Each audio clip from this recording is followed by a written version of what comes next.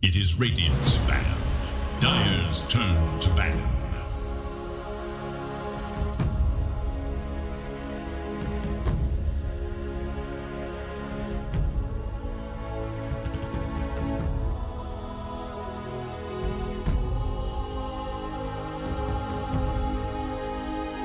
Seconds. 5 seconds. Radiant's turn to ban. It is Dire's ban.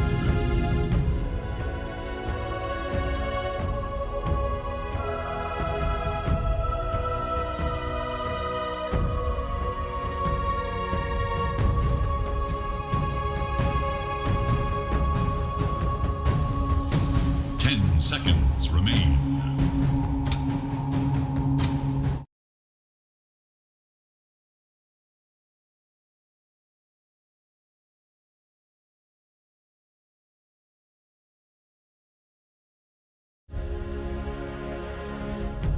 Dire's turn to pick. Mars!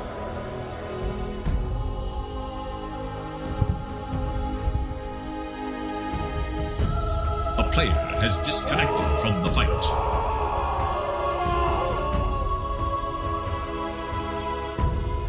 Ten seconds remain.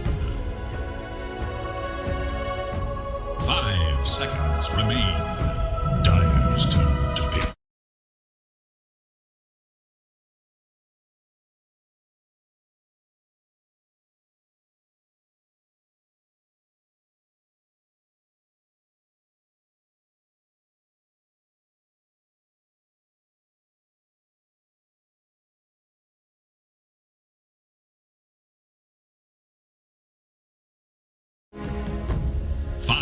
Seconds.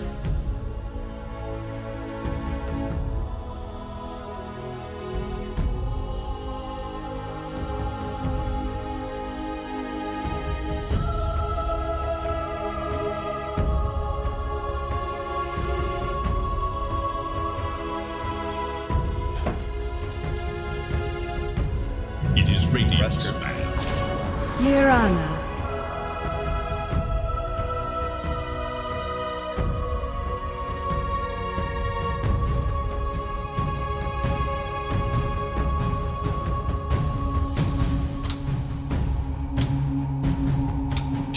Seconds. We figure out the interview situation? Seconds. Gonna be doing it or no? Big. Alright, your mic is live. Transitioning in 3. Everybody, and welcome back here to the BTS Pro Series Season number 9. My name is Cryptic. I'm here with the legendary Neff. We're going into our second game of our second elimination series. This is the lower bracket round 2. It is Lava versus D2 Hustlers. Neff, D2 Hustlers struggled 1, but Lava just looking really damn good. Looking damn fine. Leo Style had an amazing game on the Wind Ranger. Got caught out a couple times with some sickle shackle shots. Great itemization. Stuff. They're looking in top form. You know, I was thinking, you know, D2 Hustlers might win today. Then I saw all 5 of the people in Lava sitting in their slots 15 minutes before the game, and I thought, these guys are ready. There's absolutely no way they lose that. And again, they're looking damn fine. We'll see if they can bring it back this game. We're gonna hop right into it. We already have 4 picks coming out. You guys are trying to analyze what's going on, but you got the experts and Ricky here. Tell you how it's really gonna be, right, Ricky? Absolutely. I mean, hopefully it's kind of our job, or else we. Yeah. The false confidence. That's our job. Hit the Mars Mirana for D2 Hustlers. I mean, this is one of the like classic off-lane duos. You have the spear into arrow. You just have like the God's Rebuke into arrow into a spear. I mean, this is a scary lane to say the least. Lava respond with Snapfire Ogre, the support duo here most likely. Ogre just a pretty strong hero in the lane, going to be soaking up a lot of that and just kind of running at the Mirana here. But yeah, we'll see what they decide to do. They need to be able to secure the lane here for the Mars. So we see and the Viper ban. The Viper ban. Now, I did have the opportunity to talk to Flea's coach, actually, when I was on my vacation. He was there. I figured out why he likes position 4 Miranda so much. Oh, hit me. What's up? Flea's coach picked it in the game when he was playing position 3, and the coach was 4. And he went, "Why did you pick hero? It's awful. It doesn't do anything." This is, I think, back in like 2017, 18, when they just updated the arrows. I think instantly killed creeps at that point. Okay. Or sometime around that, and it ended up popping off the entire game. But then after that, Flea started playing it competitive and started picking it to raise MMR, and he thought it was like an awful pick prior to his coach picking it and just stomping a game with it when they were in duo queue. Well, there you go. Ever since that, it's become a signature hero. It has, yeah, it really has. It is basically his signature hero. I mean, he plays this hero all the time now. But the Mars Piranha is a classic. You know, as soon as you land a spear, it allows an arrow follow-up, as well as like spearing somebody to the side of the arena. The arrow follow-up means they can stay in place. You're going to do a lot of magical damage with that one. Mars is also a hero that can exist inside by itself. That lets Monitor rotate, you know, shoot arrows off into creep camps, or get over to mid, cast runes. All sorts of fun stuff you get to do on the hero. It pairs very nicely with how Mars is playing his lane. Yeah. After that, you see the Brewmaster pickup. Pretty solid. Yeah, I love this one as well. Now, when I saw it the other day, I think it was Valkyrie. No, I was watching some Valkyrie replays of it, and he ended up maxing Cinderbrew, and he didn't get an urn. Did he have something in lane that like paired well with it? No, and he couldn't close, like gap close because of it. Huh. Like you need the urn to ignite it and get close to them, and then drop the thunderclap afterwards. Yeah, he just didn't get it the entire game. Nobody built an urn on his team either, so it was very confusing to watch. I think it's like necessary to build an urn and probably a spirit vessel later on. Yeah, and to be even more. Unless you're against like an Abaddon or an Oracle, it feels like that's just you need to have. He does have the Snapfire in his lane though, and that's going to be a really easy way to ignite the Cinderbrew. Just the Scatter Blast has decent range, and then as well as the Cookie to gap close into the Thunderclap as well, Thundershock. So yeah, I like the pick a lot. Brewmaster, really strong here. I'm surprised we haven't seen more of it here today, but Frank plays a mean Brewmaster. Frank the Tank on his patented tank hero. It's always fun to watch. He's going to be decent with the Ogre Magi as well. They've got a lot of dots here. I'm surprised they didn't pick up a Dispel against the Brewmaster and the Ogre Magi. I think an Abaddon Oracle pick would do a lot of work against all this magical damage. But instead, go for Enchantress, Ember Spirit on D2 Hustlers. So not likelihood it's going to be S playing the Ember in the mid lane. 10 seconds. I'm playing Monster on the Mars in the offense. Still need to pick up a position 1. Yeah. Lava. Really grab himself the Morphling. That is a great pick. Yeah, good against the Mars lane. I mean, this was something I was talking about earlier. I'm surprised we haven't seen this picked into the Mars, but Morphling really strong in that lane. Doesn't really care too much about that hero. Can free farm it, but he's really good into the Ember Spirit. Being able to steal the Slice Chains, hold this Ember Spirit in place, of course, giving him the Flame Guard and absorb as much magic damage as possible. So I like the pick a lot. Also combos with the Ogre Magi. Yeah, it's very difficult to kill the Morphling in lane with the Mars. Mars a lot of time to get the attribute shift. Now they're getting rid of some of the characters to it, so they get rid of the Morphling. What's the next hero you get rid of?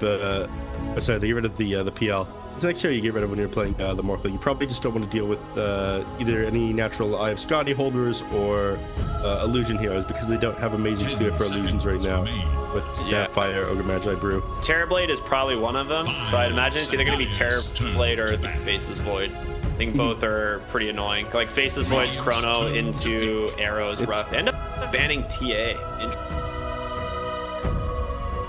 That's really bizarre to me because Brewmaster is so good against TA.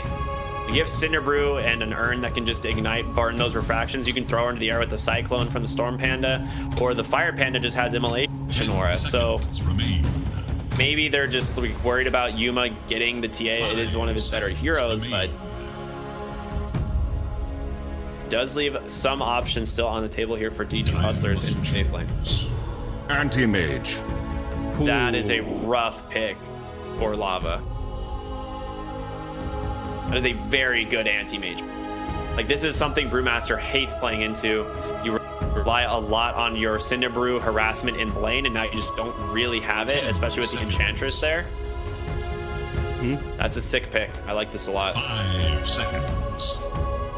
It's not gonna be an easy lane though. It's not gonna be an easy lane. It depends on the creeps Enchantress gets. If Enchantress doesn't get like a good creep, it's not gonna be that good for the anti-mage.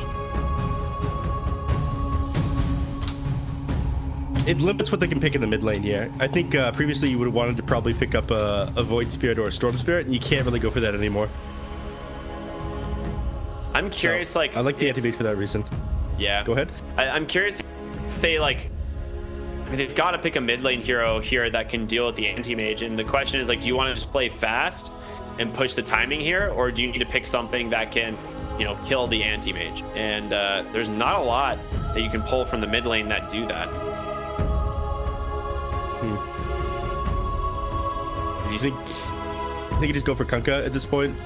Tanky frontline, it's able to secure you a lot of the early game. It's well enough against the Kunkka. Oh, sorry, it does well enough against the Ember Spirit. Ember wins the matchup like pretty heavily in lane. I think nowadays like Ember doesn't care all that much. Always slight dodge. You could go. You try to go for something like and the anti-mage shuts that one down pretty hard. You want to draw this out to a late game. This anti-mage pickup is pretty good though. What about the Invoker? Like it's Invoker into Anti-Mage, but you do have the Invoker option here, which is so strong into Ember.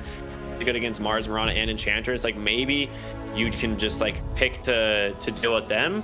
Otherwise, God, no, Magnus is banned. I was like, maybe you can Magnus mid lane, but Legion's banned too. Legion would have been a fantastic pick here. Yeah, I was about to suggest that for like the last phase of picks that I saw, because the Dispel would have been, well, Dispel for D2 Hustlers would have been really good, but that one has already been banned out. Like you could have run Mars in the mid lane and then Ember. Yeah, Mars in the mid lane, Ember in the safe lane, and then Legion Commander in the off lane. Riki, who will enforce? My boy. All right, that's a hero that you don't see too often anymore. Ricky, you take the stage today. Congratulations, my dude. Round of applause for all you Ricky fans out there. I know there's one at least. There's this. You can't like, see them though. Yeah, you can't see them. There's a reason. It is one of the classic counters into the anti-mage, right? Like this, there's a reason this hero gets picked. I mean, on paper, you look at this, you're against Mirana, Ember, and Anti-Mage. Like, there's not many better Ricky games. Like, honestly, like you're gonna force them to get, you know, 4 staffs on Mirana, on the Enchantress. Have to play fast here. I actually think he goes the Meteor Hammer build, unironically. You want to see no, it's on one Katara. Meteor Hammer Ricky. Yeah, this is position, and this is Leo style in the mid lane. Oh boy, I don't agree with that. Strap in, Ricky. You're in for a wild ride. Oh man, we'll see how it goes. Now here's the question: does this go to 3 games? It would be a goddamn tragedy if we just saw 2 quick 2-0. The fact that every other game that happened in the playoffs in Americas has been so far. I need this to go to 3 games here, Ricky. I'm gonna say, for no particular bias at all, that the Ricky team wins. Okay. Obviously, you know, there's just no doubt in my mind. I don't know. They were looking good earlier, but the Ricky lineup, it might be a little bit much. I feel like you've got a lot of single target damage, you have a bunch of AoE, but the Ricky pick up out of nowhere will shut down the and come online. Well, if there was ever a time I was curious what a safe lane Ricky build, I guess this is going to be a good case study for that. Leo style is going to go mid lane on the Morphling into the Ember. This is actually a really good Morphling lane. Like you're really fine with this. I know there's been times I've seen Gunner do this exact matchup, like pick the Morphling into it. Smoke actually just barely doesn't pop and keeps the ward out mid lane. That was very close. Anti-Mage has like the weird new like kind of gold set with the golden immortal like shoulder piece and 1 golden basher. So this is an interesting. 30 seconds to battle. Oh yeah, you really do. Got a lot of gold. I mean, you gotta be swagged out. I mean, my anti-mage is swagged out. I will say maybe I need to get myself that golden cloak, but I have the regular, but I didn't know there was a golden one. That one's pretty neat. Golden Origins of Faith. I don't even know what this is from. One of like the TI caches. Yeah, it was a TI cache a long time Well, ago. it looks tradable, you know. Witness Right, Yuma really likes you. Might just sell it to you. I don't want to take from someone as great as Yuma. I want him to be able to keep styling out on his anti-mage. But here we are. We are into game number 2. For those of you who are just joining, it is D2 Hustlers here versus Lava. It's the lower bracket round 2 and elimination series. Lava currently 1-0, and they 24 pick a Ricky, a safe lane. Now, before anyone mauls, I will say Ricky Mar multiple times in this game. It is his old name, and you can deal with it. I don't care. That's his slave name, man. Come on.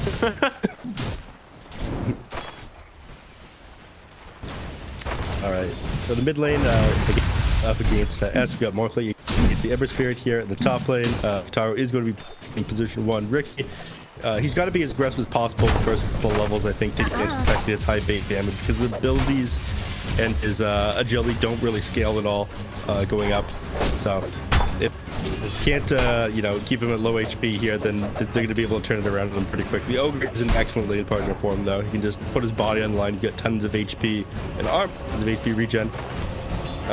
So positive force for trading with the Mirana and the Mars here. The bottom lane, anti-mage, he's not doing well for himself so far, but he managed to whip back the tower, so he's getting a couple safe last hits over here.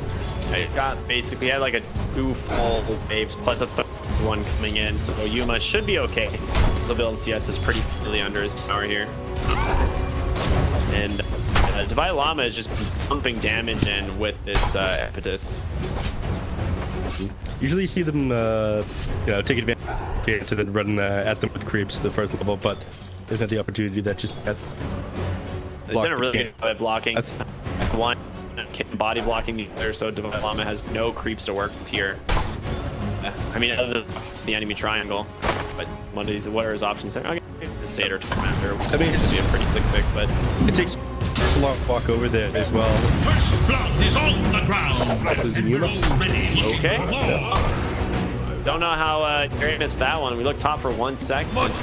Somehow first blood happens top net or bottom net. If you want to like walk us through what happened there? Yeah. Anti-Mage walked up, Snapfire has Little Shredder, and then they just clicked him down. Oh, okay, that's pretty good. Yeah. He just get too low HP when he should do that one. Now they're gonna turn things around with him though. Well, are they? Yep. Yeah, we'll take him. We'll be able to find the kill there. Nice return. Unto death. Yeah, nice find. So they'll give at the very least a recovery kill. He doesn't have any last hits to his name right now, so that one kill is worth quite a bit. But himself is pretty well, so it can be a little bit trickier zoning back to the lead now. Yeah, that's a big honestly. That health is pretty huge for the anti-mage. But yeah, you shut down this anti-mage as much as possible and put him to Ricky get a very quick defusal blade this game. He's going to go for over corrosion first, but you want to be as active as possible. Your pause 1. You'll style up in the mid lane. He's going to be your actual carry. But Taro needs to have like a secure first like 10-15 minutes of the game, and then he falls off and makes space and plays a lot like a mid laner would, while Leo style becomes like the true position 1. That's what they're going for with this draft. I'm actually fine with him going for the Meteor Hammer Ricky build here. I mean, he got this Orb of Corrosion queued up, but there's no way he goes for it. There's no way he goes position 1 Meteor Hammer Ricky. You are cracked, my friend. Dude, the Sleeping Dart Meteor Hammer build is really strong. And you're against Mirana Enchantress, like, it's pretty good. Ogre Magi top lane falling low. Bloodlust comes out onto Kataro. MJZ, one last Fire Blast with a leap forward from Flea. He's trying to finish off the kill, but doesn't want to use that last leap to jump over the wall there. What a dodge by the Ricky. He will hit him with the tricks of the trade there, and Flea has a leap left. We'll use it, but he is just going to get chased down here, dude. MJZ is just toying with them. Link up. He will pop that stick, but it's not going to be enough. Double kill for the Ricky now. 2 kills on his way. Amazing. This is why you're not going Meteor Hammer at this one. He's getting the power treads. He's all right. We see a disconnect. All right. Meanwhile, in the bottom lane, they did end up losing the Enchantress real quick. They just ended up running out of him. They got themselves some urn charges on the Brewmaster already. So this is the proper way of playing Brewmaster. You have 2 point Cinder Brew, 1 point Thunderclap, so you can just walk them down with a huge movement speed slow. Doesn't need his boosted speed done though. I really don't like it when they don't pick up the Under Shadows on the Brewmaster. If you're gonna go for the Cinder Brew build, max that one out, you need to pick up the Urn. Yep, Plus, I agree. It does a lot of work against the Enchantress as well. If once you turn that one into a Spirit Vessel, she's not gonna be able to just nature's attendants and run away. It'll become free kills for the Brewmaster. It's such a good Spirit Vessel game. I mean, if you look at it on paper, like this is a very, very, very good Spirit Vessel game. So I'll be surprised if Frank doesn't at least go back for it. He's suicide, right? Okay. Dyer's middle tower is under Leo, attack. sorry, Esk managed to find a kill on Leo style. Was that the help of Mirana? Yeah, the arrow ended up connecting to 180 magical damage. I don't think he saw that one coming. He might have been looking elsewhere. So he wasn't morphing over to strength when that one connected with him. They just dropped too fast. Even its wand charges in a fairy fire when he went down. Dyer's middle tower. Lapse in judgment or just not paying attention for a single moment when you're playing Morphling and you're up against a Mirana, you end up paying for that one pretty easily. So this got down and Ember Spirit. Now winning the lane pretty hard. 600 net worth advantage. Straight up. The enemy mid this early. Is Pretty substantial. Bottom lane, Frank, they went aggressive onto Yuma, managed to do a ton of damage, but around dealing quite a bit back on over to the Brewmaster, so he needs to be careful. Yeah. And he's gonna continue to exist down here. He's got 3 tangos available, so he's gonna heal up a little bit. Got the double boulder toss here. Yeah, ready. they're looking for do Frank it, Divine with it. Yeah. There it is. There's one. Jump forward. Second one. I mean, they're not gonna find a kill, but you know, good harassment for sure. And top lane try to commit onto the bars, but up. And the mid lane, Brun's spot on top, so neither of them ends up getting it. Ask, he already had the Revenant sitting there, so. Well done by him. Top lane, Arrow not gonna connect from Fleet, and Kataro instead just wants to get aggressive, stand on top of the Ana. You got this. Well, you get. Yeah, I guess he's totally safe. Where did Kataro's money? Is it all on his courier? Spot power treads. Okay, he ended up going back to treads. Always refreshing. He's got power. Doesn't even describe it. Power treads and raindrops, flame blade, magic wand. That all adds up. End up losing him again. Yeah, But dying a lot down here. The supports the bottom lane. We're gonna see the Emperor here most likely going for a Spirit Vessel himself. Makes a lot of sense. I mean, he needed to deal with the Morphling eventually. It's also very good against the Brewmaster. Against the fourth thing, especially though, more often when the Spirit Vessel gave like aura that reduced HP regeneration, Ember Spirit would pick it up almost every single game. But if you're playing against him more playing, you want to be able to shut this guy down. You're part of the majority of these kills as well. They find the Kim, and there's no way you get away from the Spirit. This is a really nice call here. Wants to get those Spirit Vessel charge or the Urn charges starting to roll. So, love it. The first two go away of Esk there.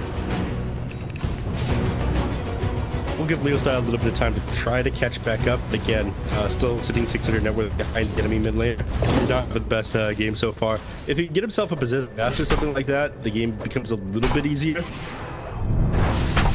But he's gonna get a pretty bad roll for that one. All right, and up at the top lane, Kataro, pulling up the creeps. He's got a of Alacrity cap, so he's probably going to be going for the Diffusal Blade that makes the most sense against the Anti-Mage.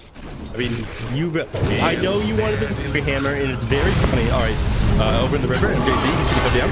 Yeah, there's a nice fight here. Ed just opens on top of him. Yuma joining the fucking trying to get on top of the style, and he completely Anna burn. No man pick for this, and yes, trying to get in range. Doesn't get the shackles though. He's got a remnant to work with. He's going to go for the chase. DD rune not gonna be able to be picked up, and style kind of takes him out for a while. And Frank continuing the aggression with that primal split just before it ends, finding a kill there on Fleet.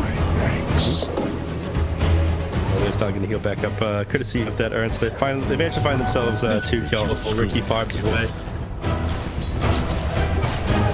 Things going well for him, and they even the game back out. Again, the Morphling, he's not having the best game so far. That'll turn around once he does complete the Diffusal, but yeah, he's got to get it up now. And I know you very much wanted I know you very much wanted to see the Sleepy Dart Meteor Hammer build, but you have to wait at least until 20 minutes before that one is that useful, because you have to wait for the Aghanim Shard. And it's around like the 15-minute mark where you trade off and the Morphling becomes your position 1. All right, like, hear me out. It's going diffusal into meteor hammer. I refuse to hear you out. No, it's not happening. You've lost analyst. I want it, dude. I want it so bad. Smoke to the top lane. They're trying to maybe find this Ricky here, but it's so difficult to find. They do drop the ward. I'm not going to scout tomorrow as he's just sneaking by. Barely misses. Radiant should look to their bottom. They don't catch. Oh, they did see him for a moment with the tricks of the trade, but He's very careful, right? Yeah. Radiant's bottom tower He's is under attack. fully running by, so I think he's Dire's okay. tower is in danger. Yeah, and see that arrow as well. Gonna finish off bottom tower here. MJZ being popped. Looks like he wants to try and protect this tower. The Bloodlust will help out quite, but the Enchantress creep it area. Just put off the tower as well. This thing, 1500 HP on the Dark Troll Summoner with the extra 50 damage. This thing is actually doing a significant amount of damage to the tower. Monsters clearing out the people from behind, so it looks like they'll be able to grab this tower. Of course, they have a lot of arrows rotating, trying to find the kill somewhere around the building. Radiant's middle tower is under attack.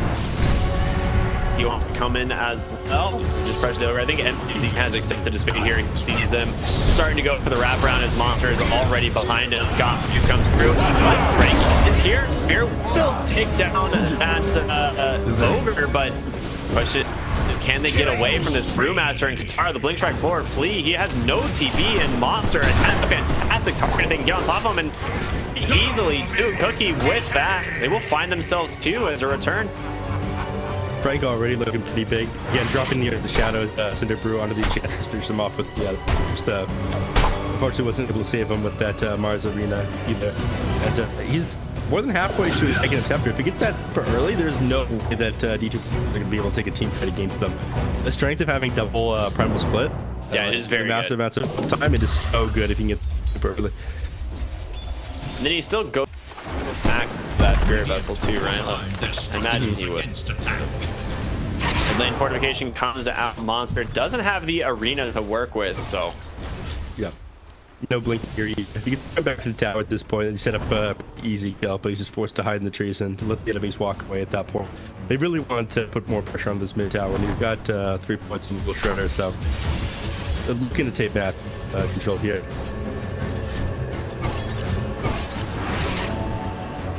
Some movements here by Ask in the mid lane. it's like anti-mate almost to that Battle Fury. Pretty good, closing in, getting close. He's doing much better for himself now. He's a little bit of swing farm. Ricky almost has the defusal blade as well. That's his major timing. Once he's got that one, it's going to be his job to move around the map to test the anti-mage's farm. And you able to farm the solo kills off on the anti-mage with the Ricky defusal blade. With this. Need a little bit of help. Like, I don't know if he has all of the damage necessary, but it is the main thing is, like you said, just slowing and contesting his farm, making sure that he doesn't pick up this second and plan fight by Llama being aggressive, but as with this Haster is going to feel pretty dang safe. Enchantress on the backside, safe for the moment, but Leo style with that slide is stuck inside the arena, and the spear comes out perfectly timed. We'll grab that more. That's the big kill. Vessel now out onto the Ricky. He doesn't have a lot of cooldown. Does come down, but a sentry from plus the dust. He's trying to grab the Esk. Will be able to hold him in. But the spear comes through. They get the kill, and Esk, he's still alive, surviving through it all. MJD now the one in trouble. There's going to be the split coming through from Frank, but he doesn't have detection. Monster's out as well as the rest of the team. Oh, they figured out where he is. He's going to appear in just a second. Frank, he's got the enemy system. But He'll be able to find this kill. He's going to be able to find it. Will. He's in that mana. Needs a Cinder Brew. It's not going to happen. Frank's out. Enchantress just doing so much work here. Yeah. On the other side of the fight, he managed to find off onto Kim as well. Leo's out turning it around. And Esk is back. Oh, now he's going to come in the tower. Mega kill! Now getting his 4th vessel charge now, and this is when things get really difficult. I mean, we saw just how much work the Spirit Vessel was doing in this fight. Ember Spirit, I mean, fight recap's kind of botched, but when isn't? Fight recap is really botched, not advanced. But it was a super sick. The biggest thing, the fact that they get the kill off onto the Ricky was very tanky. Just nuked that guy down because he was on top of the Ember Spirit. The Ember Spirit goes down there. It is a completely different fight. Ricky's probably the second target as well. Now he's almost got his Maelstrom done. Well, once he's got the Maelstrom Spirit Vessel, you know, it's going to be very easy for him to find kills on the Morphling. It's very easy for him to show the creep waves. And I would say that all that was a consequence of Morphling not being able to get his attributes. He died sitting at 100 HP. Yeah. And this, you know, without getting reduction, but they're finding these kills in a Morphling right now. Leo Style died twice when he had no business getting his. He was a little bit too slow on his attributes. Finds Enchanters there, sets up an easy kill to the mortar. And so what you need to be doing on this hero, you gotta be finding these important kills. I mean, interest relatively important, but in general, he needs to be finding kills. Yeah. He needs to be finding kills on the anti-mage more than anything else, though. But anti-mage is off on the inside of the map, farming by himself. Once he's got his Manta Style, he isn't nearly as much for that. He's able to Manta Style off the Diffusal Blade slow, and then walk away. Link a Spear in for Monster. Goodbye. Not okay. Slide chains out from S. Does catch the Ricky. Vessel charges to work with, but afraid to fight here. It looks like they don't want to risk it. I'll say that. NVMe, he's pretty far forward. Arrow to come through. It does catch it. It's just dead that easy. Monster comes in here, does catch them. And in comes Ricky, just holding her Spirit in place. He's just getting crushed. The lesson was run. The as well are coming out onto Fleet. I think Ricky's ready to blink on top of him. He's looking like a defusal for a second, but he's got the damage. Guitar will find himself in there. Nice. So Now, I'm not sure if you noticed, he does have that Blade of Alacrity and the Yamashita have a very weird way of building into a fear here. I don't know. It's a very strange way to meeting it. A lot of players, they've got different preferences of what they want to go. All right, another That could Maro doing a fantastic job here on the Ricky game. He's in the draft. I mean, it's a great Ricky game. To this Ember Spirit into the anti-mage. They just got to be able to slow down his AM, who unfortunately for them is at the top of the net worth, going for them style. I don't know if you're making a move with the Ricky if you're not sticking down this anti-mage's game. They can't. Right? Leo's gonna be pops the hatred. Yeah. But yeah, if this anti-mage farm is getting slow, much point of this Rick. I mean, again, he's the baton over Leos becomes the true position one of this game. Guitar's job is to shut down the aim. I mean, the aim is sitting at the net worth. I feel like you're not doing your job properly, and they shouldn't have bothered to keep picking all. Scepter now done on the Brewmaster, by the way. That one is he's got points in the Primal Split now as well. Link Arena Spear from Monster. Step kill here for Yuma, as he's going to be easy recipient of that one. Like you said, he's on the way to that Manta, the ultimate being flown out right now. He just wants to have those stats, and he also gets a pupil kick. So this anti-mage is significantly tanky. Brewmaster catches a spear at the arena. Not necessary, not even available. The spear will connect. For that arrow to get the kill. Qatar on the back. He's just 1v3 right now. Fixing the trade, holding him in place. He's not a lot of damage, but he's a lot. And a nice slight chains onto the Ricky in rubble. Speared up. Two hustlers just crushing lava here. These fights. Couldn't finish off that Ember Spirit. He pops the wand, by the way, in order to keep himself alive. He's sent right back. Yeah, very unfortunate beginning of that fight. Got by the root into a stun from the Spear of Mars, into a stun from an arrow, just disabled for way too long on his Ember's Master. So he's probably going to get himself either some staff resistance or an Aeon Disc. I'm thinking Aeon Disc is his next item because even though you should be worried about being stun locked to this game, the only true disables are the arrow and Spear of Mars. It's happening to Morphling, and it just happened to Brewmaster. He needs to just get a BKB, I think. Yeah. It'll give him enough of it'll give him enough HP to see the KB ags, you know, practice or whatever. But maybe he does just cry on this.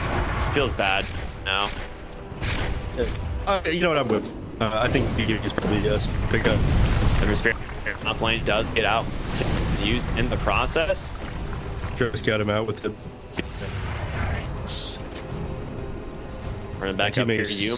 His his Manta being delivered. He's ready to go. Dyer's middle Easy to feel tower safe is about it under now. attack. Radiant are scanning for enemy. I mean, AT doesn't have that much to be afraid of as long as he doesn't. Oh, he gets the blink out. Well done by Monster there, able to dodge out this gank.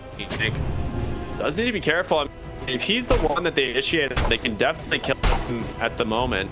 But looks like they're just dodging on the side of D2 Hustlers, making space. Bottom, farming it up.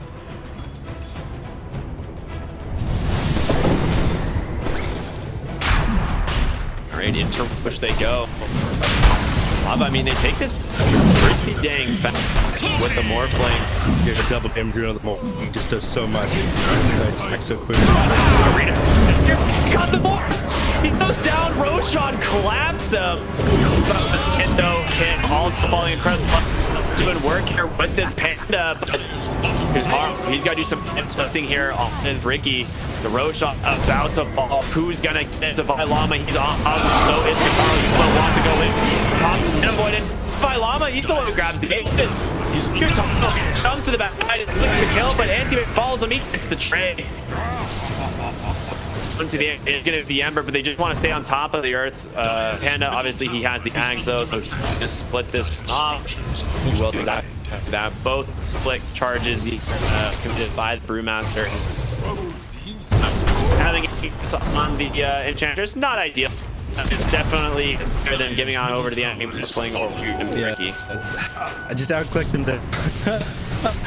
On Divide, well played there. I give him one up, like to Katara was pretty well. And style going down again. This is the third time we didn't get the attribute. The only two stuns again. It's just the Spear of Mars and the arrow. Shouldn't bring down Morphling, but they keep hitting him. The good news for him is that kill went to Roshan, not to D2 Lobes.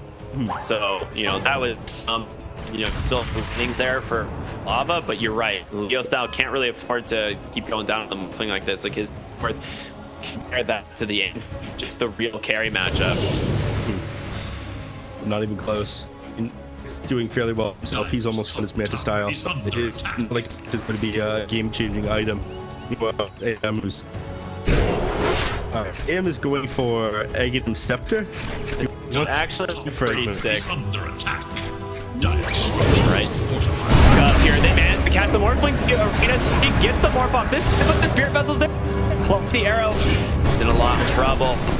They don't have Anti-Mage at finally he's in Uma. He wants to get the Morph, but he is alone. He needs to be careful, and it's Frank finally gonna get the split on him. That's gotta be careful. He just gonna get everybody stuck inside. Now can't S get out the they have to grab him. Lose the Ember. But I'm just kidding though. Give him on the backside. But he doesn't have enough to keep going though, so. Right. Doesn't have their split. So he does have another read. Pick up top in the mid lane, taking a lot of gets a reflection off. They're not able to keep things because of that. Oh. Did he? So this ability is that if you can't spell, it doesn't cast the ability. Like Blink Strike is one of them. Interesting. I think there's only like 2-3 abilities in the game. Blink Strike is one of them. That's weird. It'll just block it like a Lincoln Sphere. Yeah. Your fun spell fact of the day. Thank you, Neff. Normally people have to pay for that type of educational content. You can find me at GameLeap.com/speed.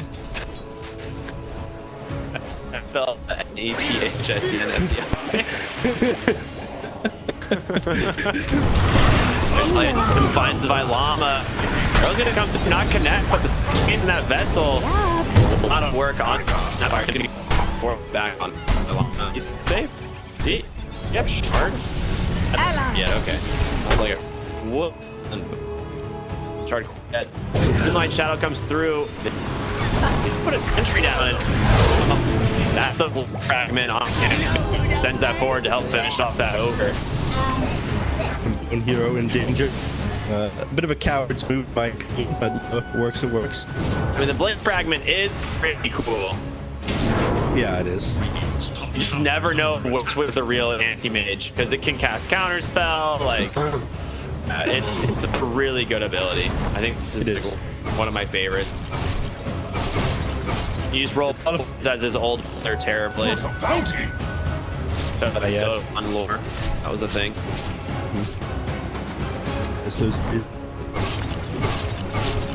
Not really. The game wasn't very balanced back then. No. Not at all. For a hot moment, that's when you know things are bad. Love turning money into damage. Losing the game. Yes, very nice. The mid lane, he's got a walk right into the snapper. Just to dodge out that Skywalker. So he's gonna know where the rest of the lava team are. Structures are fortified. So putting some damage on this bottom tier. But Yuma's already in the top. Radiant are scanning for enemies. He's doing Scotty. I mean, he just wants to tank up here on the image. One of the things you hate doing on this hero is going for like an NKB or that mischance is a huge issue. 5% inside the smoke screen. Bottom tower is no And that match, he's just going to keep going to smoke towns. I mean, he's constantly smoking cooldown. Here on the you blink out. Monsters are actually kind of whooped that arena, but alright. Yeah, I mean, they did a lot of damage to the 2-3 tower. That second as well. It's not the end of the world. They're going to hang around here for a little bit, though. I think Frank is just going to assume that he got back. They land a stun. Again, this guy doesn't have a BK. He doesn't have Blink Spear to the tower with the arrow set up. You can bring him. Suspend a will. Fantastic up there for the side of D2 Hustlers. First at the outside of that smoke screen. Safe. Taco. So you should be alright. Side of the fight though, they're gonna run it. The 3 kills here of lava. They get the spear out off Mars. Yuma getting ready to come in, but he's also gotta be careful. He knows they're here. Just an invis room by Llama. He gets a D-War, but it costs him his life. One of 2 heroes. Probably easiest to fire Mars if the chances. How much they can do about that one on the way out. But again, they did a lot of damage to that tier 3 tower with the top plate. Max could be up pretty soon. A very long way from coming online. He's hitting 5,000 net worth behind the anti-mage. He's going for a Eagle Song, which will help him a lot against AI. Being able to just hit the aerial himself, walk away, bottom lane. Yeah, looks like he's gonna be fine. Use his leap charge though. Frank keeping it in the tower as well. Looks like he just wants to fight. Yeah. I mean, this is their goal. They want to make space for more of them. I'm not sure how this should be in the kills though. He's gonna be around along with his team. I think Frank, he needs fun. Just cut the way. The rest of his team is actually pretty close, so just kind of dangling, as we like to call it. Love dangling. Dire's middle tower is under attack. When do you plan to officially change your name to Danglin? I know it was on your mind for a while. Yeah. PPC caster Danglin made some wild statements the other day. I like it. There, that's pretty nice. We'll pass that one over to UH. Very close game here. 26-20, a 5k gold lead in the Roshan. Potential respawn in what 10 seconds there. So yeah, anti-mage. He wants to finish up his I've got in fight again. This is starting to become a little bit of a problem. You're far enough ahead of him that you're able to take him in a 1v1 fight, but you don't want to be able to get away from you. Plus, you can get like the I've got gets missile onto him. He's not healing much at all when he starts to attribute shift to strength. That's going to be the next goal of the teammate before they look for the team fight. Roshan going to be 1 minute and 30 seconds until spawn, so they've got a little bit of time to form up the items. It's pretty crucial for them to get their next set of items before the next team fight. I'm not sure how much pressure Orb is going to help as Brewmaster. At a certain point, I think it's less so about him activating for ultimate off and more so about whether or not he gets initiated on and blown at the start of a team fight, which we saw the last 2 fights. Is a lot here now than he was. He also has the Cloak of Flames now. He picked up his 50 health talent. Frank is white. They find a kill there onto the Ogre Magi.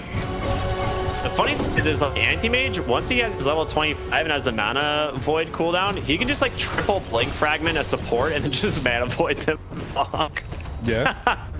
That's pretty neat. I can't wait to see that one. Doesn't need to fight him anymore. That is money for a time. Ooh, that speed. Close. I mean, Leo Style would have gotten the morph off. Interesting. But he completed like you were talking about, and now he queued up a silver edge of all items. I guess he wants to break the anti-mage, then blow him up. There's a smoke out here from Lava. Good wards here in mid lane. Gonna scout a lot of this. No, those aren't real, but don't really know where the heroes here of Lava are. I'm just gonna hold the hunt. Dire's top tower is under. And Lava does sound where D2 Hustlers is big. Well, I thought they're pretty big, but they're actually moving Yuma, their base. it's just gonna force them back. I mean, this is such smart plays. Like, they just knew there was smoke, trying to go for a wraparound, and Yuma's like, fine, I'll just take your base. Fortification comes out next up to the Snapfire. He blinks over and he gets the kill so easily. The Spirit catches the anti-mage. Or, I'm sorry, not the anti-mage. The Ricky. Our right, we deaded out buyback. It's about as bad as it gets. They also had to find the backside. Frankie in pantry. Big quick kill for him. The blink fragments are just doing work. And Leo Style is out of mana. Your Morphling is dead here. Not soon forget. I mean, it's gonna take him a second and he has buyback, but it's a disaster for buying inside their base, basically. And Yuma on this anti-mage. Force the second split from Frank, and the only thing he can really do is buy time. And he reflects the Cyclone. No. Yeah, just knew it was coming. Yeah, at the very least, the two still standing, but they lose the wraps off of that one. They lose the 2 cores. Excuse me. They lose the cores off of that one, but all they kept on the backline was the Enchantress. Like, the initiation was horrible. They end up catching the Snapfire. They lose the immediately afterwards. I'd say that Monster is, you know, securing them this game. All the spears that he lands in these team fights are so clutch. Several fights where, you know, Master is ready to initiate. Spear comes down and lines up a perfect area afterwards. I say that probably the MVP of this match is the Spears Mark, because they don't have a ton of lockdown, but the first time you get to find the Ogre here. And with the anti-mage, Ritzy needs to pick up on the backside. It's going to be Kataro. If they can bring him down as well, he's a lot of trouble. Yuma, to the his first staff save there from fleeing. He will blink out. They force a buyback and a reaction from Lava. Costs them pretty much nothing. Yeah.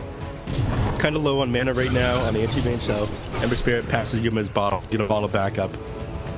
He gets an illusion rune. It's going to be so much more annoying to deal with. It didn't look up here on Lava. Kataro.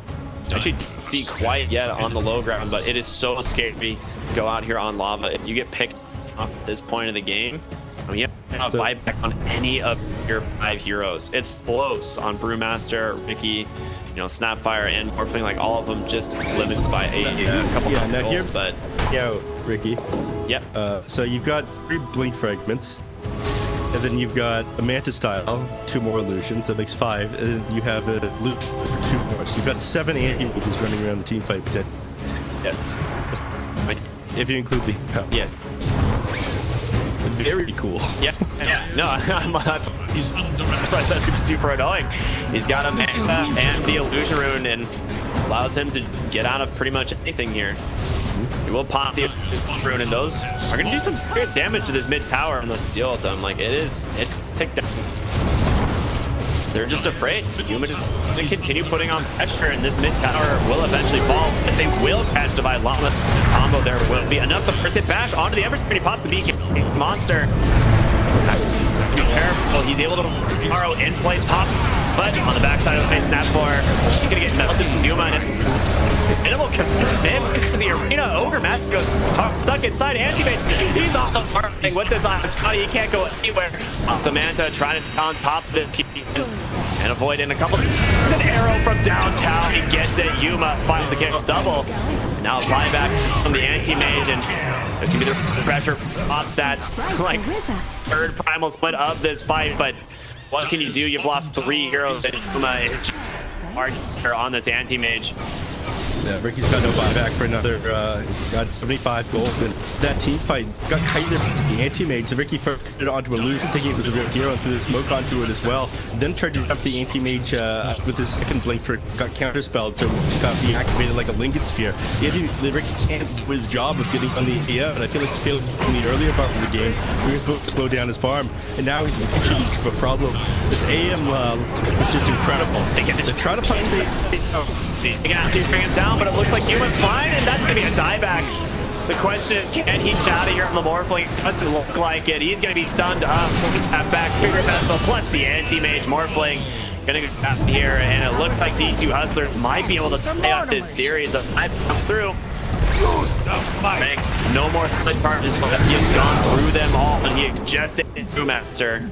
Mid lane Barracks, melee will fall. They will back out on the side of D2 Hustlers as the Ricky respawns. Nothing left to take right now anyway, so even though Morphling down, it's this move. Bottom tier 2, you still need to grab. Roshan has respawned as well, so Anti-Mage is going to make his way over to this one. Scotty, mid-style, BKB that he hasn't even had to use yet. I mean, I see the this guy going down. They don't have enough down for him. He's not going to die in smoke anymore with the BKB completed. Oh, Anti-Mage. Sword not gonna be able to find him. The shard is pretty interesting on this hero. Kataro, he's careful. This Kaz is not. He's got a Yules in. Rip, he just respawn, and you go right back to the grave. Decide to skip the Roshan entirely. They decide to they're the wrong area of the map right now. Maybe you can just close this one out, and you figure that you don't need to take mega creeps. But I think the safer option is to for Roshan or tier 2 the golden, because. It's just bottling up Yuma here. It's like a man. Have you used it all? But again, there's not a lot you can do here. MJ's just getting absolutely crushed here by the Anti-Mage. He just blows him up with the Mana Void again. Super low cooldown thanks to his level 25 talent. Down for another 7 seconds to take down the first tier 4, but Frank forced all the way back to his base. He's almost got this refresher orb off of cooldown. He's got primal split. He will use the first one, try and make bait here, but Cyclone and Yuma, he's turning attention over to the Snapfire. She finds him. In comes the arena just in case, and they will find that kill again back on the backside Leo style. He's down to Mirage. The question is, can he stop this Anti-Mage? He's kind of able to grab an Ember Spirit. He has buyback. Gonna rejoin the fight right away, and they will just tunnel down this throne, and D2 Hustlers number 2. And that's it. I said it would be a tragedy if we got to a quick 2-2-0 stay, given that the last couple of days we had 2-1s, and it looks like I'm getting my wish. D2 Hustlers got some fight in them, and we'll have a couple mistakes.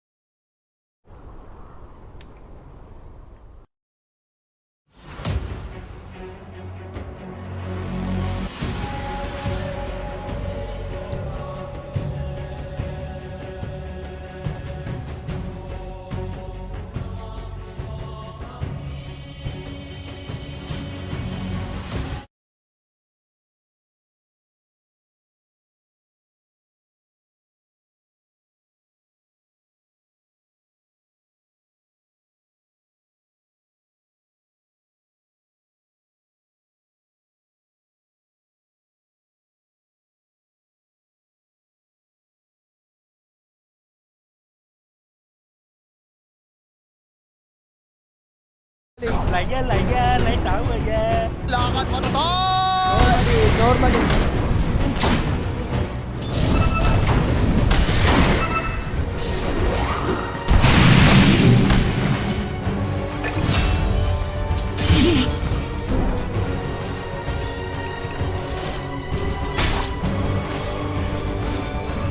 You get nothing.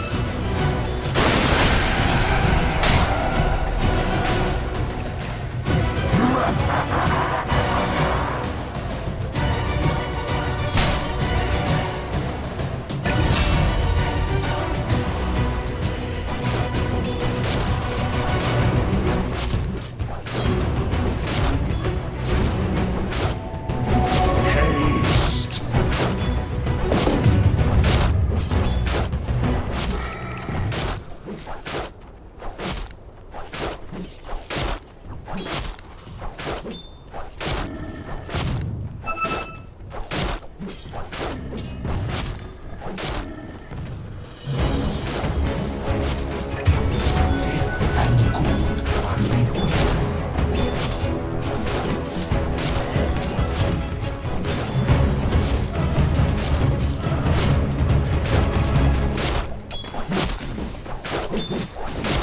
Dire should look to their top tower.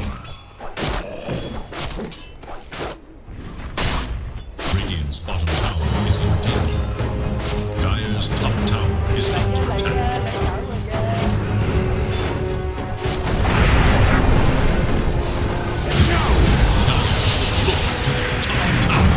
My path leads to riches. Dire's top tower is under attack. Radiant should look to their bottom tower. Killing spree. Double kill.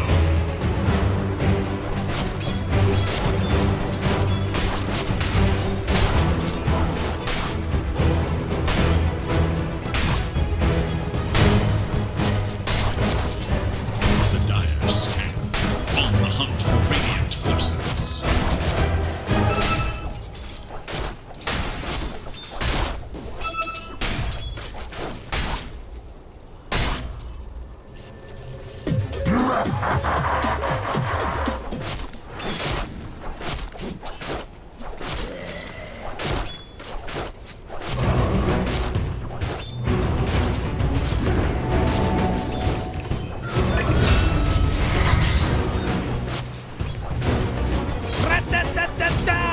You're dead.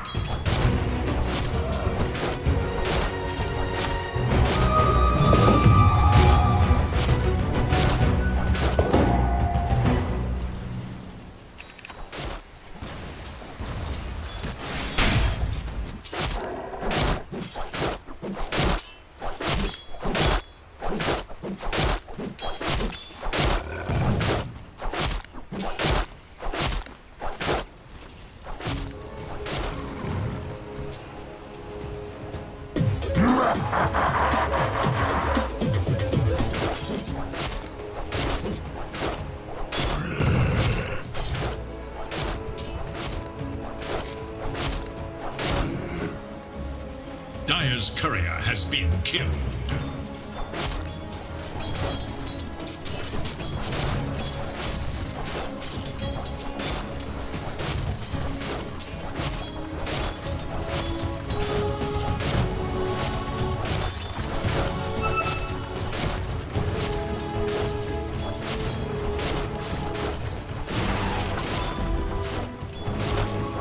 Lại nha, lấy trở về nha.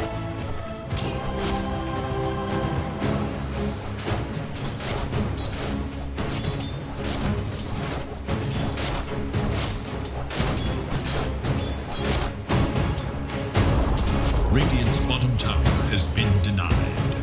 Dire should look to their middle tower.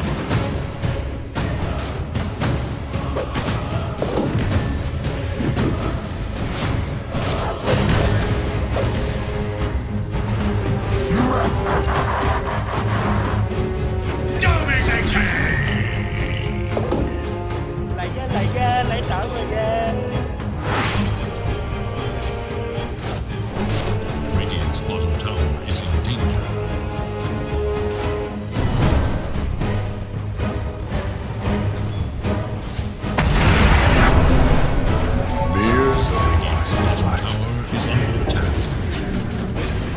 Radiant's courier has been killed.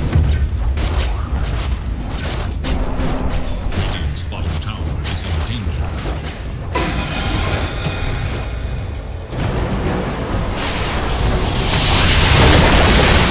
Dire should look to attack tower. That is for the master. Radiant's bottom tower is under attack.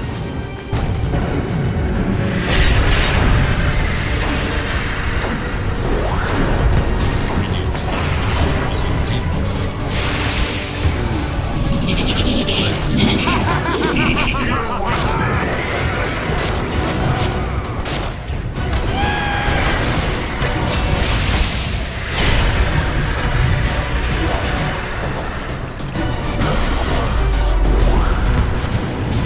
Take no prisoners.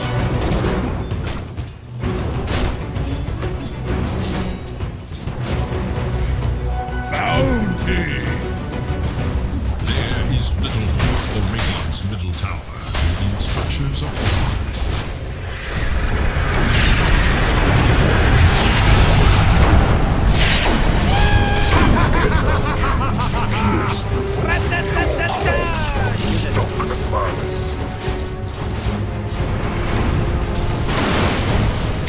Radiant should look to their middle tower.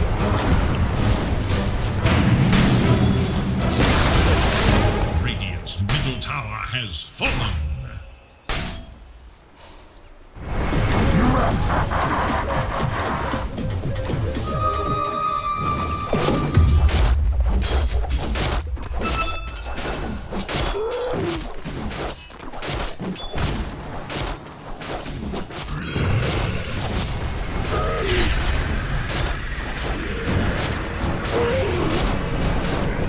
There is little hope for Dire's middle tower. You're dead.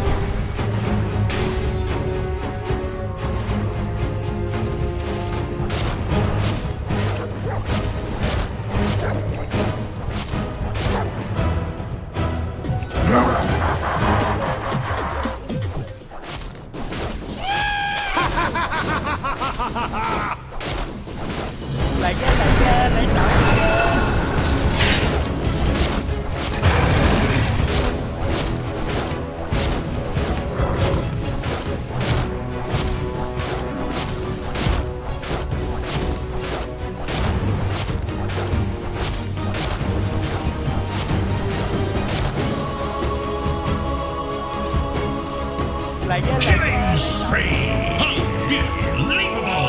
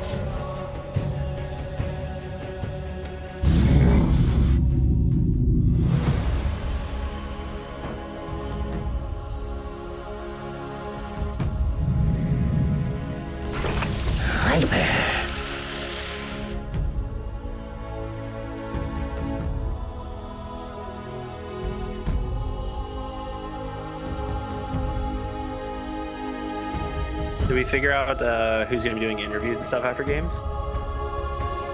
I'll figure out who it is Okay. during the game.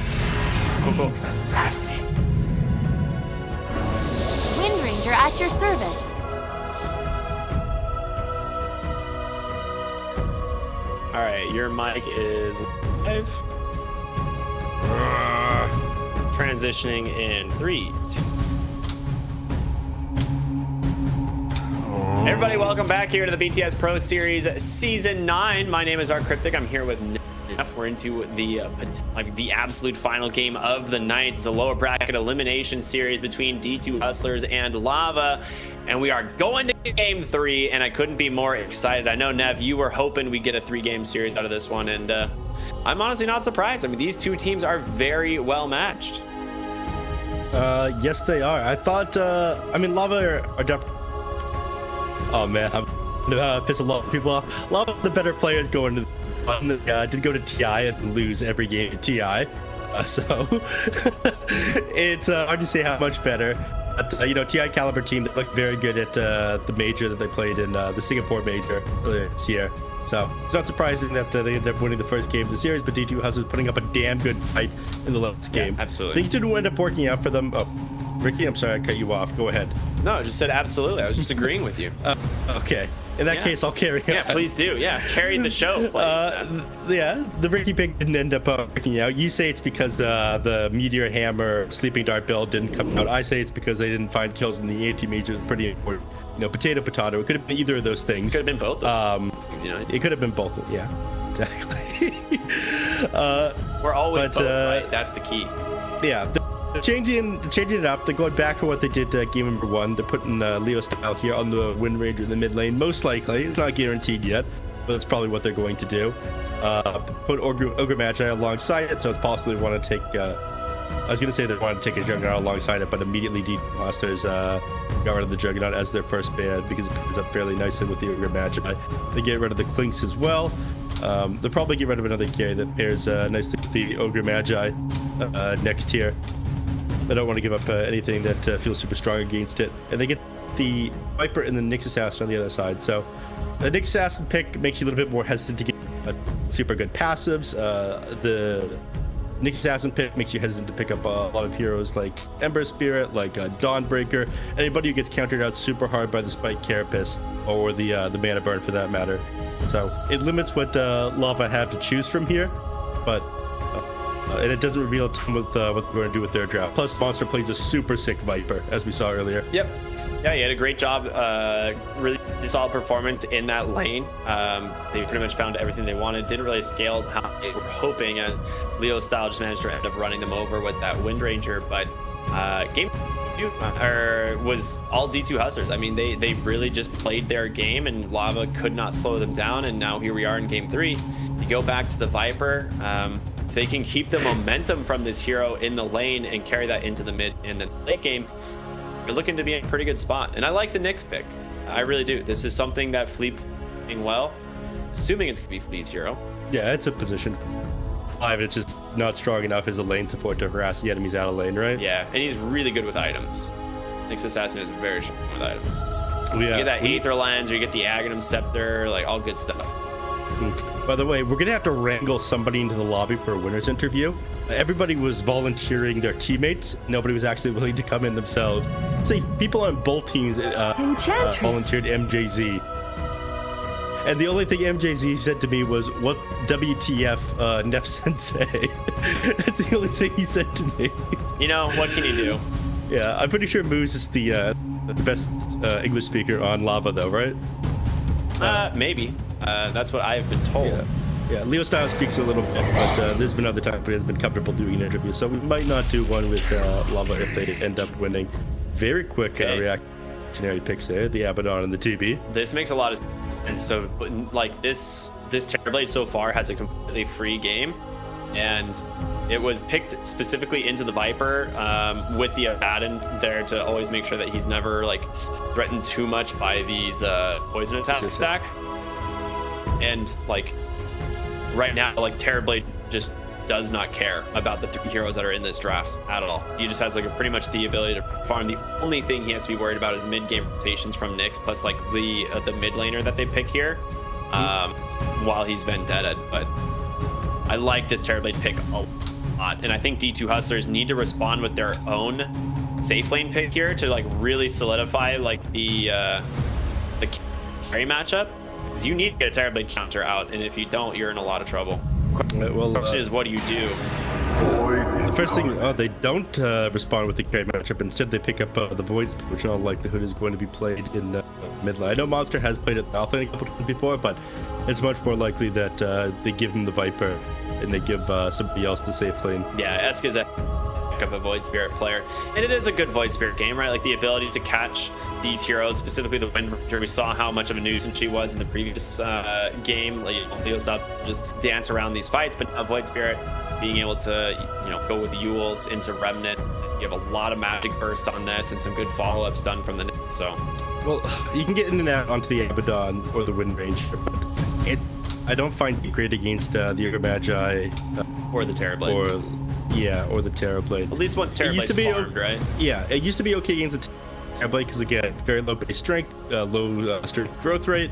You could nuke him down with a bunch of spell damage. You don't have to rely on the attacks. He's got armored and hate that. But ever since the buff Terrorblade's strength growth rate, and the fact that you're picking up a lot more items that give you HP right now, I feel like it's not as strong against the hero. You do have a decent kill setup between the Nyx Assassin getting with the pure damage, the stun, and then Void Spirit going onto him. But I feel like that's a lot more difficult to set up, especially with an Abaddon behind the TB a lot of the time. Yeah, I mean, I'm with you. I would agree.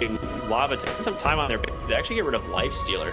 Not a hero that I typically think of as a TB counter? Yeah, TB counter. I usually think the opposite. Yeah. They'll ban out the Legion Commander, which is quite good. I will say one thing that Life offers is he's a tempo hero, and he is very fast. With like the Armlet build currently, and sometimes you can come online so fast that the enemy team just gets crushed by like a mid-game Lifestealer, and Terrorblade may not be able to respond. Like you can't sunder through magic unit anymore, of course, so there's that interaction. But I feel like just focus fires down a Lifestealer guys, so it's a little bit of a weird ban there. I'm not 100% convinced by that, but we'll see. Still has his safe lane Magnus available. Yeah, we still see him pick that up every so often, even though Magnus is hit with a couple of nerfs. But you don't know the carry elsewhere on the draft. Yeah, the Magnus wouldn't fit amazing with anything else. I mean, you could do a lot of AoE damage between like the Void Spirit and an RP to like impale afterwards. Part of the Slark and Lifesteal. I think maybe they're just worried about the magic community, the Dispel, being able to run in and out of these team fights. Might be because you don't off lane. I think that's what Lava is gearing against. That here feels so underwhelming, but it's starting to get picked up a little bit more given the offlaners of these other offlaners have been nerfed time and time again. A lot of them are banned right now. You've got rid of Tidehunter, you've gotten rid of Mars, Legion Commander's out. Those are usually your main ones. So Night Stalker is another one. It's like Underlord and Centaur are the only ones left that like really come to mind. You could opt for Sand King, but I feel like Underlord brings so much survivability to this Terrorblade lineup. Just with like the innate damage reduction aura, unless he's standing in Nether Toxin, but it's also just the fact that he's a hero that can build Crimson Guard and a pipe and fairly immobile. So maybe just like that. It's too damn easy. Correct. It's too damn easy for Ricky. He's too damn good. Let's give it up for Ricky, everybody. Yeah. Thanks. Thanks, Neff. It's known. It is known. Last pick coming outside of D2 Hustlers. They need themselves a carry. If they got rid of the Legion Commander and the Night Stalk, they probably want. That's why they got rid of those. The Lifestealer and Slark bands like the Telegraph, the Underlord. So like the question is, what can you pick from a game lane that's still good at hero? And there's not a lot. And Drow Ranger? Yeah, the only one is Drow or Sniper. Actually, that is it. Like, I don't know what else you could take. I'm 100% down with either of them, but There's the only heroes left that are not terrible at these matchups. That Sniper would be better. Anti-mage. they go back for Yuma's anti-mage. That's a head scratcher. It's definitely a head scratcher. It made sense. It's like I think they've got like they have way more ways of dealing with it. yeah, they've got anti-mage colored glasses on right now. Thinking, oh man, we had such a good AM game last time. What if we just did it again? There's no way. Very bright Terrorblade. It is Very shiny. Yeah, I'm not sold on this. I think there's like the Drow or the Sniper, like both are decent. They're not like super meta picks, but I guess D2 Hustlers just want to try and take this late once again.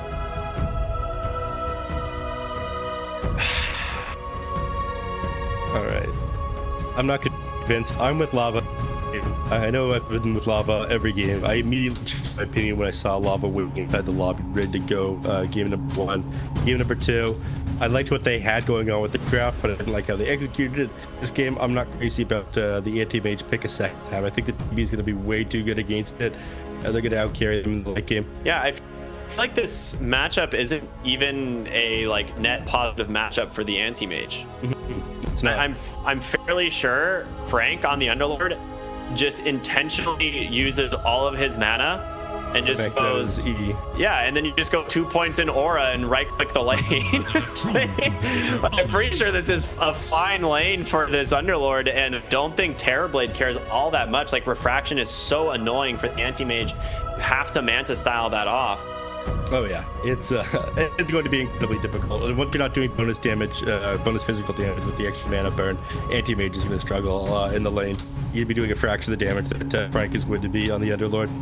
So, bottom lane, it's going to be pretty late against the Viper, because every time he starts to build up a couple of stacks of Poison attack onto you, you just instantly dispel it off and you go, okay, well I guess I've just wasted like 80 mana. Nice pause animations here. This is super cool.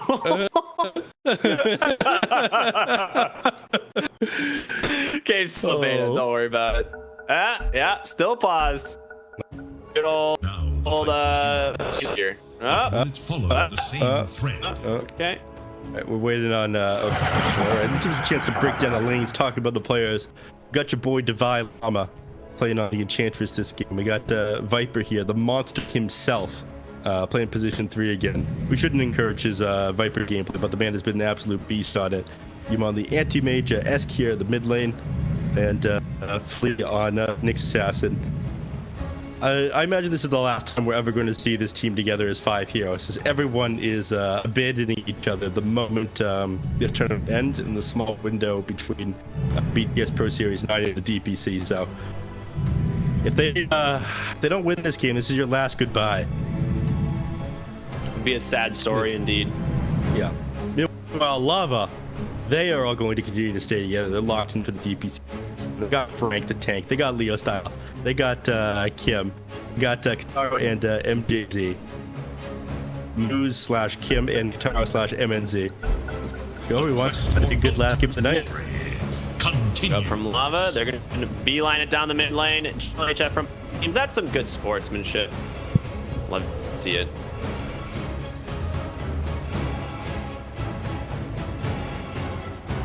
See how this works. Is Yuma gonna try and aggressively lane into the Terrorblade? Because that sounds real bad. There's no way, because then Terrorblade just goes reflection 1 and you kill yourself. So yeah. I imagine he's just up here for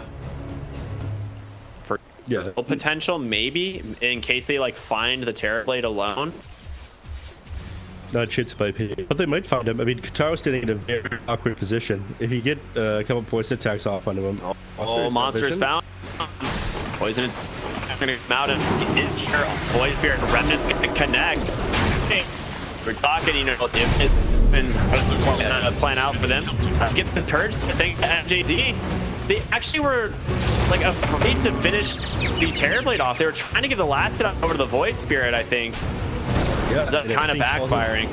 We'll end up getting first blood here onto the bat, and most likely Remnant does come through, and Monster is going to be the one that grabs it. A lot of mana committed here, though. Monster's heading to lane, just under the mana lab. That is not good. Probably sent himself out some mangoes or 30s. That's going to use up the first blood gold that he got. Terrorblade, All right, I was gonna say he might miss a couple last. At the very least, he's gonna be forced to use his teleport skill. So he's down 100 gold, but he did end up getting first blood. But He's heading the team bottom. Yeah. So for some reason, Yuma is going to the off lane here on the anti-mage. Hope. No. I mean, I don't think the anti is either of these lanes. That's the weird thing. Like maybe he thinks fighting into the Terrorblade is better than fighting into the Underlord, but I think anti-mage is going bottom now. They did get on. What is happening here? I don't know what's happening. This is high level Dota. That's what's happening here. Remember that Eternal Envy game we watched and people just ran from lane to lane for like 5 minutes? It was 7 minutes, and Envy was level 1 at 5 minutes. Yeah, and the lanes were meeting at the bottom rune at one point. They had dragged top wave all the way bottom to bottom rune. There's actually no. Can't no bar. They played the exact. Wait, it comes full circle. So, again, just as expected, it's gonna go Catastrophe Aura, and I'll just buy a soul to just use that Firestorm like occasionally. But the idea is just play this lane without mana. Yep. He doesn't really need it. Guitaro top, you're gonna struggle a little bit as the expansion actually has a Harpy top lane here that's been harassing them out for a little bit, so that's quite annoying. Harpy. The better version of I didn't quite have a chance to throw for Chain Lightning. Yeah, Guitaro's gonna be just fine the moment they get that least down. I'm doing it. They probably coming out. And he's gonna put another Harpy. What? The double Harpy star? Harpy. Pretty good. I mean, Kim's gonna kill the Harpy here, which is quite nice.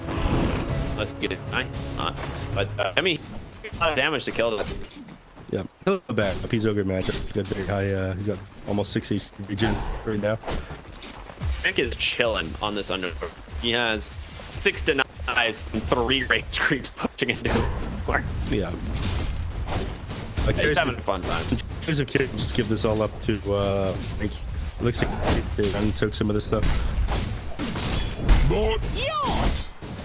But need that matchup like he talked about. They'll probably put the second to off the Aura key in order to trade with the AM. But up until he's got 2 points into it, he's probably a little bit different. Down here with some all-star body block setting up Monster. The space made for Guitaro in the lane, I guess you could argue, but we're all nice play there by these two. They're not what we expected. Monster on this Viper now. His turn charge is completed very early. He's trying to snipe the curve. Exactly what he's doing. Oh, that has wards and the stage and a clarity. It needs a 3 value rotation to the animation. You can make this really in the game. The Urn onto the Batten. You already used shield. So it looks like to drop here. 3 wizard attacks. Monster now 3-0 at 3 minutes into the game. I mean, this is what we saw in game 1 from Monster on this Viper. It's actually just like Guitar as well. I mean, just it's so significant this early. The reason you cannot allow this Viper to snowball your lane. Yeah. Meanwhile, in trouble, rotation in front of him, they will get him.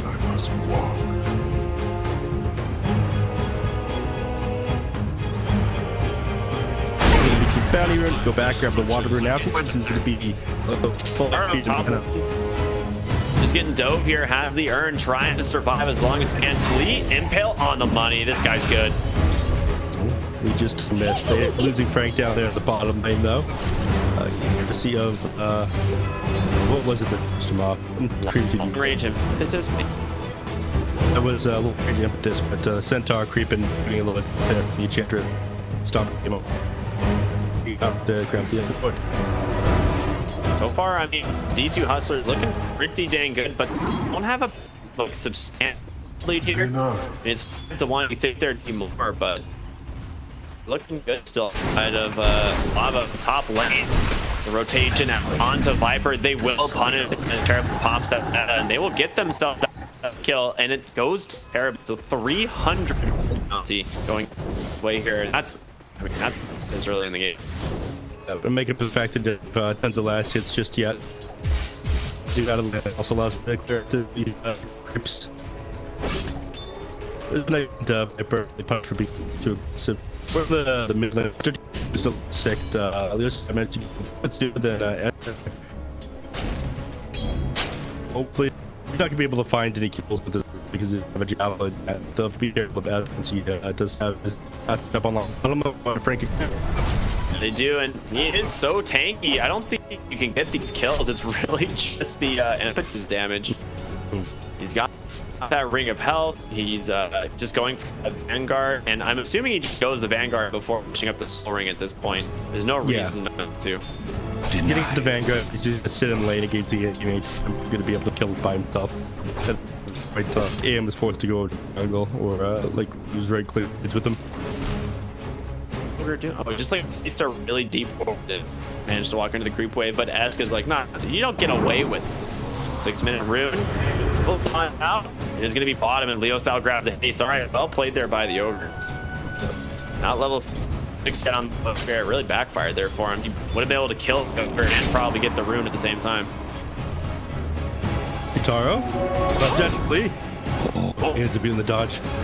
Yeah, he's just forced out of lane completely because of this Viper. He is just jungling, which is really sad. And Viper, 5.5 here on his way to level 6, like a Abaddon. He can't sustain the lane, but as soon as you get level 6, you're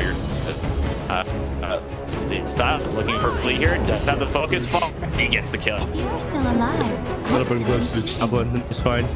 He totally 2 points to use his and him afterwards, but it wasn't enough just because of the turn on Leo. Bottom line, Frank being forced all the way to his tower. He's got nothing for his Vanguard now, but AM is doing okay for himself. I think you've shut him down, but just thought you were going to with his Underlord pickup. You should drop. He should just drop the Firestorm from that. He's just on the run and out underneath this tower. He is tanky enough as it's going to be a TP in from Kim. This is the thing. I mean, this Underlord is just way too difficult for them to do. He's just going to be able to plant himself down here, and as soon as this anti-mage leaves the lane, Frank will just start putting him eventually to the tower. Yep. It's just how it works. So it was a sick Underlord. Yeah. Again, it's not going as good as I thought it would, though. Jap. The fact that he did go down. Javelin's being out for Leo's here in the mid lane, so he will have damage on his next focus fire. But they see him. They've got a ward behind the tower. Yeah. Is in danger. And I think they're going to come on to survive Llama as soon as the Javelin gets here. Just need to be careful though. As Zed catches him, question is, can he wait to flee? The focus fire does come through, and the impale damage more than Divine Llama's one ends up finding kill there with the Satyr though.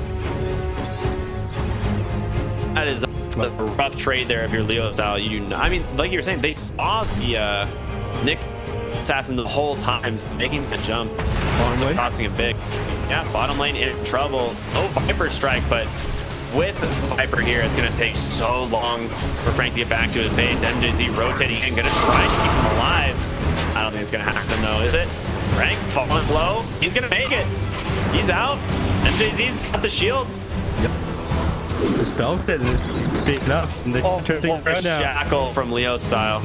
That was sick. Unfortunately, though. Yeah. I mean, he let his stick shackles in the last game. Without the Focus Fire pulled up, they're going to be just fine. But still, turning that one around, getting Underlord out of there, it's a big deal. But Underlord's not farming. Mage has gone back to the jungle and he's fighting for items of his own. Gotcha. As good as it is for slowing down Yuma, I don't think your Underlord need these kinds of rotations. Not eyes on Yuma here in the mid lane. I mean, he'd love to focus fire off. But you need to be careful. Fire Blast comes out. There's the focus fire. Shackle on the money. Anti-mage goes down. You know, Yuma trying to get out of bottom lane to avoid danger, but finds it mid instead. I think to put some pressure onto this mid tower, get clicks off onto it, but no catapult, no deals to follow it up means much is going to come of it. Oh. They go for lava now. The 700 net ahead of the anti-mage here on the team. Alright. MNZ has a minus key now. That keeps being correct. Is under attack. That's absolutely no way this guy picks up a minus on his TV. Right? You never know. Could be the play. Big pull. MJZ, is he actually out of here on this Abaddon? The answer is no. The answer is definitely no. You're correct. Top Gonna get lane, Yuma. saving. Well, Divine Llama also in trouble. Gonna get cat. Just bursted down by Leo style there. Power shot more than enough damage. Flee. That's a DD rune. Getting a bottle there from Wind Ranger. Simpale. One. Doesn't have quite yet. We'll get it now. Ow. You're gonna be able to hear. Yeah. Wait, what? Oh, was that what that was? The tumbler way down? Alright, that was sick. So This good. guy's a gamer.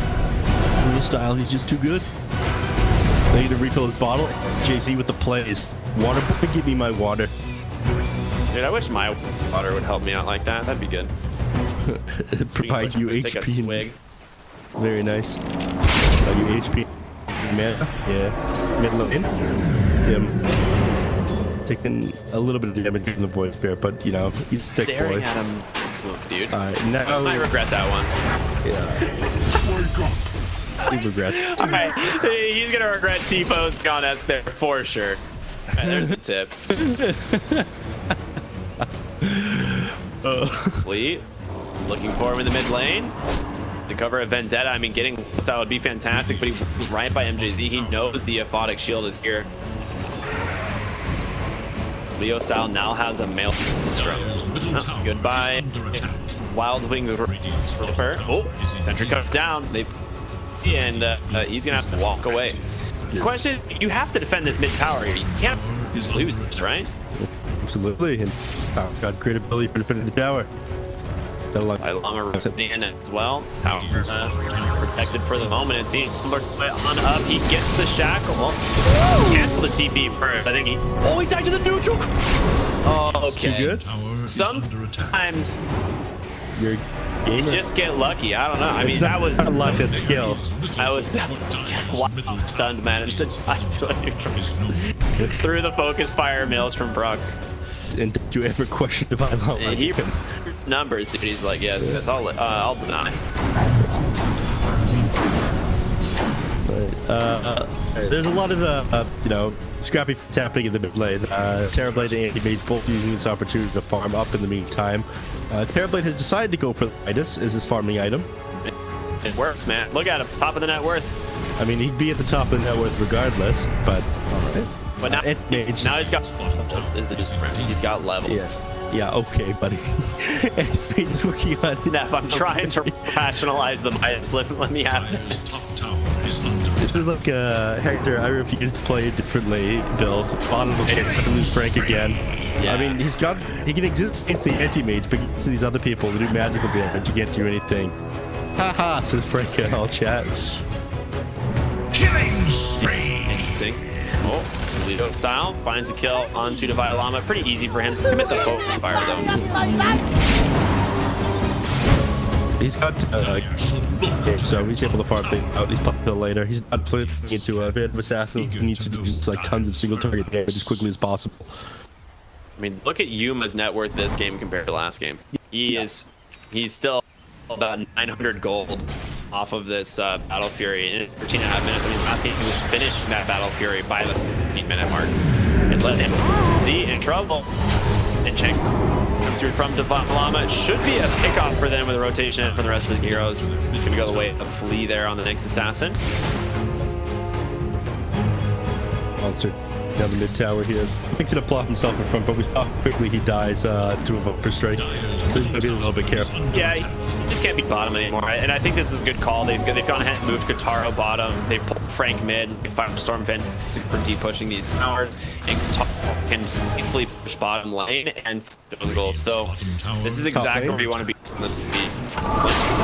Yeah, onto the ogre. We'll find that kill. MJZ rotates up here thinking he can help, but I think he's gonna regret that decision here. Yeah. Structures are fortified.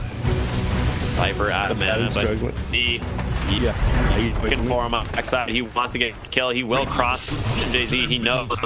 He's got time though. As soon as he stuns, he can borrow. Top tower He stays. is under attack. Oh, mid lane. Tackle onto S. Does he have the damage? He's got to be careful. Falls low. He's gonna fall. S though. And from the Airblade, he gets pulled off, but he doesn't have any way out. Astral Step's already committed. It's a 1-for-1 trade on the mid laners.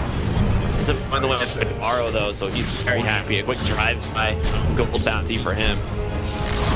He's gonna finish up the tier 1 tower. Probably managed to creep a little bit. Now he's working on Armageddon as well. Before him gets the Manta, he can use the bye. Yeah. That is Underlord. Void of damage. Yeah, what can you do? Way too many dots on you. You lose you lost all your HP, just magical damage. Either of them actually walked up to her and hit her. No, it's just ignite, fire blast, firestorm, and a bit of mounds. You're done. Yeah. And like you said, the Rod of Hate's coming out fairly soon here from Frank. He's only about 400 gold away. Very easy for an Underlord to farm. And Leo Style's trying to come in onto Yuma. Do they get him? Oh yeah, they do. For a moment, I was like, where? Until I couldn't find the hero. Top lane, yeah. Nice rotation. And that's gonna put Yuma off the map for a good while, and he's already so far behind this terrible. Yeah, I think he messed up there on anti-mage. He ended up popping his spell, ran out of mana to blink, he pop his wand afterward, and then because of that, he gave Leo Style to go to Shackle Shop. Monster here, caught by Frank on the Underlord. He's just gonna get surrounded. Another gold bounty for Kitaro, and it's 3-1-0, but all of the kills he's picked up have been like kill sprees, right? He got monsters early kill spree for like 300. He got monsters just now, but he also got as just a moment ago. So all of his kills have been like pretty high bounties. And about to lose the anti-mage again. He gets a blink off, but I imagine they're going to be able to run. Oh no, Kim's blocking him. He's got a power shot. Oh, he just gets him away. Yeah. Down by the... And Kataro's just farming their triangle. Nice and happy. He's on his way to his Lincoln Spear. He decided to go for Lincoln's in of completing the Manta, which... It's pretty good, honestly. This game, there's a lot of enchanters again. No, it's cool enchanters. Superbly kill out, but good luck on that one. I didn't even need a fire blast that time. A damn tragedy, Ricky. Yeah, anti-mage's farm being slowed down significantly. He is now 4,000 net worth behind the tablet with those couple of deaths. This guy is extended kill rating like crazy. And now he's setting himself up Manta style? No, he's got the Lincolns. Oh, God. Yeah, he bought a Lincolns. Oh, shot onto the net, focus fire. Gonna get canceled just perfectly sent there, honestly. From Leo Style, very sick fuels. As catches an ATOS, that's the reveal there from Frank. And double kill goes the way of the Windy, and now Monster. Yank can go anywhere, surrounded by 4 heroes from Lava as they pick up another. Trying to make aggressive plays and push the mid-tier 1 towers a little bit more control of the map, but they're putting the hurt now on Lincoln Sphere shows that this Terrorblade isn't that interested in farming. He wants to be able to take fights. So, like I said, you're not going to be able to blow him up or slow him down with the Viper Strike. Getting kills off is so much harder. Viper Strike, as well as the mana from the Nyx. Like there's just like a couple bells that are really bad to block this game. So I like this Lincoln pickup, and he can still go back to the mats, which is exactly he was up. Spinky, Hancy Man gets a huge mana void out onto the Wind Ranger, and Leo gonna catch Impale. So a quick 2 kills going their way. Karo, I think, be careful. You just gonna walk away. They're gonna the death here over. Maybe not Frank. Channeling that Dark Rift. He's gonna get him out. Is under attack. If only they were half a second longer, they would have got the kill off in the next season, but getting out, I think, is the most important thing. Looks like he wants to keep going. Taro can't zone them out. You gotta be careful. Frank, he's ready to come back in. Kataro, he just goes and pops the meta. He has an Viper stuck inside the Pit of Malice. Atos actually gonna secure onto this Void Spirit. The Stomp. All right, Kataro, he's super low. Chased him down, dead. He didn't get the Sunder off. Yeah, he's afraid to use it on his allies. He got greedy and tried to drop it on one of the enemy heroes, but I think he used it on the Underlord. Yeah. He would have died, but he would have understood. Instead, you give up the Kitaro, which is worth a lot of gold. That's going to be happy about one. Cal has just lined him up this game and last game, or first game rather, but another going his way here on the Wind Ranger.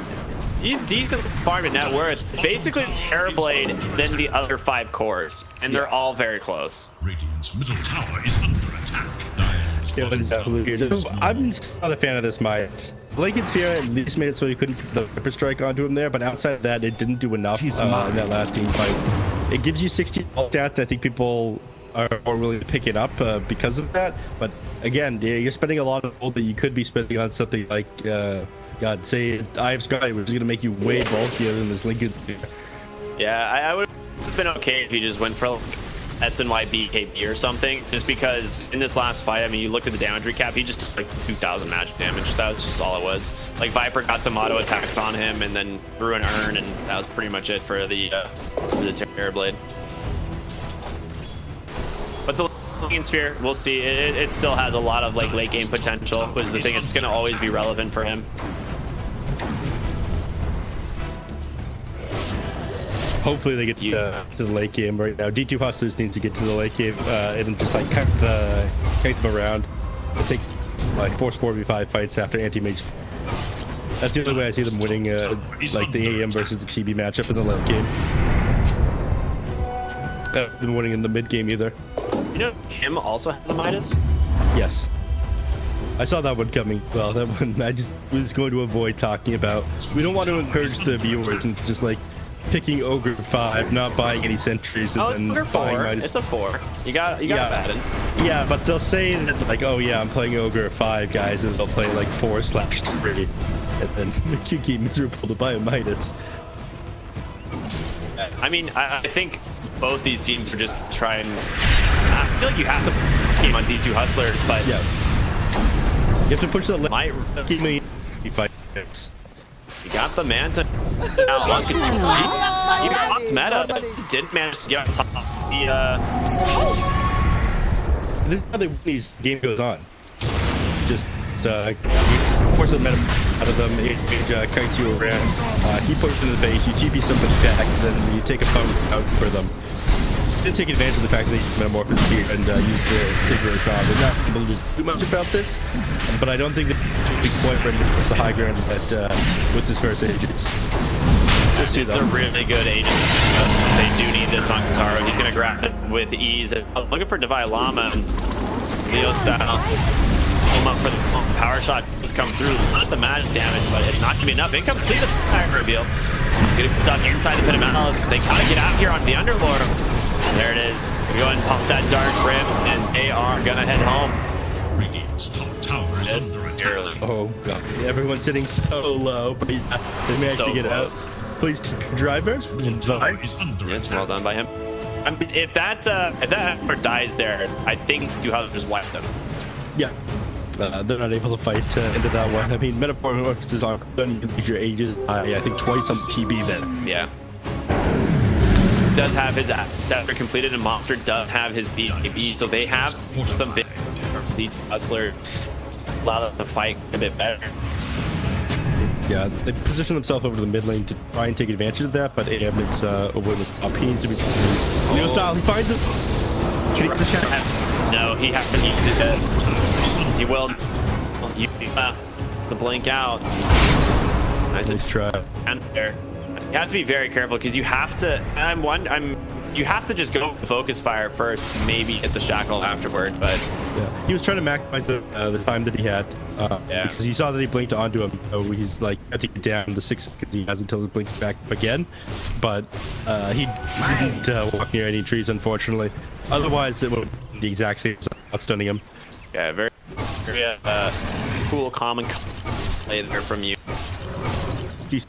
You're a big fan. Who isn't? Dude?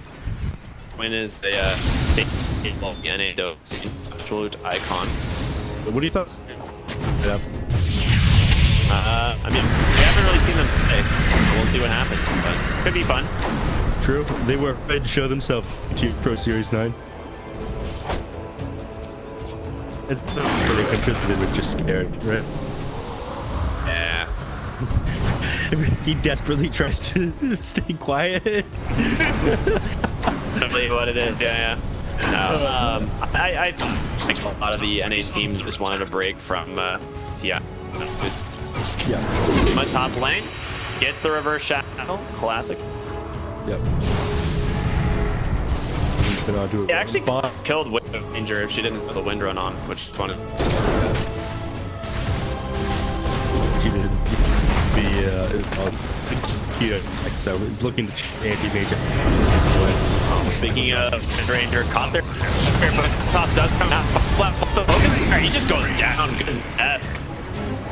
That afterwards, he's got struggling to get his hands on some of these heroes, but he finally did. He's also boot. Looks like Kitaro the finding fleet in the bottom lane, and he's got a Chrysalis completed on his way to a silver edge. So tomorrow it's going to be able to rain down these crits from long range, and honestly will help him bring down his sniper as well. Here's a lot of damage. Yeah, onto the Kitaro, trying to focus on the beats. He's getting his team behind him. It's available as well. The map getting to pump there, and this guy is impacted so fast with this playlist. Oh my lord! Blade taking on the tier 3. I mean, they've got to do something on the side of D2 Hustlers. Can't lose the NVMe. Spawning here on the Void Spirit. Wants to go and flee. Nice help, but nice pop of the Lincoln. What even popped the Lincoln? Don't know. Enchant maybe? I think that was Enchant. Yeah, they get it out. Leo Styles all the way into the top lane. Do see him, so they could try and keep chasing, but as he popped both of his remnants, both of his astral steps, they're out. Yeah. So they're gonna they've got another 46 seconds on the Aegis. I think they're just gonna buy themselves a little bit more time. If they weren't able to get the Rex, then they'll wait until the next Roshan comes up. They were able to put the pressure onto them with this Aegis, but tier 3 neutral items are also on to keep them boxed to their base while you get that, it's just another weird belt. So they have to put the pressure on. He's found here, walks right in as well as Frank, and Shackle comes from back and ends up catching Gleam. Well played there. Just on a one down question. Can they get the Void Spirit? Wait, overlived? Alright, Kim's out. He's out. 3 kills as a response. He's under attack. I have no clue how that ogre survived. You know, Leo Style had his back. He ended up getting the Shackle up and focus fired him down, so he gets to live off of that one. He's a big boy. Gets reclaimed there. Kitaro can continue to push this bottom lane. He doesn't have creep, but would love to drink on this melee barracks. Look at the damage on Frank, 239 bonus at the moment. Like defending your base against the Summer Lord. Taken still a little ways away from it, able to take the fight. Anti-Mage does have the money to defeat Scepter, and they'll have the fragments, but I think he wants to be able to hold for buyback because you feel a little bit worried that you're caught up when you're playing against this Lord who's got the Rod of 8 and Pit of Malice. You can send up for a pretty long time and back lands on you as well. Absolutely. Taro queuing up the Eye of Scott and just find himself a Titan Sliver. That's pretty dang. But it becomes a little difficult because again your game plan is to but it's possible force to 45 engagements if you're on the side of D2 Hustlers, and if bottom lane is shoving in naturally, the anti-mage are going to keep up and keep all the lanes open. So your odds of winning and getting that like ideal win condition, because you're never going to be able to win these 5v5 engagements. You got to be if you got an AX running into the TV. TV's just scary. Nice un-esque. Managed to catch the wind turn there by MGZ. You have these that's the other big issue.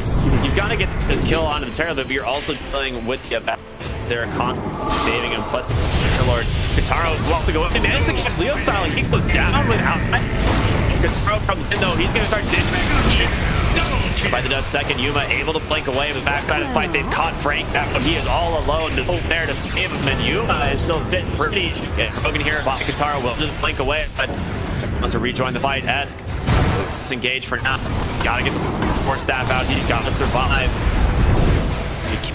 Before you lose any more goes here on the side of 2 Hustlers, you take what you can get. Both teams going to back up on that one. Anti-Mage would love to keep fighting there, but Kitaro did a decent chunk of damage. He didn't hit into style. He lost all of his mana to continue to play around the team fight. At this point, they're just going to play further back, and Lava, they're happy to wait and That's a great fight for D2 Hustlers, though. I mean, getting the initiation there onto Leo style, to pull him up before the fight really starts. I mean, there's a lot of gold and a lot of FP going there. A lot, but they don't get anything else off of it. They're forced to get back to the base immediately afterwards. They don't get any extra map control. So yes, you end up getting a little bit of XP, but the larger scale of things that he put didn't mean anything. And the Windranger and Underlord are back up now, and again, you haven't getting extra control. You'll be able to reinvade this territory with a couple wards and deward them instantly on these heroes. That's what they're about to do. And Terrorblade's just pushing multiple lanes. The smoke comes out. Some D2 Hustlers here do have a war up on the high ground. That's going to get dewarped instantly. Yep. And now out the vision. This final that you really just need to be on these lanes, but it's Terrorblade who's doing it more efficiently. Yeah. And the bottom lane pushing it by itself as well, and that's a consequence of you losing that bottom racks. So you get further and further from very narrow way condition here. Lee runs into the Abat, the shot comes through, doesn't connect, but he gets the focus fire off and takes him down. Meanwhile, Kataro just destroys the DP drone. He's on your high ground. You can't let him do this. Meta's on cooldown, but stop this guy. He's at almost 500. Over 500. He's 560. That's the part. You're done. Oh, they managed to catch anti-mage on the side. Shackle shot from Leo style. Gets the crit. Goodbye, X. Jumps in on the side of the fight, able to move away. Okay. Trying to chase him. Shackle comes through, doesn't connect. Saw the focus fire though. Style, nice predicted blink though.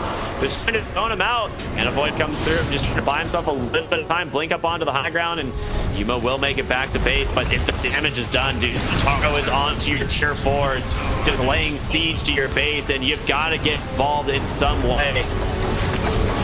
There's not much you're able to do. Anti-mage knows he can stop directly into Arrow. You've missed your condition of splitting them up, and his team is going to That's it. He's just focused.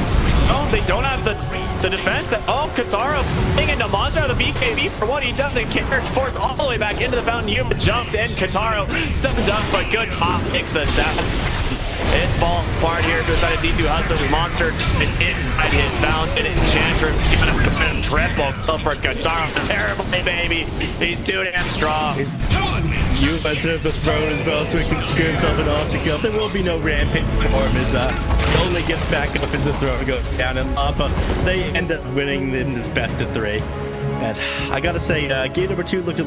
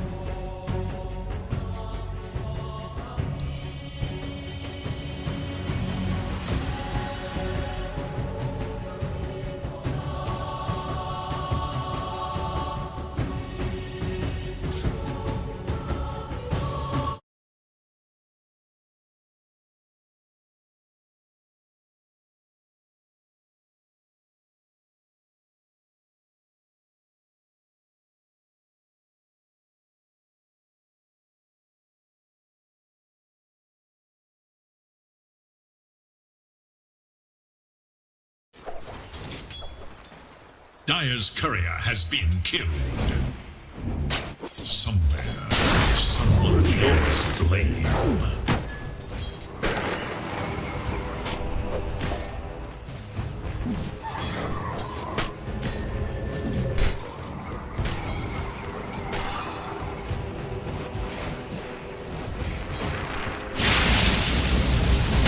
First blood! First blood before the cascade commences.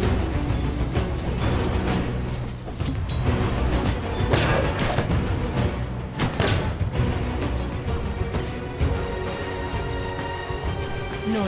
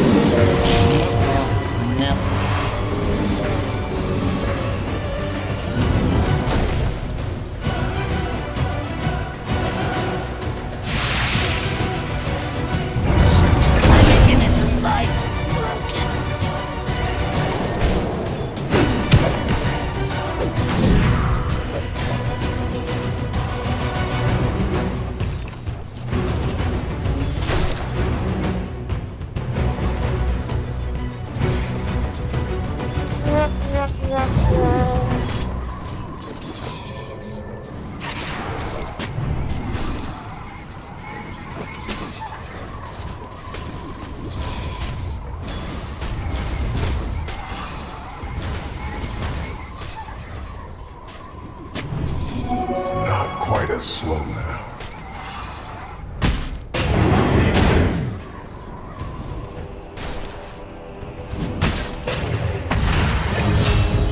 Radiant's power makes the ultimate sacrifice. Almost at the void. Radiant should look to their bottom tower.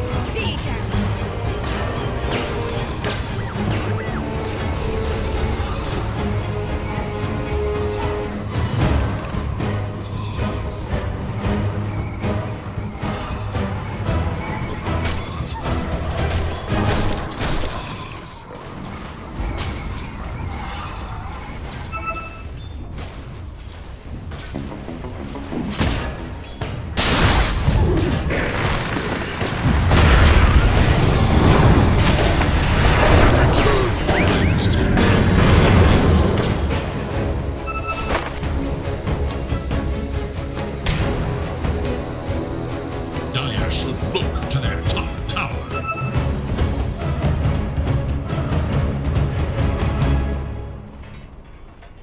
Dire's top tower is under attack.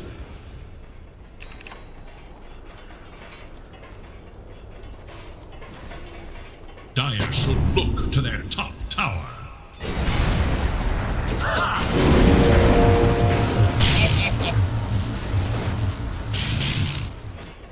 Somewhere, someone lays blade scan, eager to know Dire's Radiant's bottom tower is in danger. Visibility.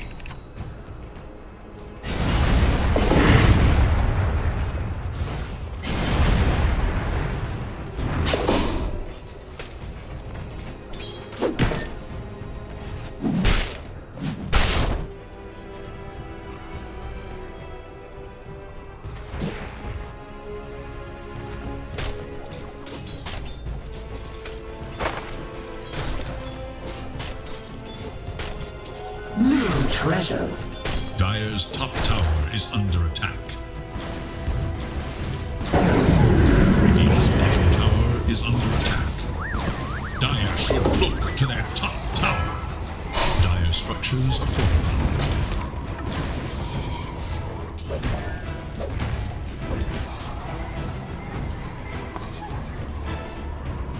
Radiant's bottom tower is under attack. Dire's top tower is under attack. Radiant's bottom tower is in danger. Dire's top tower is fallen. Radiant's bottom tower is under attack.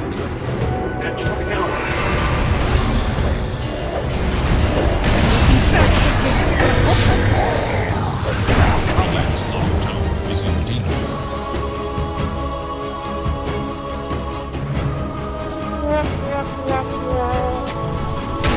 Do it with flair. Dire are scanning for enemies.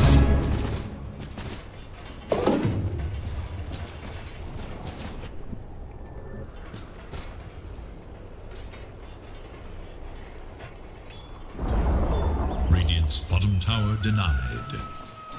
There is little hope for Dire's middle tower.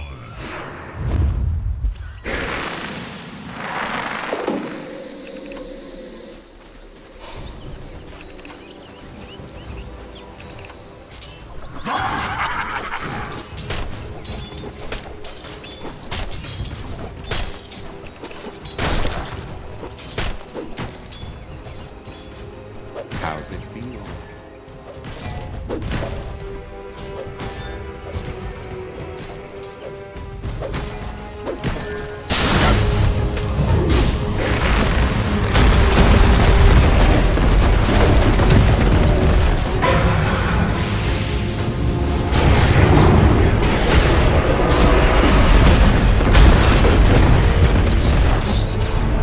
Settle to restore.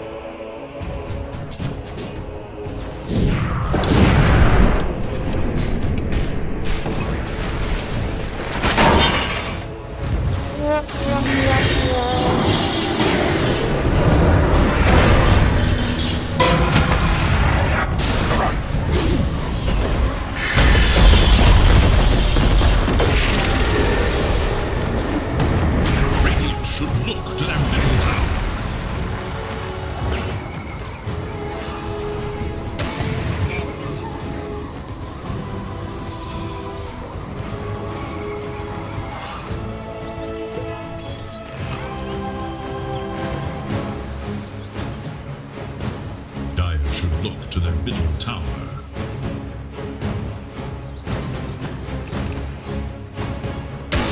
Bring it on!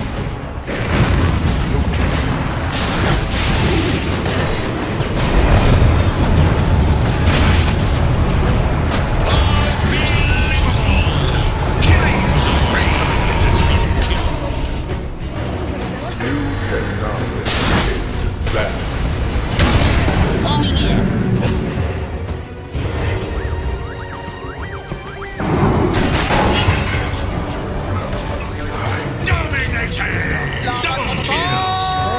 Normally.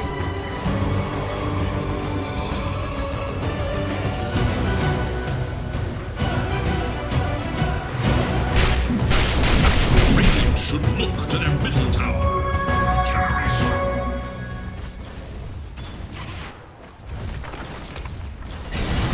Radiant's middle tower is under attack.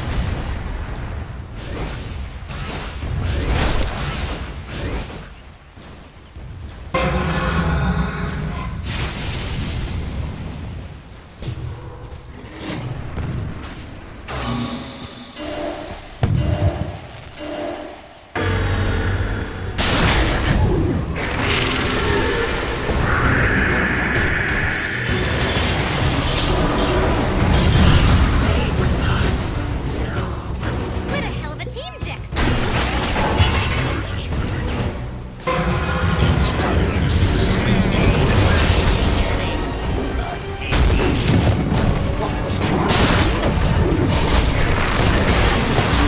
Radiant should look to their middle tower.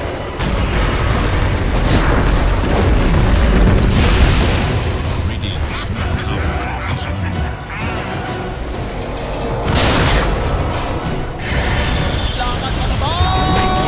Normally.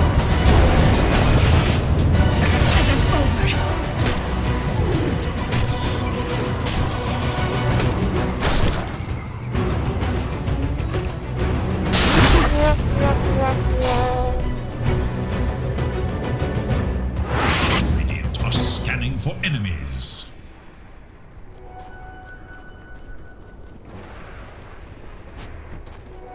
I'll take that. A beautiful soul for my collection.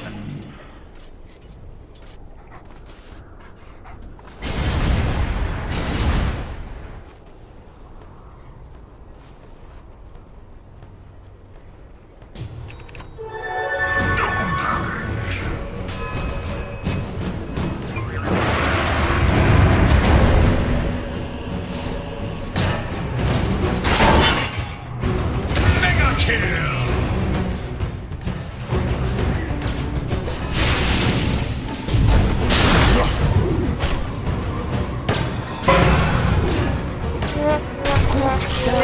Next level play.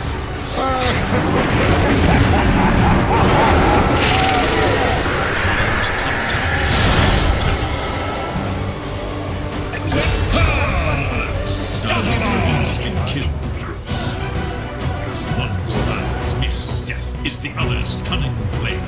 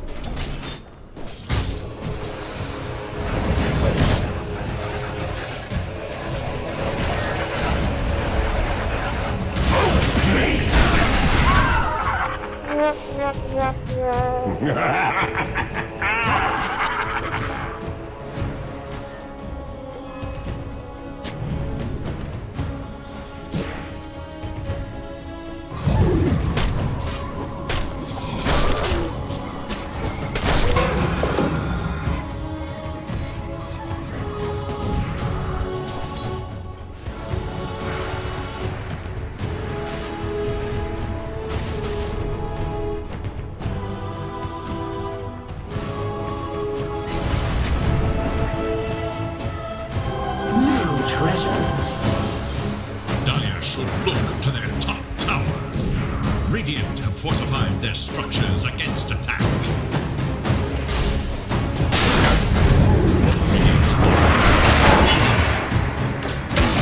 Homing in. Dire's middle tower is under attack.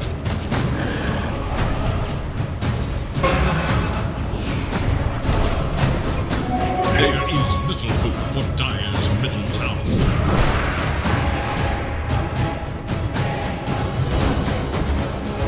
Dire's middle tower is under attack.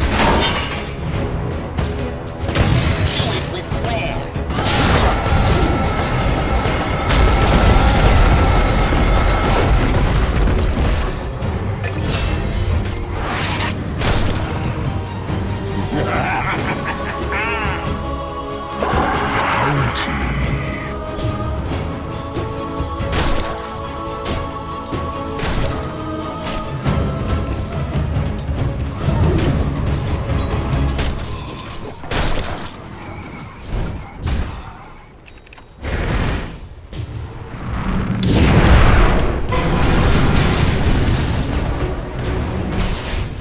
Killing spree!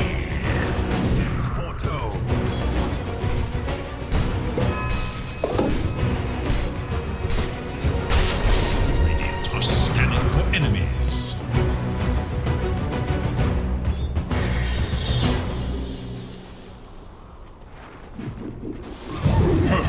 Timing.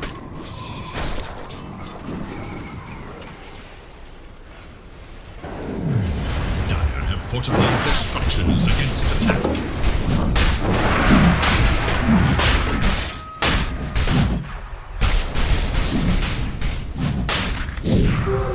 Vanished, but not gone.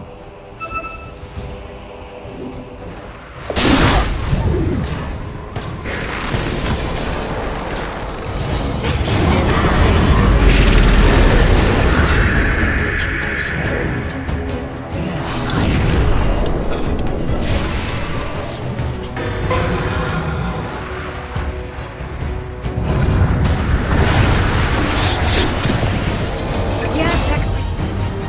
Bad.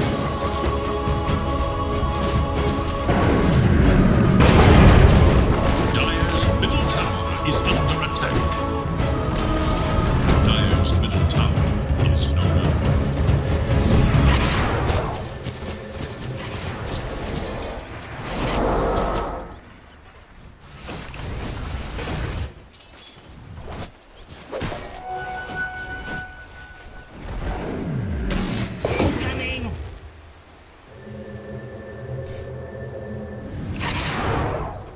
That should help.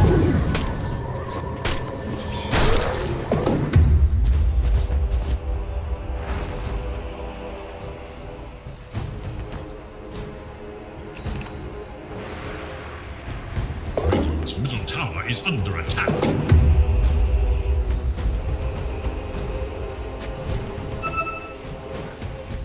Radiant's bottom tower is under attack.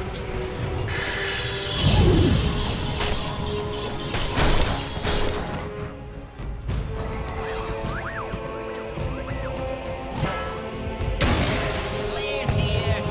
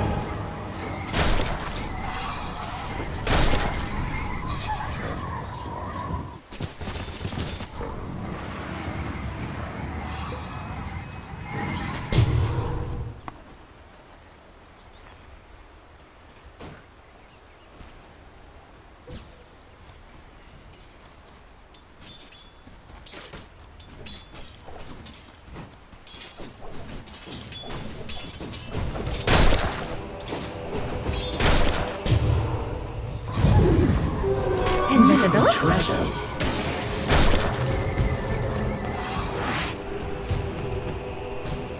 God, I love money.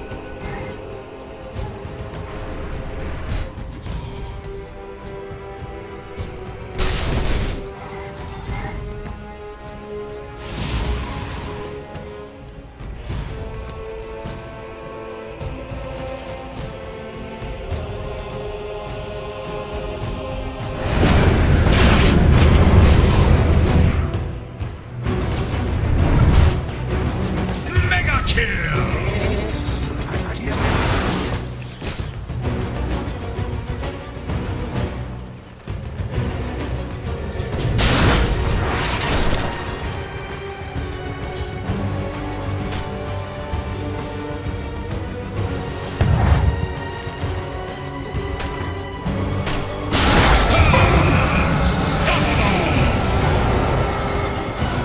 Middle tower is under attack.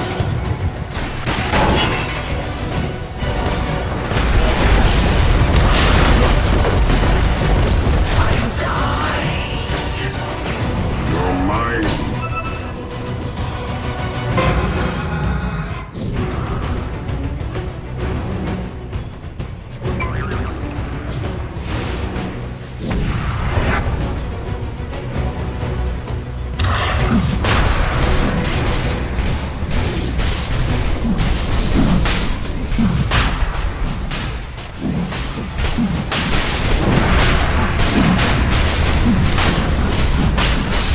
Scanning for enemies.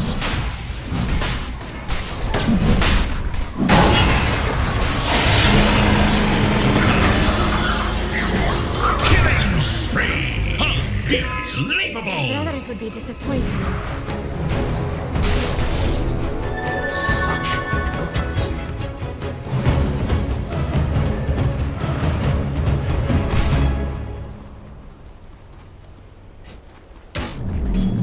Structures fortified.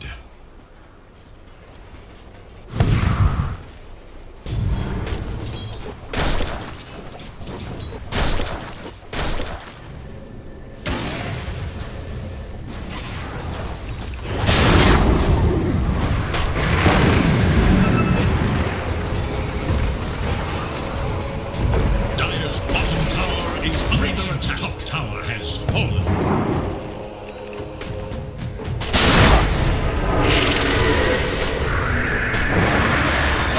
Unbelievable!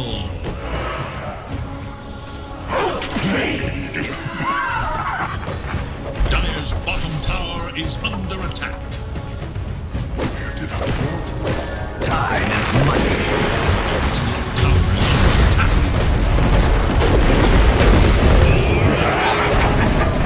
Dire's bottom tower is under attack.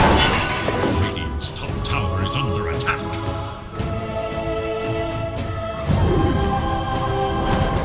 Radiant's top tower has fallen. Dire's middle tower is under attack.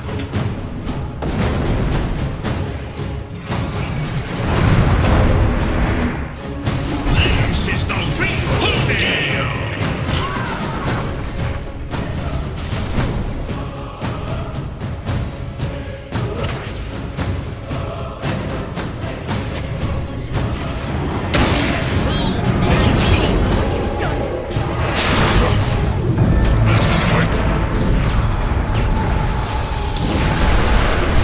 Tower is under attack.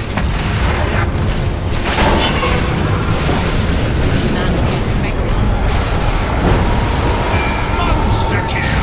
Killing spree!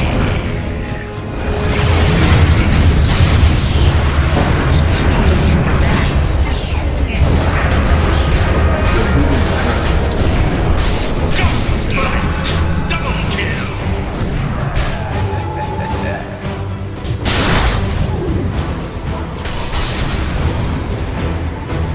Holy shit! Triple kill! Normally.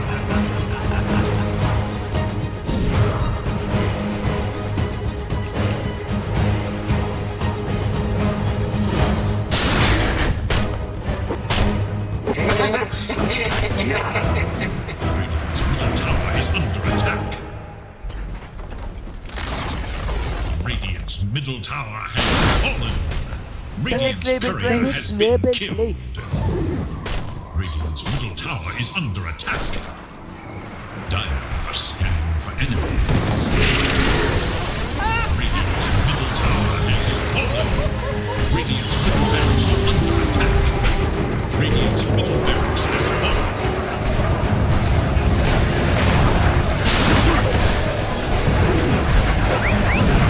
Killing spree!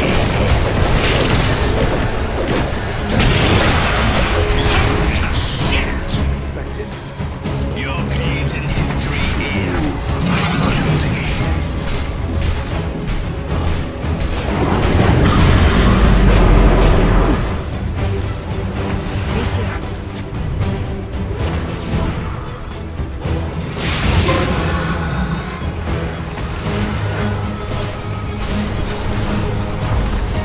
Radiant's top tower is under attack. Its top tower is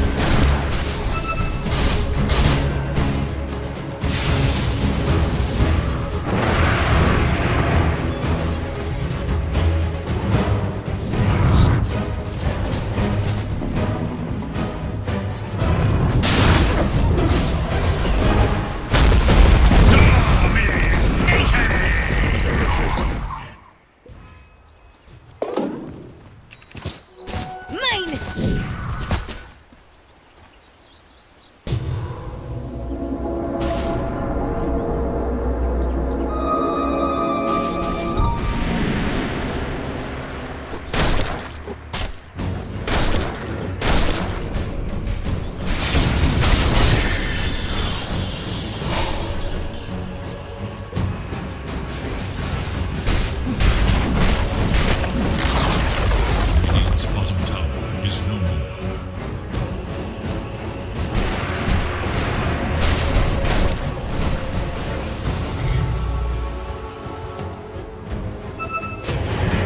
Radiant's bottom tower is under attack.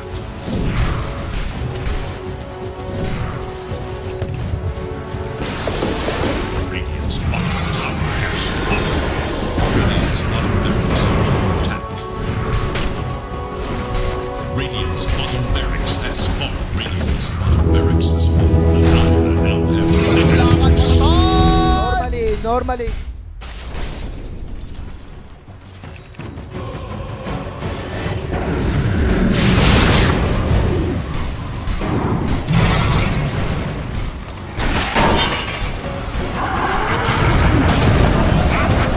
Tower is under attack.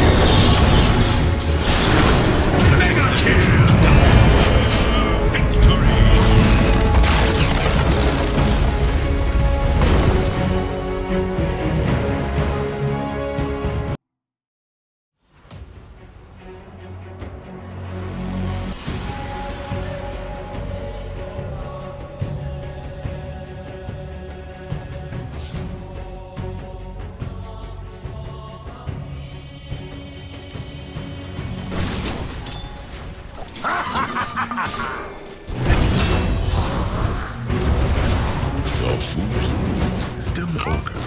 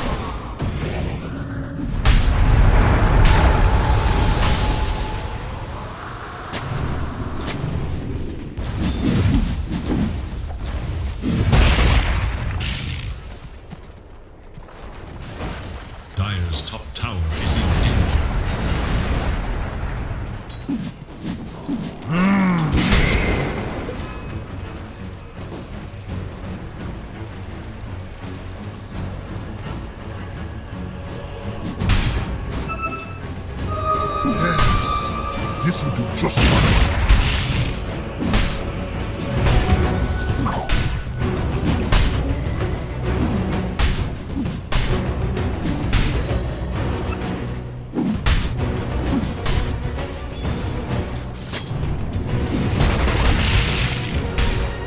Radiant structures are fortified.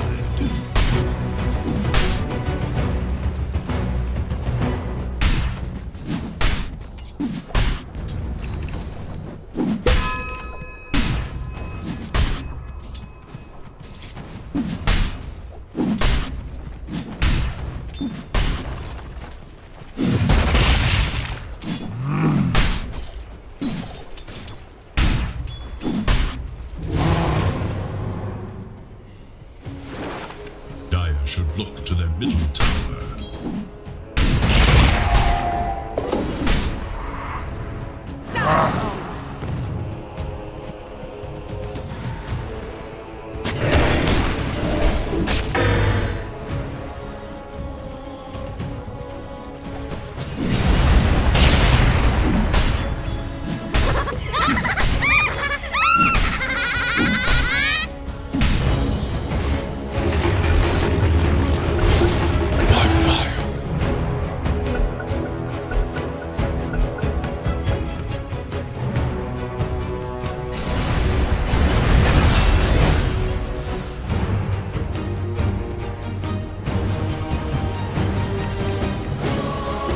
Radiant's bottom tower is under attack. Bounty, which literally.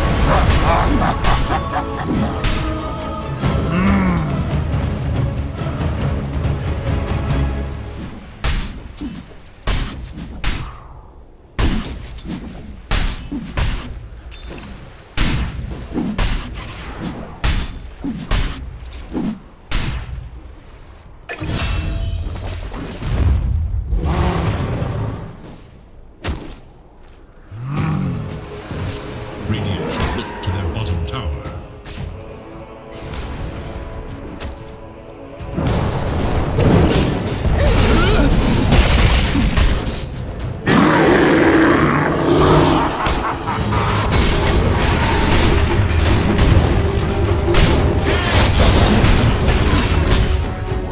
Dire's top tower is under attack. Radiant's bottom tower is under attack. Dire should look to their top tower. Radiant's bottom tower is no more.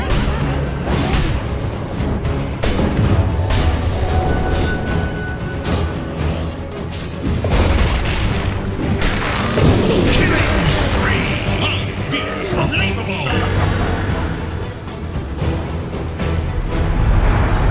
Dire should look to their top tower.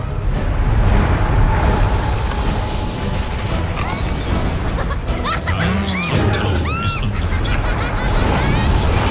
Is active.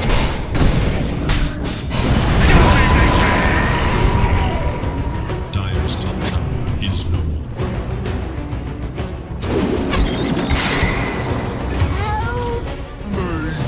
I guess I'm done. There is little hope for Radiant's middle tower.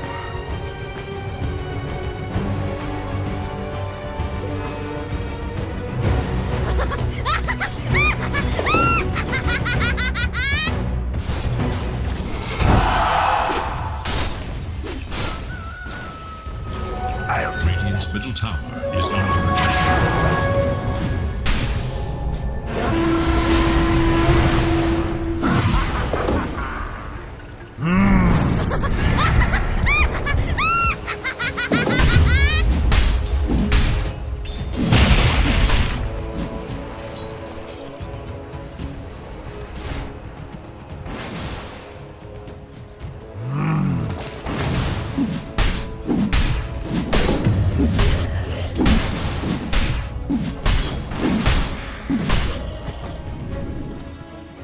Dire structures are fortified.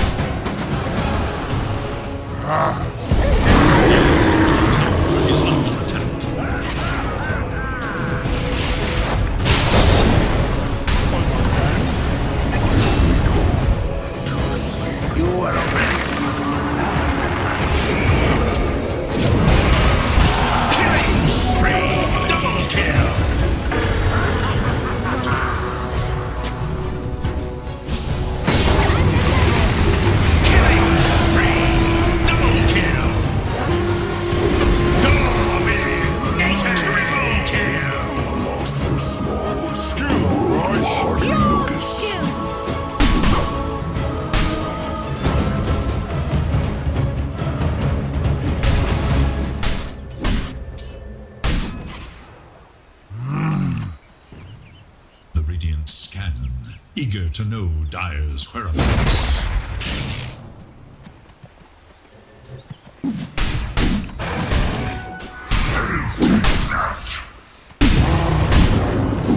A bounty which my matriarch will prize.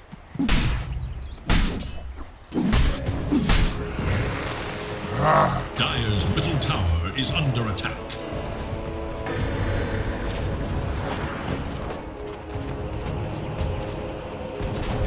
Dire's middle tower is no more. Dire's top tower is under attack.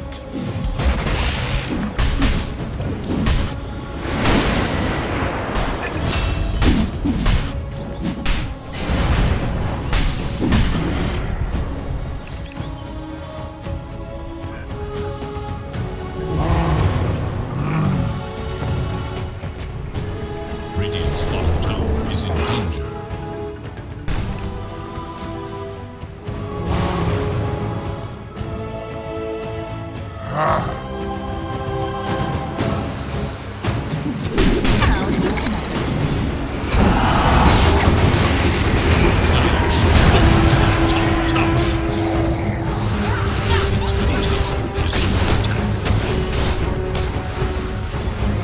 Dire's top tower is under attack.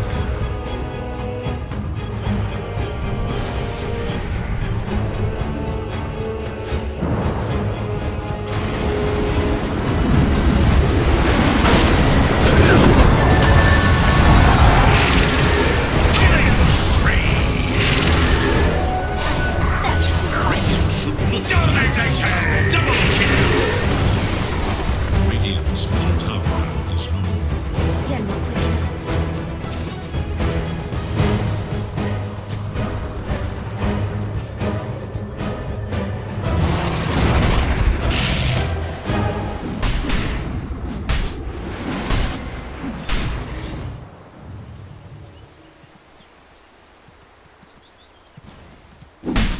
Radiant's bottom tower is under attack.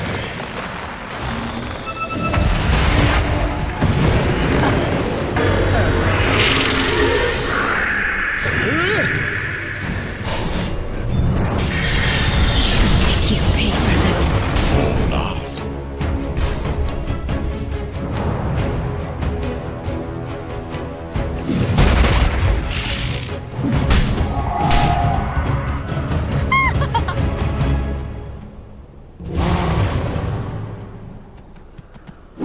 Dire are scanning for enemies.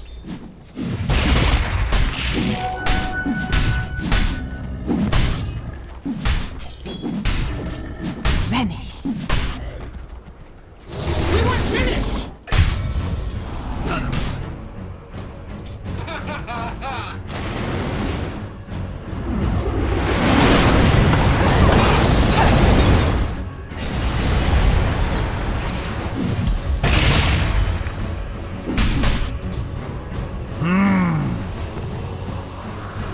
Radiant are scanning for enemies. The prize is mine.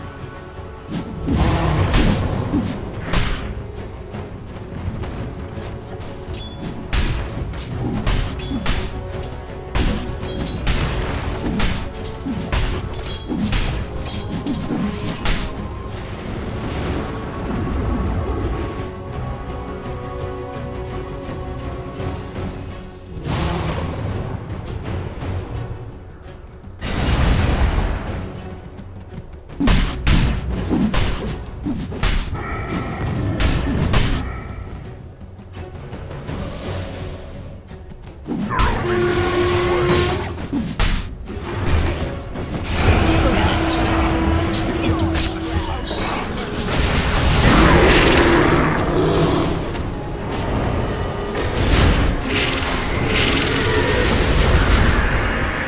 Yeah, Jax, I get it. It was bad. You must have mistaken purpose. Flatter.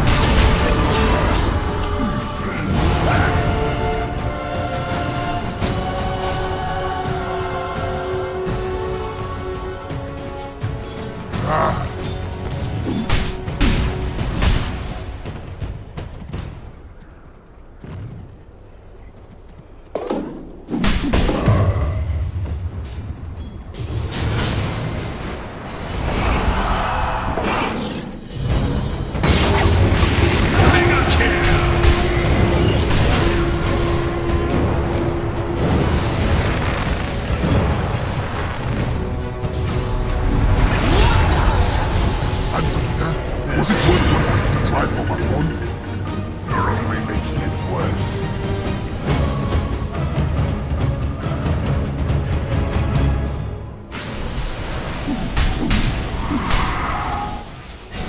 Gold and sweet.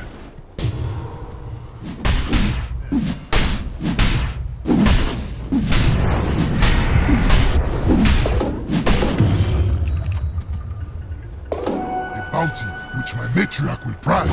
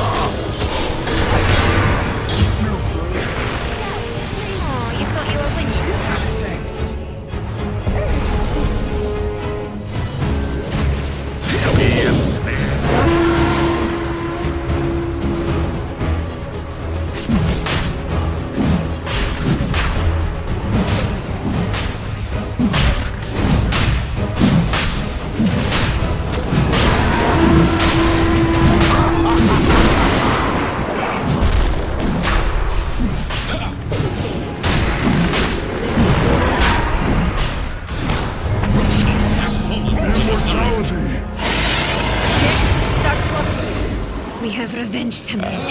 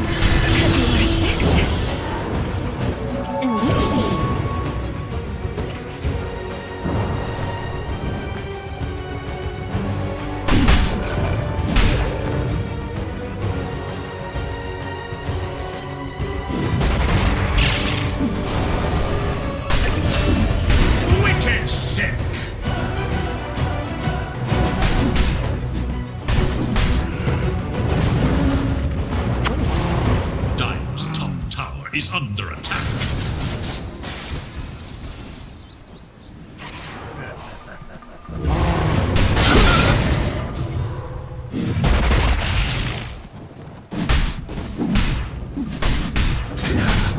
Dire's middle tower is under attack. You are those creatures.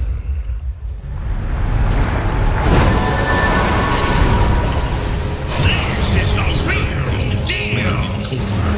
Radiant's courier has been killed.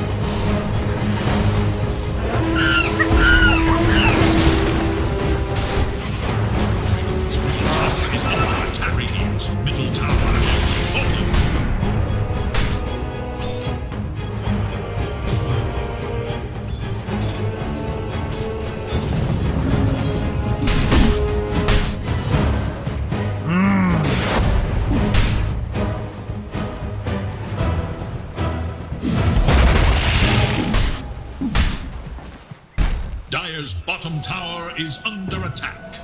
Dire's structures are fortified.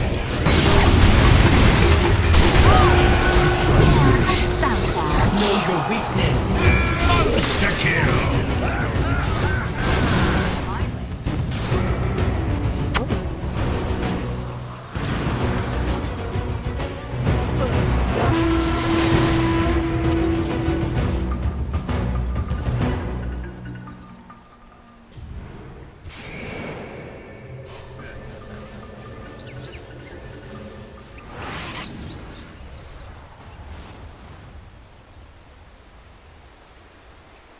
Shadows take us.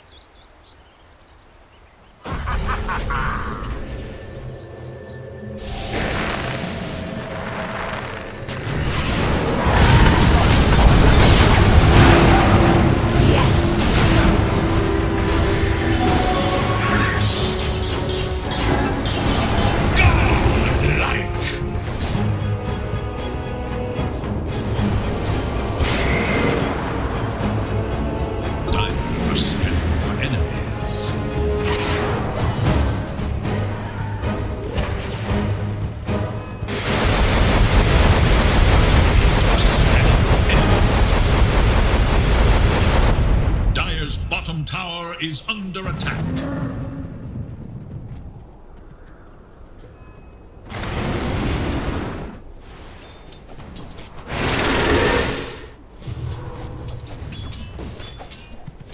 Godlike! Unbelievable! Dire's bottom tower has fallen.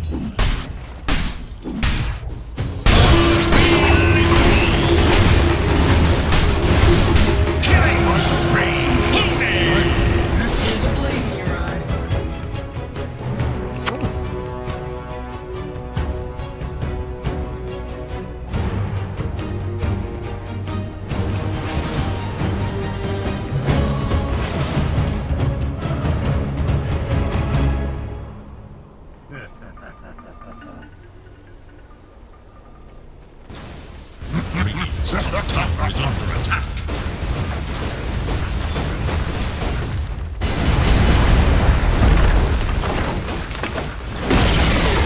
Radiant's top tower has fallen.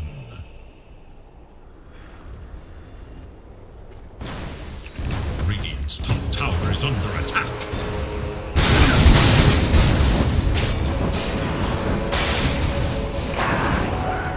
I'll take that.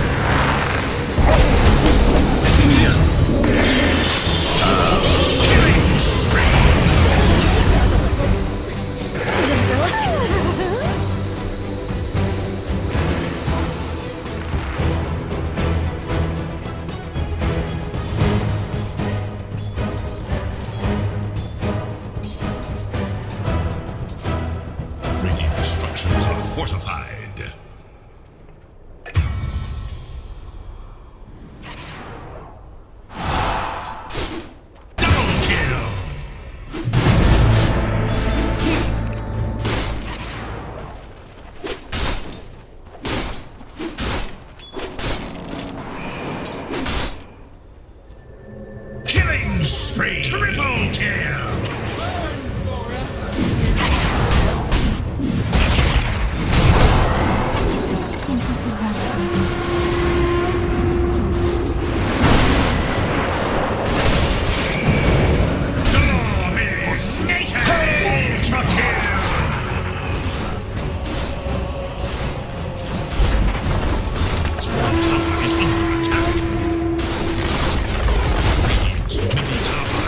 Fallen.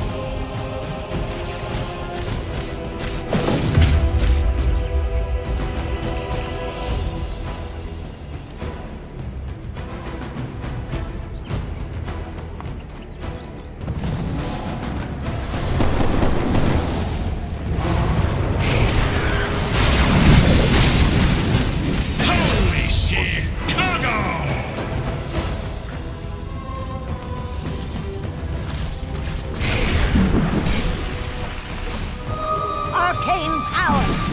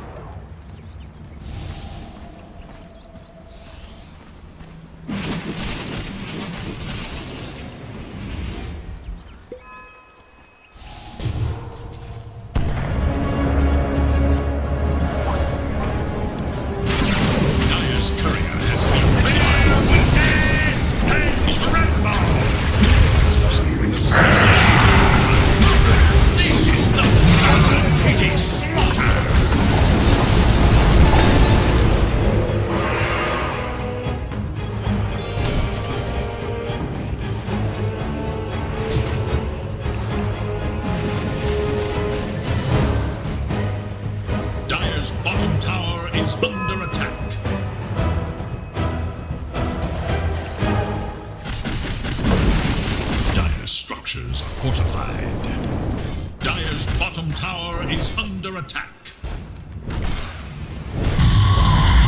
Dire's bottom tower has fallen.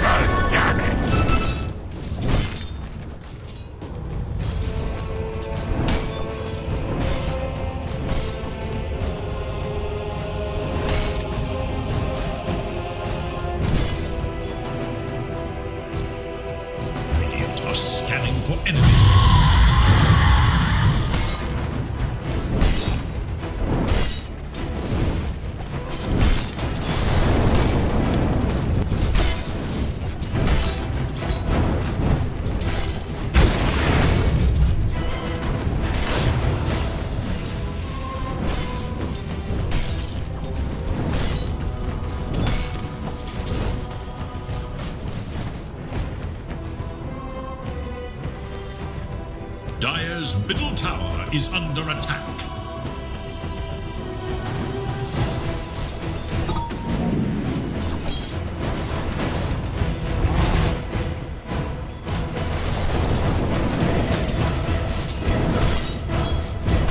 Dire's middle tower is under attack. Dire's middle tower has fallen.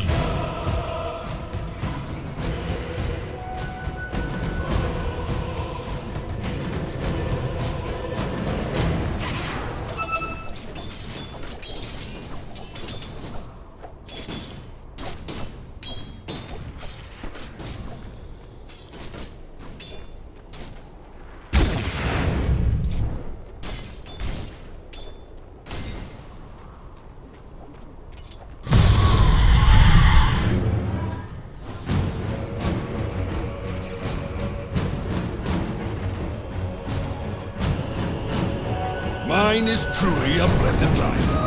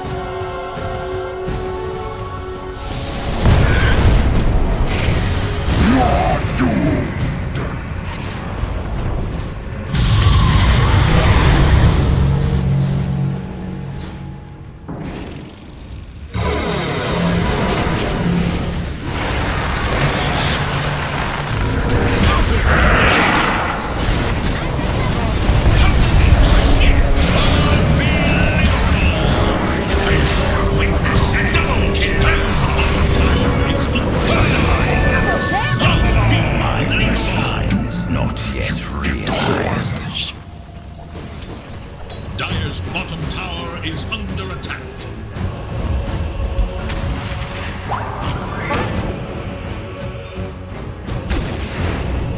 Dire are scanning for enemies. Dire's structures are fortified. Dire's bottom tower is under attack. Dire's bottom tower is no more. Dire's middle tower is under attack. Dire's middle tower is no more. Dire's bottom barracks are under attack. Unbelievable! Dire's bottom barracks are under attack.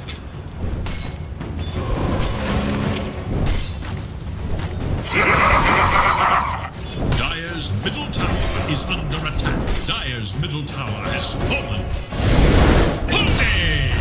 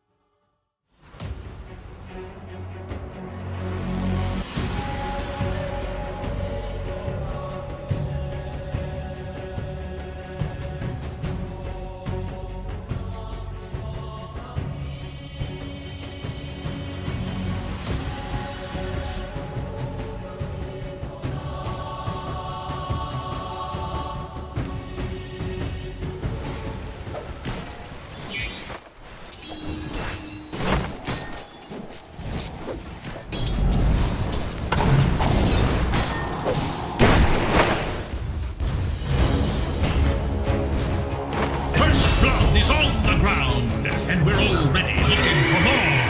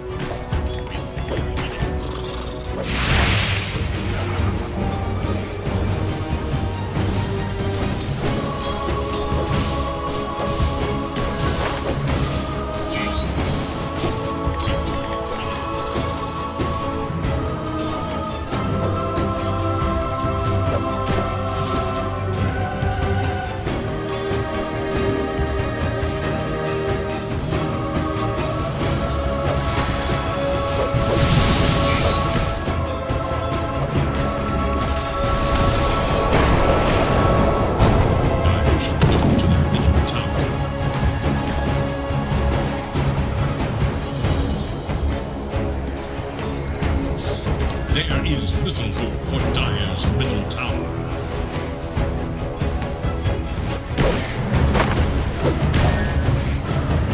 Dire's middle tower is under attack.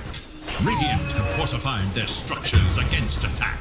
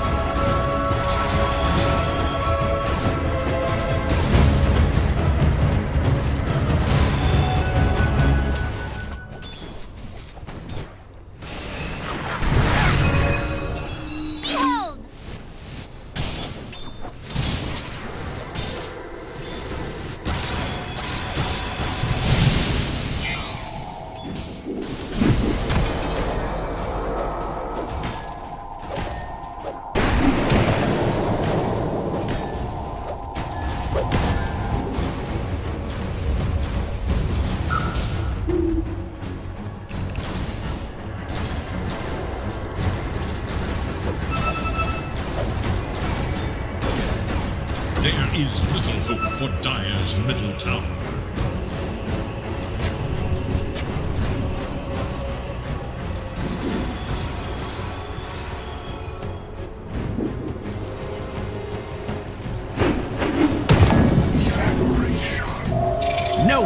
transforms me.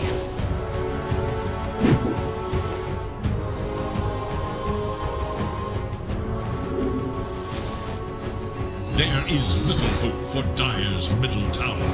Dire have fortified their structures against attack. Radiant should look to their bottom tower.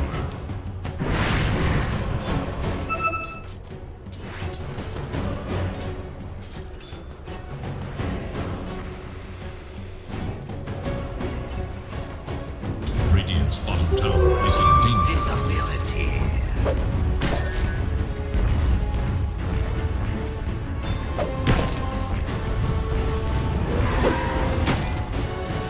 Dire's top tower is in danger.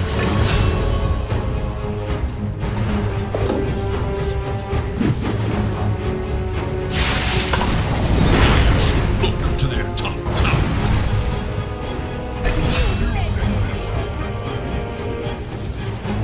Dire's top tower is under attack. There is little hope for Radiant's middle tower. Dire should look to their top tower.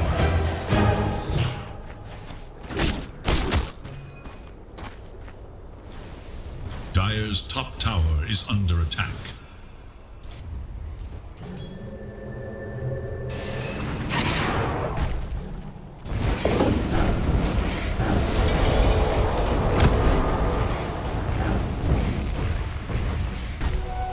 A prize. Gold and sweet.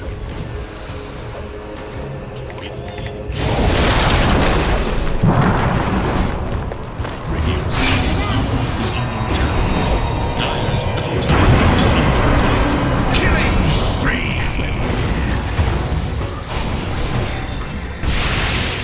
Double kill. Dire's middle tower is under attack.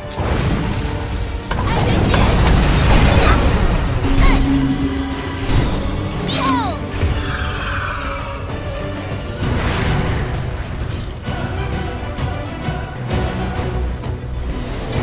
There is little hope for Dire's middle tower. Dire's bottom tower is under attack.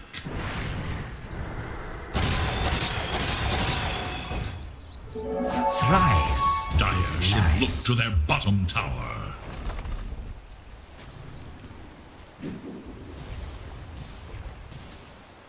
Dire's bottom tower is in danger. Dire's bottom tower has fallen.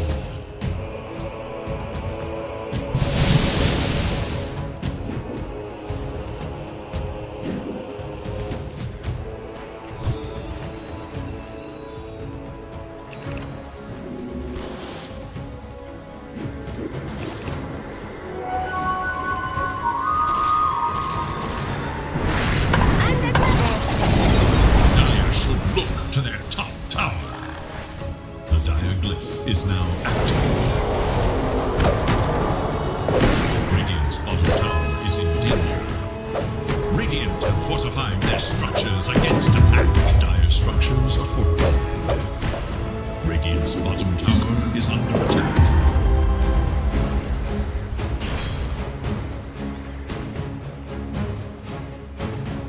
Radiant's bottom tower is in danger.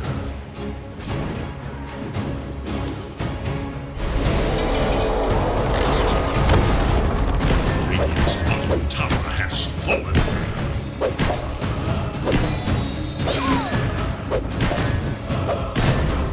Dire's middle tower is no more.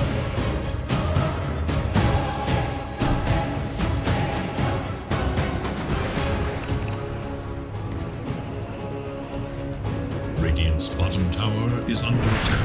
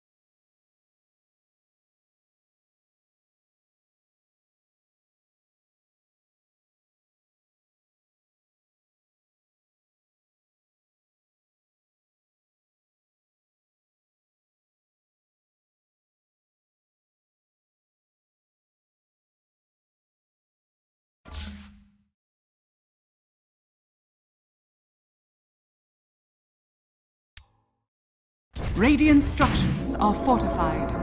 Radiant are scanning for enemies. Radiant's bottom tower is under attack.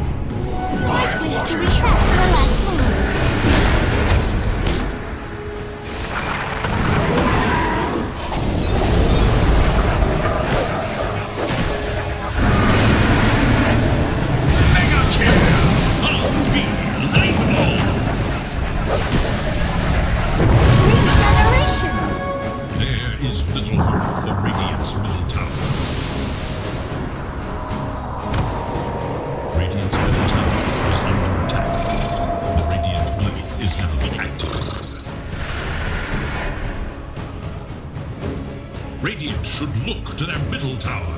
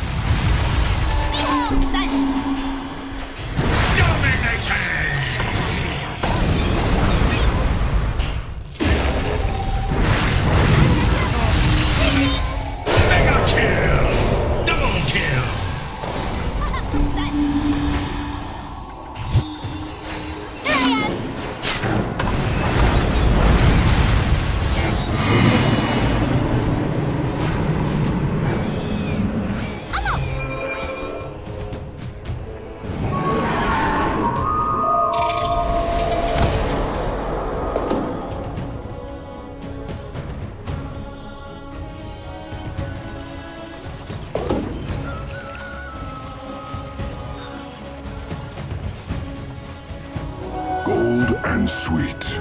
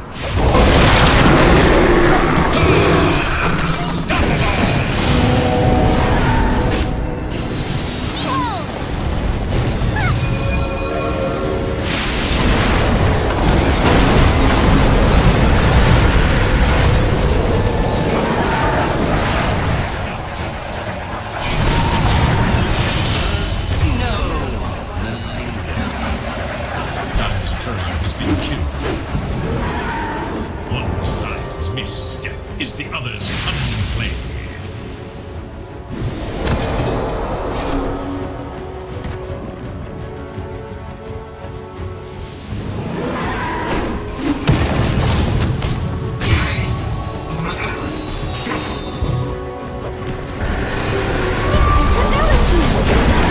Killing spree! Double kill!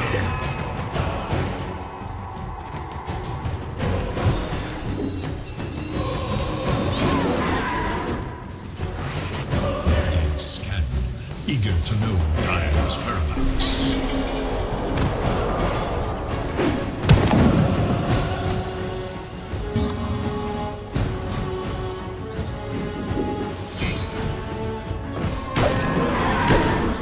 Radiant's bottom tower is under attack.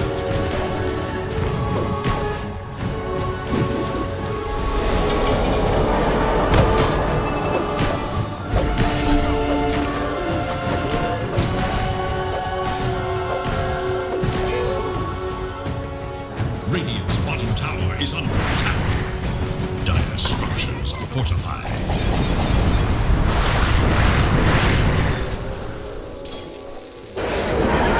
Radiant's bottom tower is Dominating!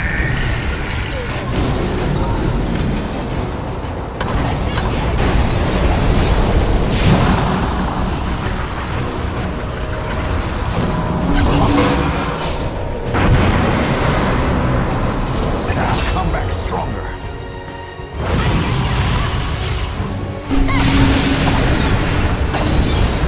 Wicked sick!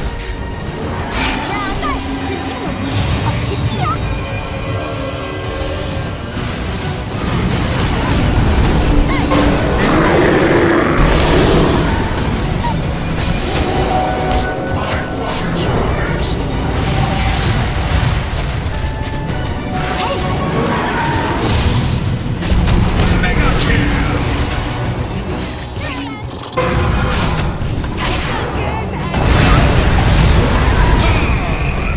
Double kill!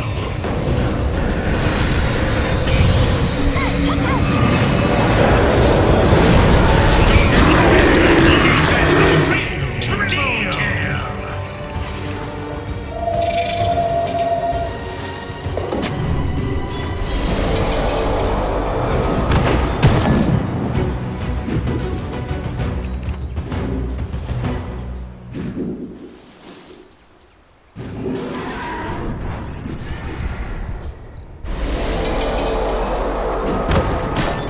My thanks. Radiant's middle tower is under attack.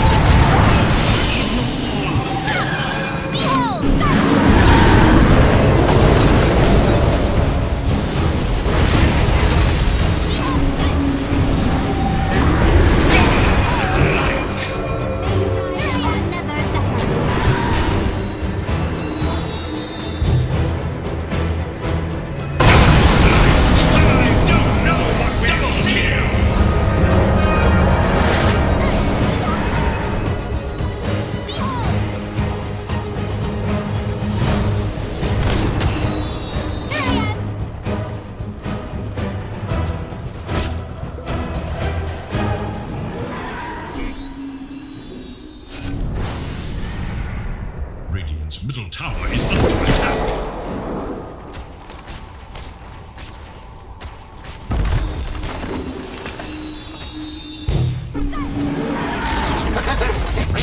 Middle tower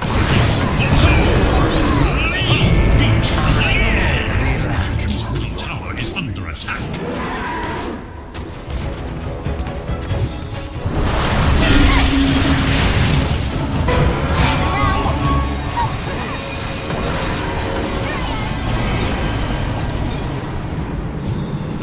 Dire's bottom tower is under attack. 我不理解。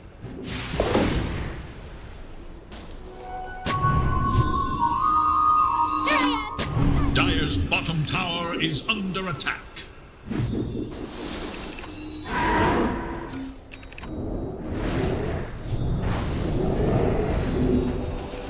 Radiant's top tower is under attack. Radiant's top tower has fallen.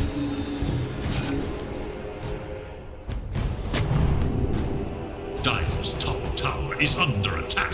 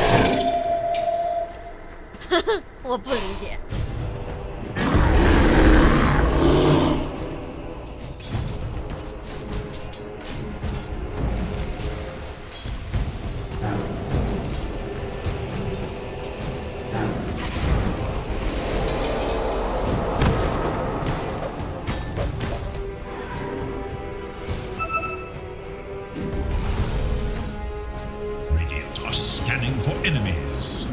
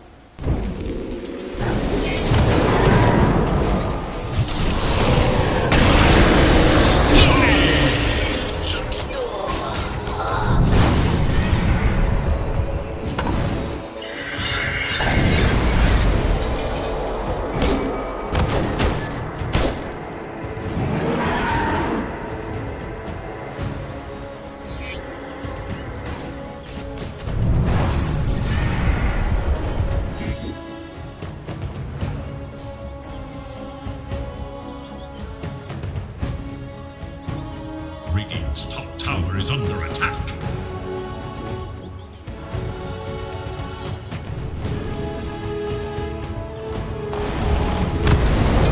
Top tower is under.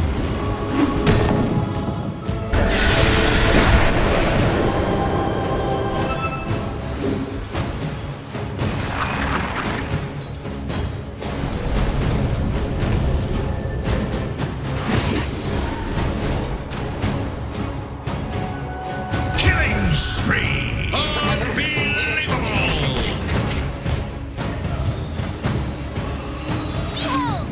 Around Bear witness. Unbelievable.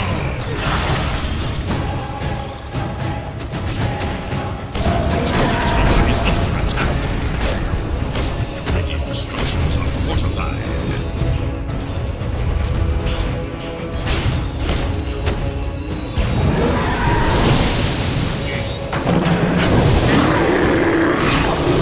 Radiant's middle tower has fallen. Radiant's middle barracks are under attack.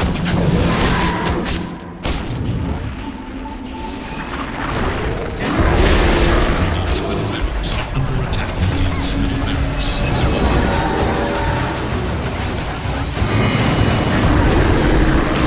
Radiant's middle barracks has fallen.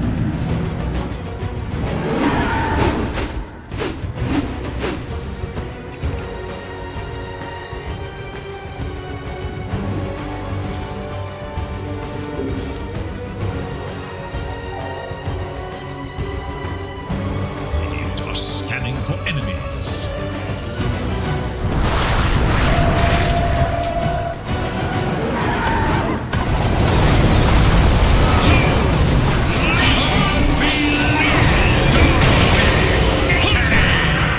Double kill.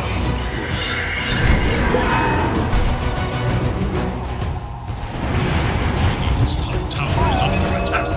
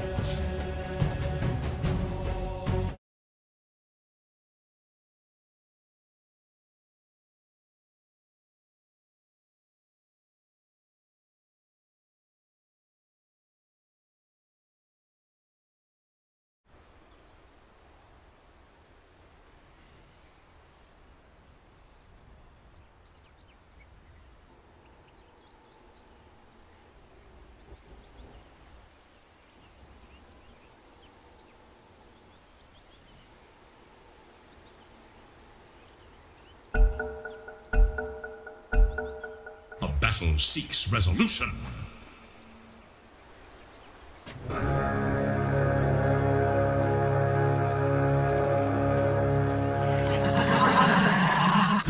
Welcome one and all to the main event.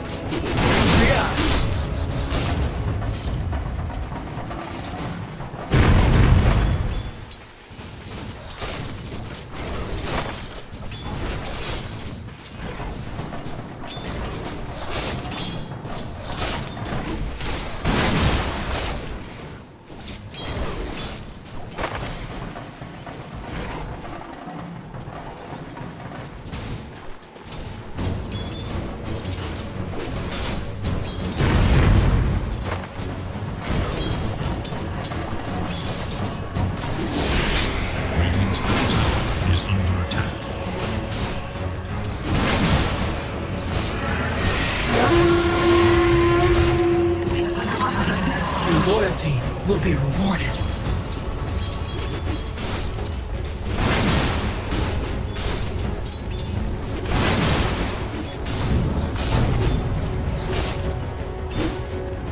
Denied.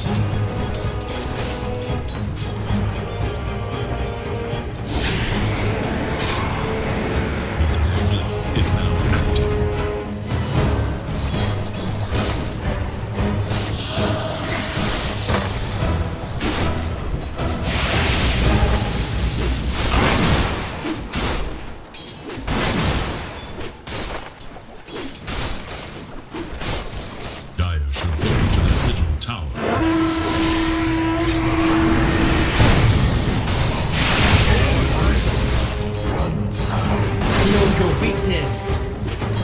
Rubik, did you come to study or to fight?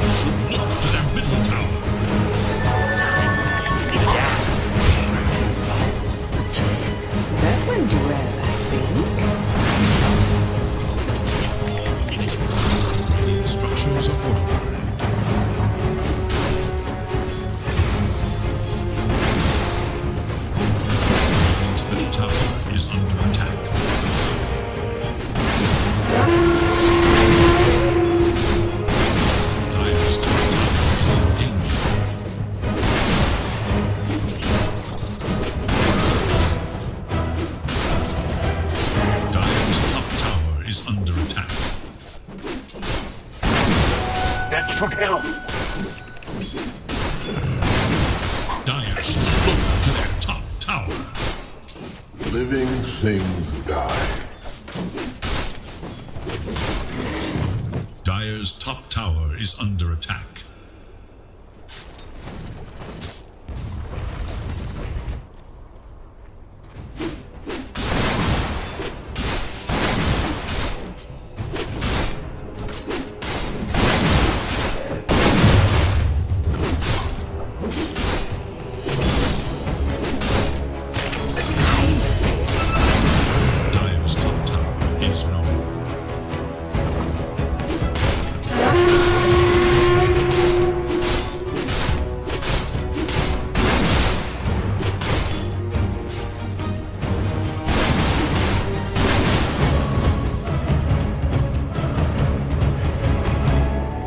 Should look to their middle tower.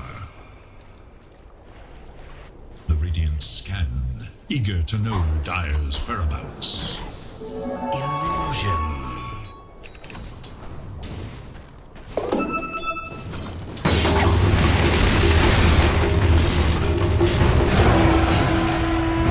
Radiant should look to their bottom tower.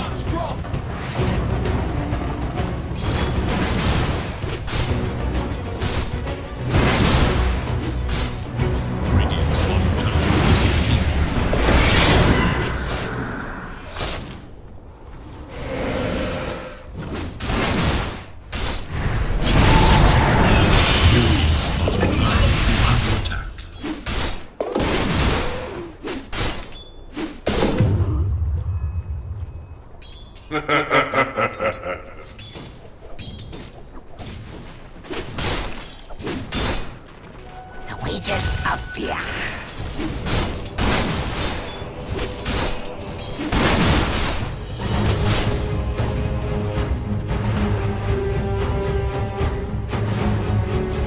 Radiant's bottom tower is under attack.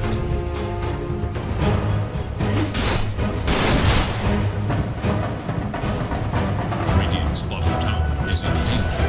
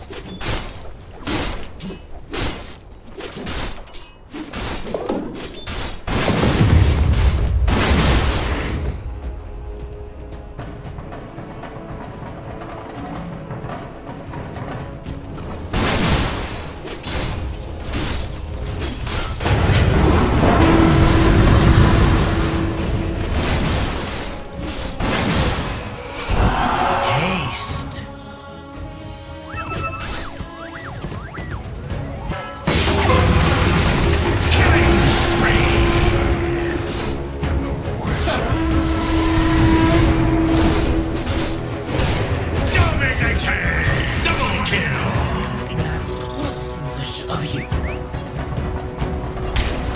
Radiant's middle tower is no more.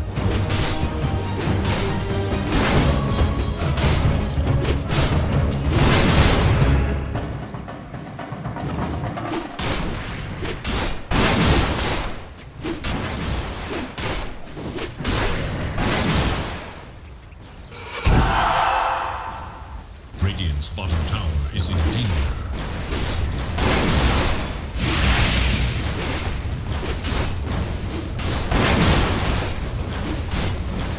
Radiant's bottom tower is under attack. Someone lays blame. Radiant's bottom tower is no more.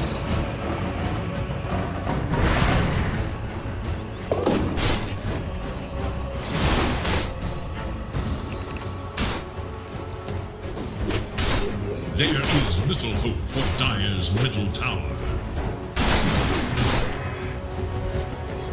Radiant's bottom tower is in danger. Dire's middle tower is under attack.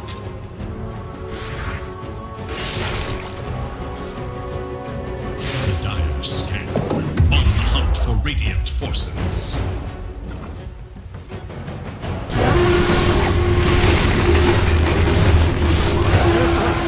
Restore the nest of thorns.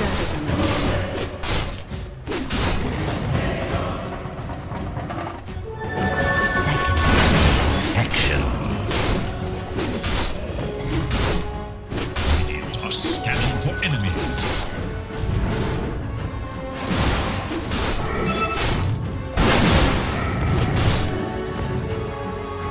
Dire have fortified their structures against attack.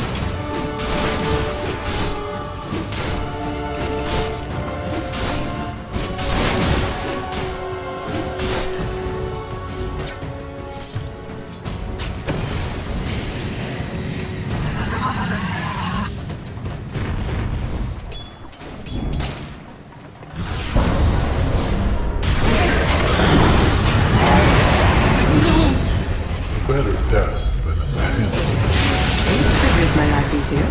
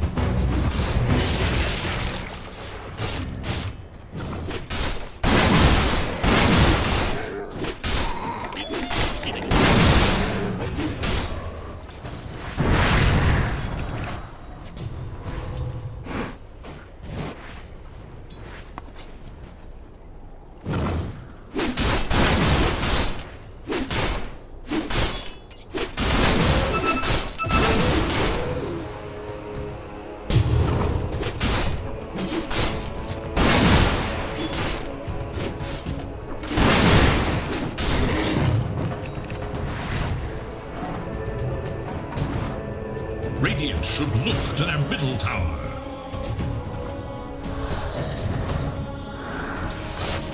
The wages of Invisibility.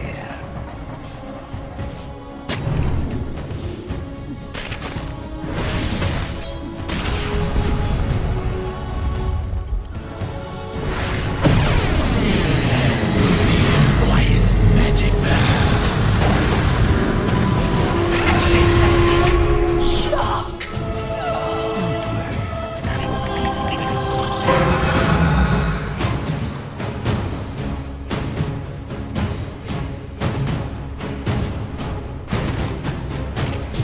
Dire should look to their bottom tower.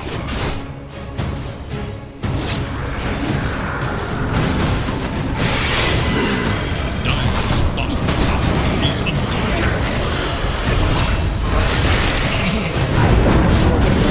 Killing spree!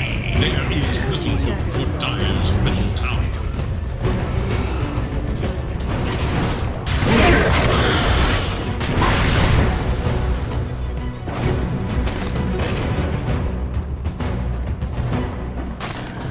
Radiant's top tower is in danger.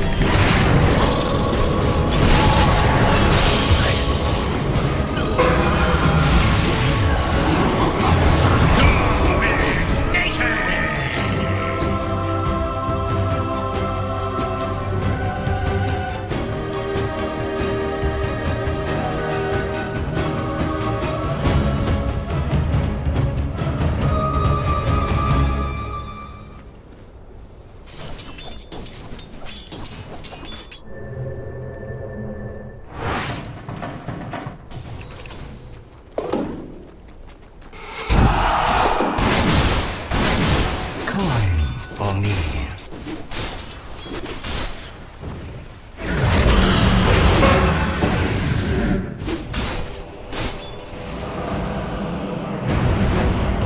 Radiant's bottom tower is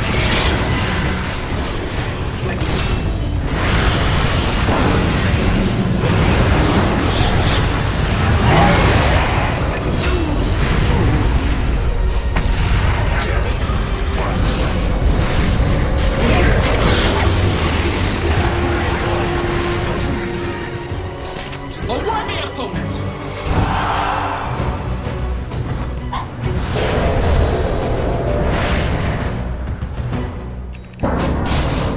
Ghastly Eerie will miss me. Not. You become feast for the flesh fly.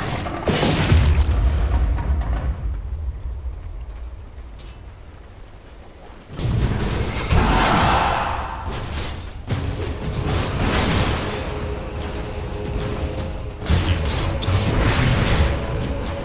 Radiant structures are fortified. Radiant's top tower is under attack.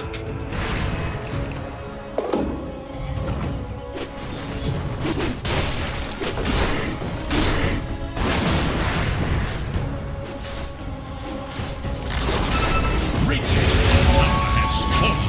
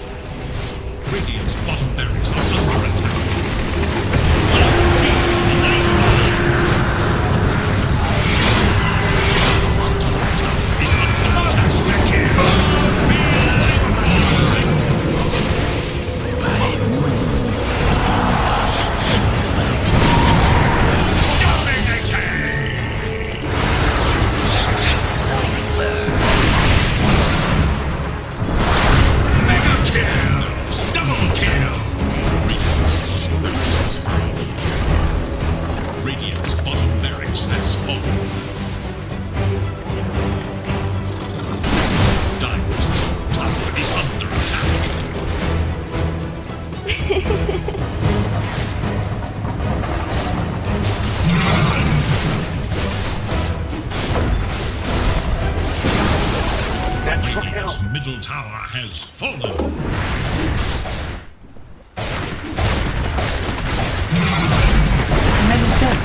Radiant's middle tower is under attack.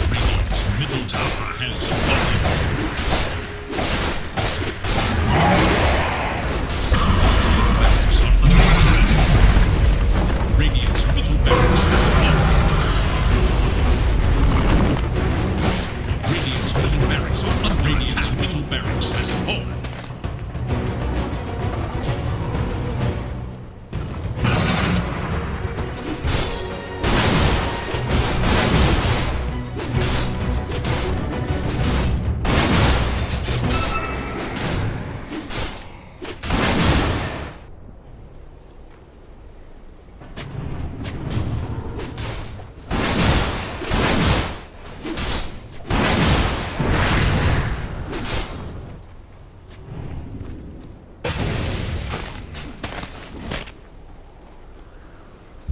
Scanning for enemies. Radiant's top tower is under attack.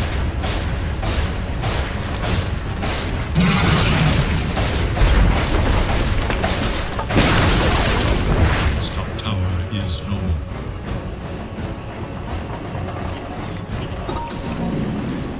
Radiant's top tower is under attack. Dire's middle tower is under attack. Dire's middle tower has fallen. Dire are scanning enemies. Radiant's top barracks are under attack.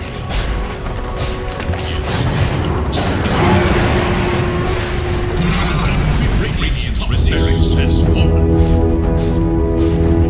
Will this speed the fight?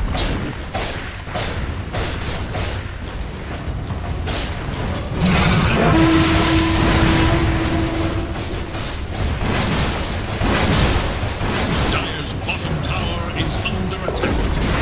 Its middle tower is under attack. Its middle tower has fallen. Radiant's courier has been killed. Unstoppable! Its middle tower is under attack. Radiant's middle tower is in grave danger.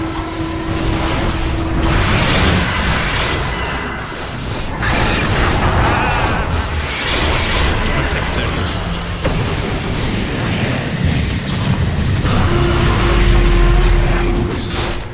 Radiant's ancient is under attack. Dire go the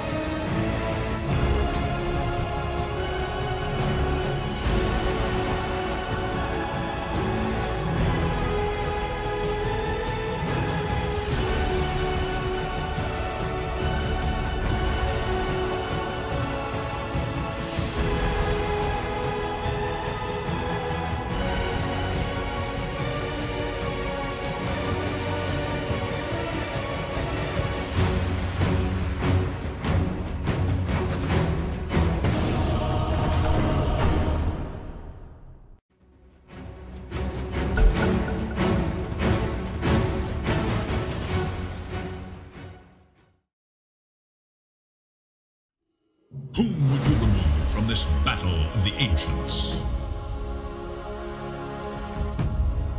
5 seconds remain.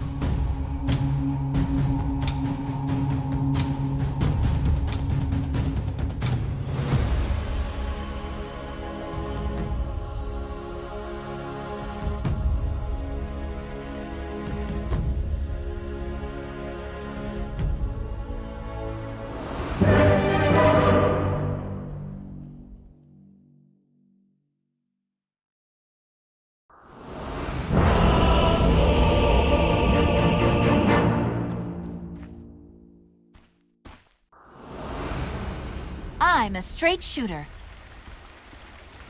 Of course. Prepare for battle.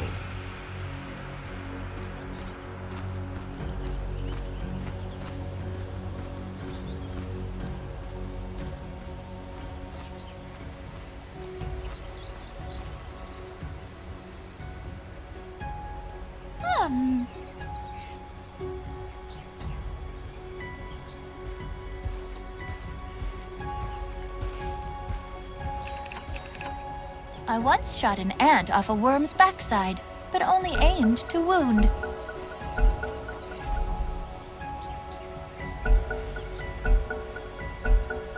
The quest for ultimate glory continues.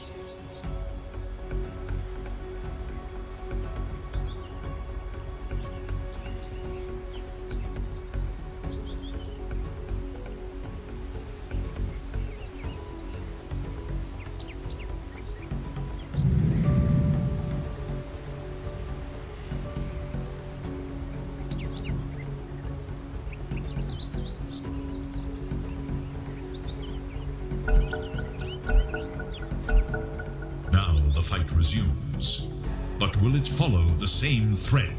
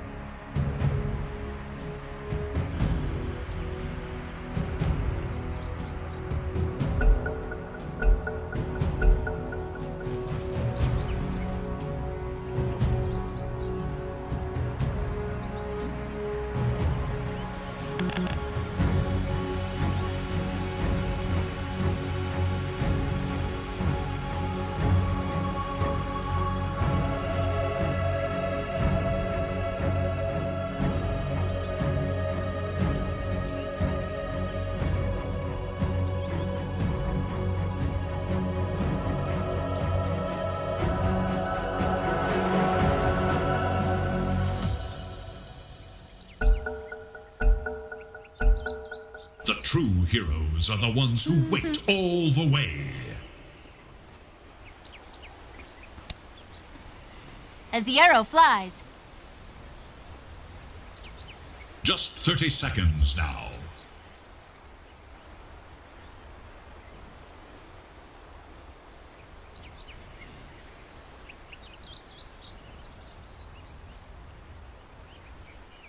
I go.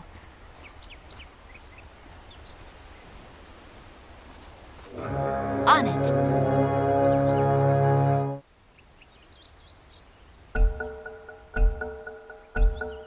A battle seeks resolution.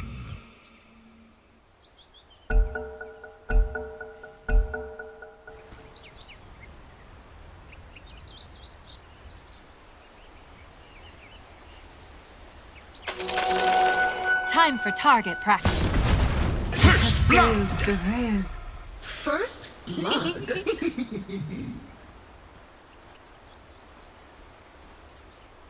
On it.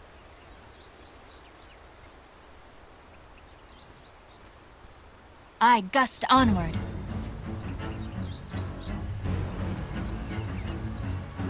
I'm way ahead.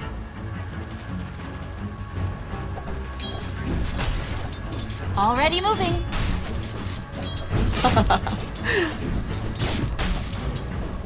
On my way.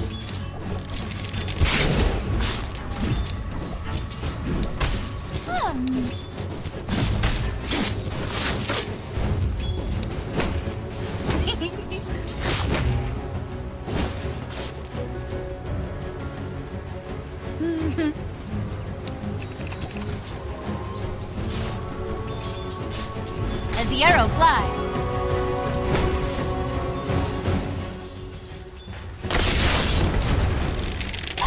On it. Denied.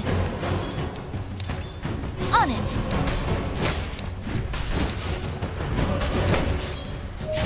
Attack!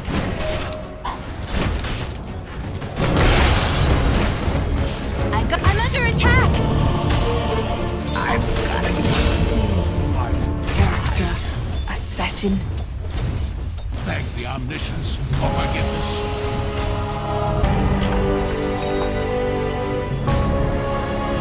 On my way.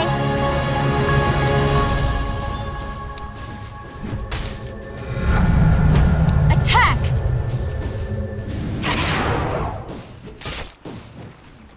Already moving.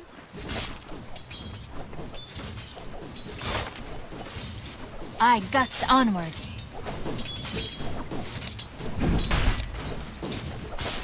I'm way ahead.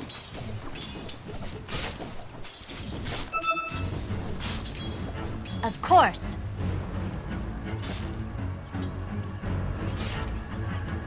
On it.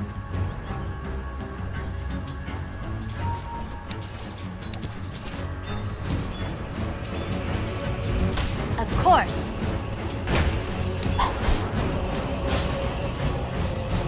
I'm way ahead.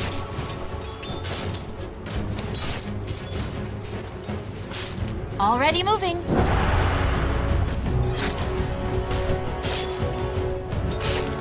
I go.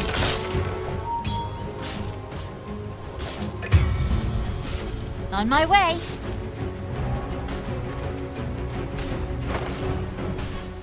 I gust onward. Dire's courier has been killed.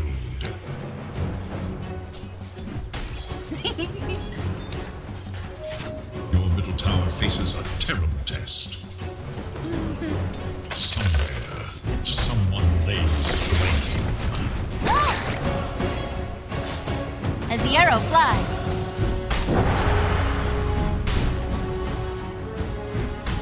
On it.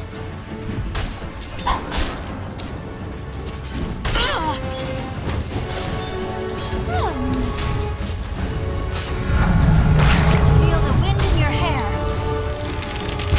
On it.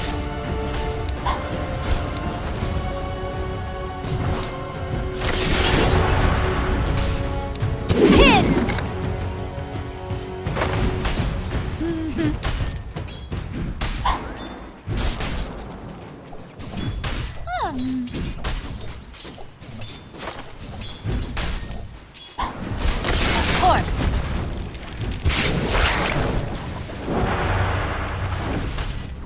arrow flies.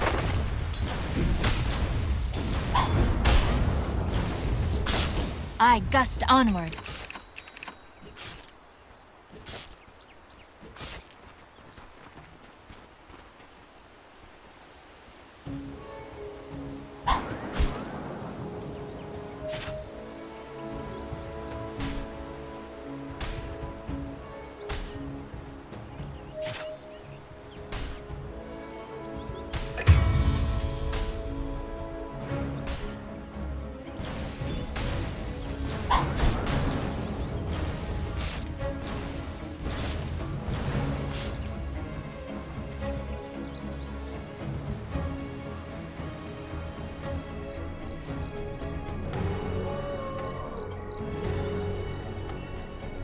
On it.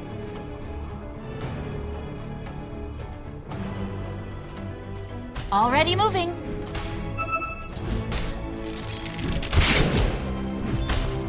Here, have an arrow. That should help. On my way.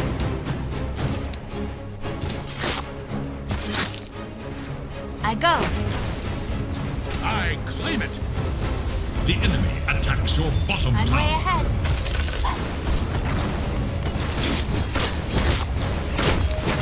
As the arrow flies, my range increases. I gust onward.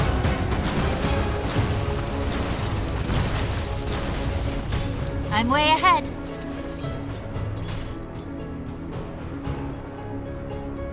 On it.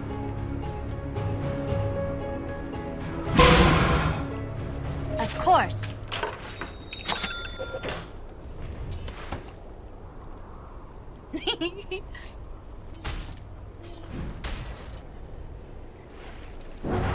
I go.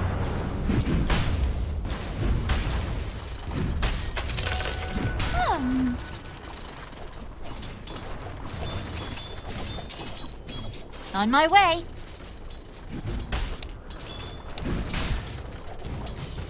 On it.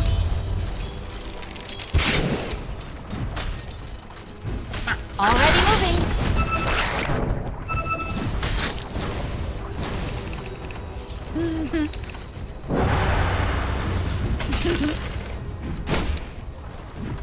Denied.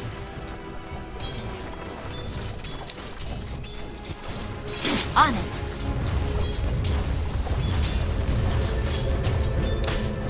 On my way.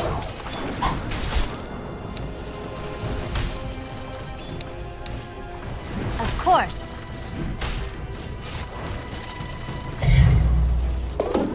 I go.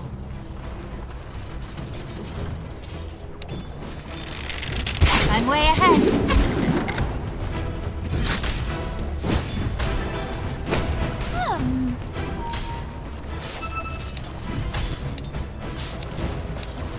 As the arrow flies.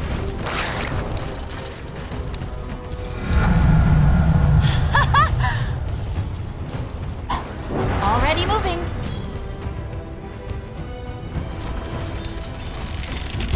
On it.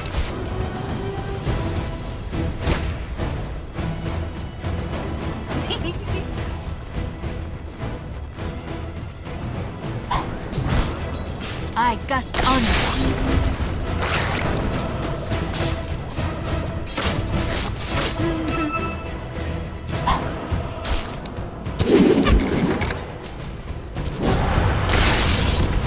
Not enough mana. Down a dark road. Of course. I go. To the place of blindness with you. On my way.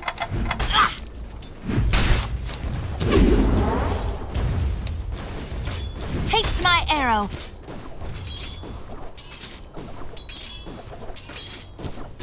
Already moving.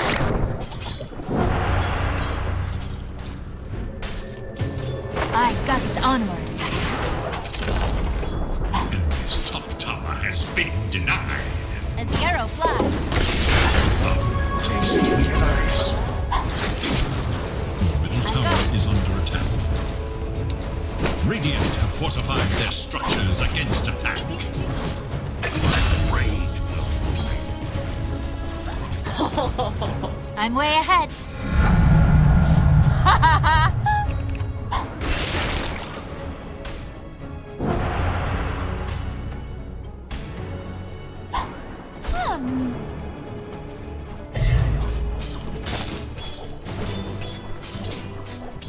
On it. Focus. On it like the wind. You've got my wind up.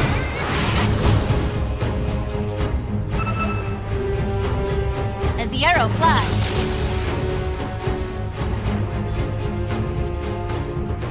I go.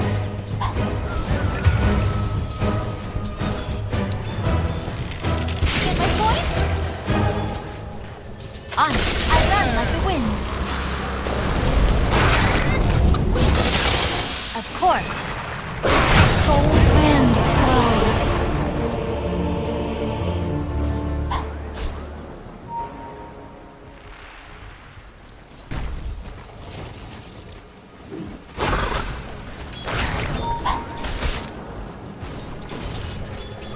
Machinery.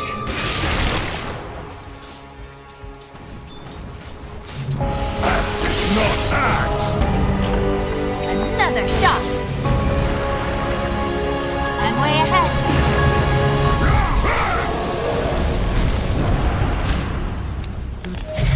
On it.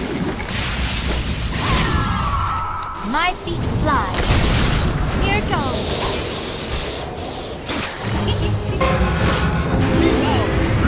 Get some. At them. Shut. Nothing. Good day, sir. Try this on. Double kill! On my way.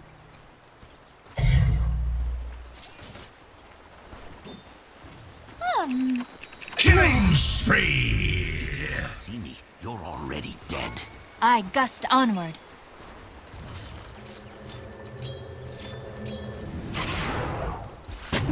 The enemy attacks your middle tower. Hit! Already moving.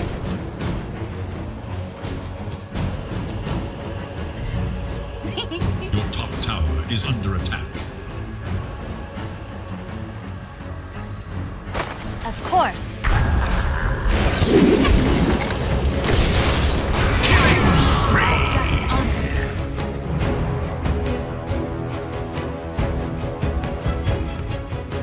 Dire structures are fortified. Already moving.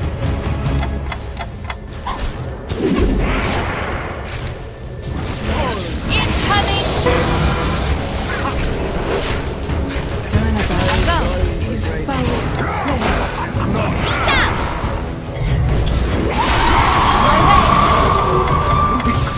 Double kill! Bye.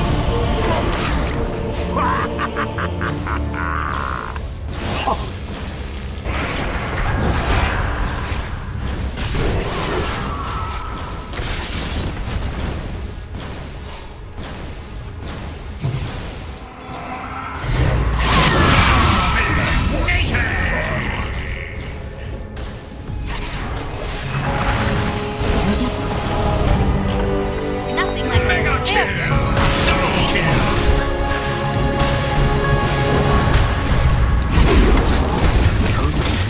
reap the whirlwind. Ah! On it. Quiver. Double kill is under attack.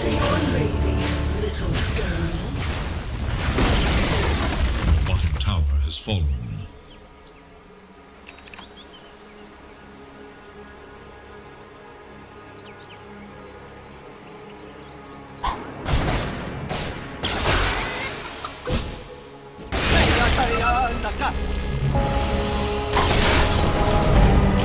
I tried failure. Didn't like it. Killing spree!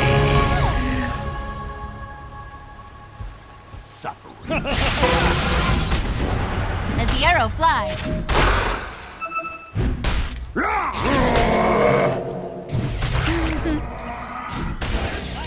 feet fly. I'm way ahead. Focus.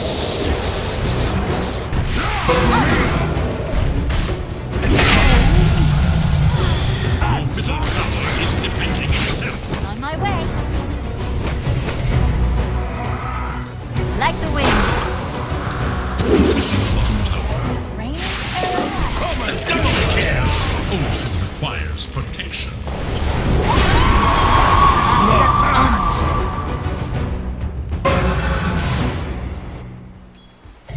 Already moving.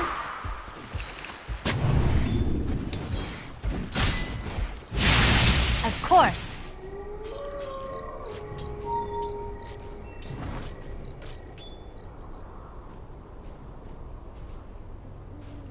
The enemy attacks your top tower.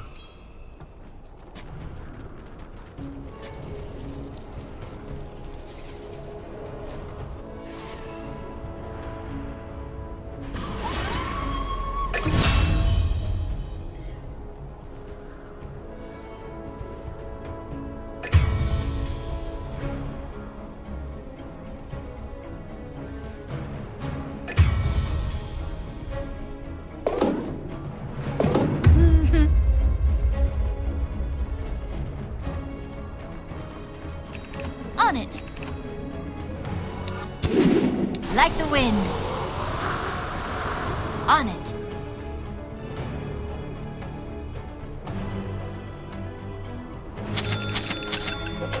This should make my life easier. I'm way ahead.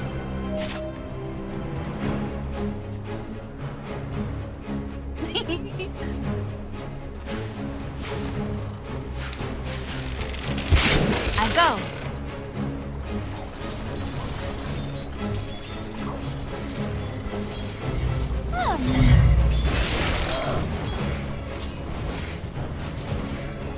As the arrow flies.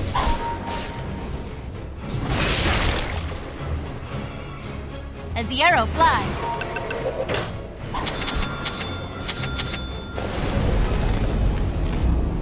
On it. The enemy attacks your middle tower. On my way.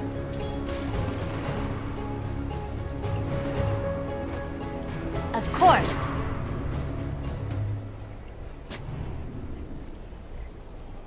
I'm way ahead. To be seen.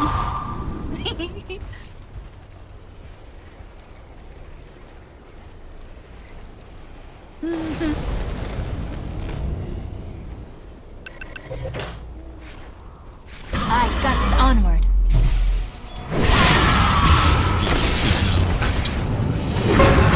Here it goes. Another arrow in my quiver.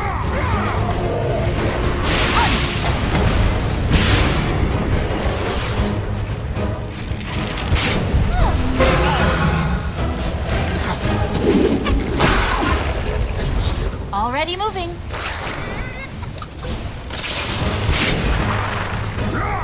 Already moving. Radiant's courier has been killed. My soul's light ends. I All return. who step onto the battlefield risk this I go. ultimate price.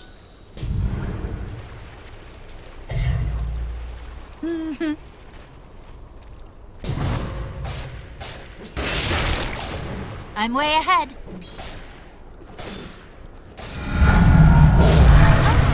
Grows. Of course. Every coin helps. I gust onward.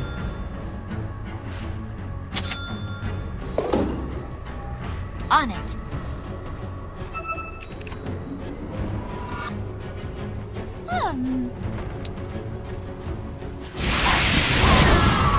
My feet fly. On my way. Inject incoming.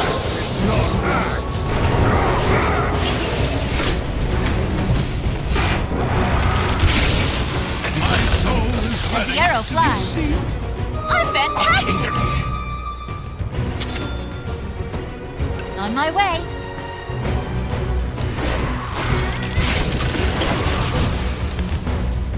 I'm way ahead. Run like the wind.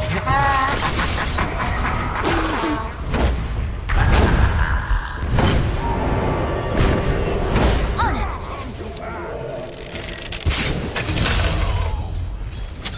Pain. Ugly. The enemy's bottom tower is gone. Already moving.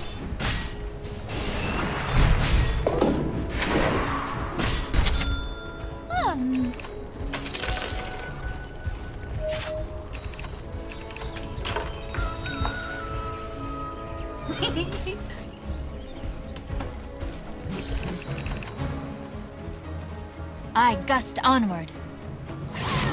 Your top tower is under attack. As the arrow flies. As that tower stood against the rising tide. Orchid the lever. Here it goes. On it. Not yet.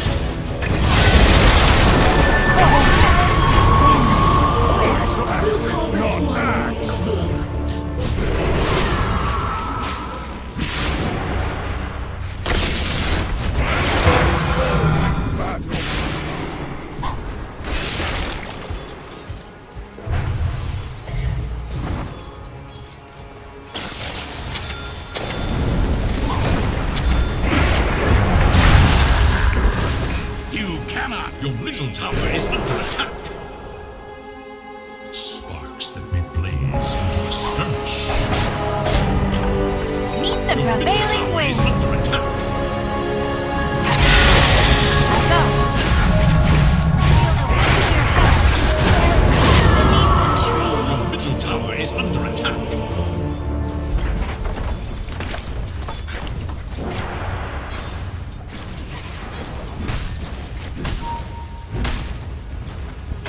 This should make my life easier.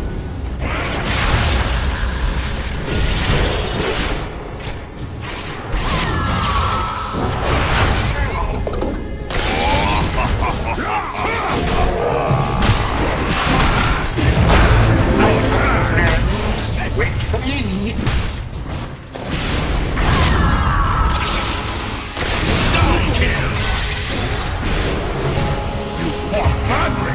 Die worse. Just flew back into town. On my way. To victory. On it.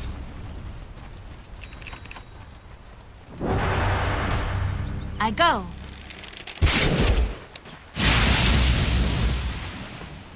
As the arrow flies.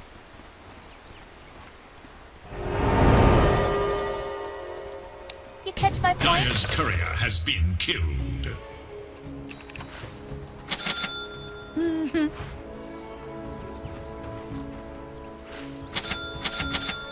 I'm way ahead.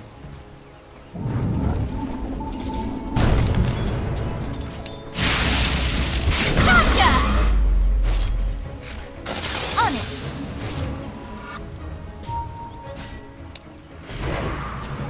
Already moving.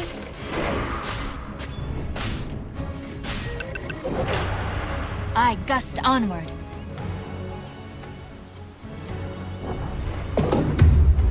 Of course.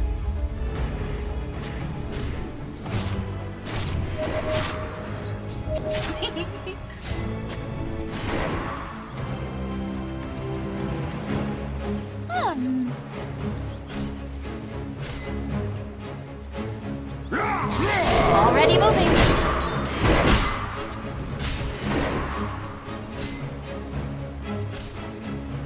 On my way.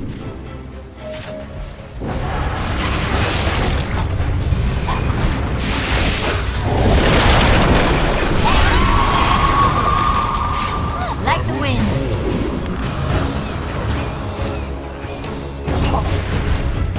I'm way ahead.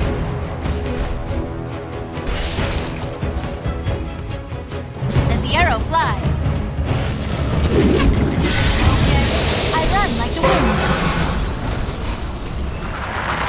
I gust on.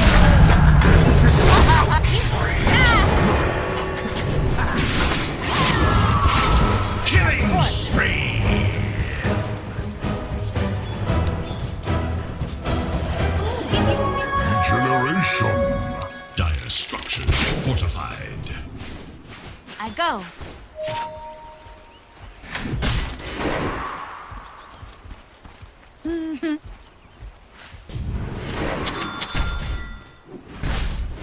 On it. Easy breezy. Here, have an arrow.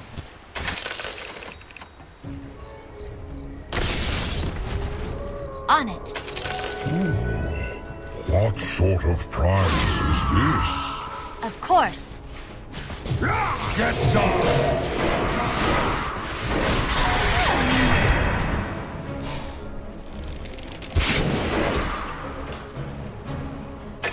On my way.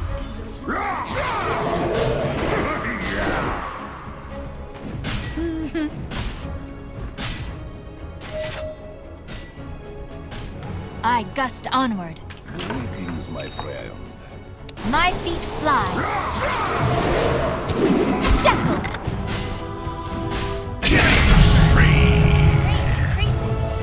Axe knows you not, fiend. I go.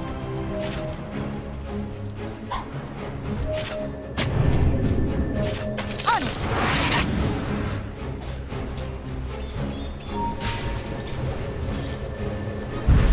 On it. Pin incoming. Not axe. I'm way ahead. Axe is blunted. It was your time. Killing spree! Double kill! Dominated! Triple kill! The enemy's middle tower passes into history.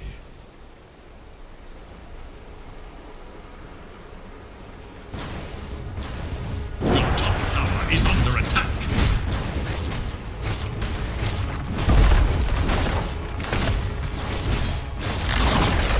Your top tower has fallen.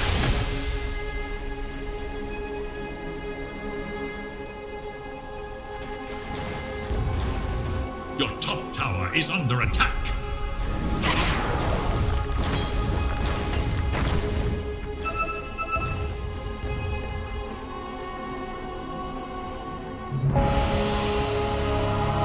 Can't keep a This good should girl make my down. life easier. My feet fly. Battered but Already moving.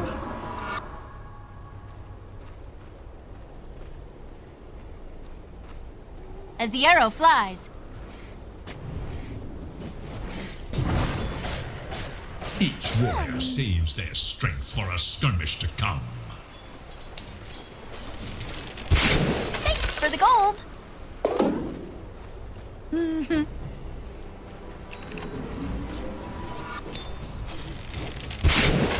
On it.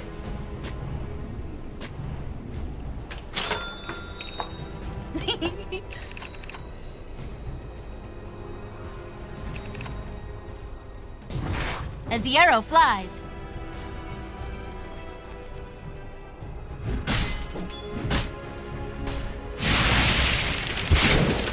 I'm way ahead.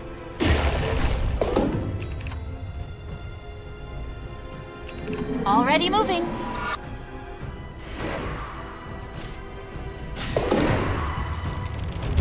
I go.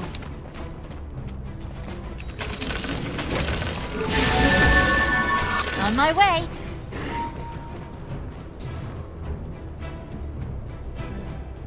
On it.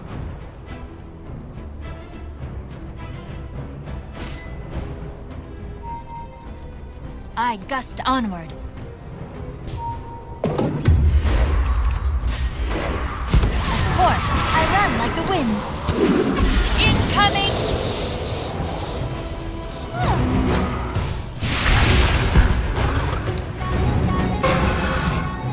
On my way. Nice.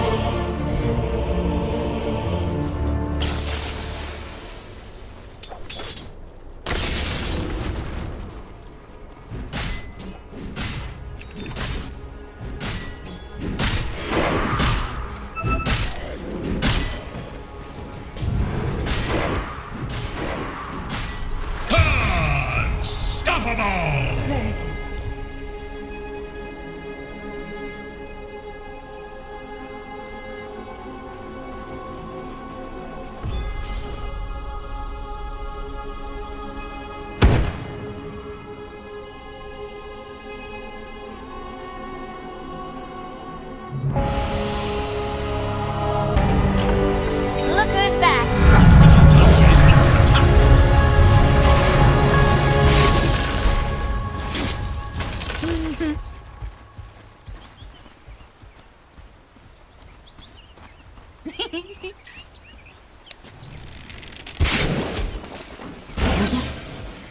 I'm way ahead.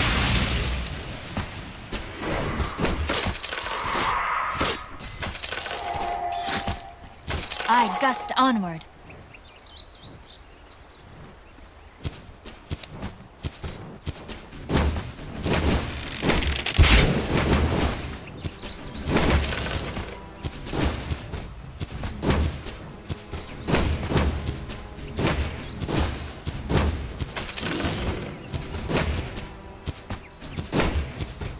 As the arrow flies,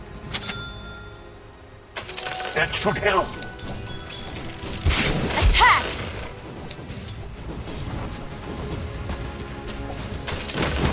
I go.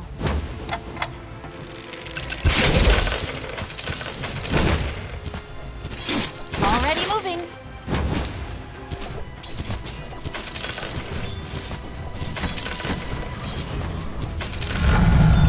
Another arrow in my quiver.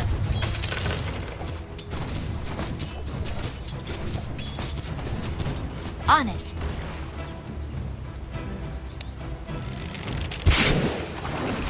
Of course.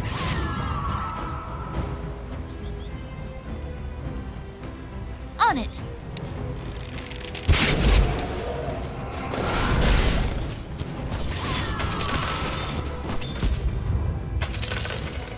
As the arrow flies.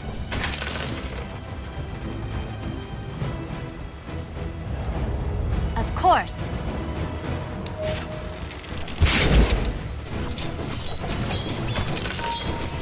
Attack!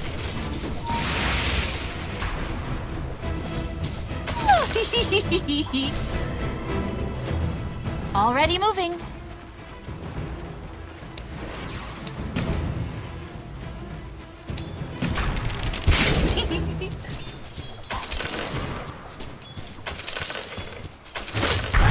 On my way. Like the wind. Now you must decide. Bottom tower. This is the real deal.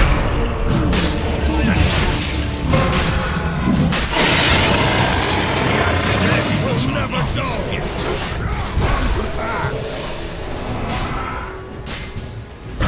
Double kill. Assassination is... Monster kill. Dead on the dotted line. Get some. Not axe.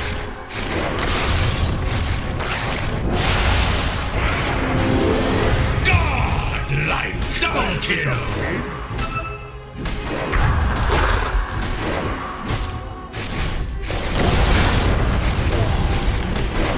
Axe is back and ready. The Wind Ranger returns.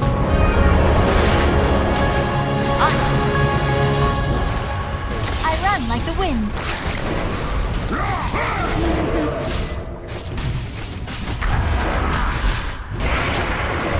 I'm way ahead. Holy shit! My feet fly. I The go. stuff of legend! Focus. On it. You weren't so damn dead, I'd shoot you again. I gust onward.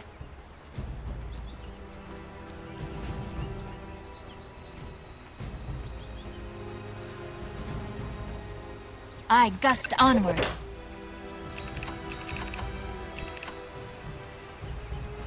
On my way.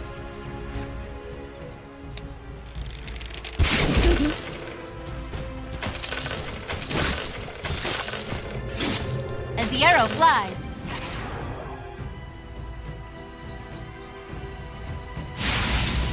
On it.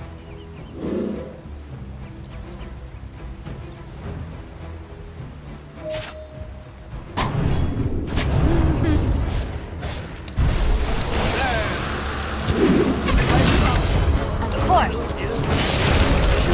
Trust me. Not quite yet. Acid dies.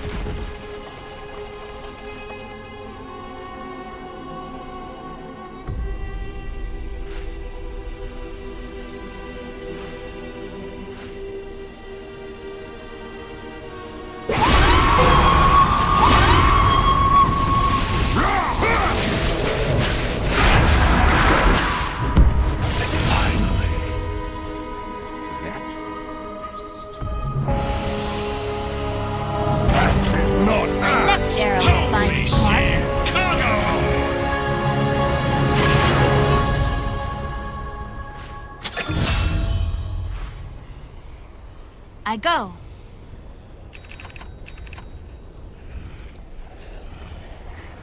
I'm way ahead.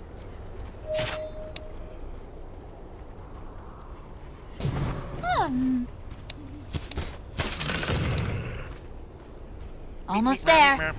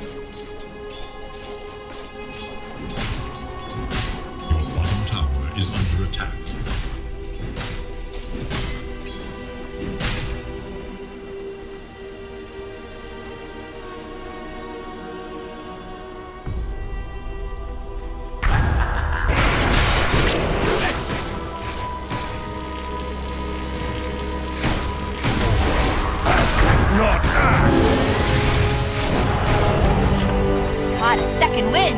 I don't know what we're seeing!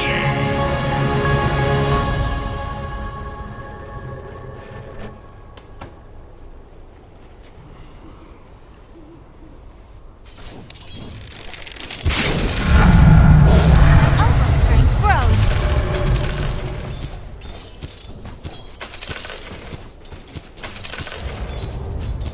Reap the whirlwind.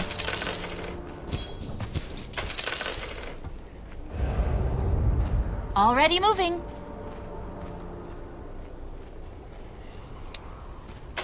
Every coin helps.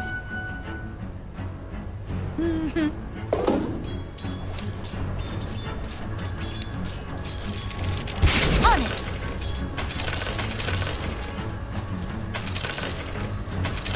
I'm way ahead.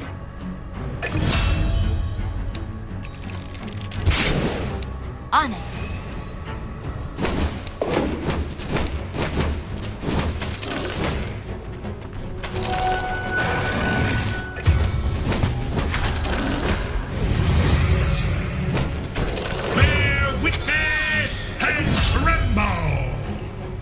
Your middle tower is under attack. The stuff of legend! Come to regret this. Black King Bar.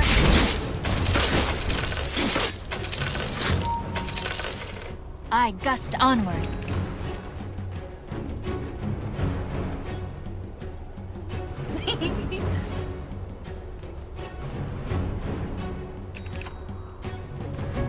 As the arrow flies.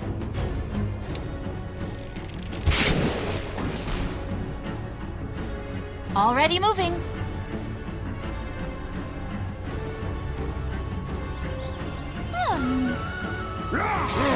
Shackle.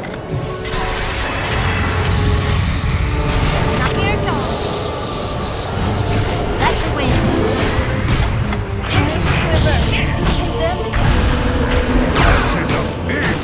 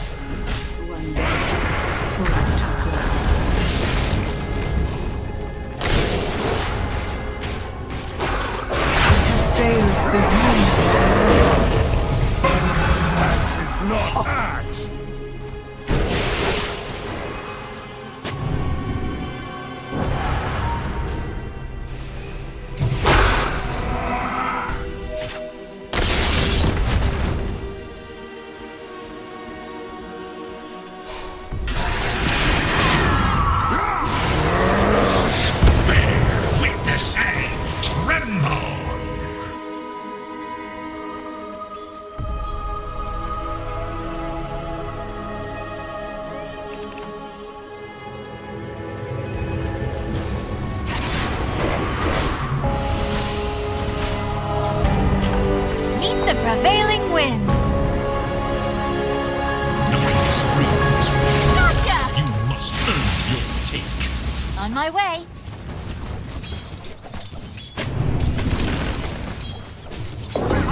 Of course.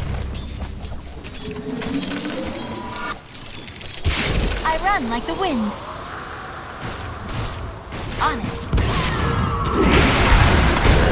Not yet! I don't know what we're seeing. Death on delivery.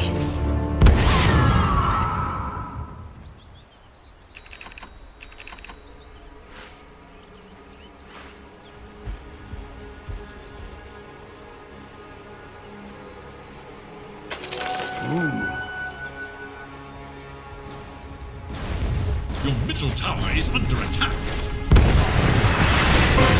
Line being drawn. Radiant structures are fortified. Your middle tower is under attack.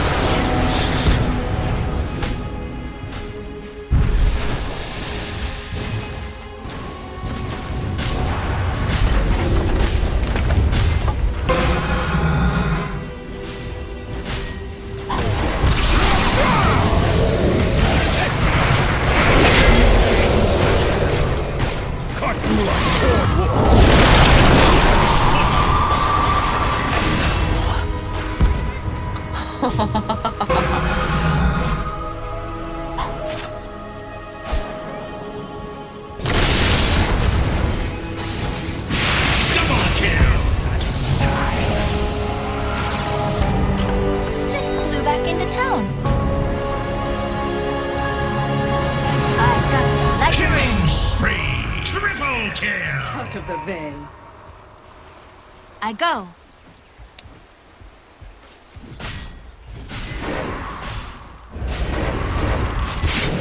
As the arrow flies.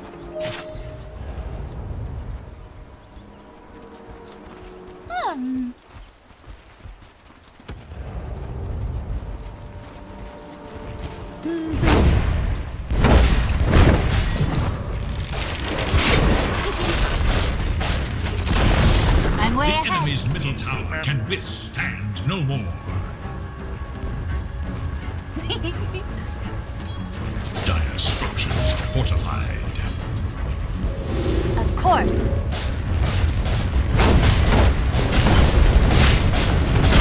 My feet fly.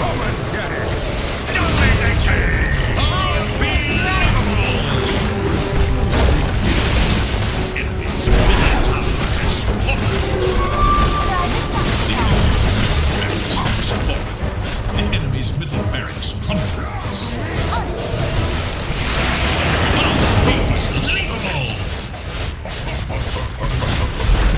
Got my wind up. Mega kill! Holy! Already moving. Under attack. On my way.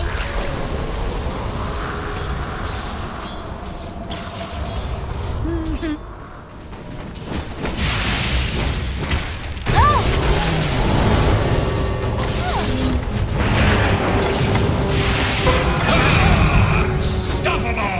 The arrow flies.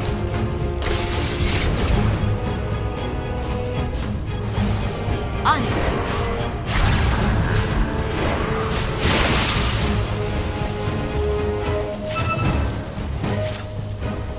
On it.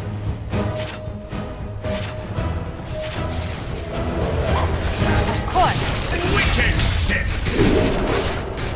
My feet fly. Already moving. Enemy's middle tower has fallen. I gust onward. Here goes. I run like the wind. I'm way ahead. Double kill! Go like the wind. Tower is under attack. Your bottom tower has fallen. It's Sacrifices not must yet. On my way. That wasn't nice.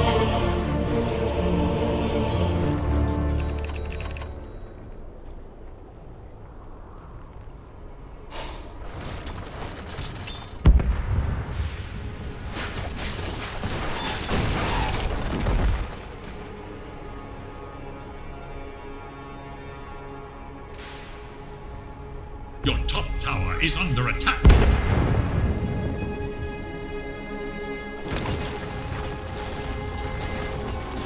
Your top tower is under attack.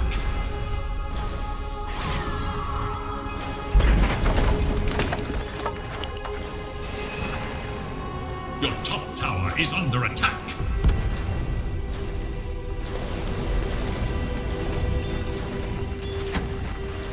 Your top tower is under attack. Your top tower has fallen. Your middle tower has fallen. Your middle barracks are under attack. Middle barracks has fallen. Your middle barracks is gone. Radiant structures are fortified.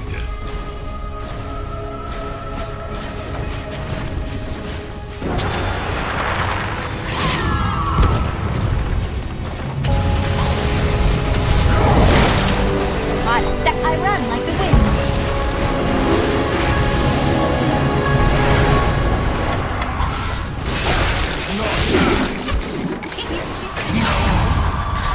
I'm not my focus. I'm under attack. Help! Your middle tower is under attack.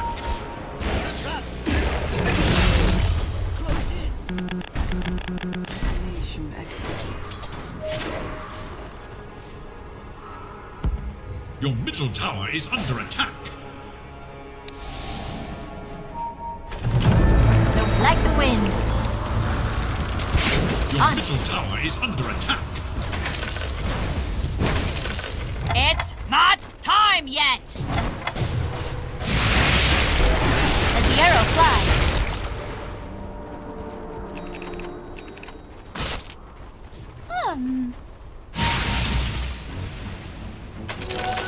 This should make my life easier. Catch my point?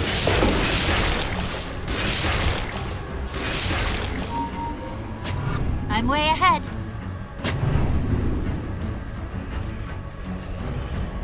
I go.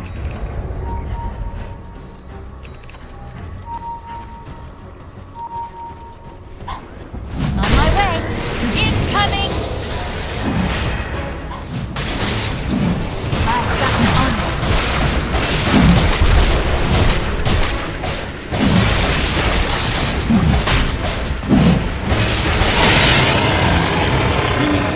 Of course.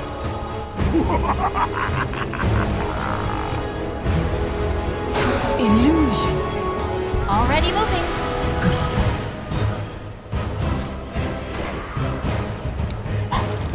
Attack!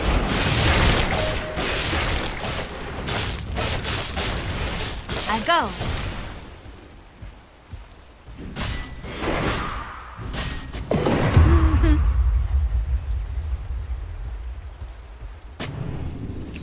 Is it raining arrows?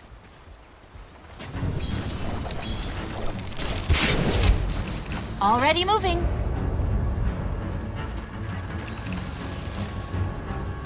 I'm way ahead.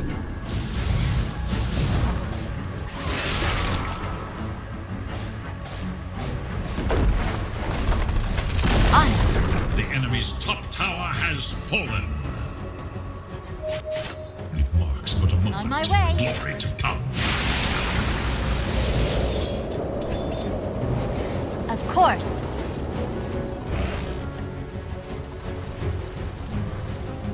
I gust onward.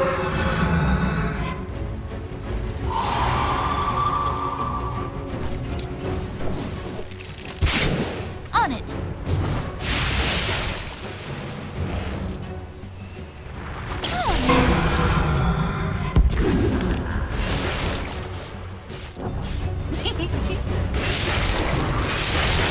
Every coin helps. As the arrow flies.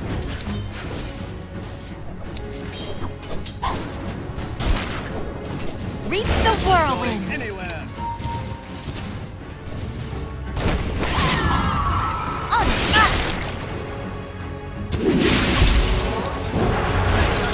On it.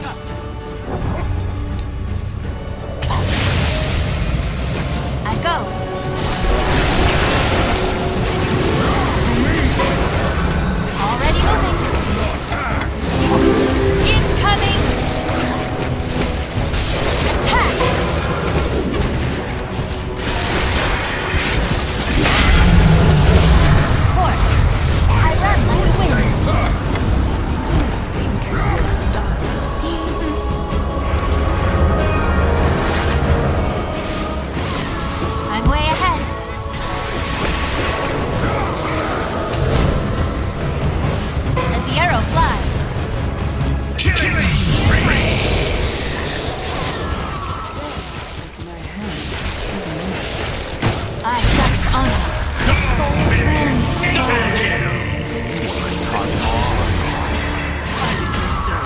kill! Triple kill!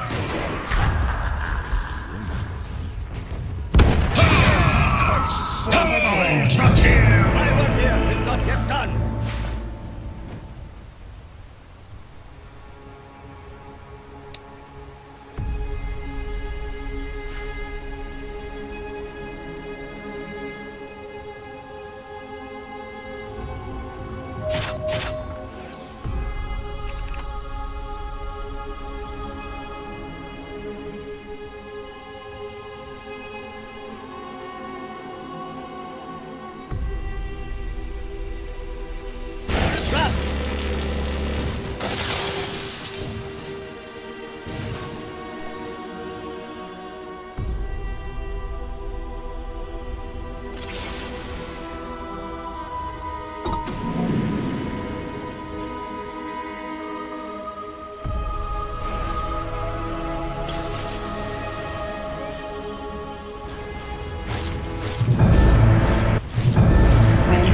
With new victims in mind. Your bottom tower is under attack.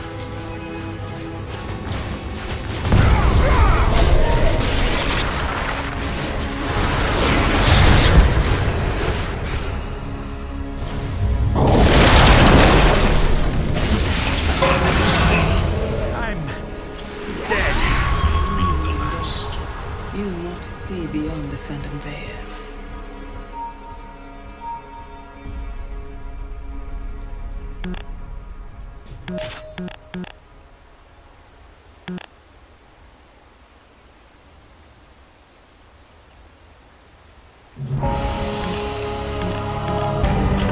My next arrow will find its mark.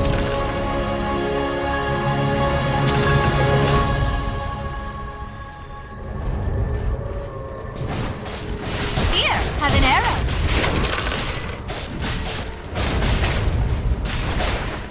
On my way.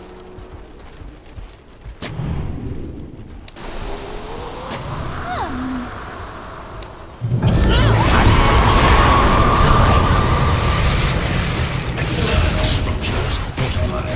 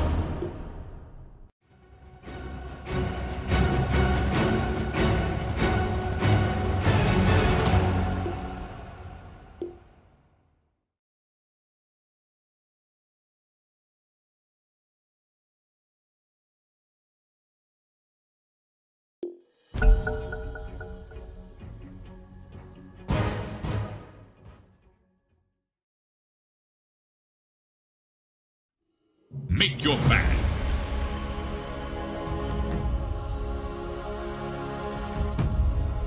Five seconds.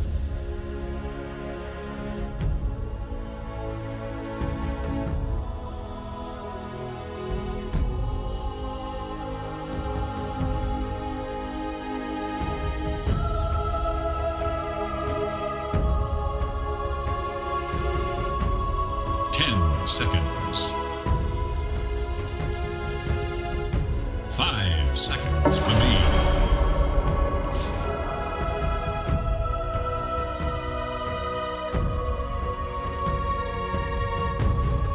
10 seconds remain. 5 seconds. It is your turn to pick.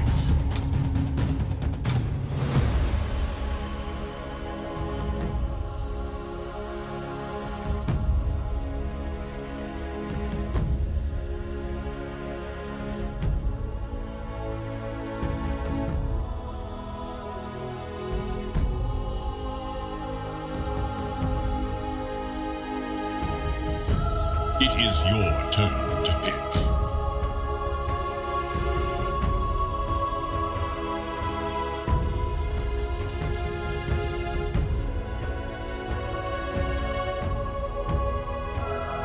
Ten seconds remain.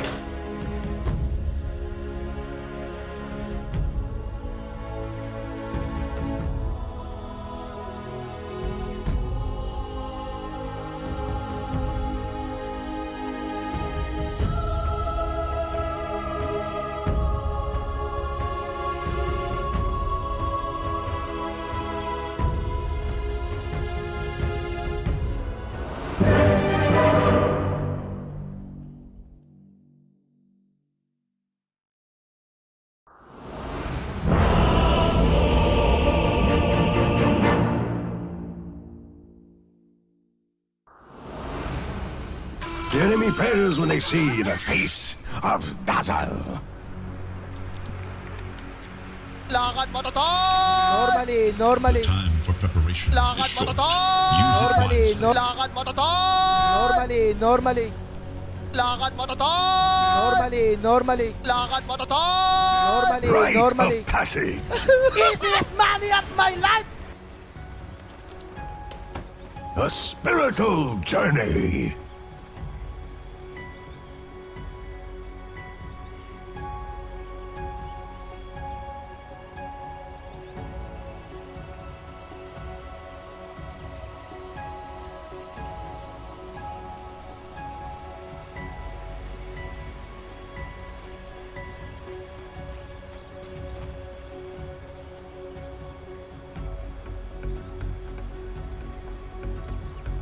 Thirty seconds and counting.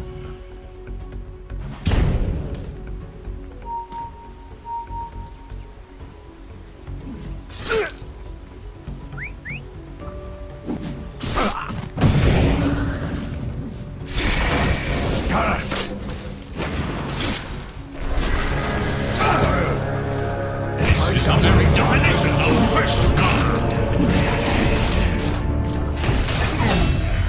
Left for dead. The Dazzling Emperor.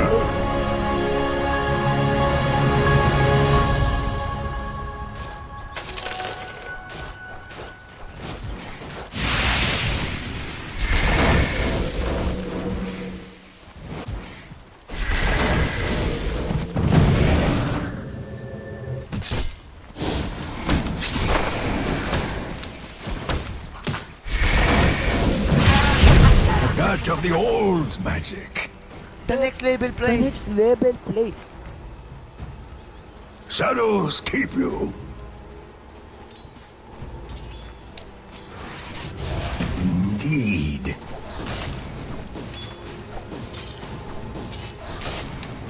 Strike down!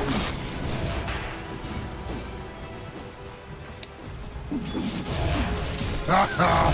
Travel on!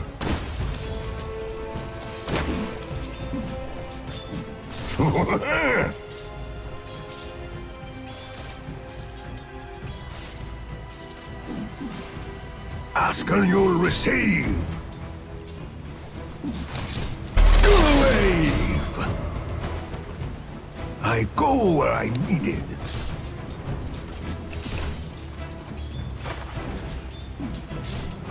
Of course!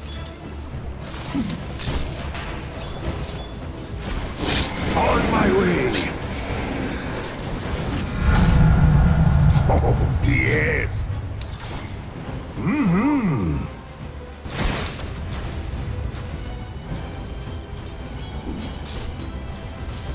Who needs healing?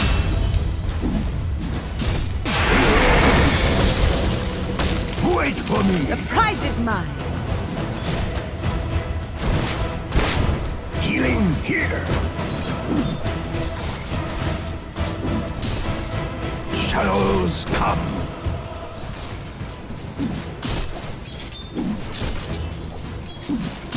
From shadow to shadow! Dazzle! Confirmed!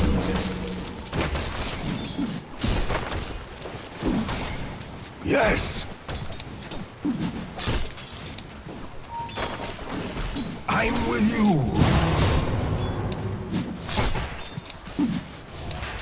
Travel on!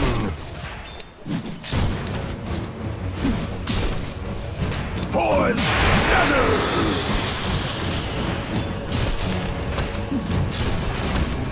Yes! Dark light! Of course! Rite of passage! Not yet. Wait for me! I cast a long shadow.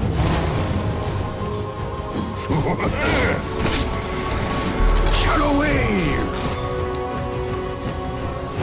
Who needs healing?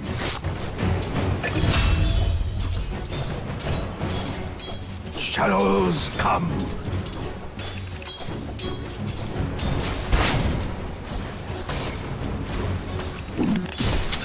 Ask and you'll receive.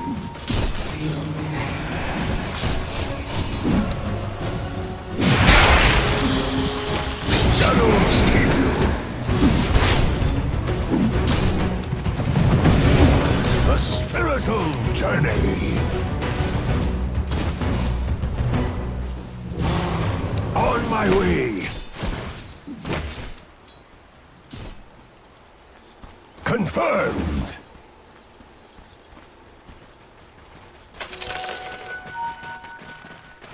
I go where I'm needed. Radiant structures are fortified. From shadow to shadow.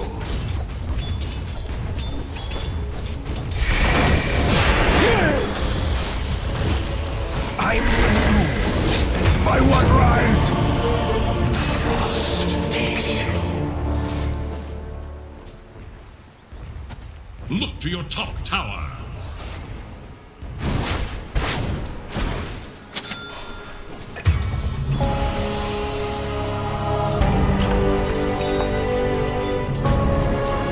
Healing here.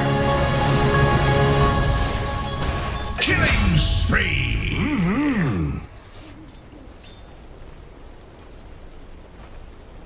Indeed. Travel on. On my way. I'm with you.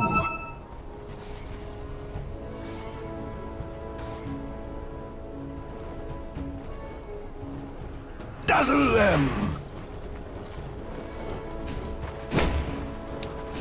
Shadows come.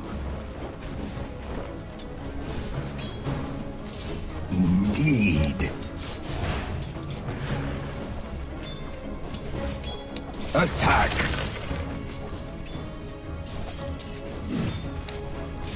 I go where I need. Confirmed!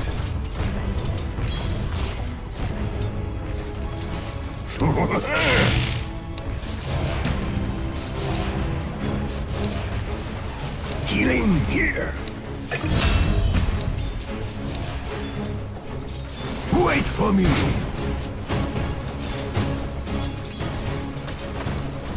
Stave them off. A spiritual journey. Illusion. Rite of passage. Not while I am around.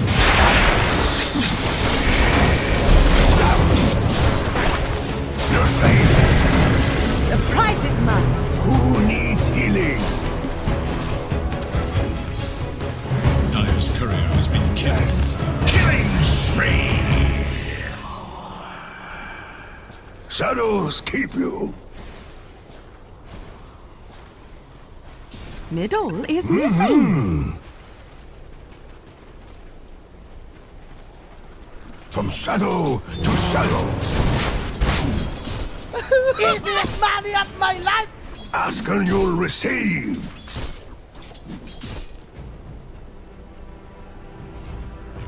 Indeed. From shadow to shadow.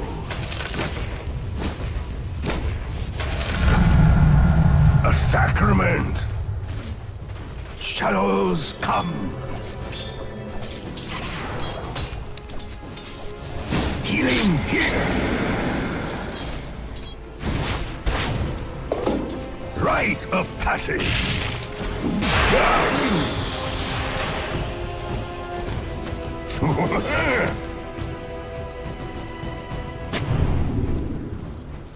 A spiritual journey. Shadows keep you. Killing spree!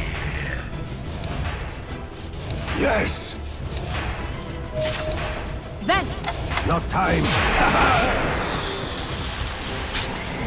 Regeneration. Into my shadow.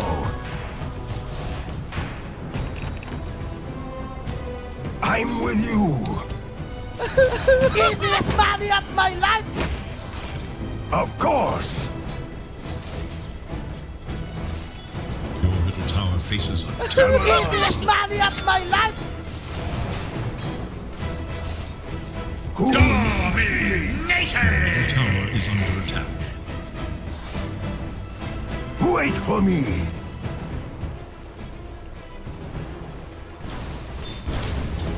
Bringing the pain. Ask and you'll receive. On my way. Pretty. I go where I need it. Someone lays blame. Confirmed.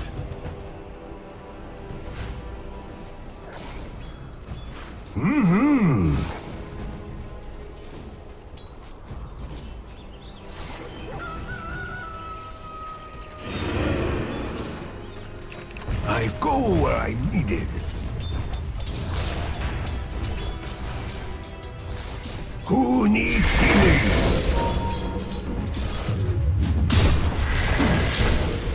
From shadow to shadow.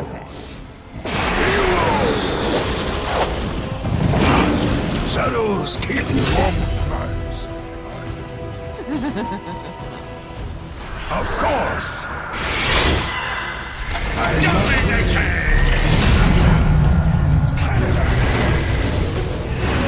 A spiritual journey. Mega kill! Double kill! Travel on.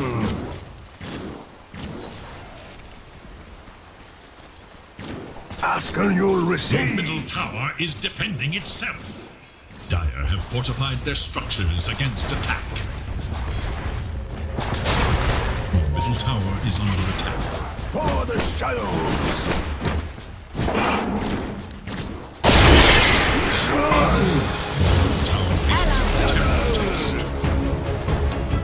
Healing vantage. Dark light! Burn my The enemy attacks your middle tower.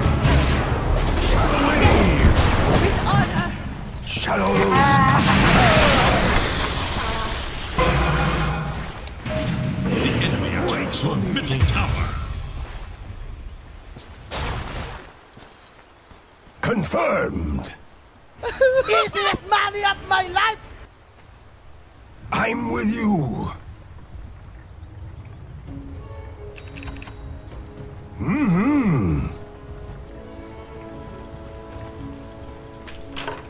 Indeed. The enemy attacks your top tower.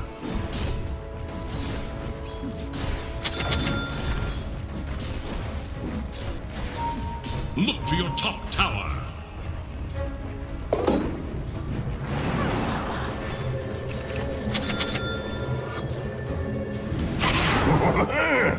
Your top tower is under attack. Rite of passage. On my way. There's nothing left of your top tower. From shadow to shadow.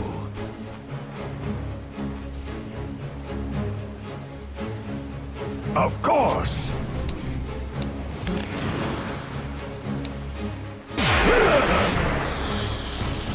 Wait for me. Come, comrades. I need.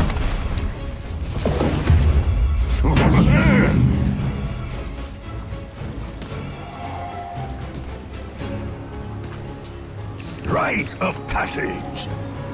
Look to your bottom tower. I'm with you. The enemy attacks your bottom tower. Sparks that give blaze and skirmish. Bottom tower is under attack. A spiritual journey. Zap! After you'll receive.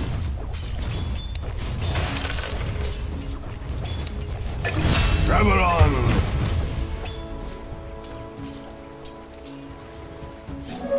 Regeneration. Easiest Who money of my needs life! healing? Healing here. Easiest money of my come. life! Easiest money of my life!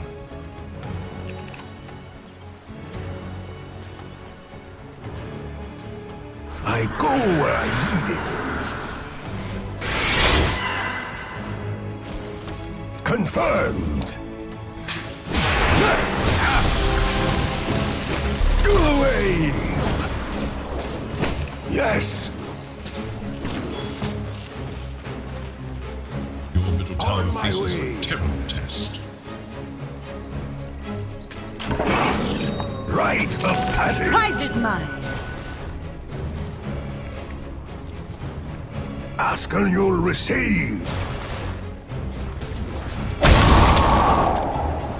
I go where I need it. Zap! We fight. Tower denied. The opponent gains ground, Wait for yet me. they lose face. Zap! Yes. A spiritual journey.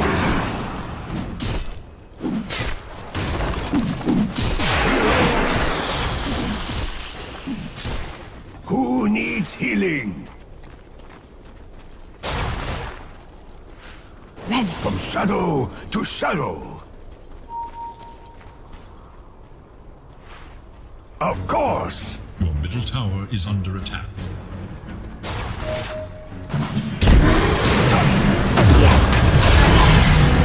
I renew my mighty vow. Dark Knight. Double kill.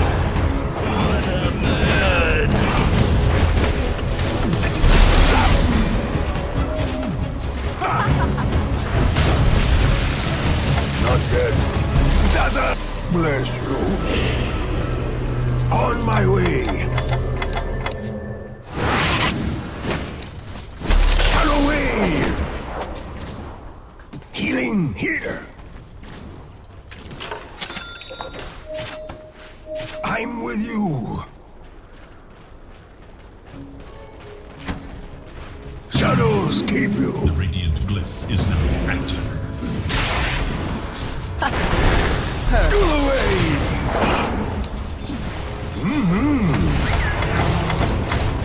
You're safe. Zap. I'm under attack. No. You'll be immune.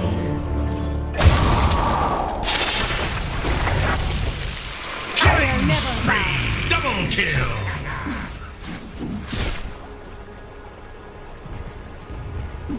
The enemy attacks your bottom tower.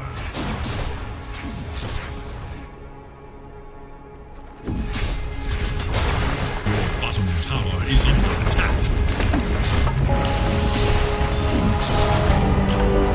Return from Motherboard.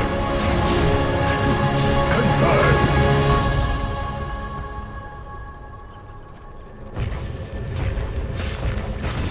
Travel on.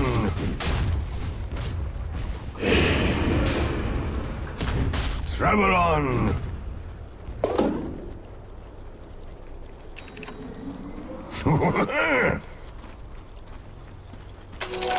Dazzle. Healing here.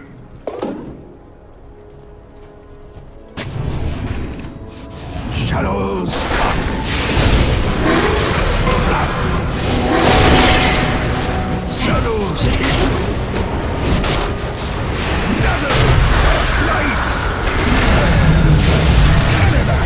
Sacrifice.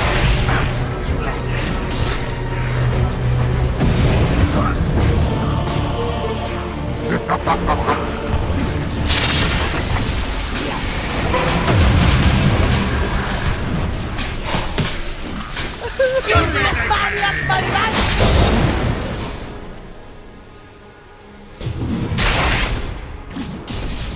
Stars! Take me! Easiest money of my life! Survives.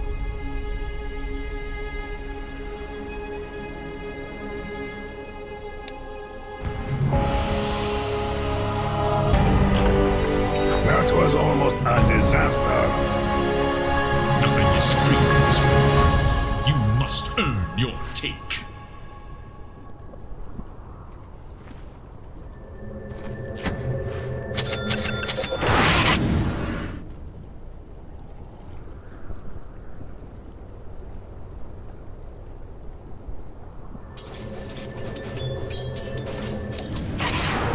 Wave. Who needs healing? Shadow wave. Ha!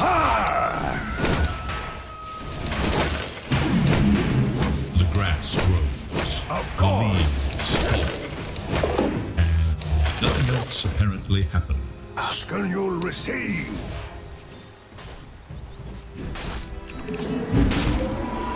Wait for me.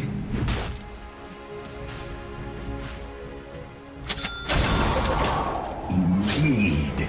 Perfect! On my way.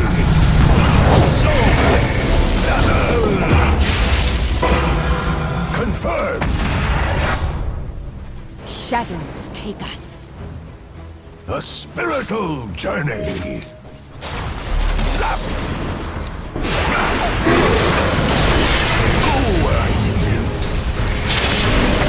Zap. Yes. Safe word. Shadow wave! Out! Easiest money of my life!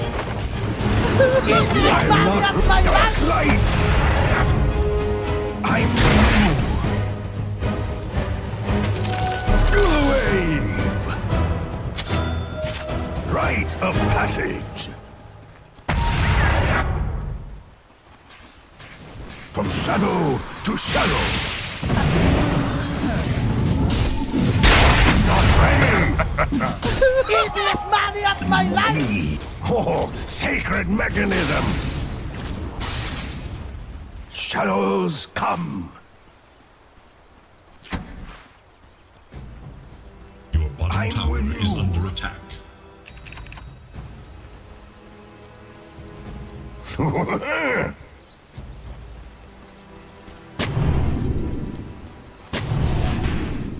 Yes!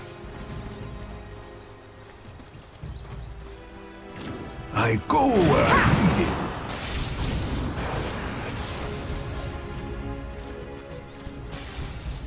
Confirmed.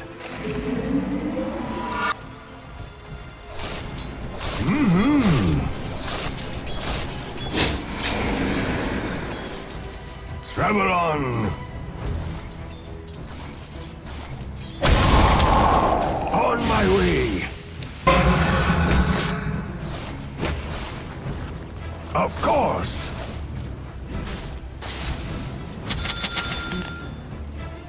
Healing here.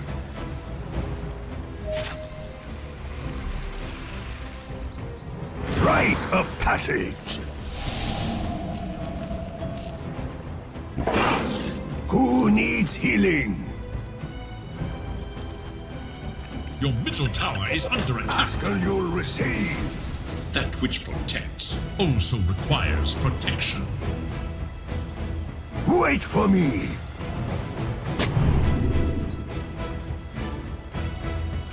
From shadow to shadow. Dazzle! Oh, yes. Shadows keep you. Oh. A spiritual journey. From shadow to shadow. I go where I'm needed. Wave. Confirmed. Yes.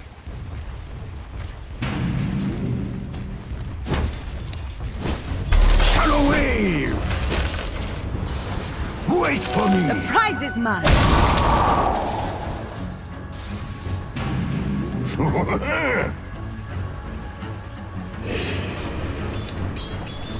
Dark light. Shadows come.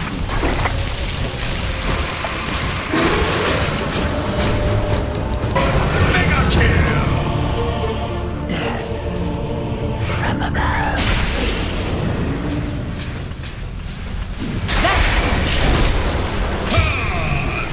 Double kill! Got you.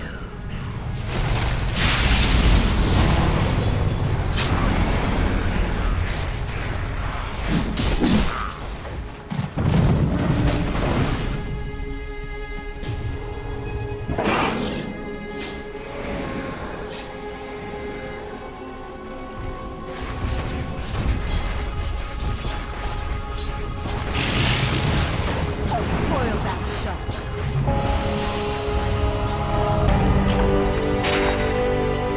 On my way. Zap. Of course. Zap. My congregation shrinks by one. This is the real deal! Your middle tower is under attack. Healing. Dazzle. Who needs Middle healing? tower is under attack. Light.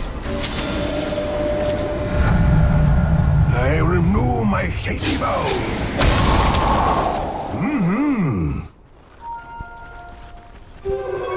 Invisibility! Right of Bottom passage! tower is under attack. Where will the line be drawn? Shadows keep you!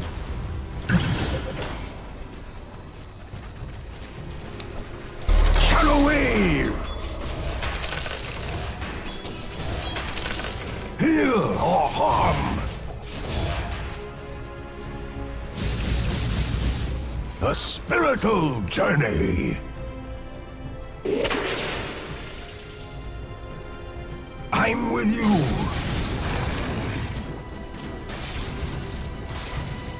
Travel on!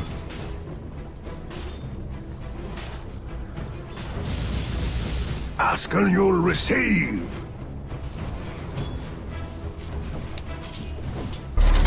Zap!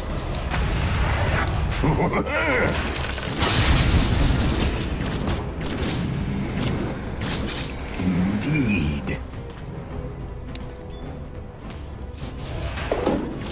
Rite of passage. Dazzle. I go where I need it. Shadows keep you. What do you buy? Vanish. Zap! Travel on. Of course. From shadow to shadow. The shadows cast. A spiritual journey. The Aegis of Champions is a prize claimed only by warriors.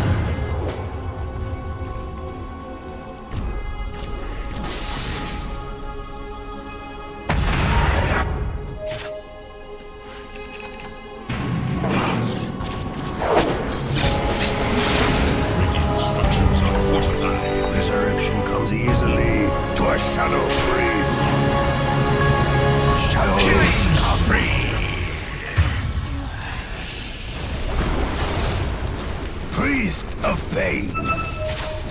Dazzle! Wait for me.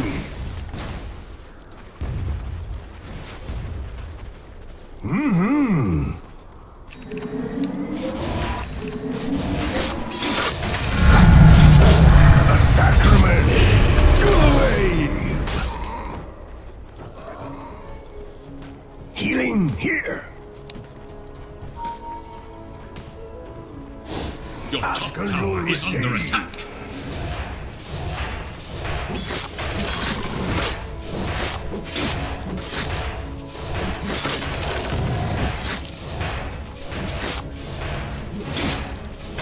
Confirmed. Who needs healing? On my way.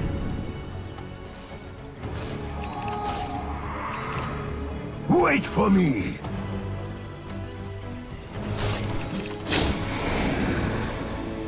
Indeed.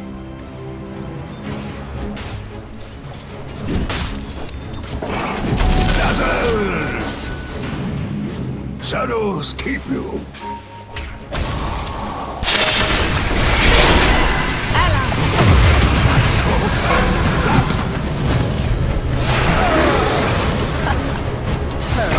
Comrades!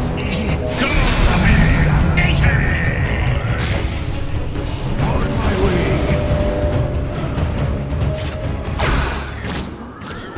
Dazzle them!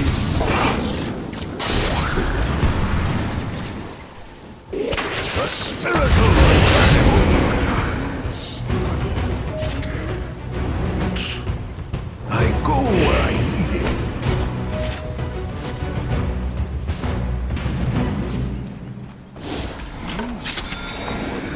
Travel on!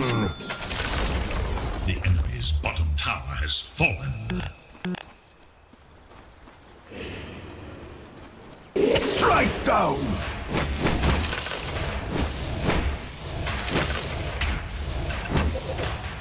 Rite of passage! From shadow to shadow! They should have run when they had.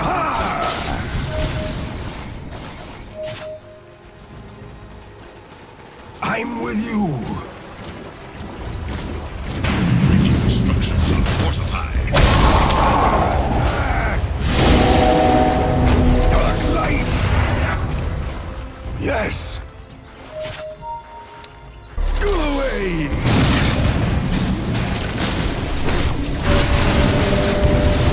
Who needs healing?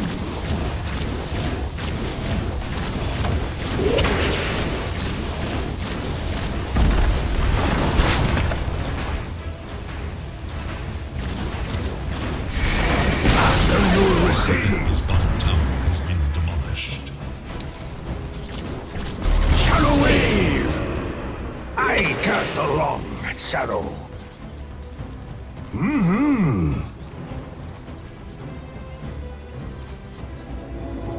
Confirmed.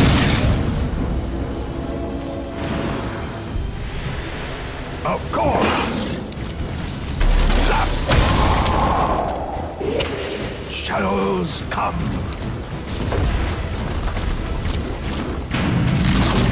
Healing. His middle tower has been destroyed. Wait for me. Invisibility. Yes.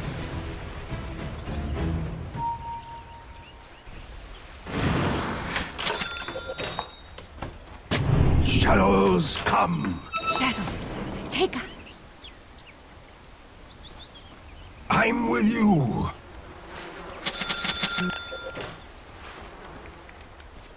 Of course. Radiant structures are fortified. I go where I'm needed.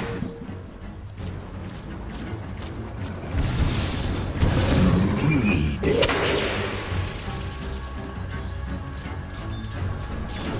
Shadows keep you.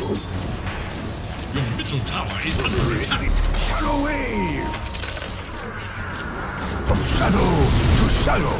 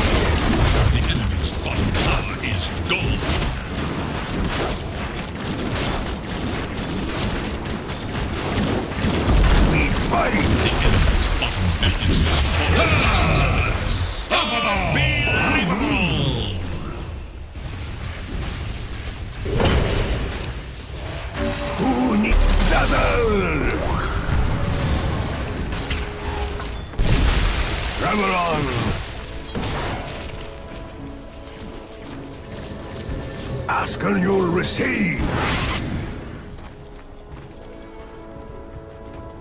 Rite of passage.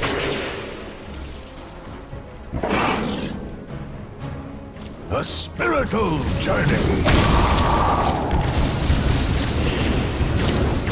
Shadow wave. On my way. Priest of Flame.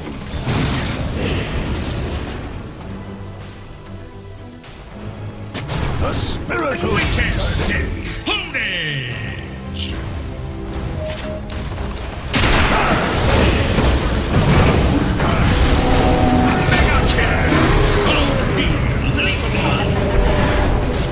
Healing here, dark light. Dazzle! The enemy's middle tower passes into history.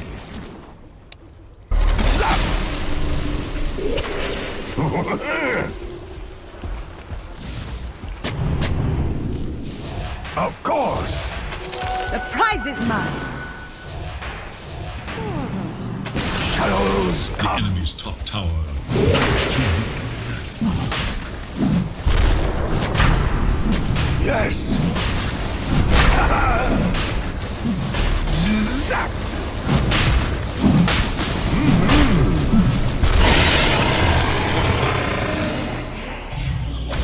Travel on! Dazzled! I go where I'm needed.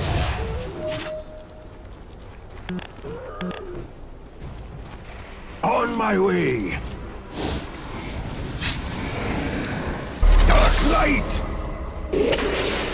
From shadow to shadow! Dazzled!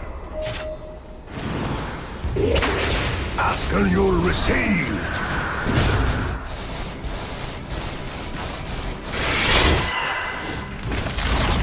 The enemy's top tower falls to oblivion. Go away!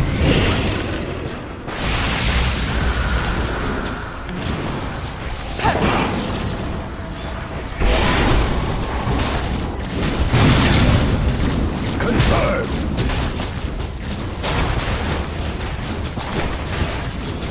Rite of passage! Shadow wave!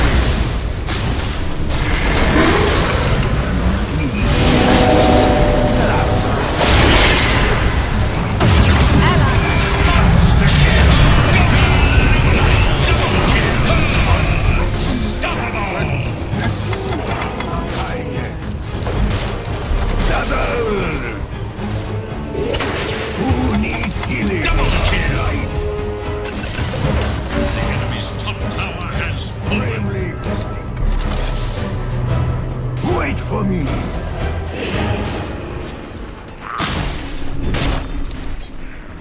Shadow, go away! Ask and you'll receive! The enemy's top barracks has fallen. Wait for The me! enemy's top barracks has fallen. Shadow wave! The middle tower is under attack. Catch of the old! Zap! The middle tower is under attack. The enemy's middle tower can withstand no more. Easiest money of my life. Safe word! Dark light! Loses I cast the wrong shadow!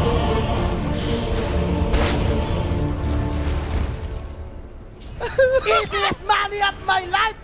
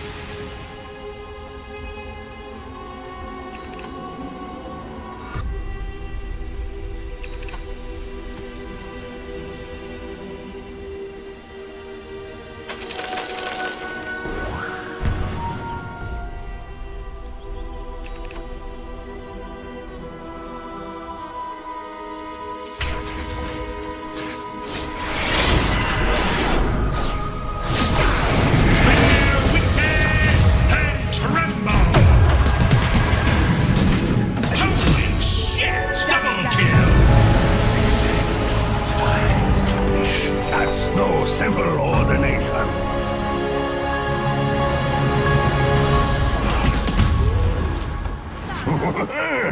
Easiest money of my life. I'm with you.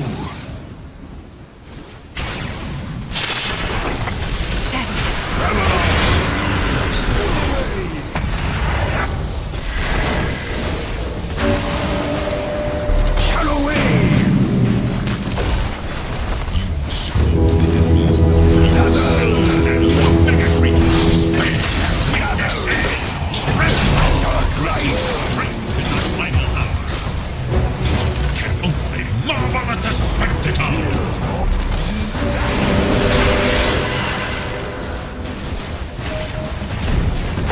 owls come. Cast no shadow. Let my body. Let my Radiant structures fortified. Holy shit!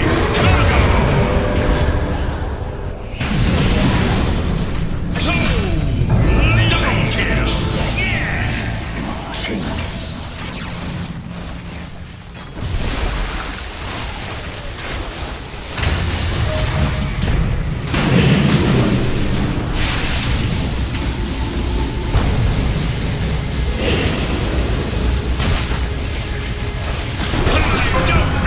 We're seeing!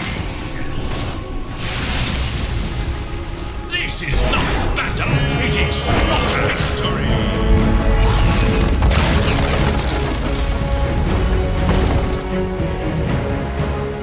Victory!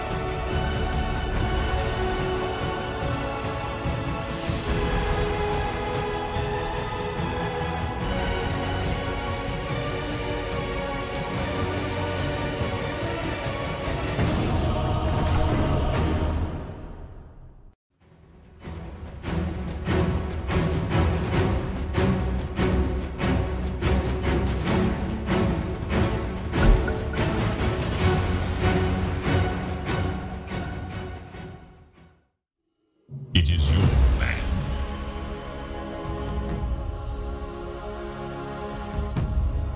5 seconds remain.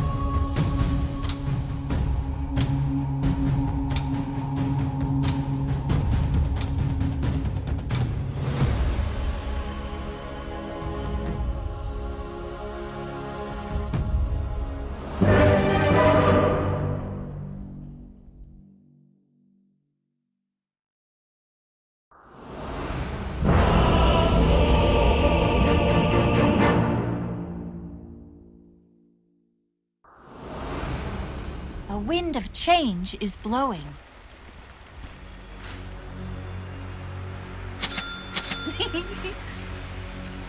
Prepare for battle.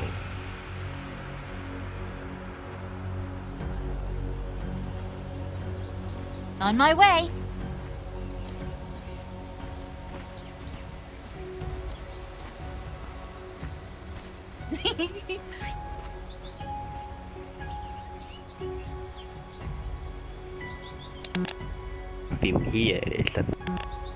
Of course.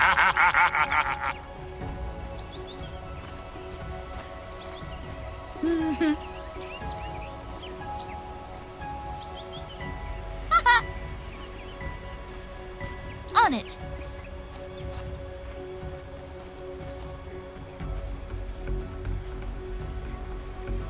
Already Just moving. 30 seconds now. As pressure builds, the As the arrow stalwart flies. remain true.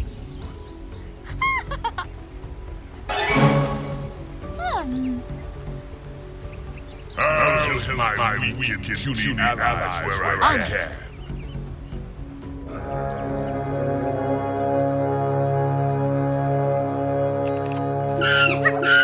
I go. They've trained hard to get here. It's time now for the final fight. I You gust have done onward. the kingdom a service. I'm way ahead.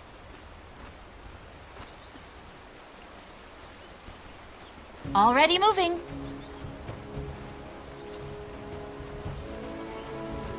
I gust onward.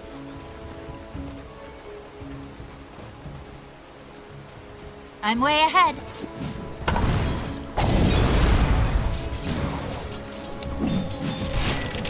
On my way.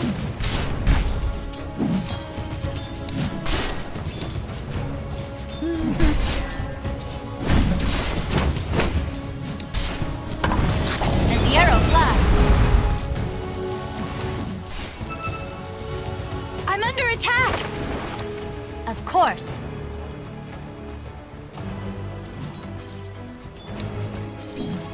I go. Denied. On it. First blood is on the ground, and we're already looking for more. I've still On got it.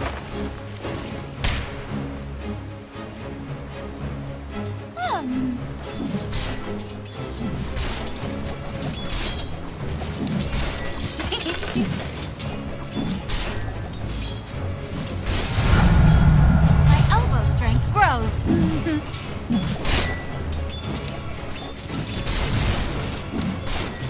On my way.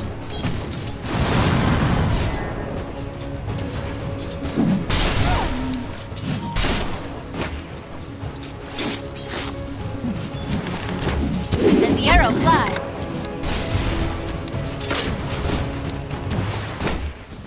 On it.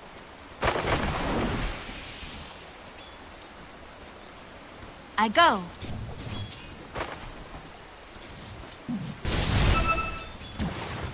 On it.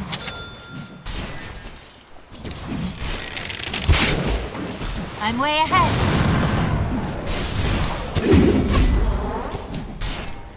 Of course.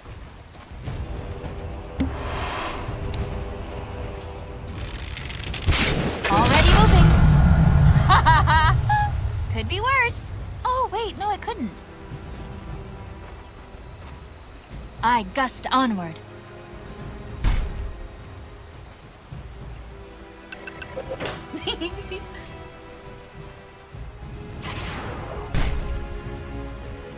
Middle is missing.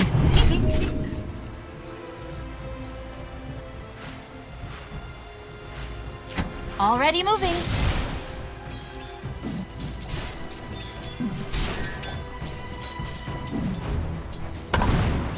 I go.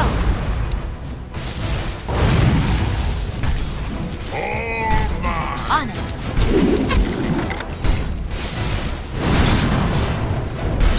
On my way.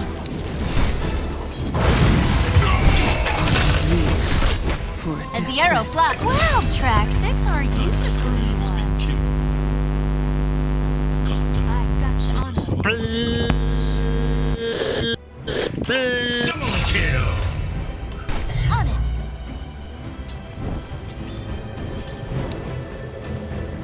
I'm way ahead.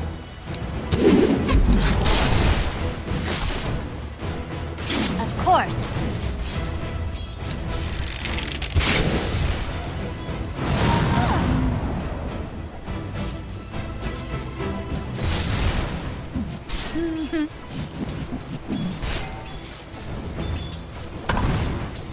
Already moving.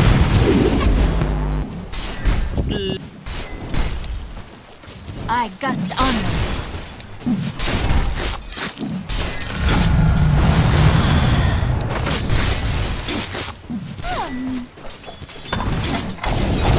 I'm under attack. What brings you to these lengthy woods, Wind Ranger? Killing spree. On my way. Yep, you're dead. On it.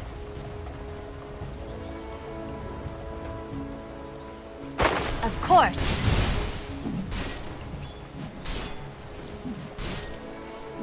I go.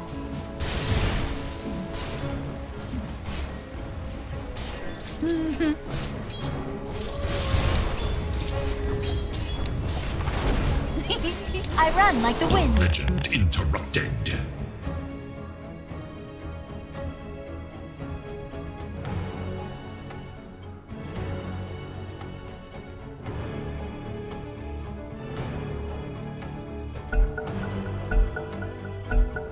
A battle seeks resolution. I'm way ahead.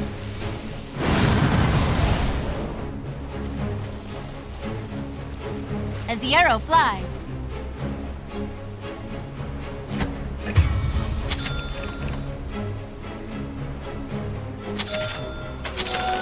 On it. What the fuck?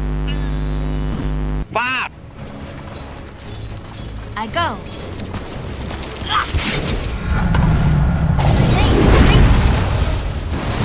Like the wind.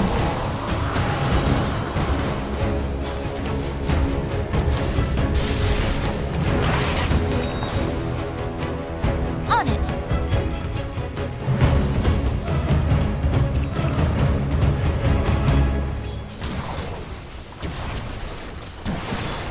My feet fly.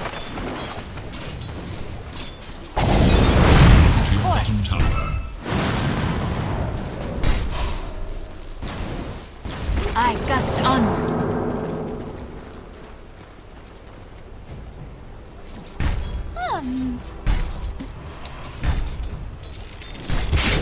Thanks for the gold.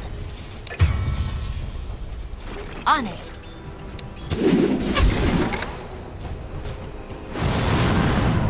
You've got my wind up.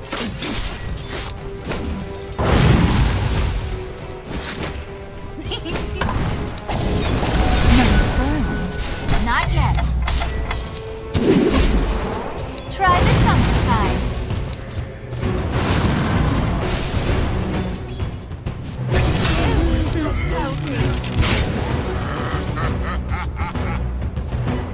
Already moving.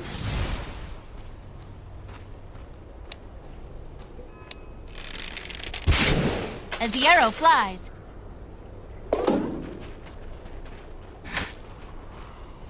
On my way. Middle is missing. I'm way ahead.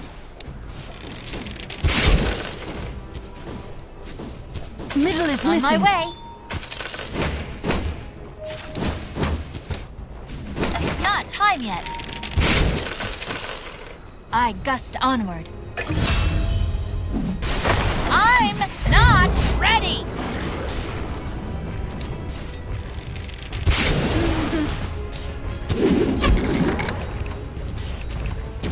I run like the wind. On it.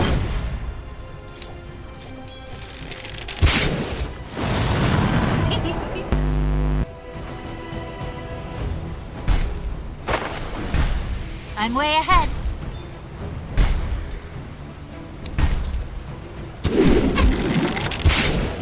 arrow flies. Regeneration. At them.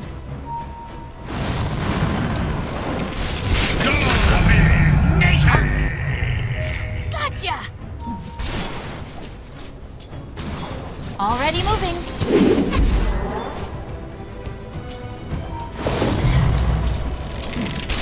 Mega kill! Unbelievable! More for your money. Hulking! Of course. Killing spree! I go. You're not going anywhere. Out of mana. I go.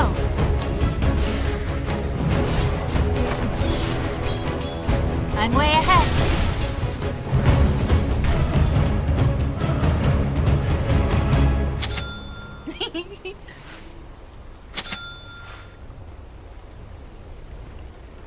I gust onward.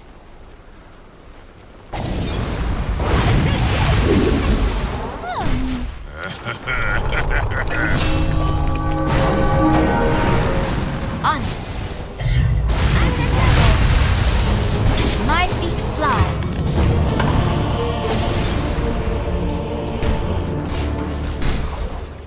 Killing spree! Double kill!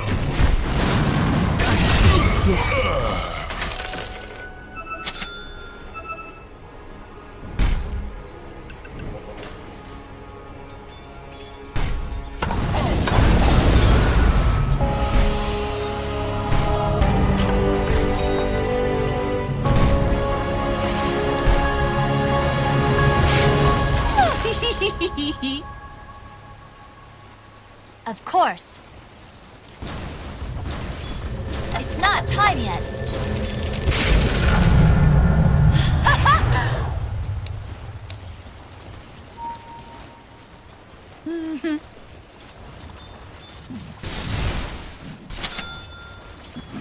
On my way. Dire's courier has been killed. As the arrow flies. Already like the wind. No.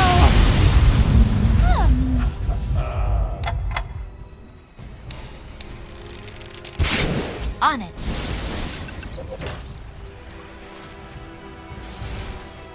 I gust onward. Dire structures are fortified. I'm way ahead.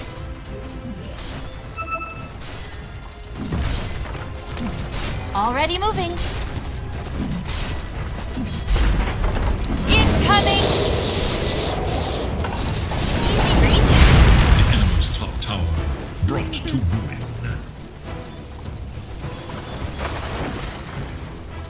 I go. Killing spree! As the arrow flies.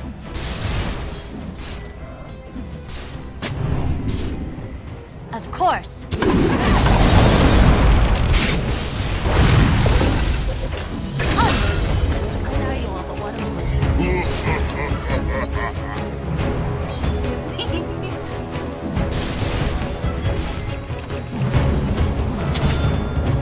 On my way. Feel the wind in your hair.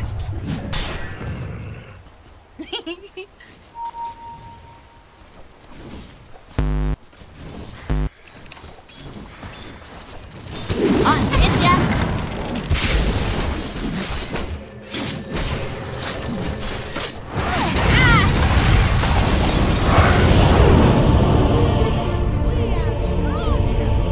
That's what happened. Easiest money of my life! Dire have fortified their structures against attack.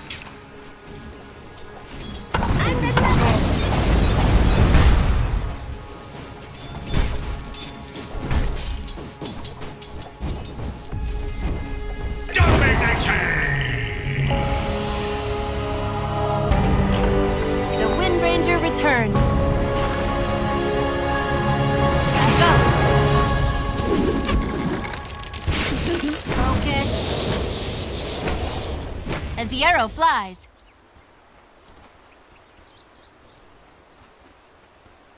I gust onward. Oh my. On my way.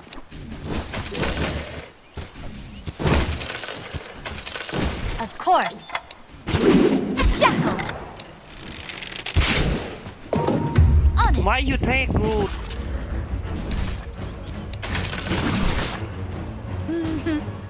Oh, you're hot.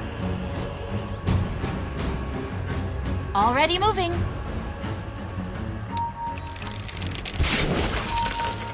I'm way ahead.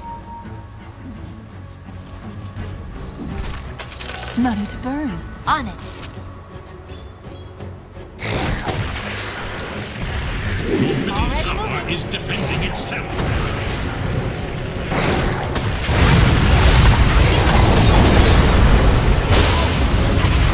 Oh! Killing spree! nice. Double kill!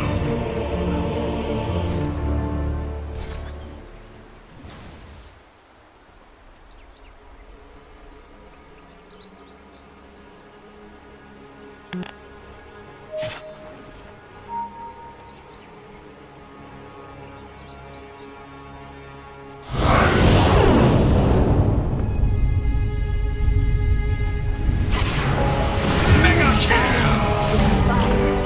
Look who's back. As the arrow flies. Double kill! Taste my arrow. Death Oh! has no grip on me. Not yet. I'm way ahead.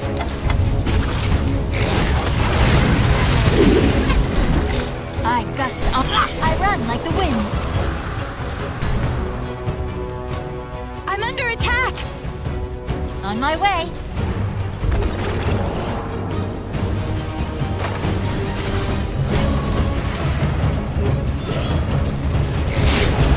Hmm.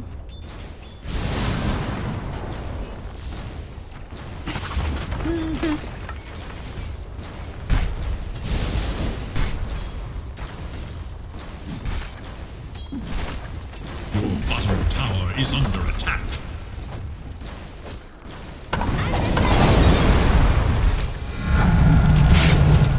Your bottom tower, the enemy's middle tower has fallen. Your bottom tower course. is gone.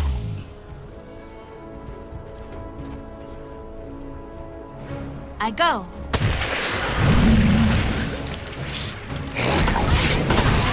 I gust onward.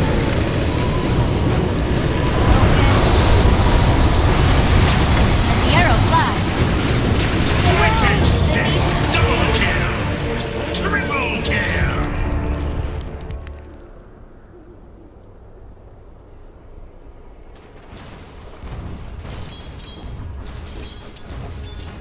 The enemy attacks your bottom tower. Now you must decide what comes next.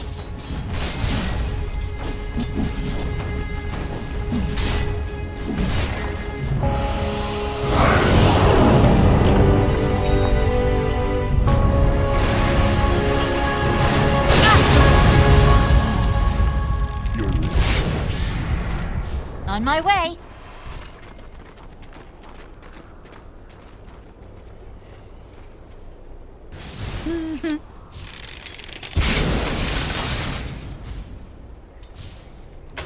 This'll come in handy. I'm not ready. I go.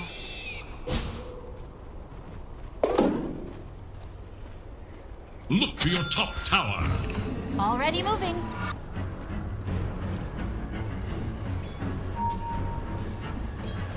On it. The enemy attacks your top tower.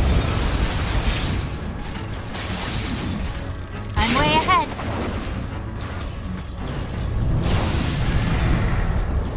Of course.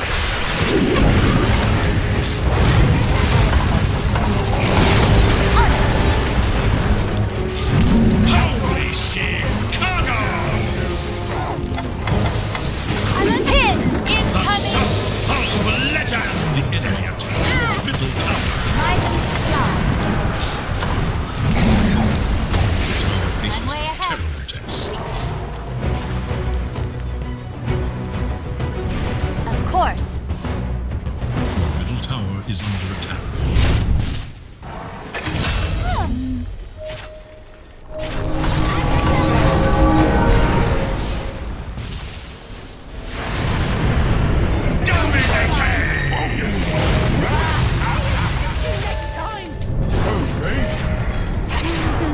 like the wind.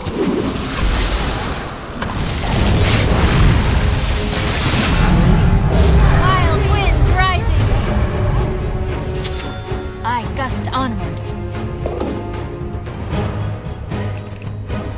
Your top tower is under attack. Already moving. Dire structures are fortified. I go. Your top tower has fallen.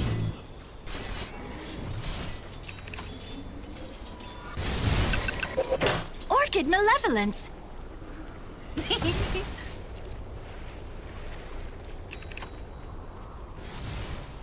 On it.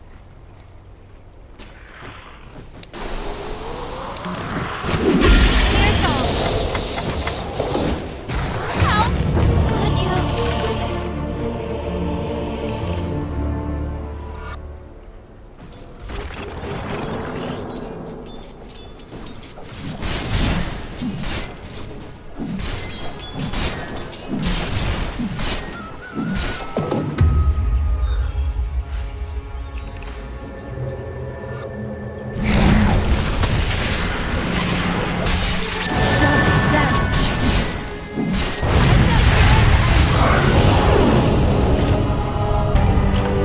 Tried failure.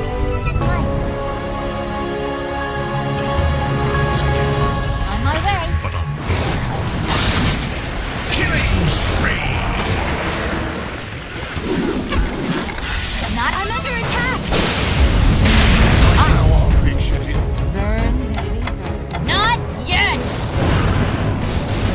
You catch my point? Now peace out. Arrow flies broken.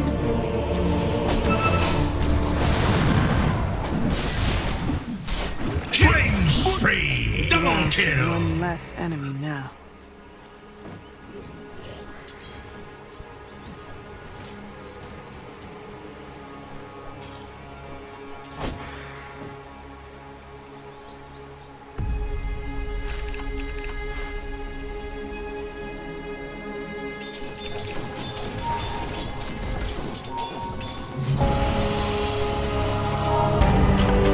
Nothing like a little failure to sharpen your aim. My feet fly. As the arrow flies.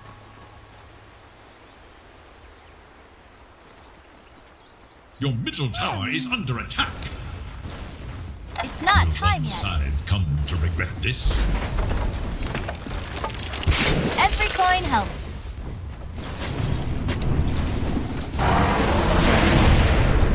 On it.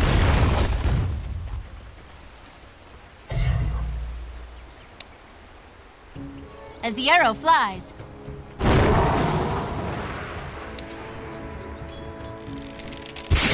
I go.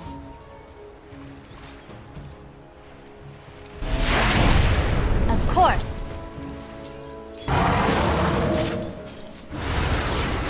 I run like the wind.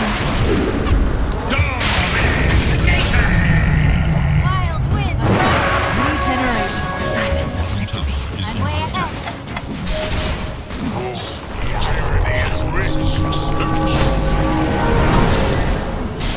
Blown out on a cold wind. On it.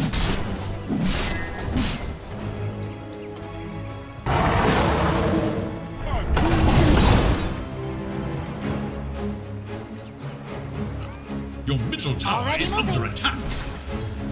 Radiant structures are fortified. On my way.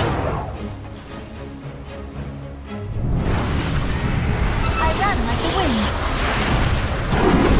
Focus.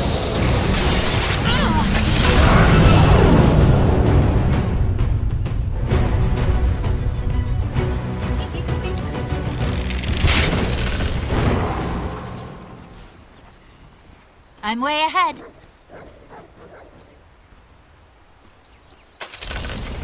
The enemy's bottom tower has fallen.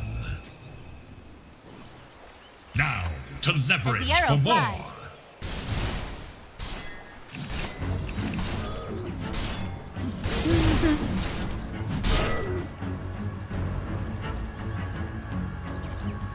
Already moving.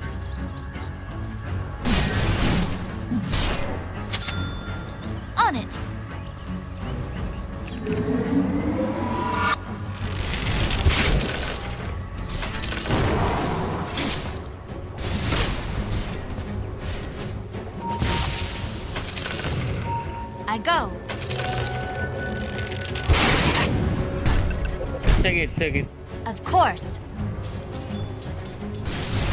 I'm not ready.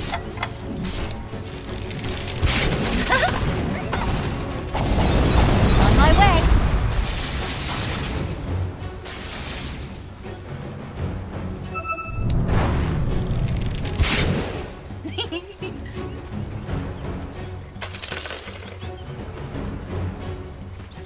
I gust onward. Silence. On. My path. I gust onward.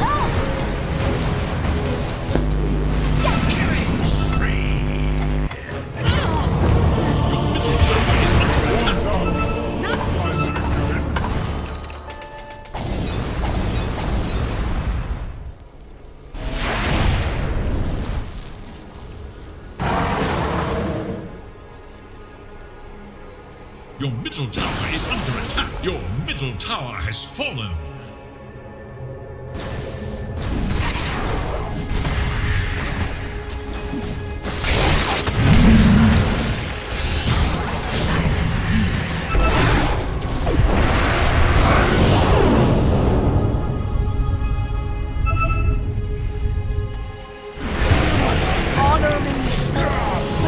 Structures are fortified.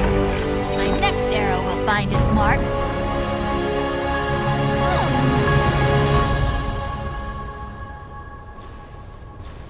Your middle tower is under attack. On.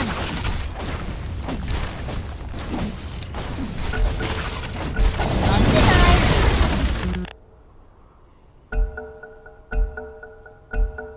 Now the fight resumes. But will it follow the same thread?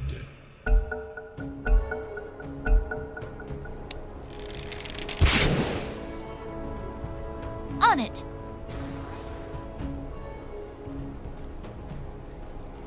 I'm way ahead.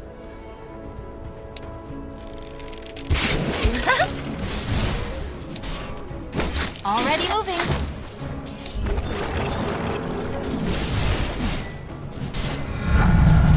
As the arrow flies.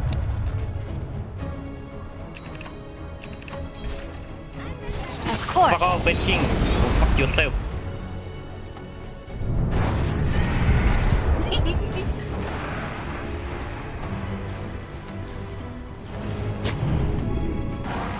I go.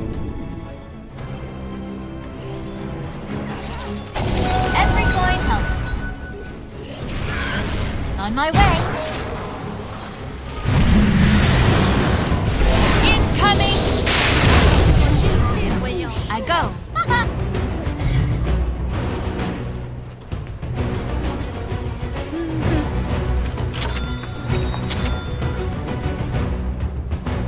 As the arrow flies.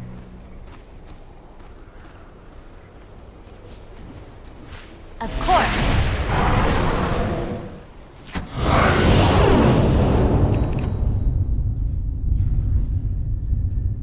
Already moving. Like the wind.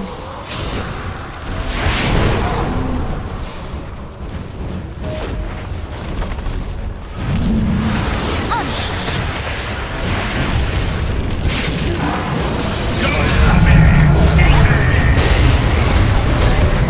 Wind blows. All in a day's killing. Bottom tower has fallen.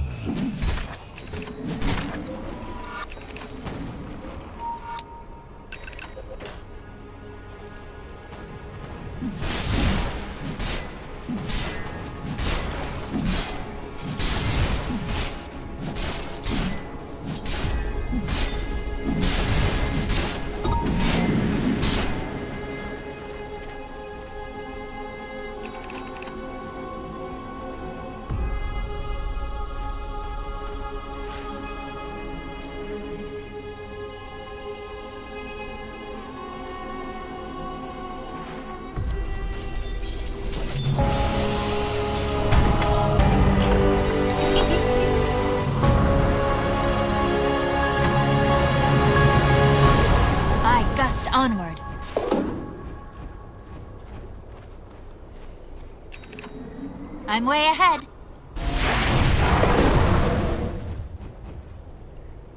On it. A step ahead. I go. Easy breezy.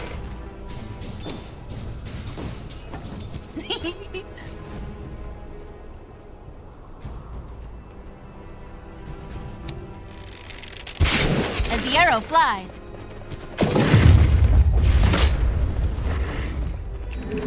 On it.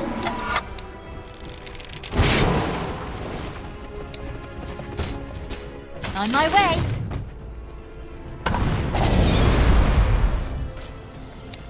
Of course. Here goes. Killing spree! Mega kill! Hot enough for you?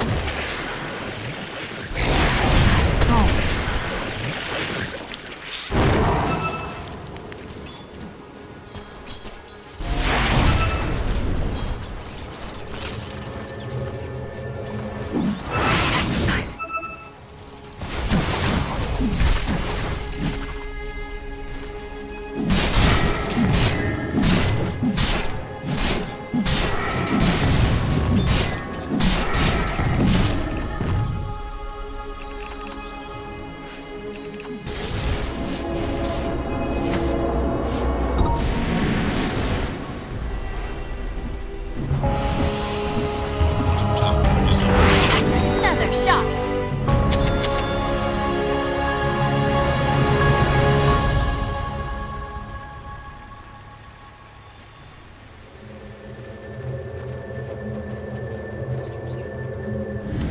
Gust onward.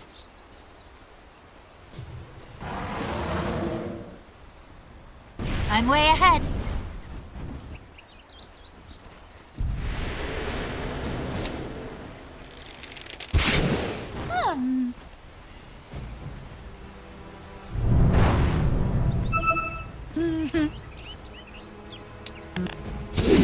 Here goes. My feet fly. On it. Too noisy to live.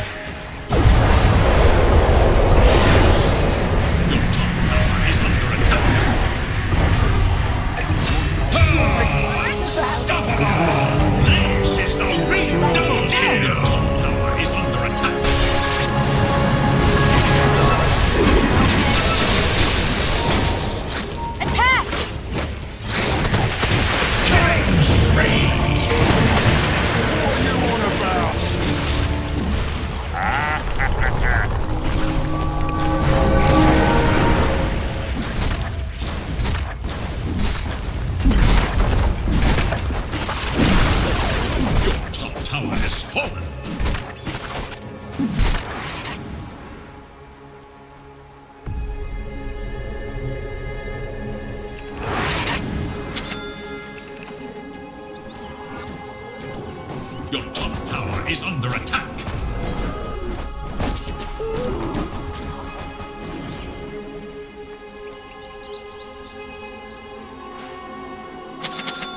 Use them wisely.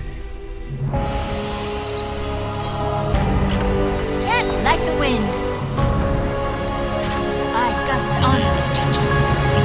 To victory.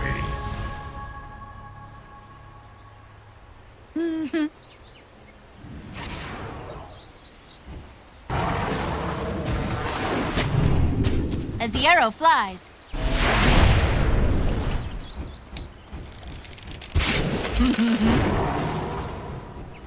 Already moving.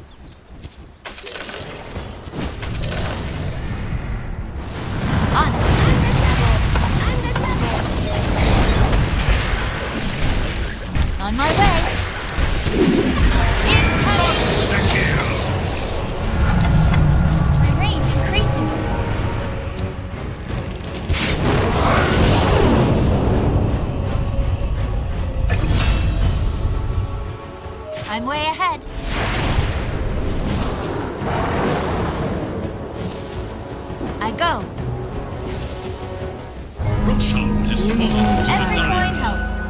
Domination!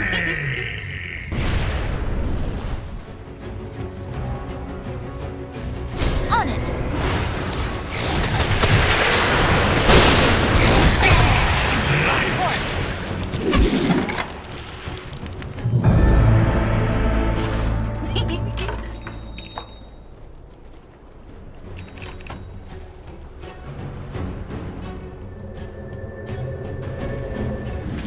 Already moving.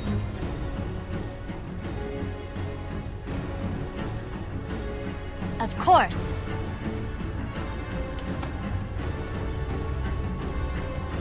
As the arrow flies.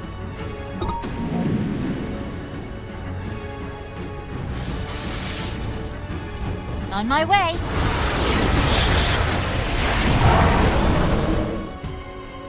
I gust onward.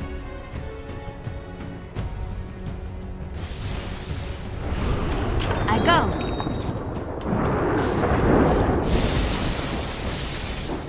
I'm way ahead.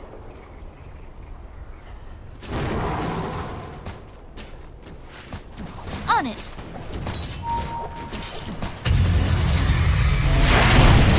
On it. Silence. I run like the wind.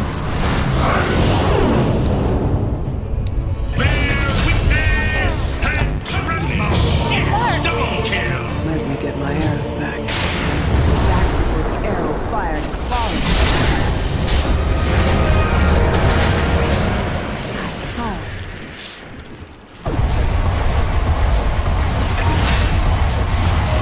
Go. Die.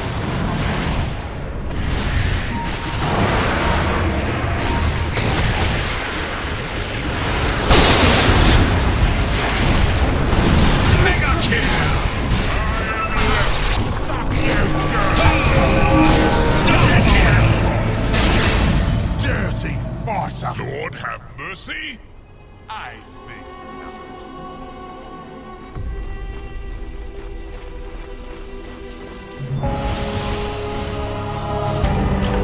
Meet the prevailing winds. Step ahead.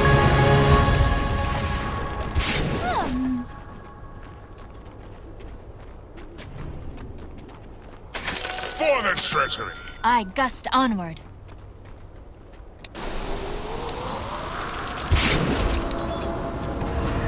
Thanks for the gold. Ha ha ha!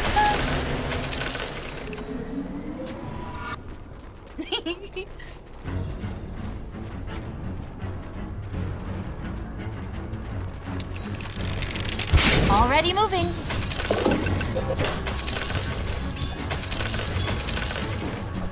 Of course.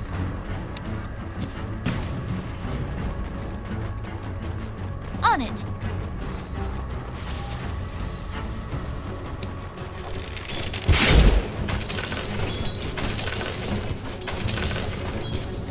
As the arrow flies.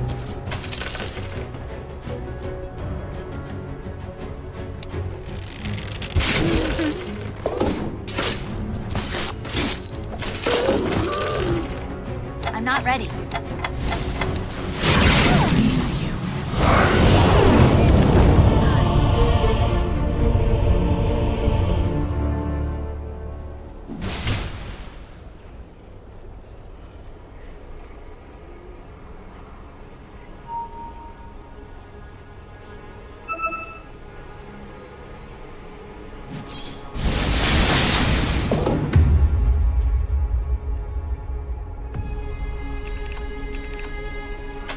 This'll come in handy.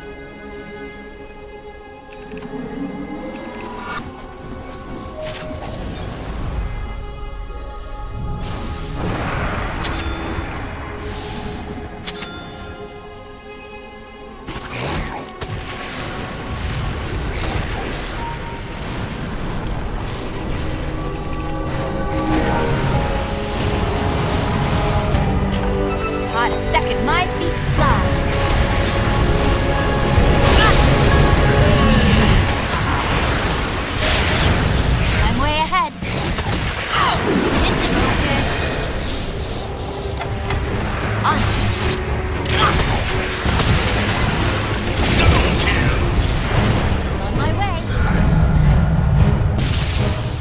Like the wind.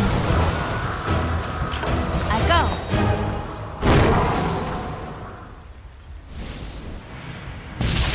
On my way. Your middle tower is under attack. Try this on for size.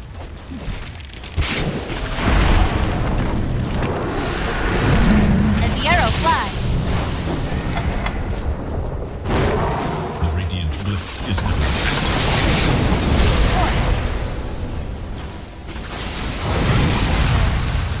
Your middle tower is under attack. Your middle tower is falling. Middle barracks. Barracks is full. Middle barracks. Chill out.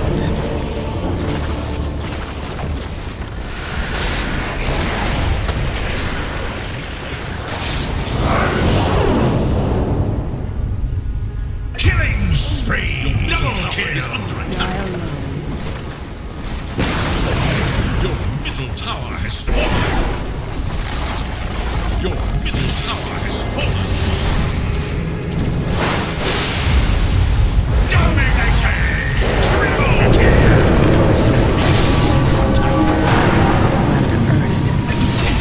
Intervene. Why you so scared? You have BKB! Double kill! Holy shit.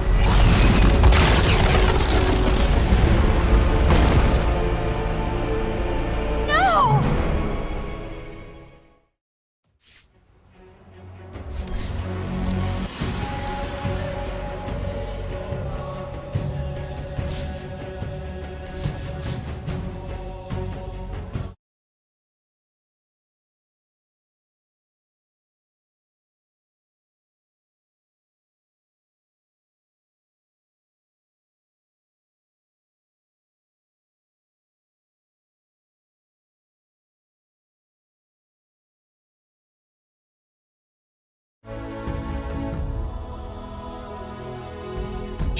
Seconds.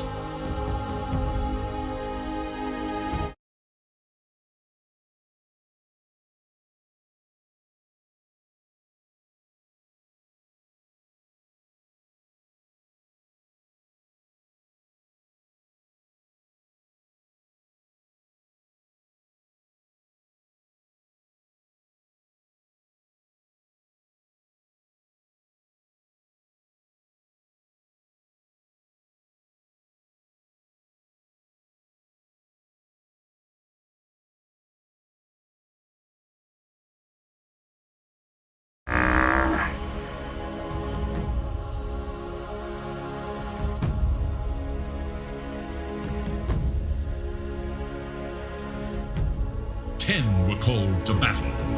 Not all remain.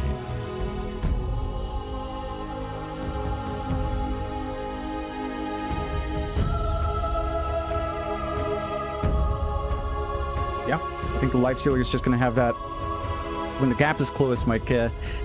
Luna doesn't have as strong strength gain. You know, it's not as tanky. Life Stealer punishes that as well. Even if you do get tanky with itemization, your passives overwhelm that on Life Stealer. So in prolonged fights, LS wins out. You kind of cancel out her Eclipse as well. So a big tool of Luna's damage just disappears. The Lucent Beam spam isn't going to hurt him. Maybe the right clicks from the Glaives from the Shard will still work, but the damage from magic is not going to really touch the Life Stealer as long as Rage is up. So Boom has a great answer here up against Motivate Trust's lineup. I was intrigued by your comment, Mike. You know, talking about Yopaj. We have seen him run Snapfire mid. So that could be something that comes. I don't think it will with the Tidehunter Snap. You're not going to break that combo up. But they did do it last time. You know, they were very sneaky about it. Maybe they would. I don't think it's it's not necessary for Boom. I think they have a really good position for the Clock, Life Stealer lane, for the Snapfire Tide lane. So there's no real need for the Snapfire to go mid. But it is something Yopaj does. If not the Snap, then we haven't seen a Sand King in a long time. That could be an option. The Storm is there, the Void Spirit's there, the Wind Ranger is there. You know, they could go for any of those, Mike.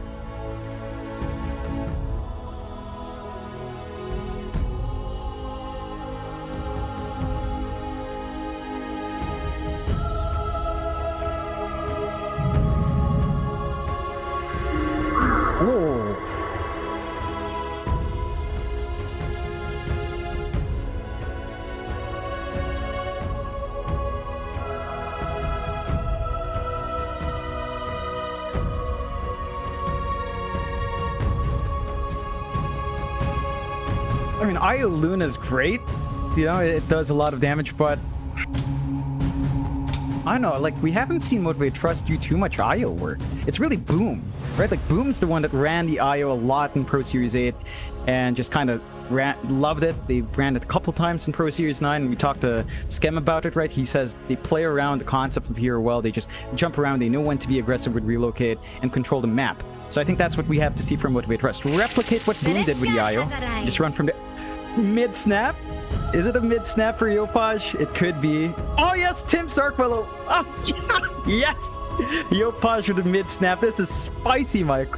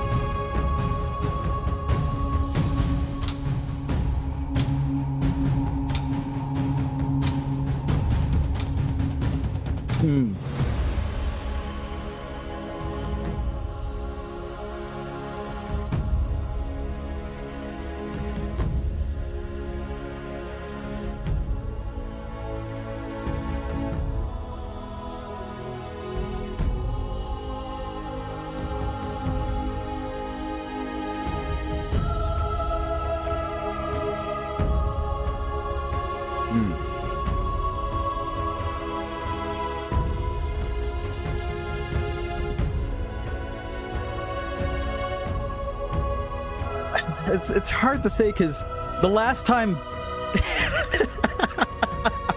I'd say Yopaj snapped the last time we saw it, I think in BTS Pro Series 8. The one time he picked it up there, it actually won very convincingly. His laning phase went a lot better than you'd expect, and I think the Snapfire's item timing shift. You know, the Ags was supremely nerfed, so the damage output of that, it used to be when you get Ags up, it's like 700 magic damage on one gobble up toss. Now it's like scaling with your ult, so it's not as good, but you've still got the early 20-minute timing for, say, Ag Shard that's still pretty strong, and your magic damage output is pretty good. I think the last time we saw Yopaj do this, he did go for like a Guardian Greaves, sort of a tanky build, and then just itemize for damage. Once you reach that 20-minute mark, you go for the Ags once you're level 18, and you build up from there. So I think Boom has a very specific timing, but if it does go off to a really good start, I think they're going to be able to surprise Motivate Trust here.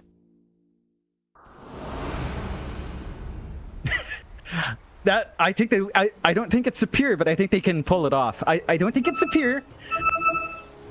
Play-wise style, yes, I think Boom is going to pull it off. I think they just know how to work with Yopaj Snap, and I think this might catch Fearless off guard. You know, we were having lobby chatter, Mike. Fearless changed his pub name to Gacha. Now it's like, are you playing any Gacha games? And he's like, no, it's like a Gachapon. Because he went 1 in 10 on his mid. He's lost way too much.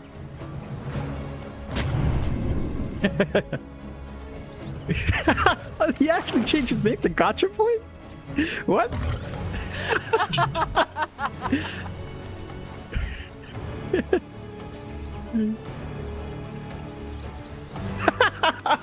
Fearless. I mean, I get losing one, you know, winning one game, losing 10. So it's like a gotcha, you know. He got lucky on one roll to win a game. I didn't think he changed his pro name to reflect that. Normally. Oh, that's just, yeah, that's Boombelt's old name from all the way back. Boom boy, we're back. Why, thank you.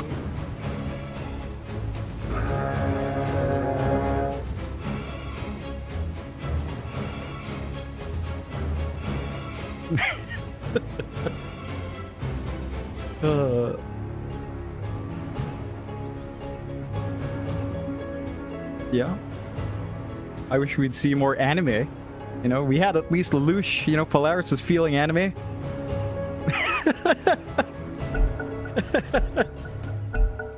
The true heroes are the ones who wait all the way. Yeah. Oh, scam. This is the very definition of first blood. Normally. In flames. lost in the woods. Yeah, and they even managed to trade evenly in the bounty rune, so they don't lose anything from that movement. And giving Fearless this kind of start, you know, giving the Ember this fast bottle can kind of dictate that lane. We're already seeing Yopaj again on that Snapfire mid, has the level 1 Scatter Blast. This allows him to control the lane, get some good nuke damage off onto the Ember. He knows there's no Flame Guard, so there's no damage mitigation yet for Fearless until he hits level 2. Even then, it will kind of get burned down until you hit level 2 Flame Guard. So it'll take a few more levels for Fearless to hold the lane. Yopaj is going to look to keep shoving and build up. Rune control very important, and because Yopaj is going to meet a late bottle timing, he's going to have to really manage the lane perfectly here to prevent Fearless from finding an angle.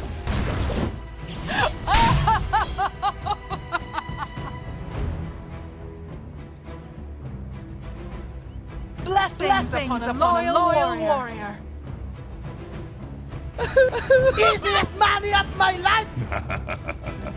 Now your favorite medium rare. Yeah, you're just going to be farming up. The Tide's not going to be able to stop Jackie. Jackie's not going to be able to stop FEZ. Jackie has enough range to play it far. Maybe once you get some levels up, it can be aggressive. You know, Tim's, he hits a pretty good timing once he has more damage up. Maybe a value point in Shadow Realm will allow some good right-click output from the Snap, but from the Dark Willow, but it's going to take a bit. You know, the lane's a bit annoying having to deal with a Disruptor. Only one Mango left in queue, so only one spell cast left. Maybe two if you manage to set out the regen. But you are kind of limited in how much you can do as a Disruptor. Once you're out of mana, you might need to look for the reset. Of course, you do have the early stick up on FEZ, and Tim's is sending his out soon. So they're going to be able to sustain against the spell spamming of this dual lane. Luna also kind of relies early on on Lucent Feed to secure the range creep. So there's some value here for the Tide, but slower lane, just focus on the farm. Again, level 3 is where it might get spicy, but I'd say it's a bit stronger for Motivate Trust with their damage output early on.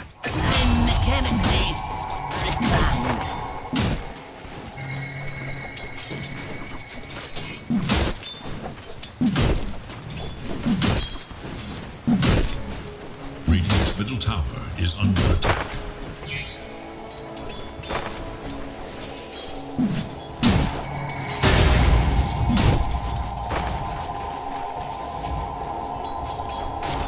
Radiant's top tower is under attack. Yeah, I love what Motivate Trust are doing with that pause for IO. It's such a durable lane coming out from Motivate Trust. You can't really zone out the Mars when he's got the IO healing him up. Clockwork can't really just run up, try to battery assault IO as well, because Tether's there to save the IO and just kind of drag him out. So it's a bit difficult to isolate that glowing ball here. And for Mushi and Scam, I think their focus has to just be on finding as much farm as possible, try to hit their own level spikes, and perhaps for Scam to look to secure runes. The 4-minute mark, Walk Rune has to be denied off. Maybe even sneaking up and grabbing the bounty will help kind of stabilize the state of the game. Not quite the lane. There's really not much the Mars can do here. Like, once you see that overcharge applied, the damage output of Masteros just skyrockets, and both the Spear and the God's Rebuke starts to hurt the Lifestealer early on.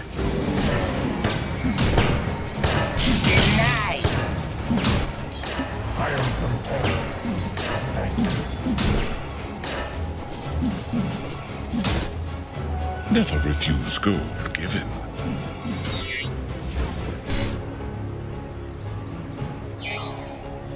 Dire have fortified their structures against attack.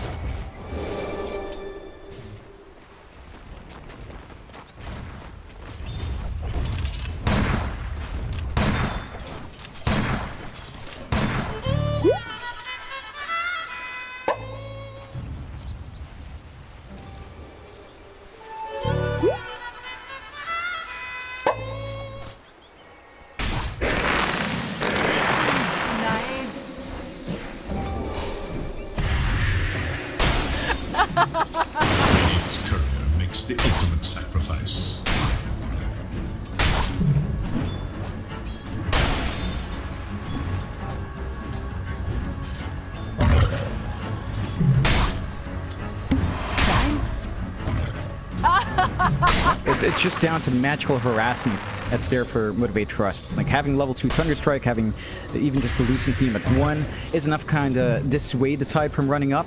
The Dark Bullet doesn't really have the best combination with Tide. It's not like you have stun setup or something to build off with a Bramble Maze. So you can't really look for a clean kill opportunity here. It just leads to that passive lane, which does benefit the Luna a lot more. Like Jackie, once he feels comfy enough, he can always go into the jungle, clear out some stacks if they manage to build some up. He is rushing for the Mask of Madness build, so it will be a more farm-oriented Luna, but not too far from Nora. Fat's in the fire. Too late for you. There is little hope for Radiant's middle tower. Yep. Hello. Endless grasses.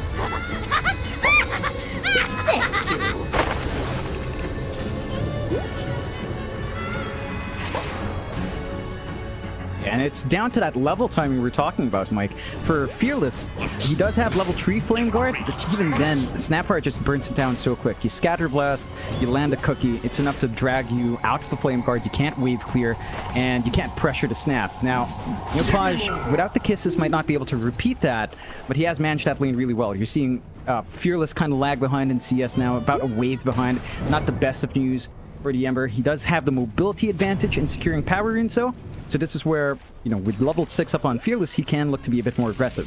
Double damage on hand. He does not have the levels in Sleight of Fist, though, so it's going to be a bit tough to look for that kill opportunity, but he can start to stabilize this lane. Look for the phase boots, build up the right-click damage, and maybe start looking for those rotations down the line.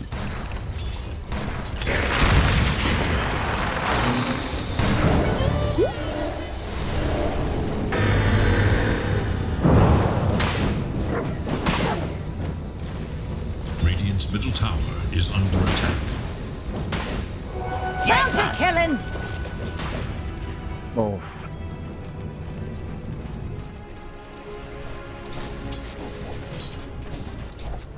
Dire should look to their top tower.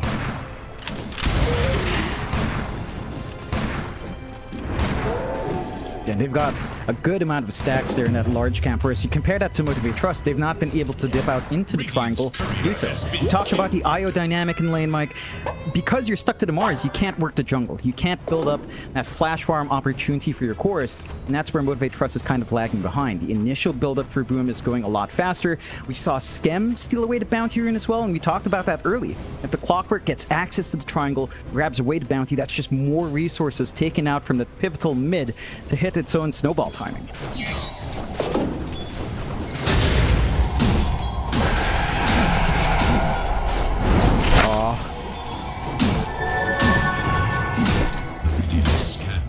Eager to know Dire's whereabouts. Dire's middle tower is under attack.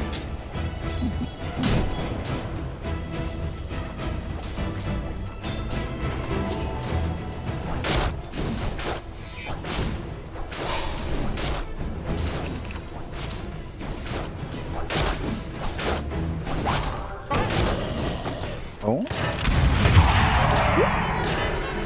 Radiant should look to their bottom tower.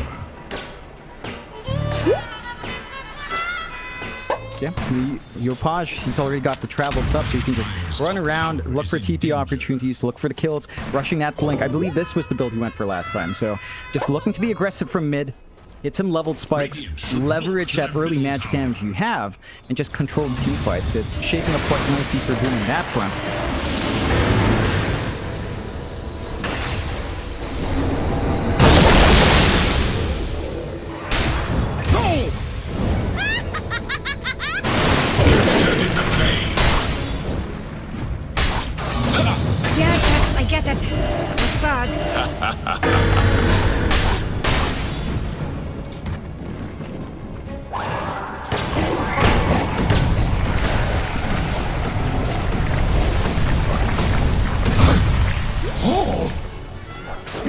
Fine looking bunch we are.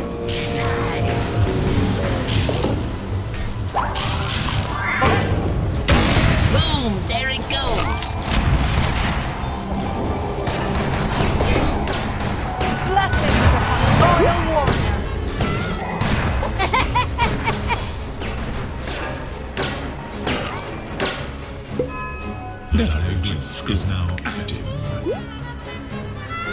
just the strength of their lineup. They have such strong rotational supports with the Clockwork, with the Dark Willow. The Snapfire hits this really early timing, going for the 4-4-0 build. So you have a lot of burst with the Scatter Blast, a lot of good control with a Cookie, and follow-up damage as well. And we talked about canceling off those kisses. Like, it's only one here that can really do that. It's all down to Fearless. He's trying to farm some stacks, but should have read it out.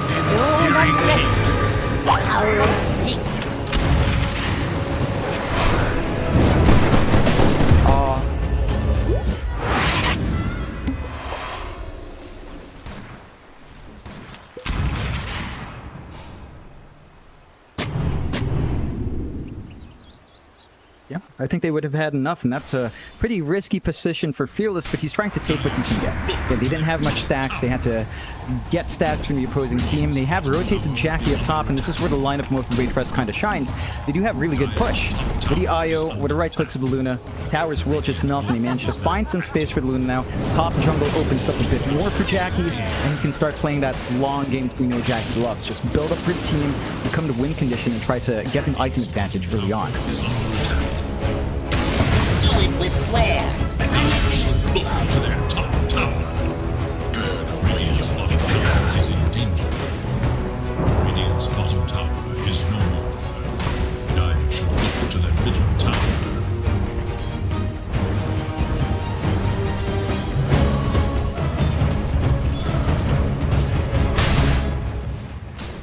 Radiant's bottom tower is in danger. Yeah, it will kind of increase as time goes on, though. As long as Jackie's left alone in the jungle, the Life Stealer's not going to be able to keep up pace, and Yushi's always under pressure. They can't deal with Rage, but just shoving the Life Stealer away is good. Ooh.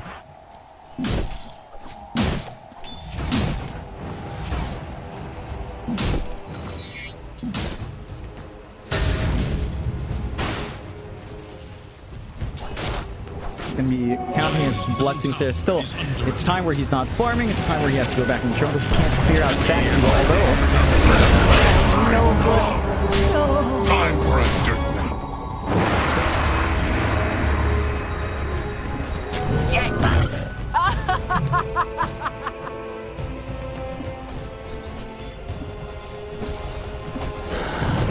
They've got a lot now to play with on Motivate Trust. Because he went for this armlet build on Monsteros, he has a lot of forward presence and very durable, lots of damage. Q, you can run down. Let's see if FBC commits. Radiant's middle tower is under attack. Dire have fortified their structures against attack.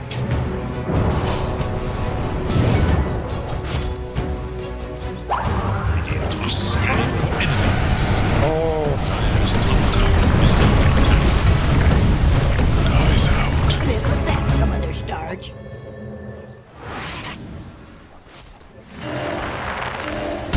It's gonna be a massacre!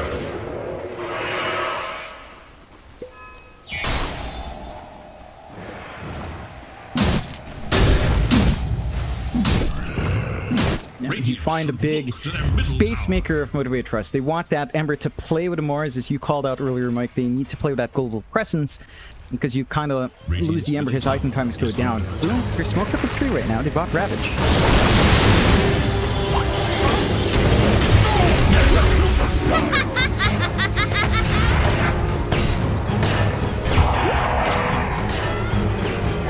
I tested your metal and found it wanting.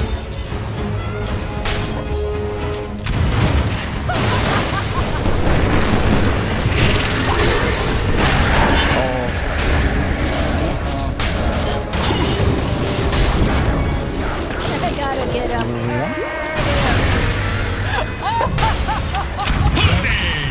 Well done. Ah, put your belly together. Radiant's bottom tower is under attack.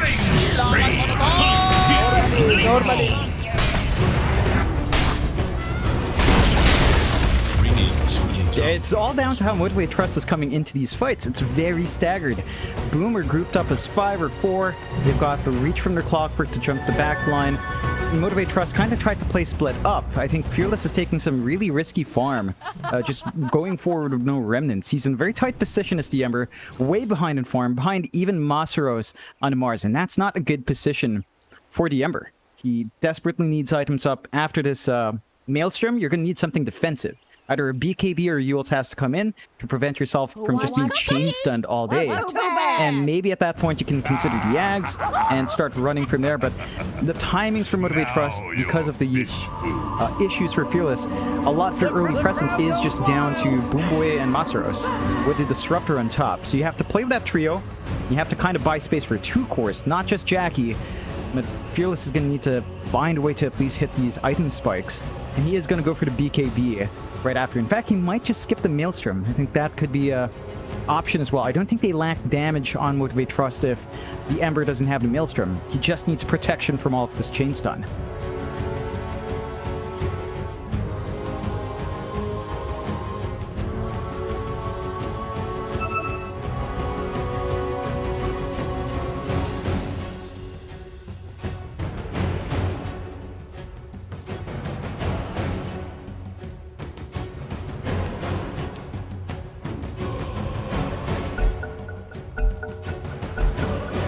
True heroes are the ones who went all the way.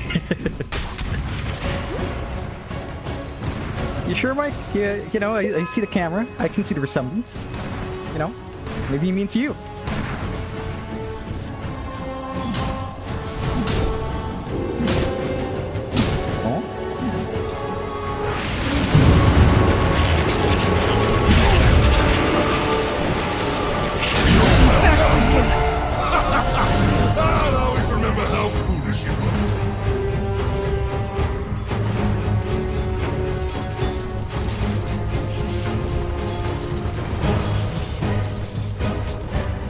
Yep, and even though it's just a support kill, it's important to at least keep that momentum going.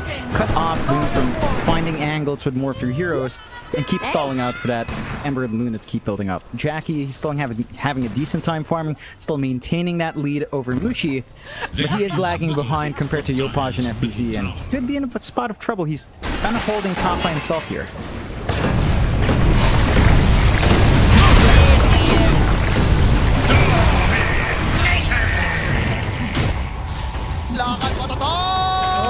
Normally.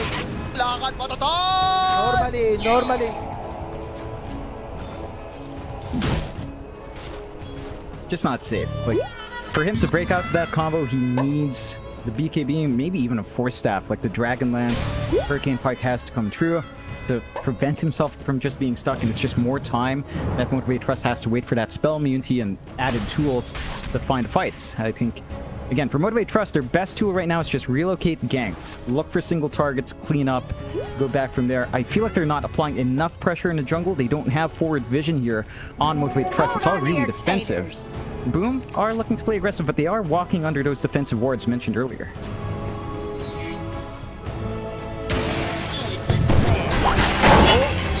Has been slain in cold.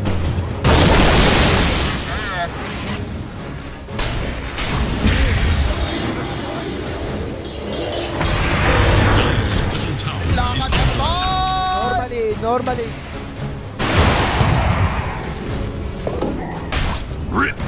There is little hope for Dire's middle tower has been denied.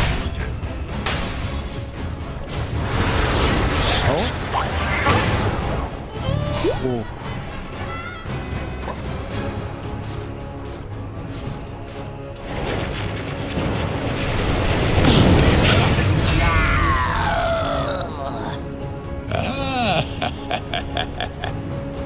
It's something. It's building up from Motivate Trust. They're finding small trades on a couple of cores that do need to build up. But Boom, they're just always ready to go. It's down to the nature of Snap. It doesn't have long cooldowns outside of the kisses, and even then, it's not always necessary.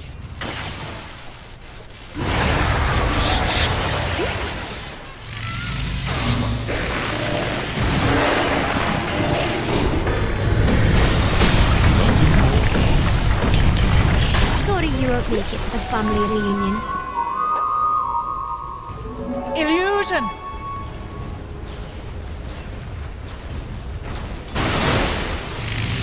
Wait times. Oh, what? Not too bad! Easiest money up my life!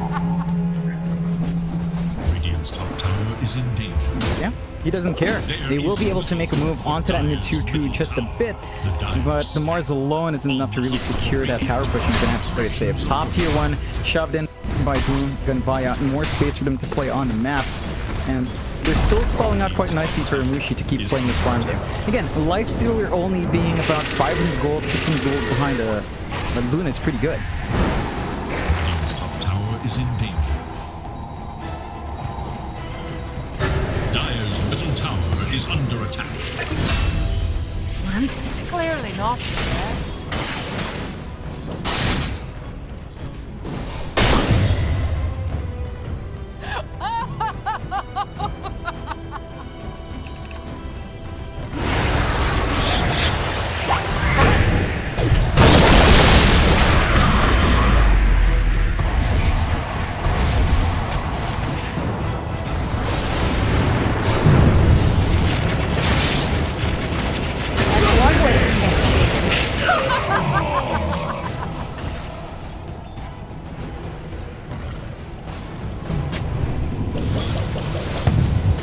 It's an important kill from Woodway. That's their first big kill on that snap. That's going to set back Boom just a bit more. They've got the 4K lead, but Motivate with that one kill, knowing there's no Ravage, knowing there's no snap, can try for the rush. Now, Skem does have Puck. He's going to have to time this perfectly if he wants to steal. We gotta stay on the move.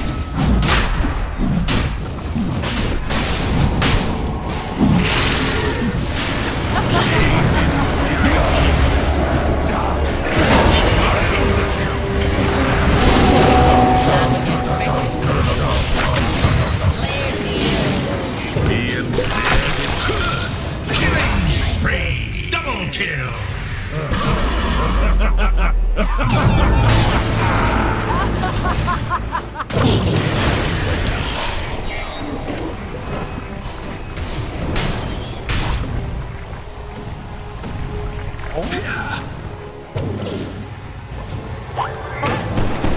I don't think you understand who you're dealing with!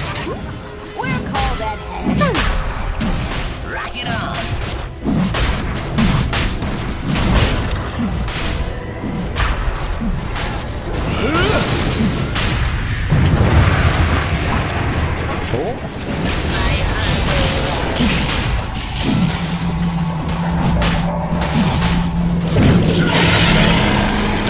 Bottom tower is under attack. Blessings upon a loyal warrior.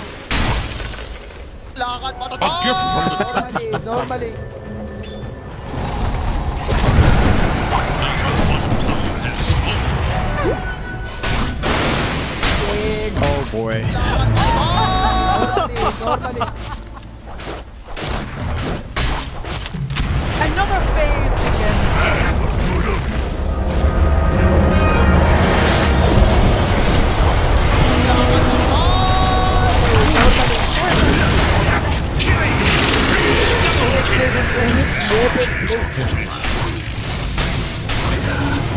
Watch cookies.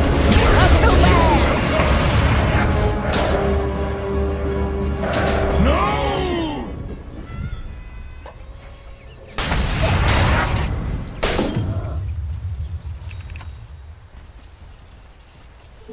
No, Mortimer, it's not Under attack.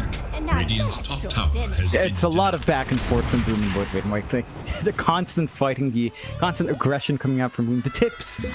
You gotta love the mind games coming out from both sides as well. Motivate still haven't managed to eke out a lead. It's like they took a good rush fight, they overextend on that push spot, they get punished. They have to be careful about that. Ooh.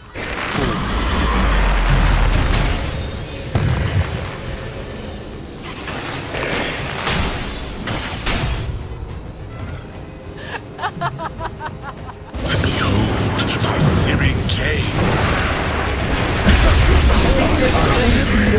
With the fishes!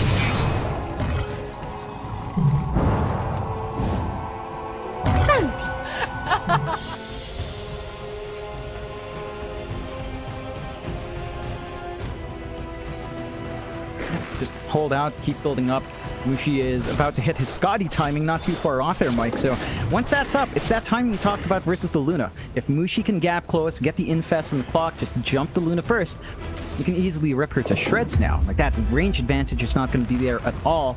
And Jackie, he is slightly ahead in net worth. He doesn't really have the major items he needs. That break on the Silver Edge is going to help massively, but it's still a ways off. So you're still going to have a pretty good time here for Mushi coming up to that matchup, maintaining a slight net worth lead. Not what the Luna likes to see. With the nature of Luna, you kind of want to flash from an item lead. It never materialized for Jackie. He's just having to deal with almost equal net worth, and it's harder for Luna to leverage her strength in that situation.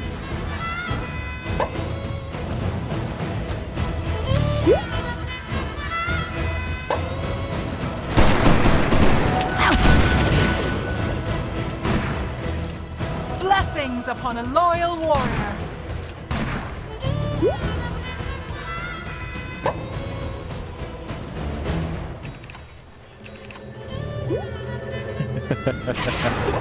Oh, yes. He's gonna hit that point soon. Looks like Boom are ready to smoke. They've got Ravage, they've got Kisses, they've got everything they need. And they can just infest in Mushi as well if they want to join the fight. So, big opportunity for Boom if they can get the information out. They don't have forward wards now on Boom's side, but they do have the flare.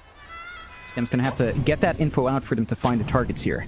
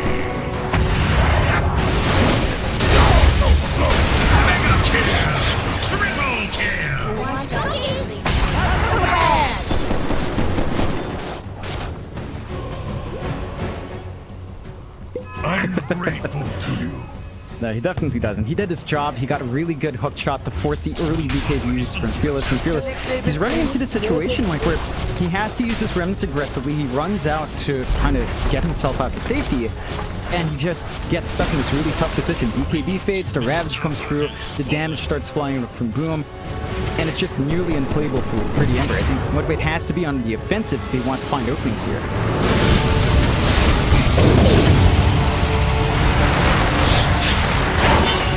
Is under attack. Ooh, I'll have to come back here.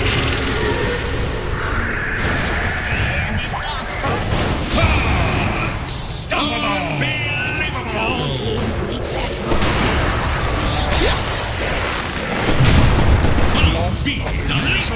Has been killed. Radiant's bottom tower is under attack.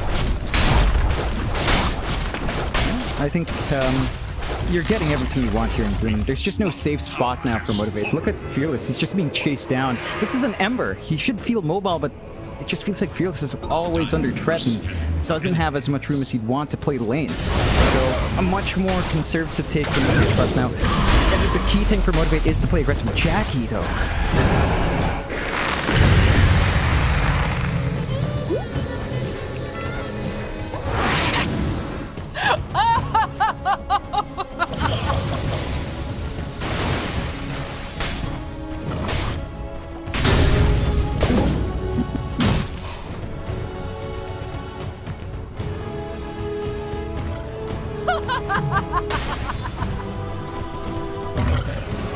They've got the firepower even while it's split up on Boom's side.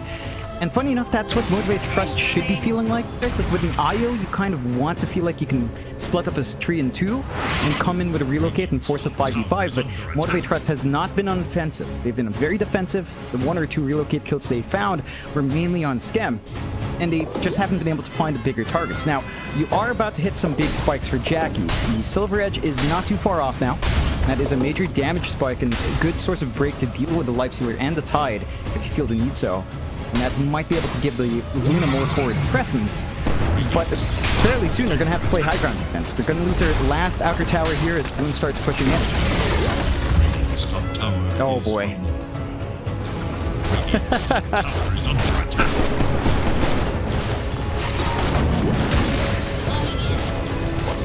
Dire's bottom tower is under attack.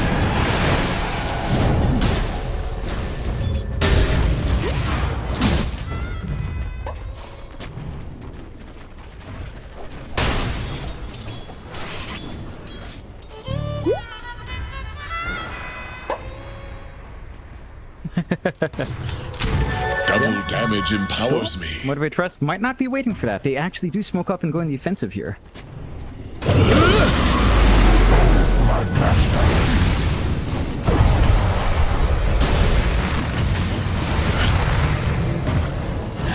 That was good of you.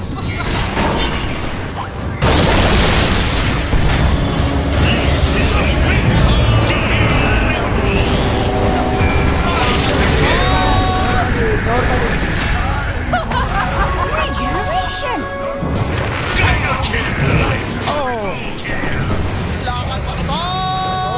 Normally.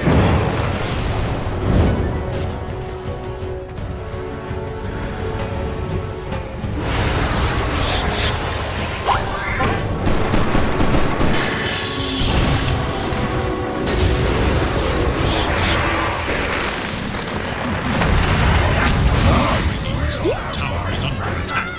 Suppose murder is not an honest living, but peaceable. Radiant's top tower has fallen. Get the push going, no defense coming through from Motivate Trust. I like what Motivate Trust tried to do. They tried to smoke out, tried to look for a pick-off. I don't think they needed to go as 5. They needed to go as 3, relocate as 2, and kind of take the fight from there. Because the Ayu and Luna were showing, it gave Skem that beautiful angle to get the hook shot from ward vision. They were right within range of that ward, and it isolated, split up the fight that Motivate Trust wanted to take. And again, they have to move as kind of 2 separate units. Smoke as 3, relocate as 2, break the fight up in the middle.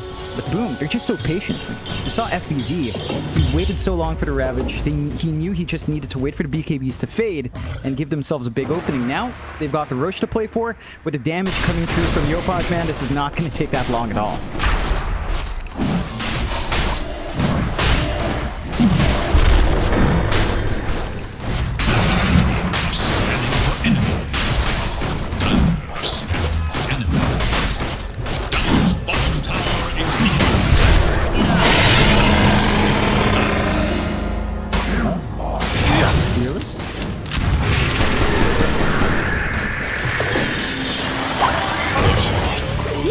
Oh god. This was gonna play out.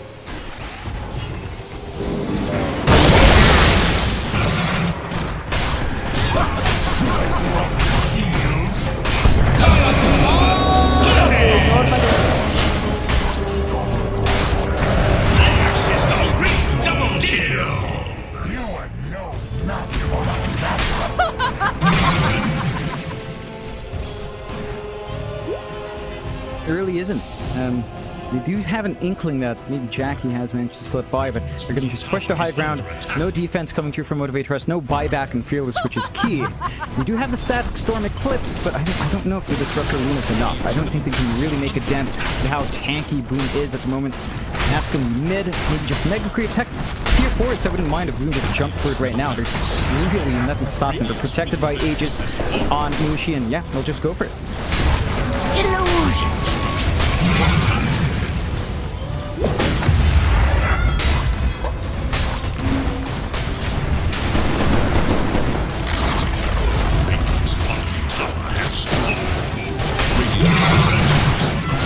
Easiest money of my life!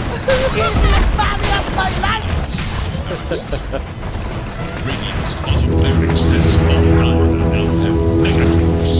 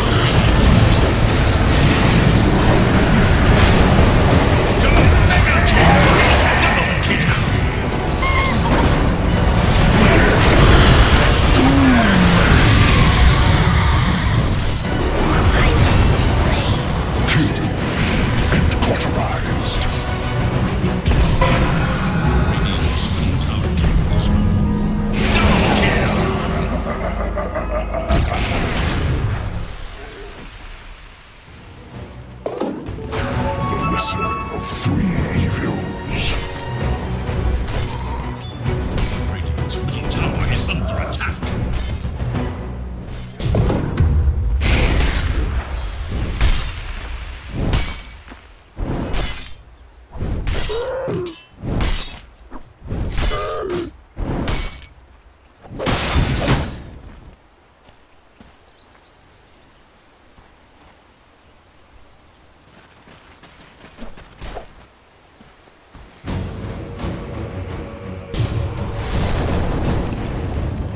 top tower is under attack.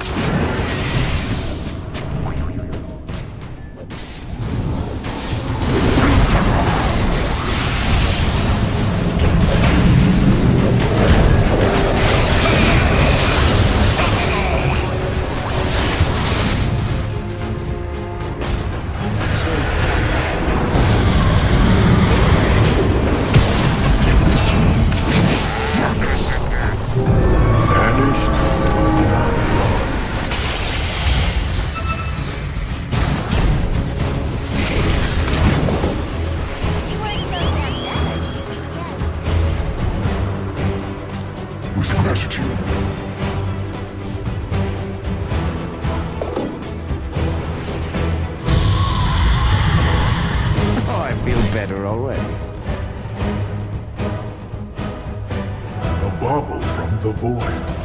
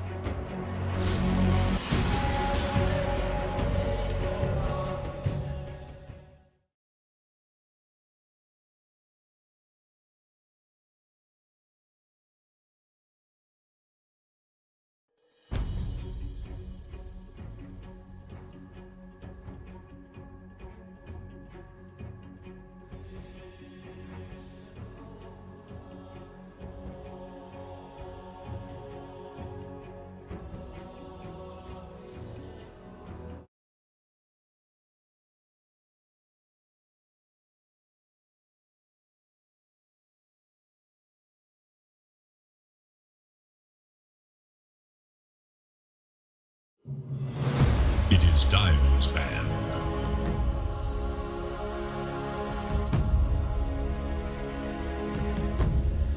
It is Radiant's ban. Dire's turn to ban. It is Radiant's ban.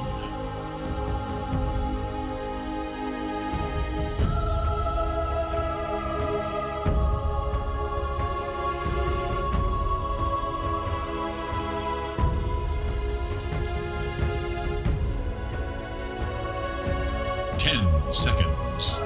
Dire's turn to pick.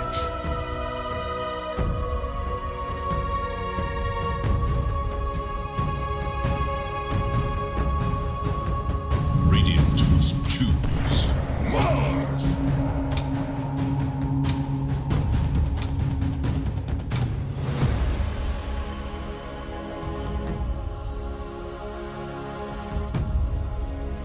I think Motivate Trust have to kind of watch what Boom does with a mid. Like, Yopaj has a lot of sneaky mids that can be fluxed on the 4, like that Snapfire we saw last time. I don't think they'll be able to pull something like that out again. I think Motivate Trust will be able to adjust this time around, but they took a massive risk in their first phase there from Motivate Trust. They saw the Snapfire clock.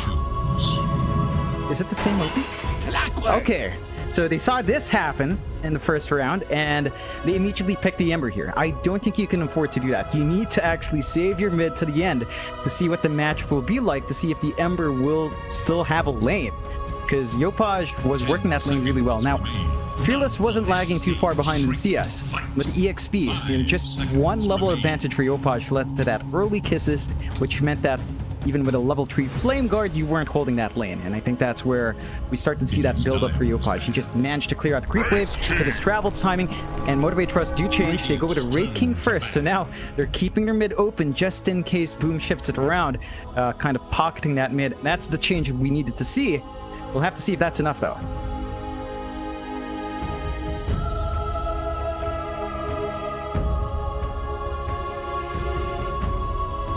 Seconds. Dire's turn to ban. It is Radiant's ban.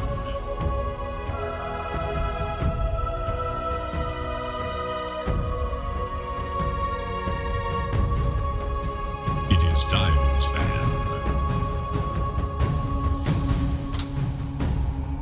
Radiant's turn to ban.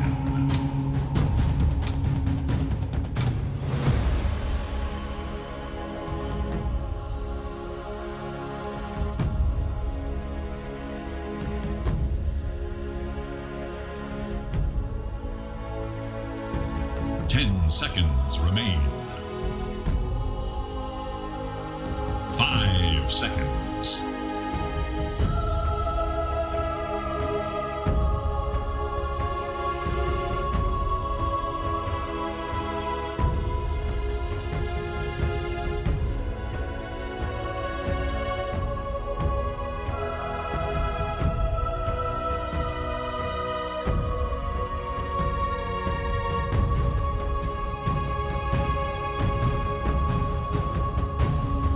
Yeah.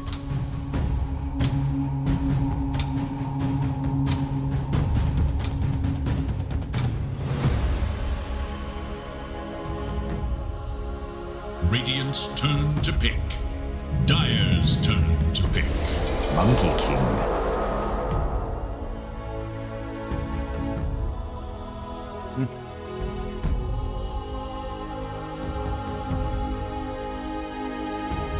Yeah.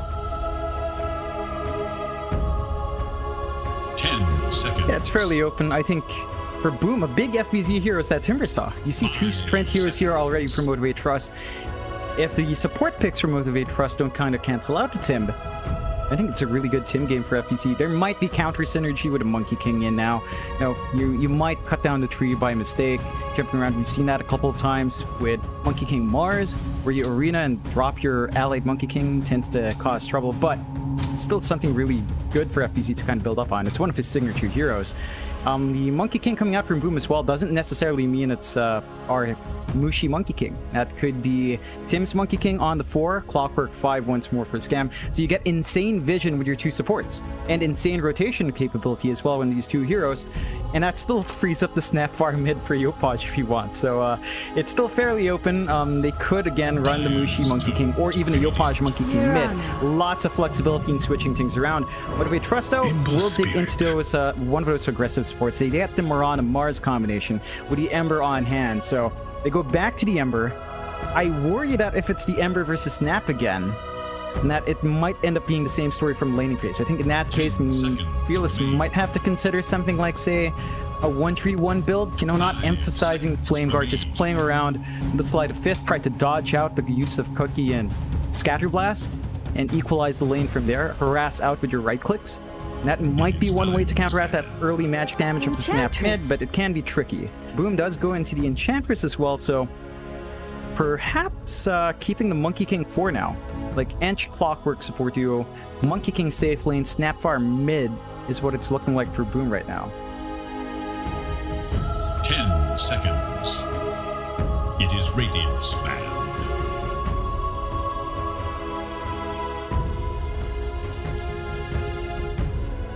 Hmm.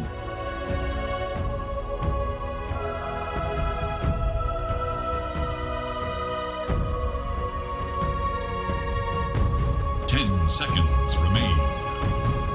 Dire's turn to ban.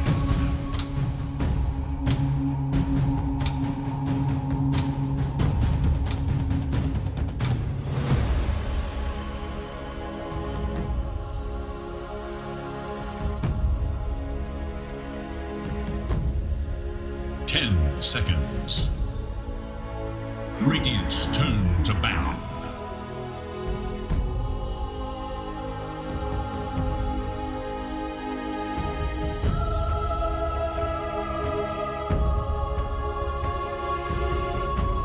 Dire must choose. Radiant's turn to pick. Crystal Maiden.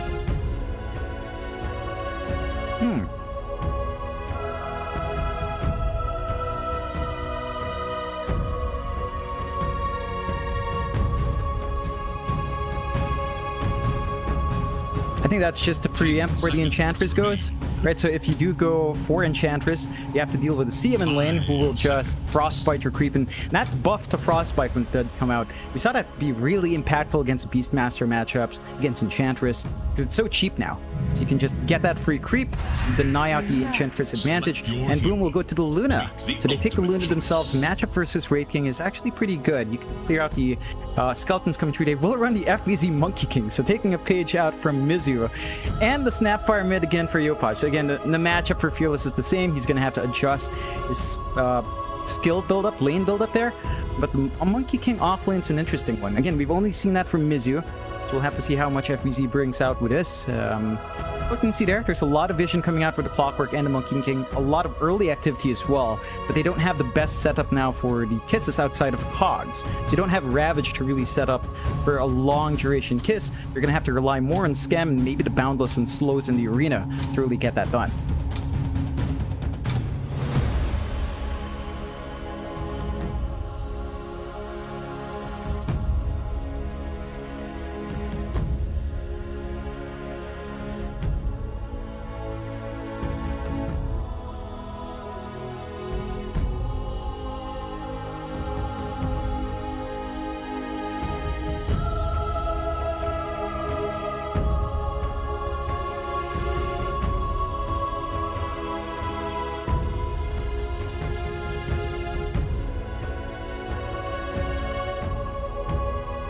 It's a tough one to call.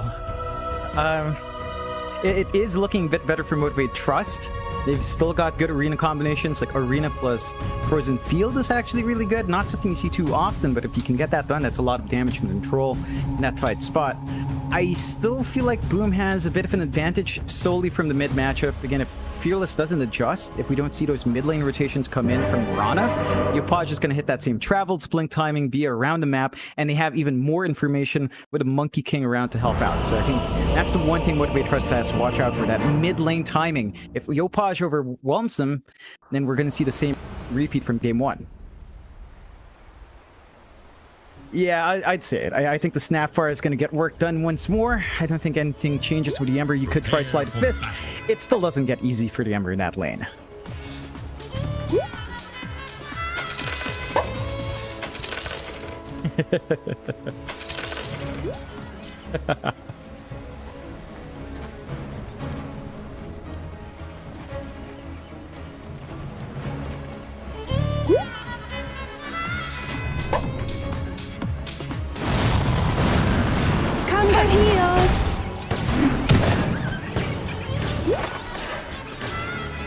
Want cookies? Well, too bad.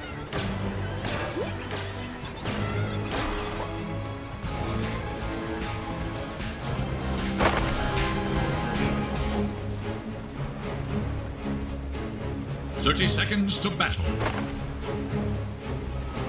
Oh my god. This was Blood is on the ground, and we're already looking for more. Great pickup on First Blood, but they're set to lose all their bounties. That's a 5-man up top. They're not going to be able to run up in time to grab any single one. So Boom's going to have a good network advantage for the rest of the team, despite feeding that First Blood, and I think that kind of balances out that loss. So Boom still going to be happy with the lanes breaking out. And Motivate just going to have to try to build up with Masteros now. He has a great start for his lane set. He's going to have the stick flying out. He's going to be able to sustain. You can see Tim's doing some good harassment onto Fearless. Half his HP, so that's one tango down already. And every single point of regen counts for that mid-matchup, because we saw Yopaj again just overwhelmed early on. You want to stay in this lane as long as possible if you're Fearless. Healing power. Yes.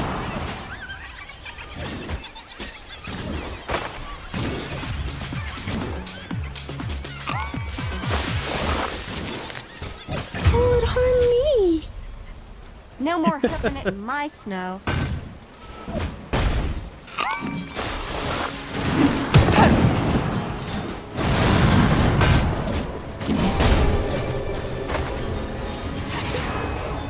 Thanks.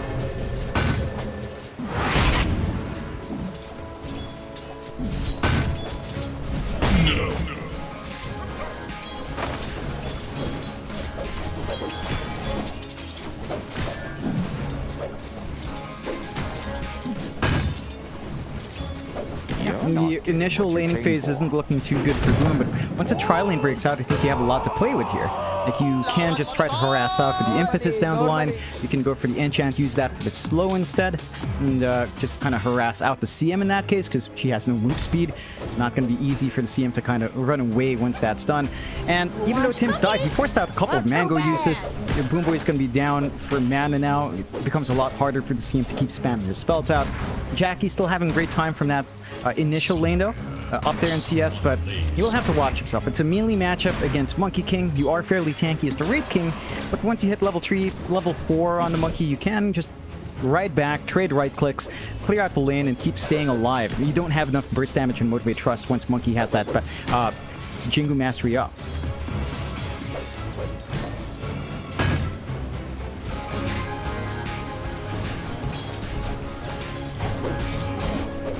I think Jackie's set to be Jack Boys, but I think Fearless should be Fearless, so that's yeah, because right now we see Gotcha Boy with no MTG tag, so I think that's a bug, but Jackie did name change, yeah.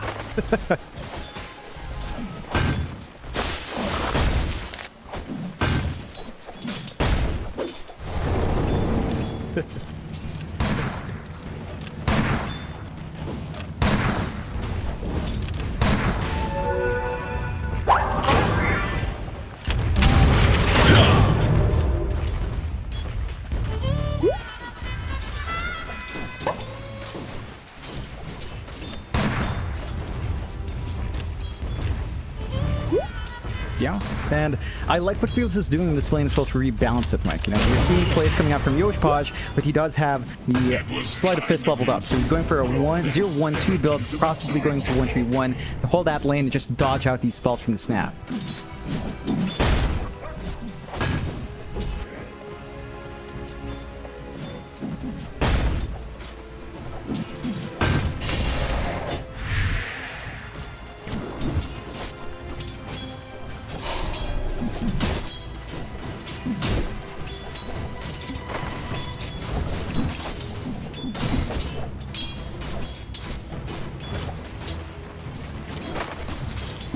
Yeah, the side lanes aren't having a good time. Mushi is still finding CS. You know, all things considered, even with all the harassment out, Mushi's still finding farm, so you can be happy about that. But you managed to eventually kill off Boomboy.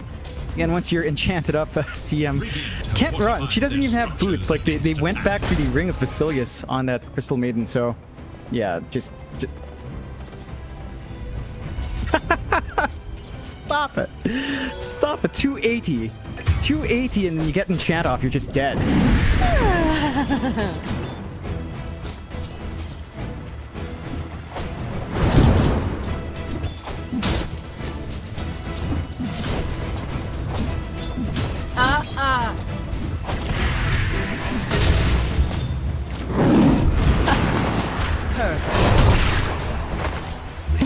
Scanning for enemies.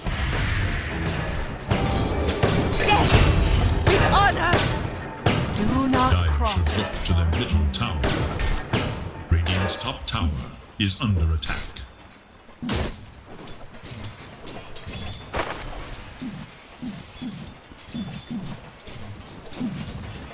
Yeah, Skem being a good support, ensuring that his safe laner stays. I like this early raindrop from Masaros. It is preventing Mushi from looking for the kill opportunities with that Lucent Beam while he's low HP. So it's stalling out for time, but it's still a rough lane out for the Morris with all the kills coming out for the Luna. Wounded to my heart.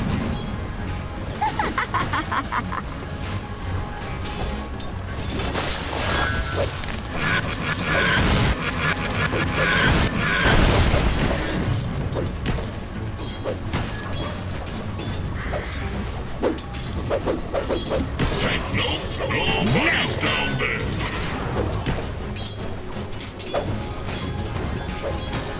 They're just making it hard for Tims to play with the creeps. And they've always got the Frostbite. Boombell can just walk in, Frostbite, get free creep, and just prevent that. I think for Tims, he's going to have to balance it around with using it on creeps and using it on heroes. So your best shot is still just getting a slow off on that CM, or even Raid King, and just constantly hitting away with FBZ. And that's probably your best bet in getting some aggression out here. I'll have to come back here. Wait up. No! I think I wasn't fond of you. The life of a CM against Enchanter. It's not a good time, Tims. And he's died a couple of times, but they are slowing down that CM's presence. Because of this constant enchant, CM just can't dip into the small camp and clear out creeps, get EXP. So you're slowing down that early scaling the CM can provide globally. There is some aggression coming out from Motivate Trust. They are much more willing to cut off Yopaj and trying to grab some runes, which is a good change up from game 1. So you're giving Fearless a bit more of a game. He is still lagging behind in CS, but he hasn't died, which is a massive improvement. Last time we saw Yopaj hit 6, he immediately got that kill and started running from there. Come on, sprites. Where are you going? Here to heal.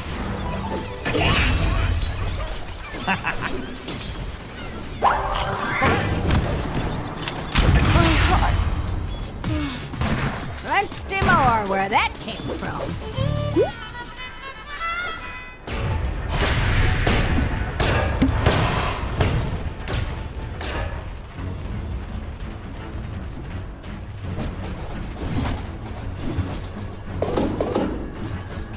And it's just buying more space out for Boom. So after a slower start to the lanes, Boom have managed to found her grip here, kind of building off the back of Yopaj, just getting these rotations out now. And the pressure is applying onto Jackie. He doesn't have level 6, half a level away, so if James does, if Yopaj commits, then Raid King's dead.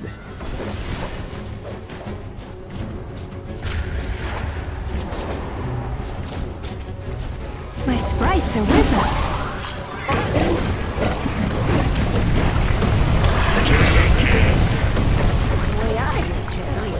yourself a bed. Radiant's top tower is in danger. Radiant scan, eager to know Dire's whereabouts. Dire should look to their top tower. Dire's top tower has fallen. Yeah, they have some decent counter push on Motivate Trust. They've got the Skeletons to eventually take a lane, but you've been really slowed down on Jackie. You need to give this Raid King a jungle spot to farm in.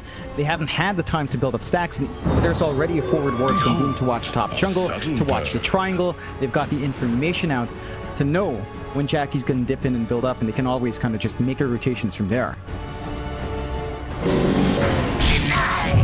Easiest money of my life! Easiest money of my life! Bounty!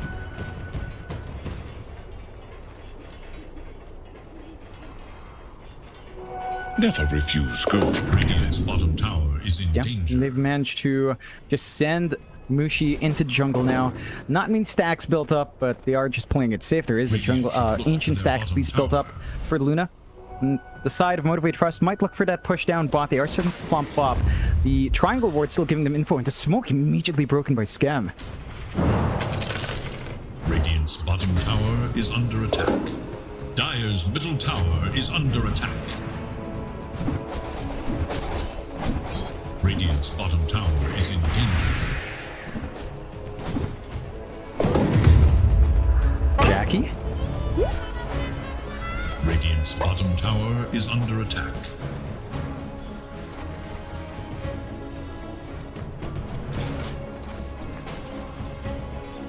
Dire's top tower is under attack. Easiest money of my life! My mechanism lies broken.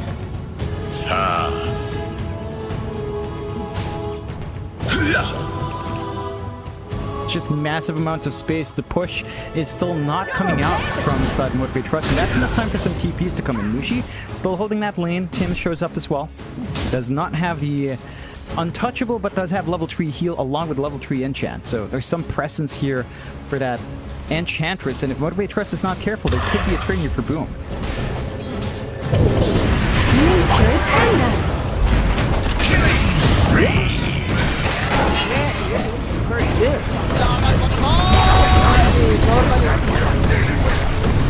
Death in a can.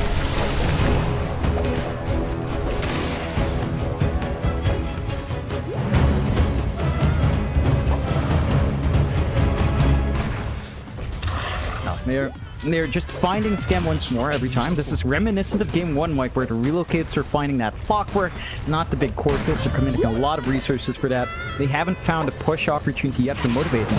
That's setting them back from opening the map up for Jackie as well. Look to their bottom tower.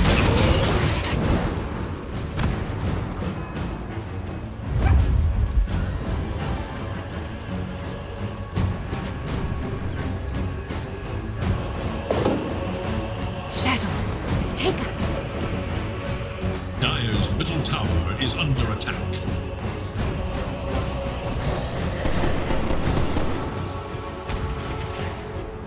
The Dire scan, on the hunt for Radiant forces. Radiant are scanning for enemies.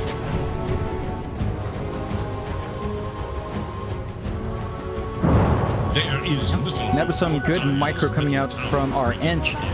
The creep got blocked for a moment, and I think Tim saw that, because he was microing it back the other way afterwards. So they spot out the smoke with the creep, and that's enough time for Mushi to just get the stack, pull back, stay safe. They can go for the defense in the top tier 1 if they want to now. Radiant should look to their top tower.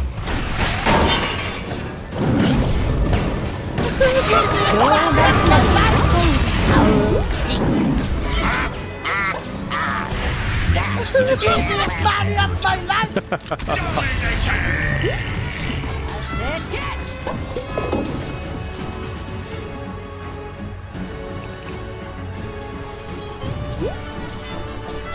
Yep, he's basically pause ending. We've seen that in his time in Neon, and his time now in Boom, just shifting around when he feels the team needs a different direction, and it works out. Motivate Trust. Oh, Monsteros. He saw the Monkey King just a moment, drops the arena, doesn't catch him out. Now that's another big spell gone from Motivate. They will finally find that bot tier 1, but it takes a lot of commitment. That's arena. That was like 2 sets of rotations on bot that didn't pan out. There's finally some room for Jack to farm safely in, but there are still some forward wards to watch moving from bot jungle anyway. So, flip side of Boom, they could still play aggressive there. They've got control of the top jungle. They've bought a ton of space out from them, just up there in net worth. And you're dealing with 2 really farmed cores. A Luna that's farmed up, and the Snapfire hitting the same timings. Travels, blink up, Ult's next for Yopaj. Once that's up, he's going to be lining up for the cookies.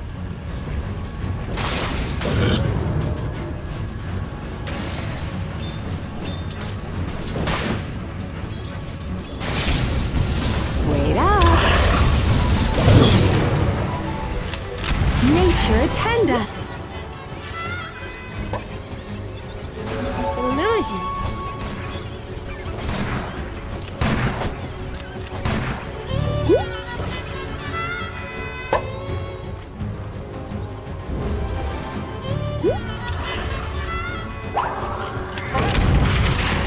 Yeah, just playing around with that early magical burst he has, just looking for the rotations, leveraging this travels, his presence out from that.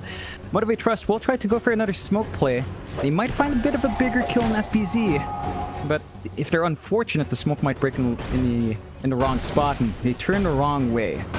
They don't manage to get the read on the monkey. Maybe they jump someone on mid. Yopaj is behind the tier 1. They're gonna have to commit hard for that kill though.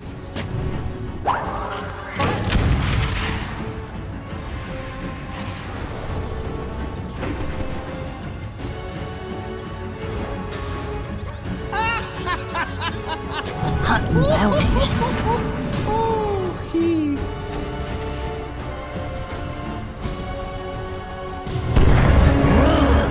Oh, again.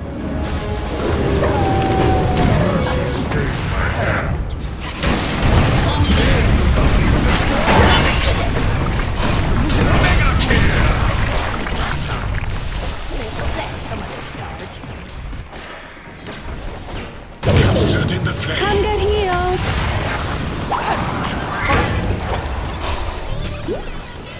Oh my god.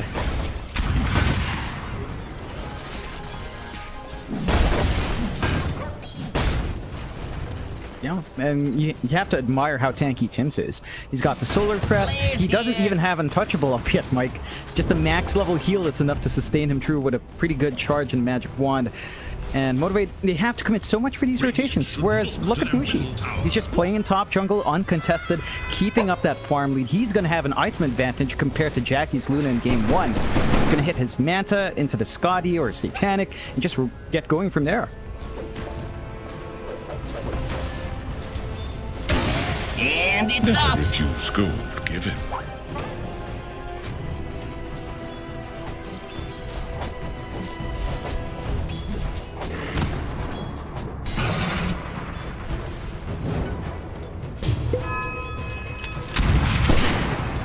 Top tower is under attack.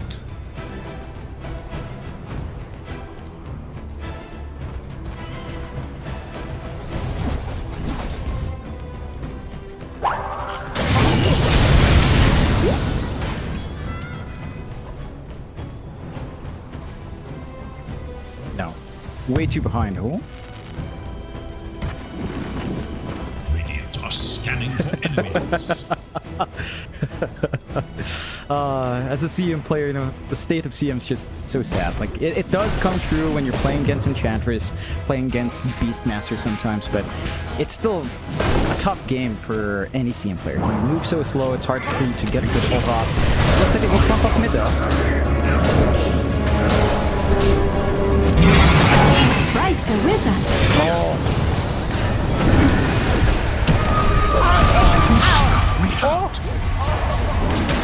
Bombing in.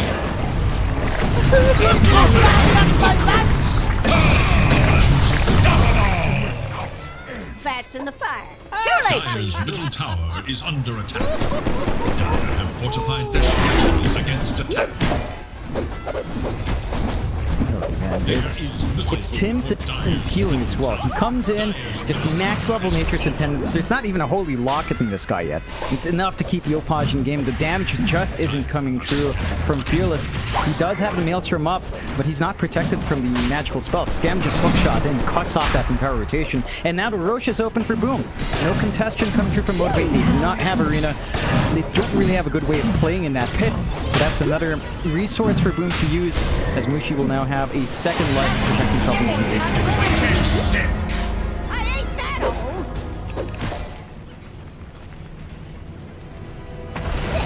Radiant's middle tower is under attack. Preemptive flesh stretch. Wounded, you and I.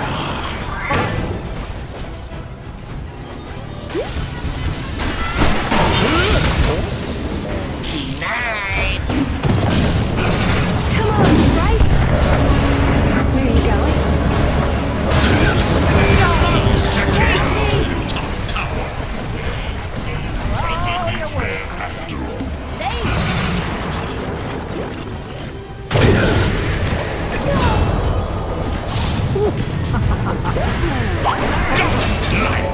Double kill.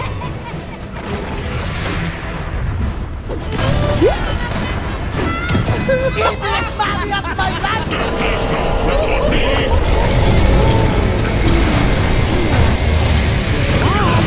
My searing game.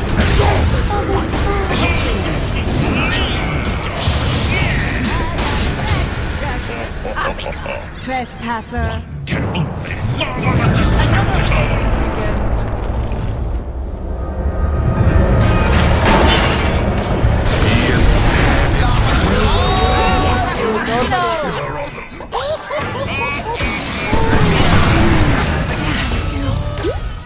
No help for it. Where are you going? Come on, sprites. Double kill. To feed. No In the flame. Don't run off.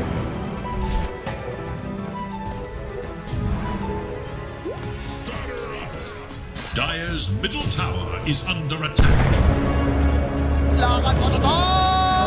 Normally. Wait up. You are Killing spree.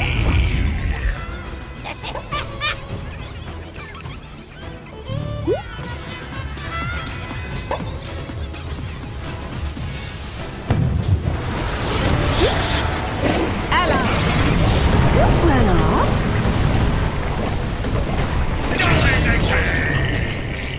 Oh, man. Dire's bottom tower is under attack. Tower is under attack.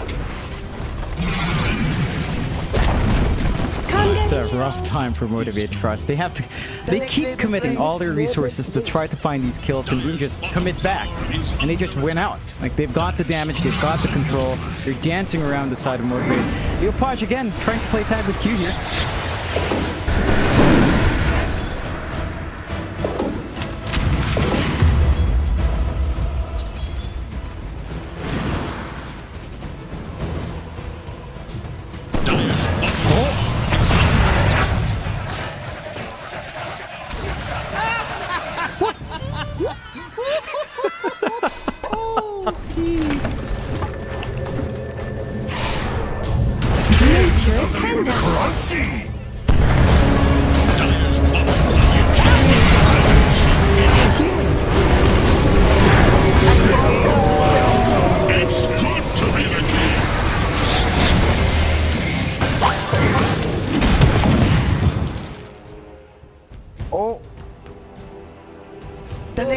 Next level play.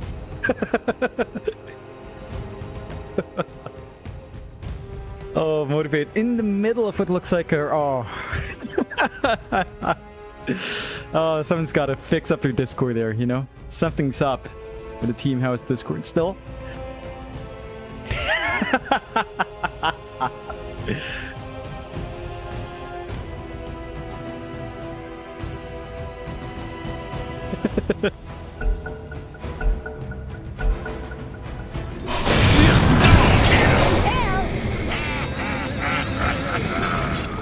I could do this all day. You know, those are massive. That gives Jackie a ton of gold. He does get to catch up on that Great King now. Ooh.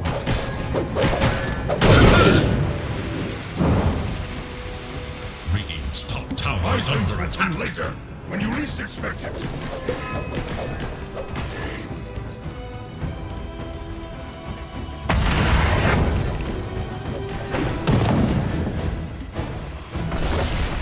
Yeah, they're hitting your spikes. You've got the blink coming out here, I believe, for Jackie, so you can jump up into the fight, distract them, tank up most of the damage first, and then have the team follow through. That's where Motivate can shine. So they go for the smoke play. They know that the defense is going to come out for this mid.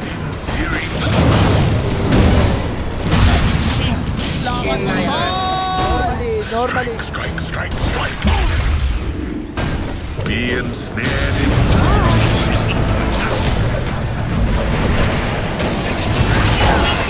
What? Easiest money of my life! Sweat.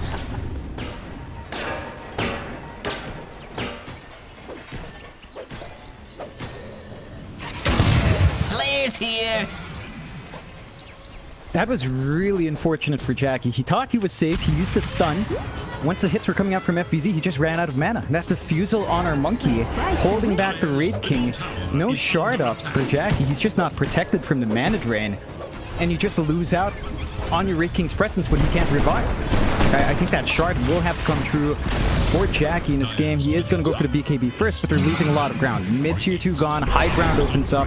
Mushi has damage to just keep this push going. It's a Luna. It just melts these objectives absurdly fast. Motivate Trust, respawns aren't too long. They've got the arena for Master when he does want to TP for the defense, but they're going to have to do something to prevent themselves from losing too much objectives. It's just gone. The one bright side for Motivate Trust is their side lanes aren't open yet. Tier 2 stand to protect, so they're not going to lose any more lanes, but they are in a very bad position now. One lane constantly shoved in, and someone's always got to respond to mid, and that opens up more potential for Boom to just be on aggressive.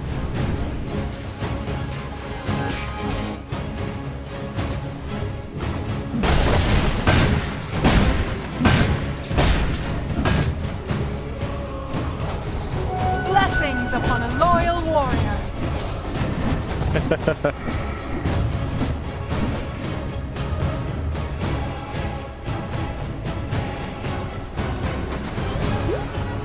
Oh yeah, he's had a lot of space. He knows where to position himself in these engagements. He knows when to come in. And boom, they're smoked up. They know if they find a win here, they could go for another set of racks or end the game. This'll come in handy. Don't turn off. What kind of war is this? And it's off.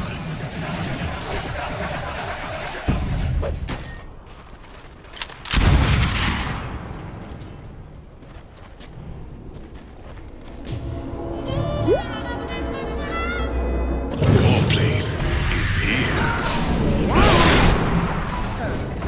Radiant's bottom tower is under attack.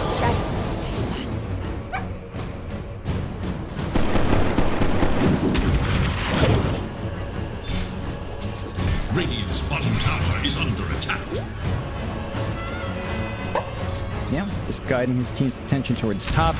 Take that tower. Motivate Trust in a position to trade tier 2s. You have bot wave shoved in. Jackie kind of farming the jungle. He does leave the area, so I don't think they're going to have enough damage to really look for the 1-for-1 trade. And they get a good scan. They know Jackie's there.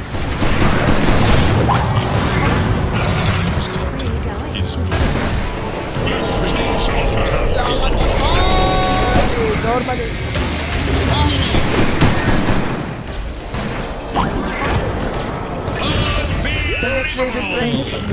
The next level play. Easiest money of my life! Radiant's bottom tower is under attack.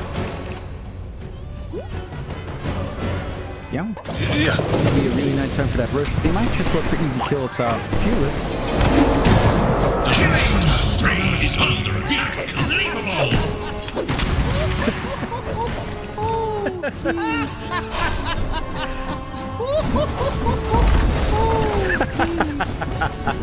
It's the life, you know, when Yopaj brings them out, people will want to try because it looks fun, it looks easy when Yopaj plays it. Kids, it's not easy. He's a professional. He's being paid the big bucks to play this way. As Boom starts ripping into the tracks, no Roche needed here, Mike. Another set, another lane gonna be shoved in, and they could just go for the tier 4s. They don't need mega creeps. They don't need that tier 2 gone. They know the defensive mode with Press is just shaky. Radiant's bottom tower is under attack.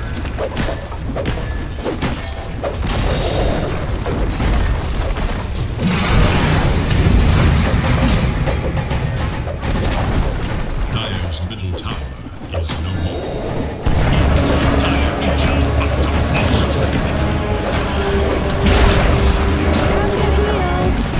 Dire's ultra is under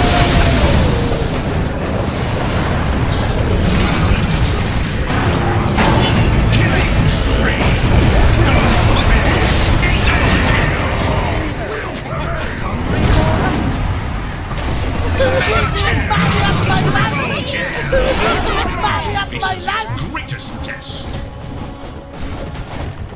Radiant are a single match champion.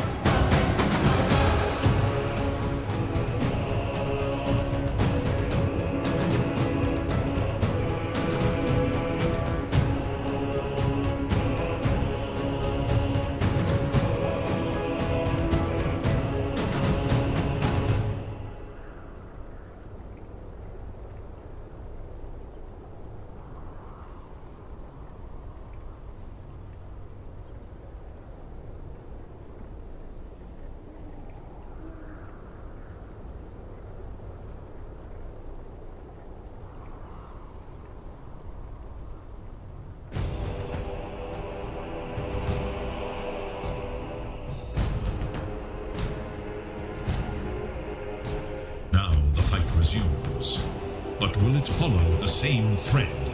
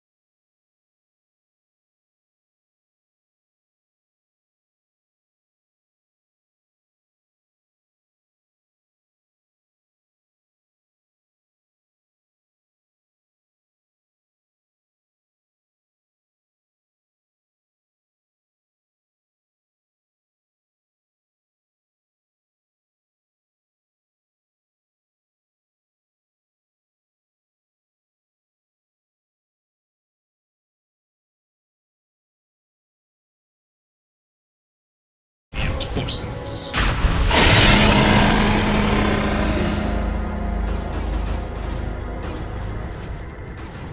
Immortality!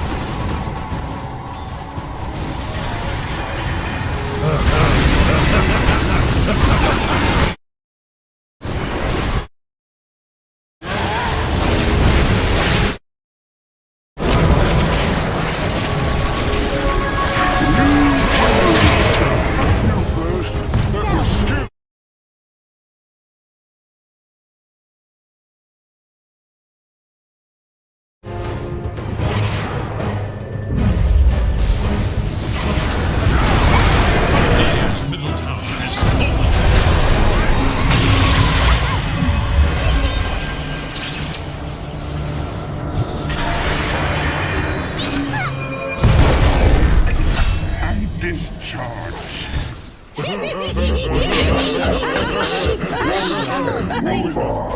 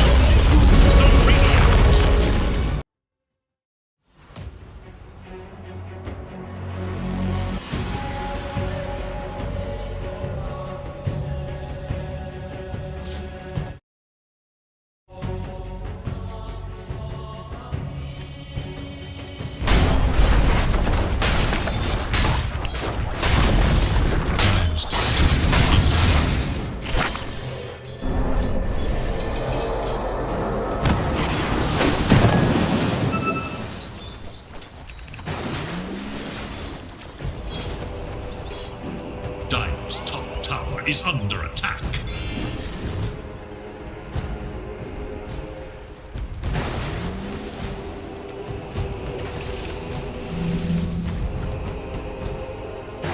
Radiant's middle tower is under attack.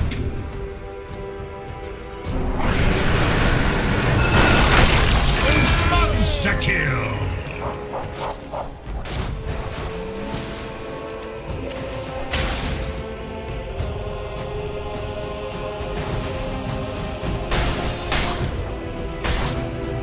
Radiant's middle tower is under attack.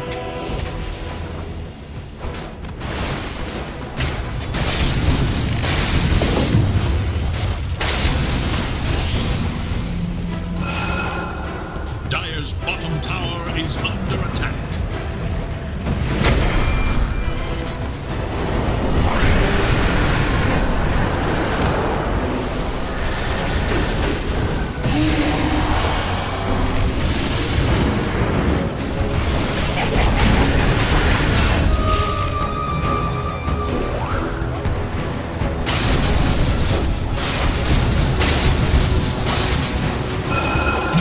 Dire's bottom tower is under attack.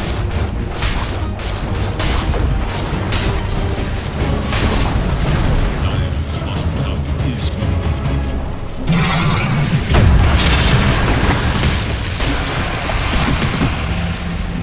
haste.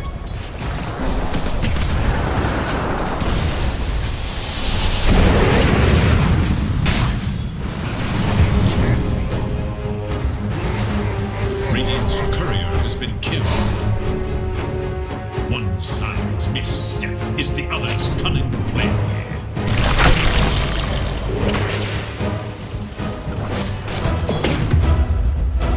I love these things.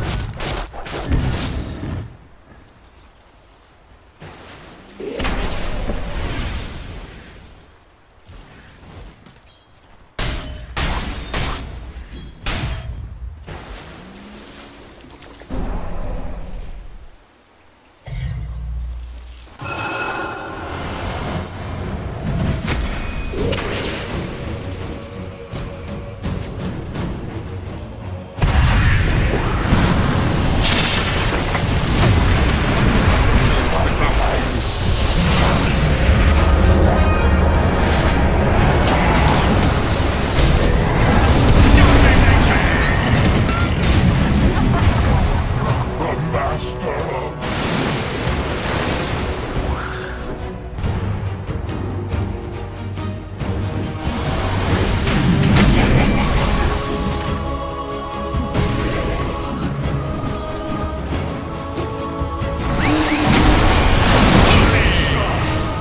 Radiant's middle tower is under attack.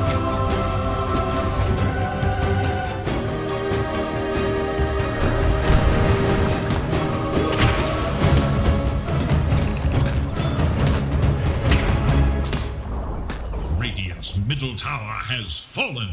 Radiant's middle tower is under attack. Radiant structures are fortified. Radiant's middle tower is under attack.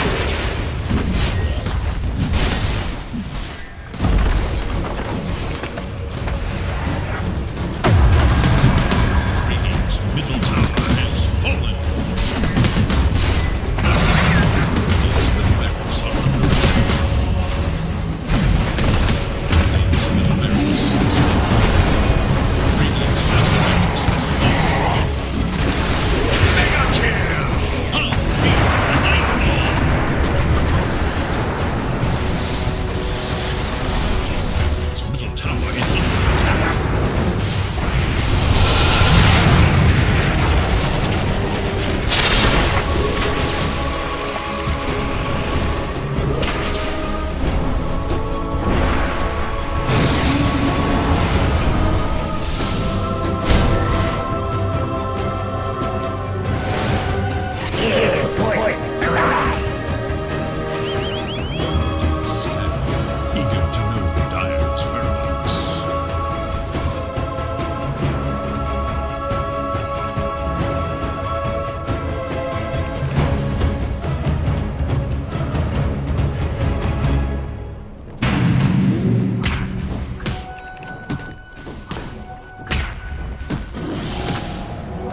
sings upon a loyal warrior.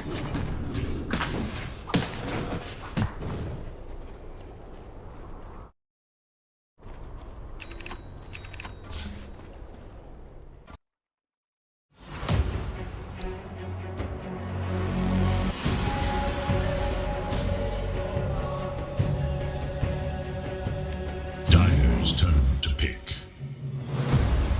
Classic Rambulan here for the lower bracket into the lower bracket finals. Both teams looking confident, so we'll have to see what they bring out. Draft already on hand, and I'm liking what Polaris has, Mike. They're taking the page out from Boom here. Start with Snap, get the Centaur. So I'm trying to recall, have we seen Lelouch play Snapfire mid? Have we seen Mac do it? I'm trying to think all the way back to Omega and Adroit. I don't believe so. Maybe once or twice in BTS Pro Series 3 or 4. That's when the Snapfire mid was really popping off. But that flexibility is there for Polaris because we saw Yopaj dominate with it. So maybe it's Mac. Maybe Mac takes it mid. Maybe Lelouch takes it mid. We'll see.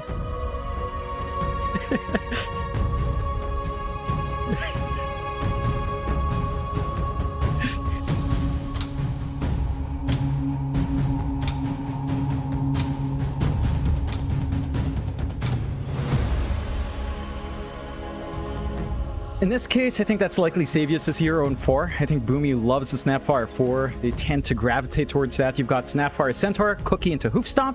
Not a combination we've seen a lot of. In fact, we have not seen a lot of that Centaur in quite a few months. So, yeah, I think you have that stable combination offlane. You just run with it. You're really aggressive on the off. Build up with Force and Xavius. Gosh, it's a mental workout to recall these names, Mike. But be a Force in the offlane with Force on the offlane. For Neon, they've got the Doom and Lion, so that could be our mid Doom. That could be our safe lane Doom once more for Palos. I think when you consider that you're playing against Centaur Snap, that added durability, the added move speed Doom has with his Scorched Earth might be enough to save him from those ganks. So having the Doom 1 here isn't too bad against Snapfire Centaur. There's still a lot of aggression coming through from Polaris, but the Doom can kind of hold back, play with Devour, still build up anyway.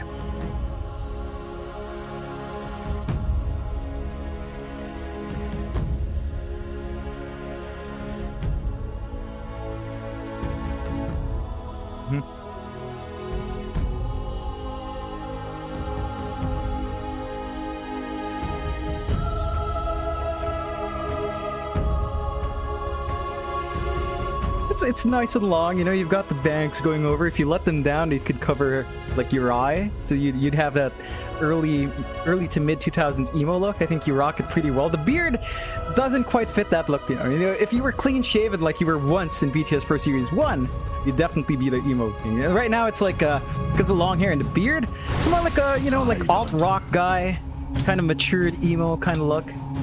What it's going, the natural progression of things.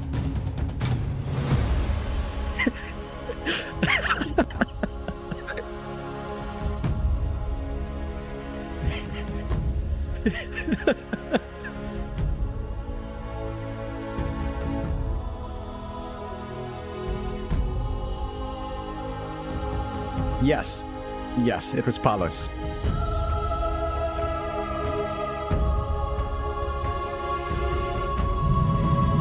It was Alina. It was Alina for Mamandaya. They don't have that option anymore taken out, along with the Kunkka as well. So there's big win conditions from one that scale up. Not quite there. I guess there's the option for TA, which would play in with the Tidehunter, harkening back to Nigma, of course. But you will kind of have that win condition on the pause 1. Your Doom will just scale up, but doesn't have the brunt of the game on its back.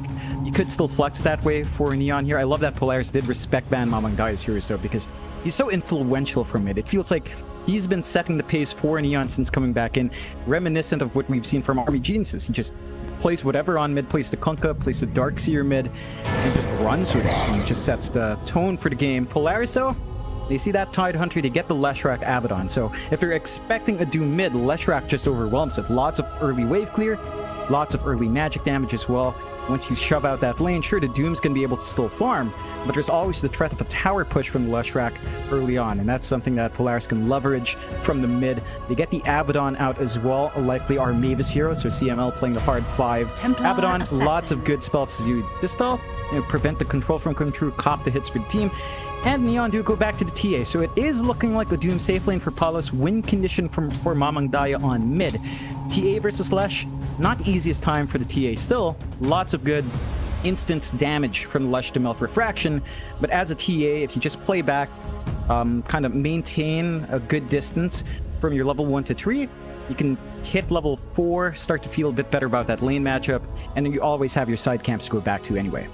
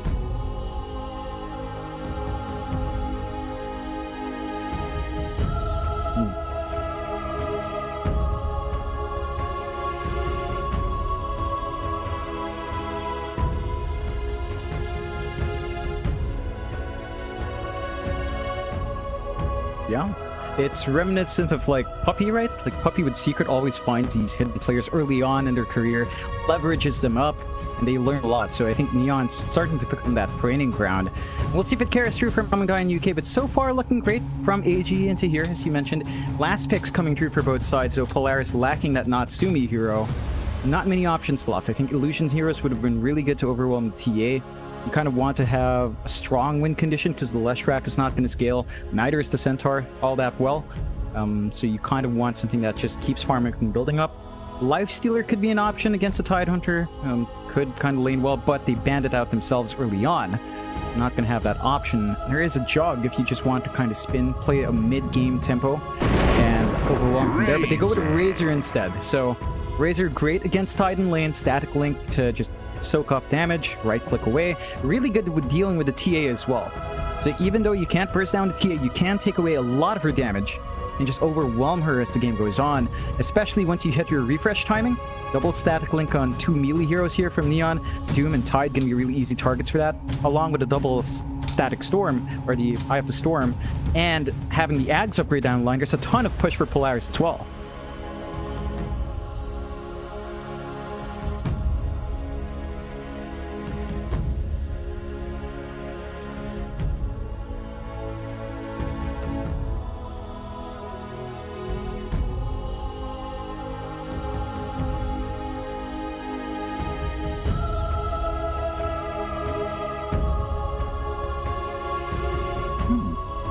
Yeah, they have Lion.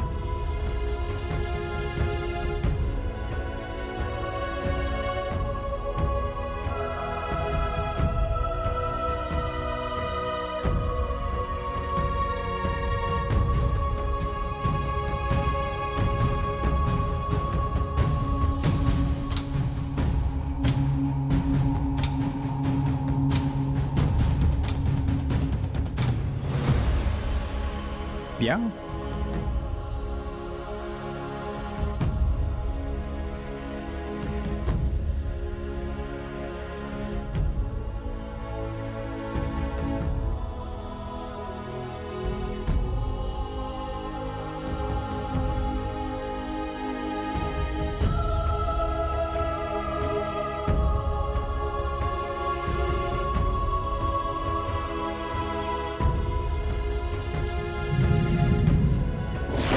I speak for the trees.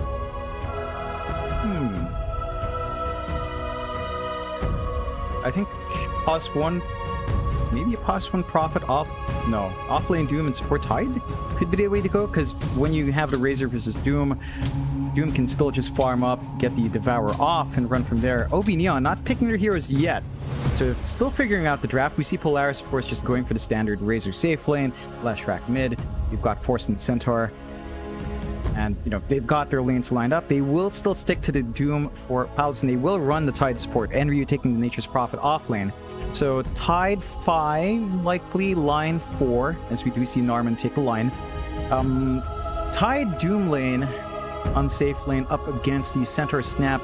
It's not a very easy lane. You are two very tanky heroes, but there's minus armor in the Snap. There's double stun with a Cookie and the Hoof Stomp down the line for the Scent. And although you can kind of zone them out with a Tide, it's not really what you want to do because you shove out the wave for Doom. So I think Polaris will still have a good time in lanes. And overall, I think Polaris did come out with a stronger draft. Like, you will be concerned of the TA. There's some early rotations ob.neon can get out with Nature's Prophet, but the push timings, the power spikes lined up for Polaris, they're engage and disengage with a Centaur Stampede as well, allowing the Razor to just keep static link up. It's a lot to play against for ob.neon the first 15 minutes here.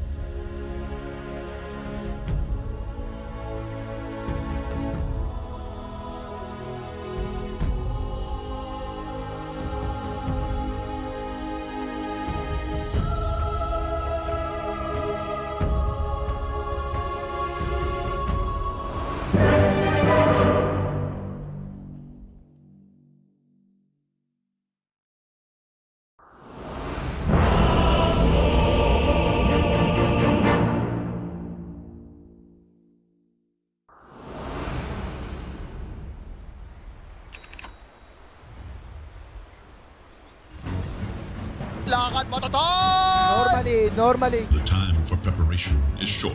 Use it wisely.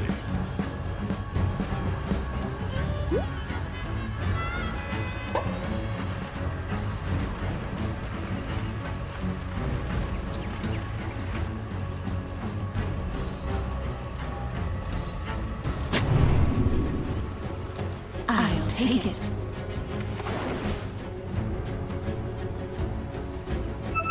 Yep, you're gonna be just safe, so they are just securing good time. They'll be able to spot out when the TA does go to farm up.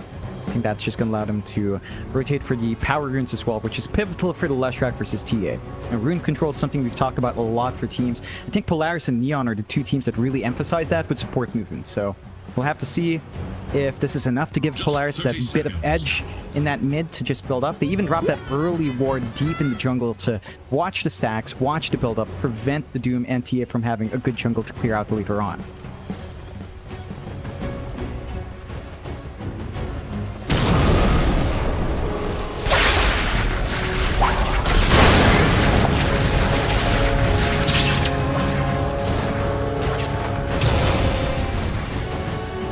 Crucible of greatness awaits.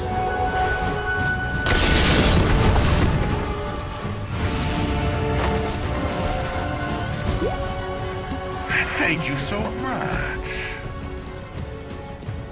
The micro coming out from Enryu just making so much work happen there for the side of ob.neon. And now Natsumi had to down one salve, which means you're going to be lacking some regen there on Maeve. He's going to be able to fly some out down the line. Not good news for the side of Polaris. ob.neon already forcing out that pause one, looking like they will go for a lane swap. Alice is going to show bot. He is going to be hanging around with Norman. Only Maeve is showing up in this lane so far. So one wave gone for Natsumi as he walks top and then walks bot. So he does look like he wants that Doom lane to play with the static link. But at an EXP deficit, this rides through the roughest part for Doom. He hits level 2 a bit faster. He's going to have Scorched Earth. He's going to be a bit safer in trying to run away here. Should look to their bottom tower.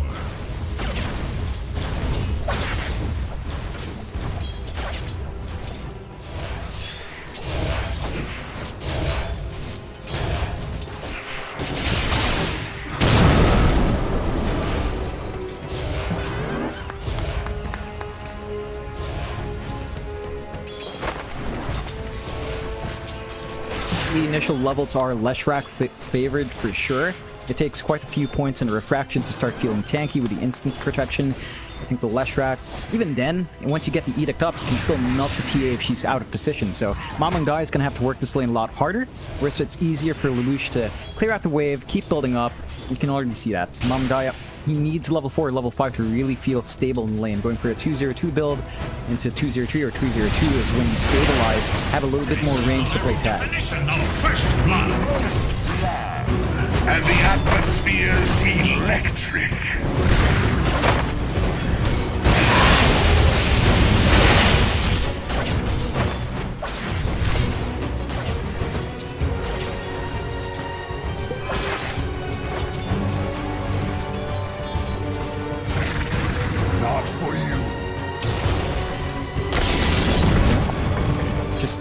trying to give themselves the presence they need. They don't want to have to give an overwhelming start to Natsumi. It's just such an easy time when you've got static link targets. So now they're going to run the dual ranged link with the NP and the line. So you're not going to have too much free time for Natsumi now, but he's gotten what he wants from lane. He hits level 3, level 2 static link up, and he has the boots up. So even if you're ranged, you can run up, get the slow off with the plasma field, and still get a lot of damage going your way here.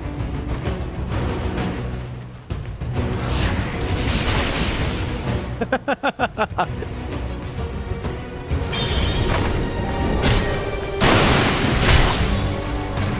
sleep with the fishes.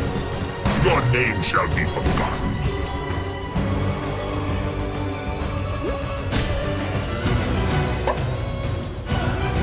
Gold is a great conductor.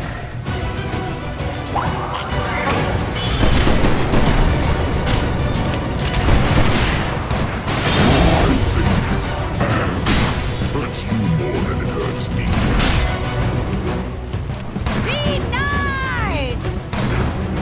Oh, it's not for nothing. At least he can TP back, Mike. If he TP'd up and died, he'd have to walk back. So maybe some time save. Yep. He's free to do so. I don't think Natsumi's leaving, though. Again, he's got the levels up in the Razor. He's got boots. You don't care for the range now. You've got the speed. And every time you have Plasma Field, enough mana for the field and the Link, that slow is enough to get a lot of damage on the static Link, because we've seen Enry already shoved back earlier on. So I think Polaris setting themselves up well with the lanes. ob.neon with a pause 5 Tide and pause 1 Doom. It's just, again, it's a very durable lane on paper. 2 strength heroes up front, a lot of HP to have to rip through, but it's a Centaur and a Snap. There's some good minus armor there, double stuns. I think for the most part, Force is just going to have a good time here. He's already up there in CS. And Palos is just going to have to play the slow game, play with Devour, work towards the Midas, and hope that the rest of the team can buy him that space to grow big.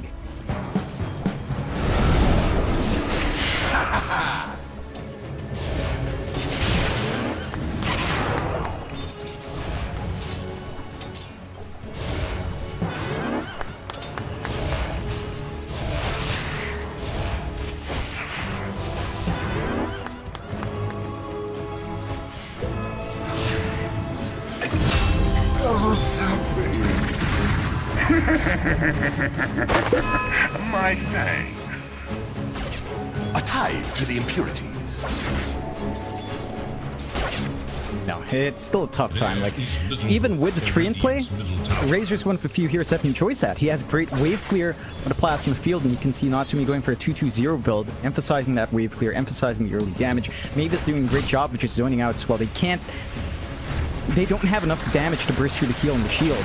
Mavis is just being a complete nuisance. Every single time the line's gone, enemy just gets zapped down. No damage. Can't CS, has to rely on the treants, and every single time he micros that in, Natsumi just gets free gold.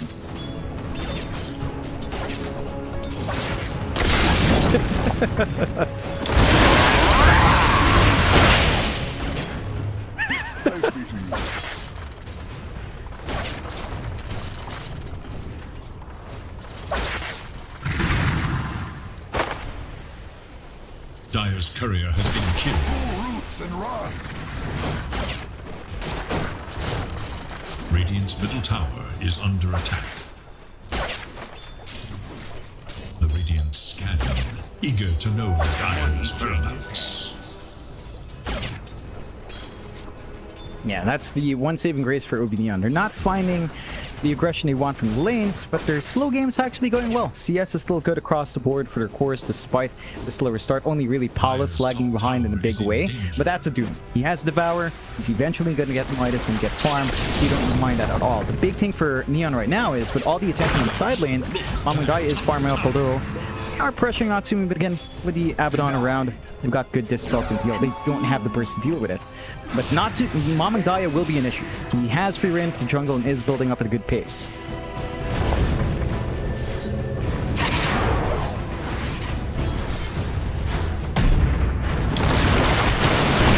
Warriors of the wood.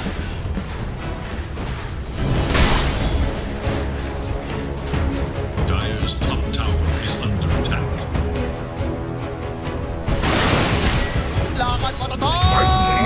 Normally. Dire should look to their top tower.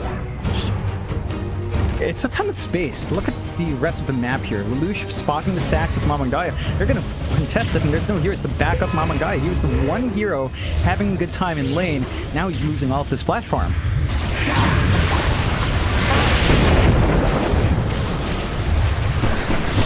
Killing spree! You can't escape. You take that foul move, keep it to yourself. And thank you so much.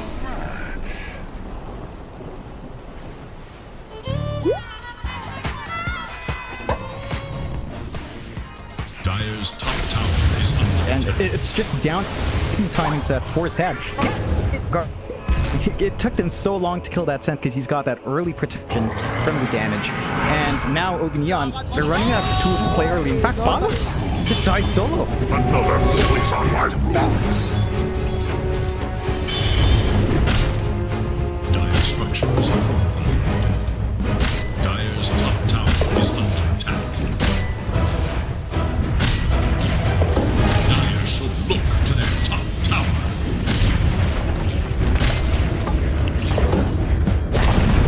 Dire's top tower has fallen. Yeah. They've gotten the early Lesh up top. They've managed now basically every lane. You argue mid was a little bit better for Mamangaya, but he's lagging behind now. And that early momentum we were looking from Polaris' draft is online. Like if they keep taking these objectives and new defense comes out from Neon, it's going to be rough for them to find that space to farm on a Doom and a TA. These heroes need some initial items to have presence.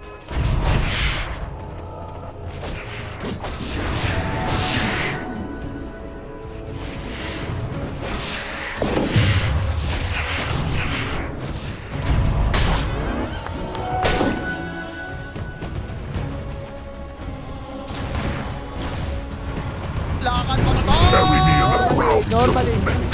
Your entrails festoon my horns.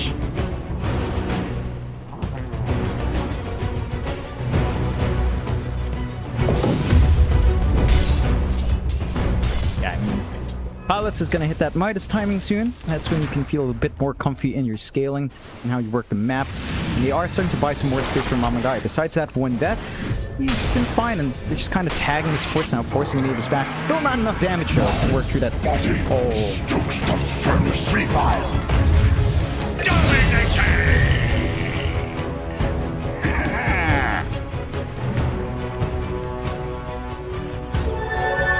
Double damage. Minions are scanning for enemies.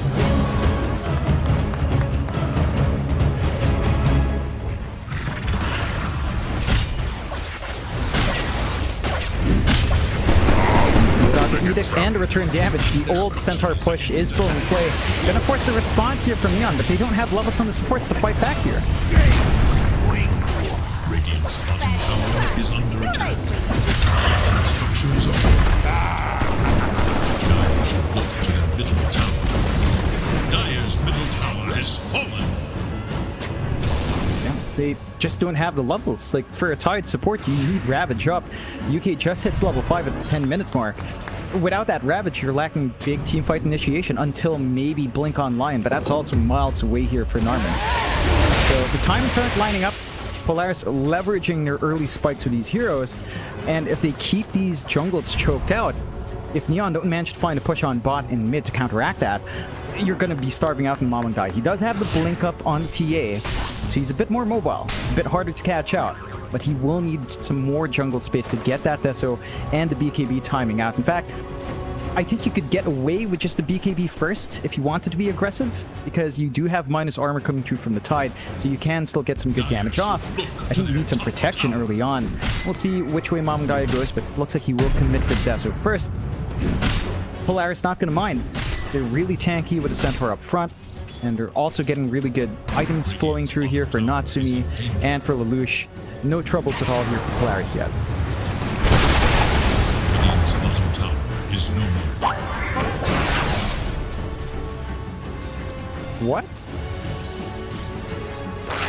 Oh no.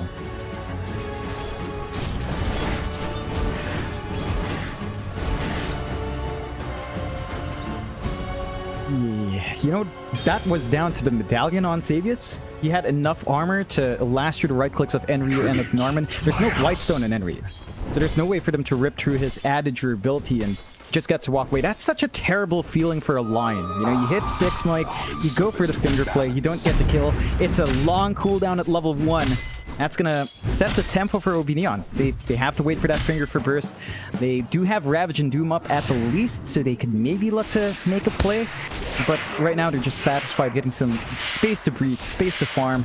And that is still worrying, because Polaris, they've got a 2k lead, they're working every lane, and they're buying space for Lelouch. He's rushing into his Kaya into the Bloodstone, and that's gonna be a lot of forward presence for him once that's up and running.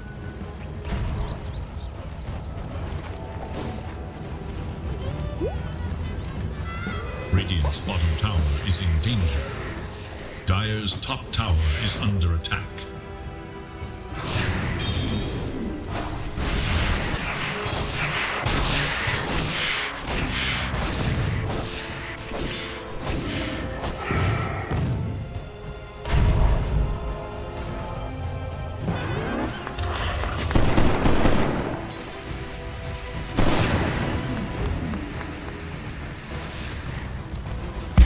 Just managed to weave around where Polaris is playing, finding some open spots to keep farming up, keep catching up. Mamang Daya halfway through that Desolator, so damage output of the T is going to skyrocket shortly. And I think for Polaris, as you said, Mike, they need to get some aggression out. Maybe push a tier 2 early on, maybe get the jump in. They've got that blink on first, and they've got the Stampede up. Dire's middle tower is under attack.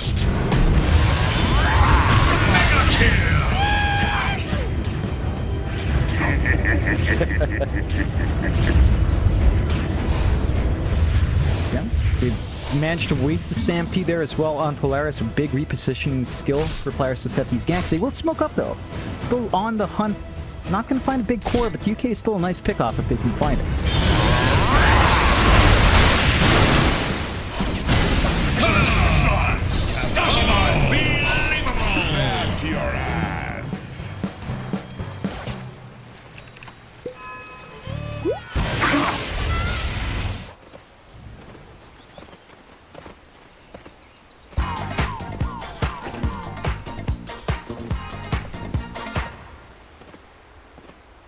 Just has better scaling into late game. Damage doesn't get irrelevant for the TA. Of course, the Leshrac has a bit of a late game window. When BKBs are down to 6 seconds, it actually feels pretty strong. We've seen that late game Leshrac actually have some presence. But that's way down the line. I think the TA is going to overwhelm you by mid game. Still, Neon, they've smoked up themselves. They've got the Ravage, they've got the Doom. They do not have the best wards forward to spot to get rotations out. So they're not going to find anyone in the triangle. But they might be able to at least get some forward vision now. Maybe set up for a tier 1 push, or at least protect themselves from the Rosh and any rotations out. But they're also missing out on opportunity. So very defensive from both sides, playing safe, sticking together, not giving too many openings to either side. This is still beneficial towards Neon as Mamang Daya keeps farming up here.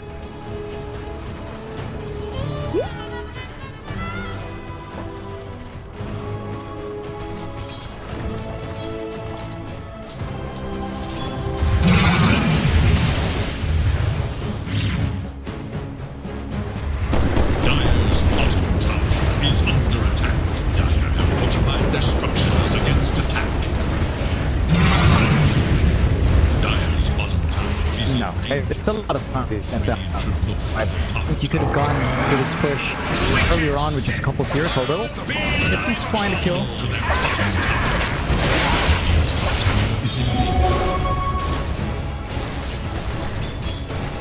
Dire's bottom tower is under attack. Radiant have fortified their structures against attack.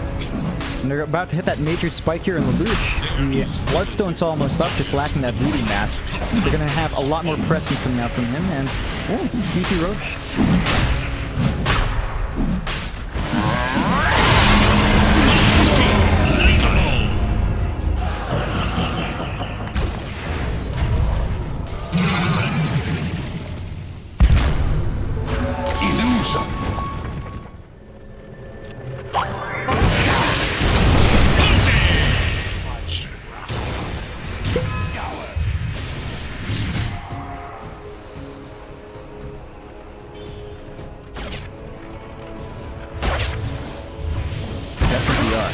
Polaris has to gun for those tier 2s now. Take out the top tier 2, take out the outpost, completely control the top jungle, cut off Mamangdaya and Paulus from farming, because they are 14-2 at 17.5 minutes, but are only 2k up. That's not enough. That means you haven't shut down the TA, you haven't shut down the Doom. Sure, it still looks bad for Doom being behind these cores. It doesn't matter. No fights are breaking out. No engagements are coming through to slow down your farm pace. You will still hit the BKB and blink timing that the Doom wants. And you can just go from there. Polaris, they are finally finding the top tier 2, slowly but surely. And they are forcing out the Fortify. The Bloodstone is up and running on the loose, so he has the mana sustain to play these fights. But I think Neon's managed to stall out long enough that they're going to be online on this TA. Deso up, BKB next for Mamangdaya. Once you hit that BKB spike, there is nothing from Polaris that handles that TA outside of the Razor with Static Link.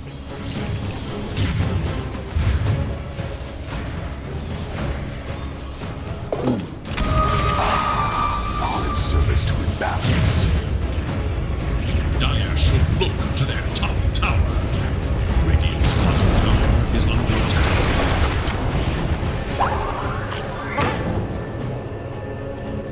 Radiant's bottom tower is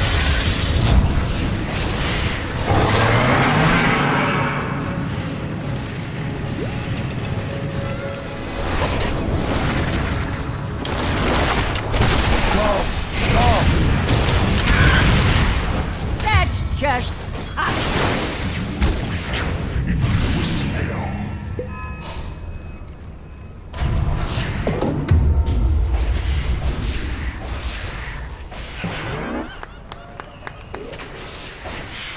They should be in control of the map. They should be the ones on the aggressive instead of the ones playing really defensively here and being punished for it. Look at their triangle being taken over by Neon. Mamangdaya just runs up, clears out the camps, keeps building up. BKB coming closer and closer here for the TA. And Polaris, they're losing that gold lead. It's down to just 1k, even with a 14-3 kill lead. It's not doing enough. And I think for Polaris, they've got to consider their scaling now. Natsumi, lagging a bit behind in farm, not by much, but the Razor doesn't have an item lead. Does have the BKB up into the SNY. Now, come late game, we talked about the possibilities with Razor, Mike. Refresh is going to be great, Ags is going to be great. That takes a lot of farm, and Natsumi's just not farming as fast as the TA or Doom to kind of hit those item spikes early on.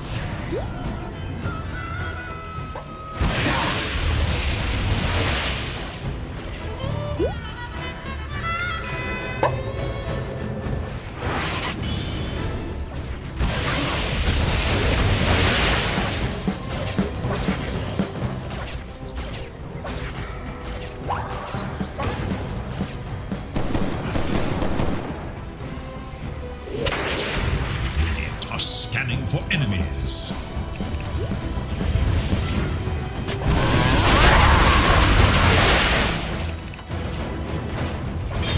Dire's top tower is under attack.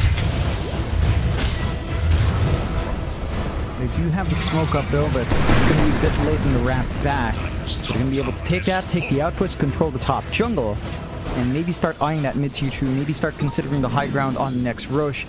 Going to be important for Polaris to kind of make ways into the map as we approach the 30 minutes. And at that point, 30 minutes in, you're seeing a Doom with BKB Blink, you're seeing a TA with BKB Blink as well, maybe even the build up into Daedalus.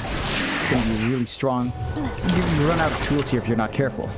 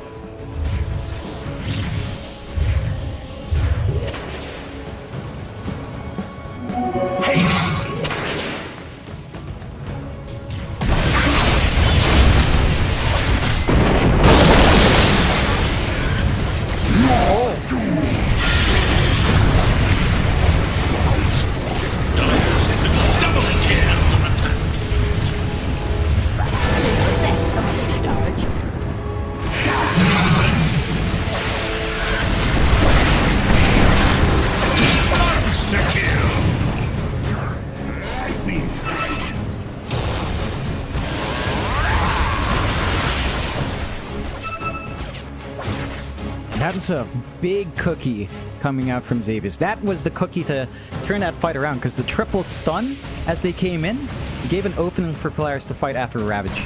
And cleaning up Mamdai early on without him popping his BKB meant that the real damage dealer on that TA, which is your real pause 1, wasn't able to contribute much.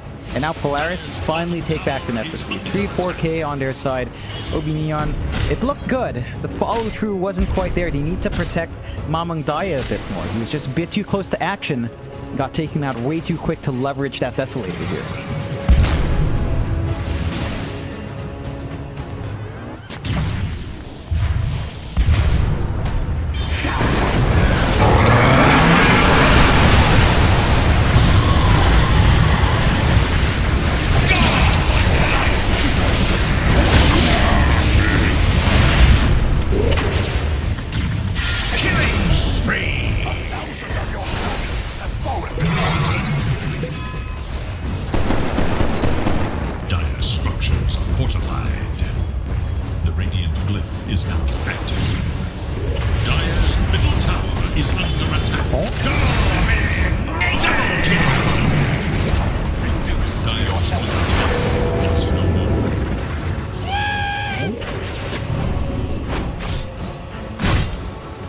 Just not finding stacks in line. Like, we're 24 minutes in. Unfortunately for Narma, not a single finger kill going his way. And that cooldown, it is going lower, but doesn't feel like ob.neon's managed to play around the gank potential they have with a Doom, with a Finger, a Ravage, all as much as we expected. And now Polaris, despite that slower start, despite playing a bit more conservative in the early game, have a very big lead. Your Leshrac is just hitting this huge timing. Lelouch going for the heart next. Already has the Shivas up on top of the Bloodstone. This Leshrac is going to be really hard to melt. He has a protection from the Abaddon. We've seen this be an issue from lane. They don't have enough initial bursts to deal with a shield, to deal with a Mist Coil heal. And you are just getting a lot of presence out from Mavius because of that. Neon, they don't have many more items to wait for. Like, the Daedalus from Mamdai is going to boost damage. I think they really just need to actually commit BKB and follow through on a kill. If they kill one big hero, they can turn the fight from there.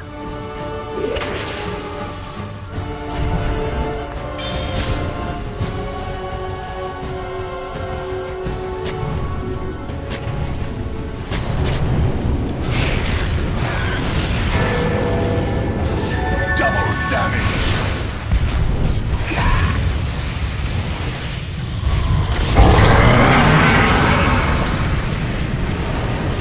Mamdai. The understate with Double kill! Unbeatable!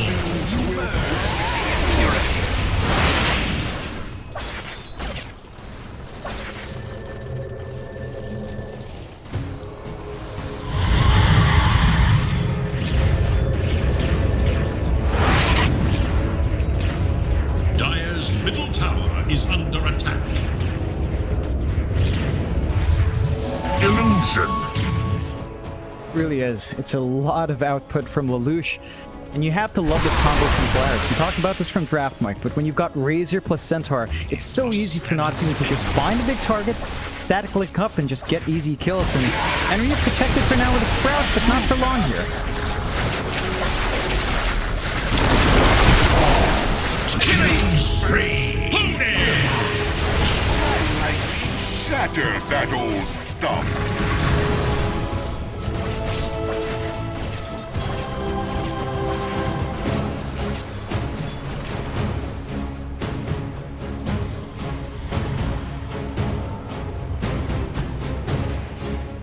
I think Neon had a bit of an opening. They just couldn't find the right targets. They will try to smoke again. They still have Ravage. They still have Doom. They've got Finger back up. They just need to find that one hero. If they find Lelouch, that could give them a bit of a good bounce back, but they don't commit. And the map is dark for ob.neon right now. No forward ops wards means smoke plays are very hard to pull off. Meanwhile, the Roche being taken by Polaris. No wards to watch that area either for Neon. But you don't even know the Roche is happening right now.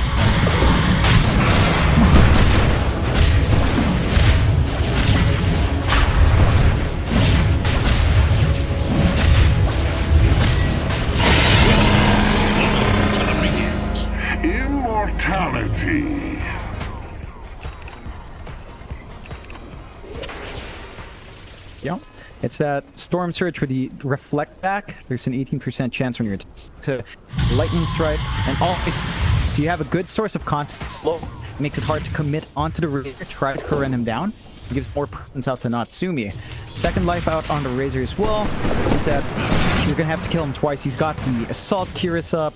He's got the SNY up with a BKB. He's very tanky on that Razor. The damage output of Neon's just not there. Unless they focus all their spells on one, it's likely you're not going to kill anyone here.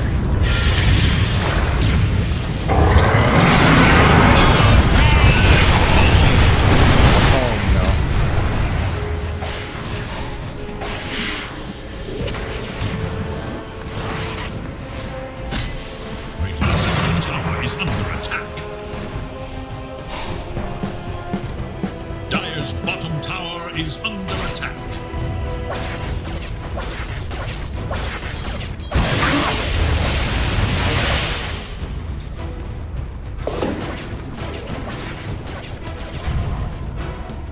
Dire's bottom tower is under attack. He's got Aegis AC, and he's so tanky. And the one issue right now for Neon is even if they jump the Lesh, if Stampede is up, with the Ags up there, then Force can't get any kills.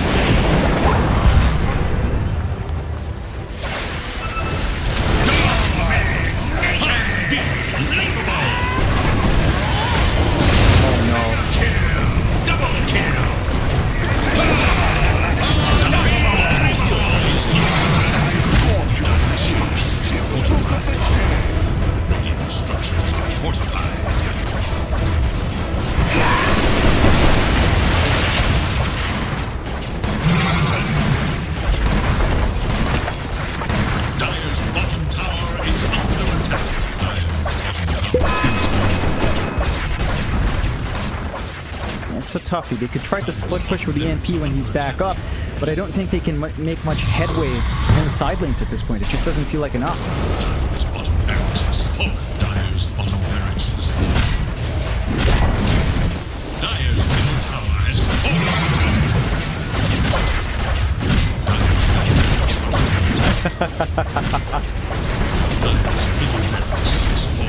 Dire's middle barracks has fallen.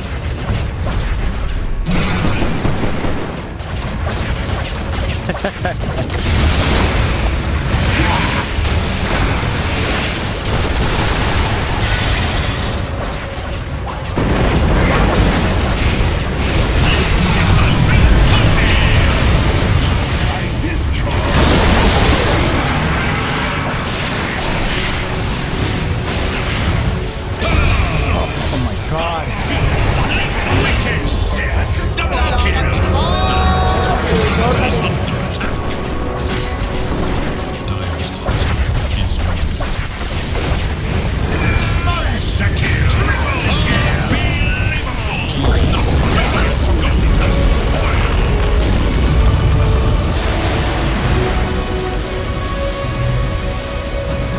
Polaris just completely dismantled ob.neon and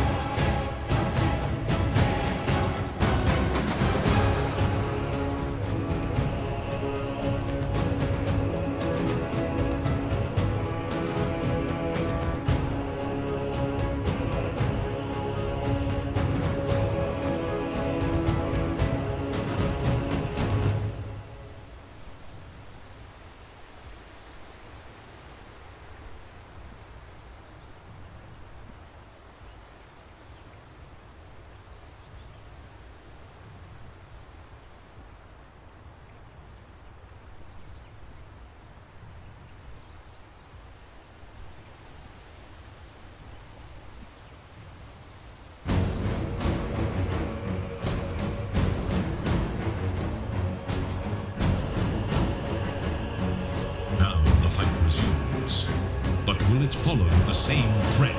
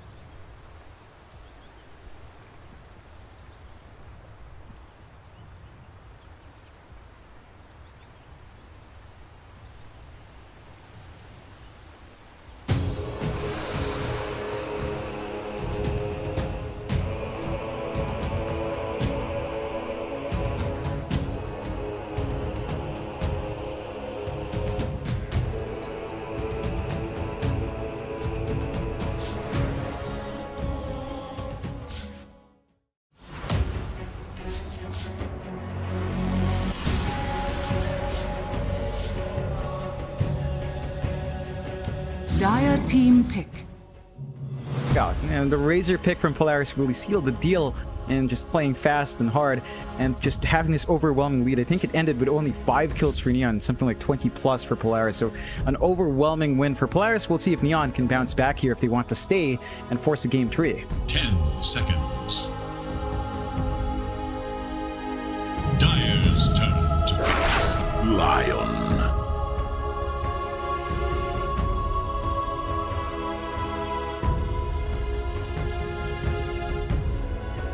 Radiant's turn to pick. I speak for the trees.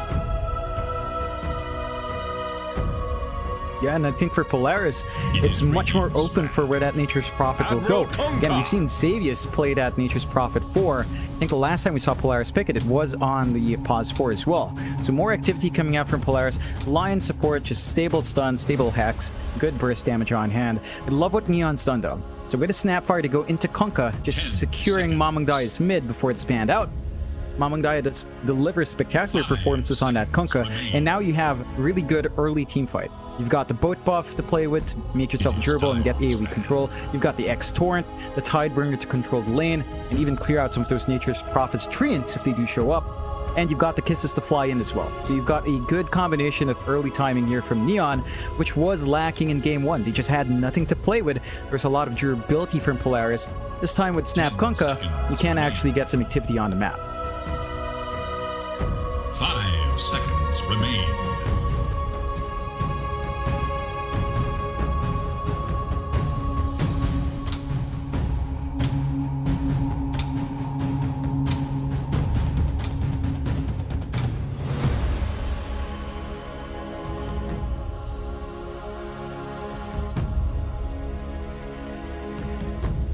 Radiant's turn to ban.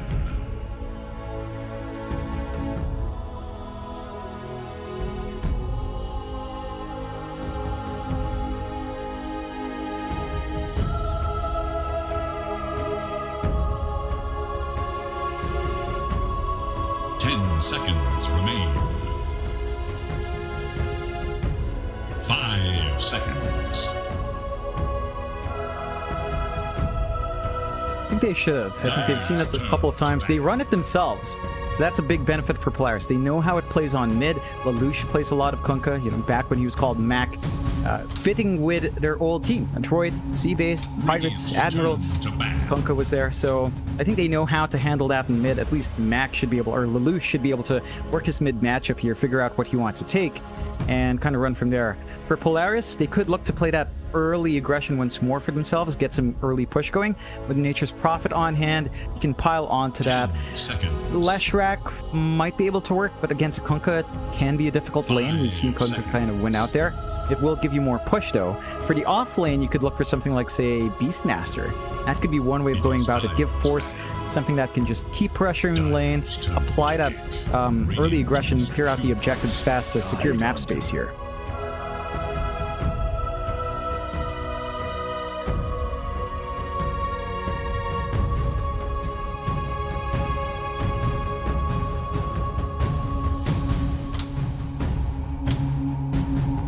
Seconds remain.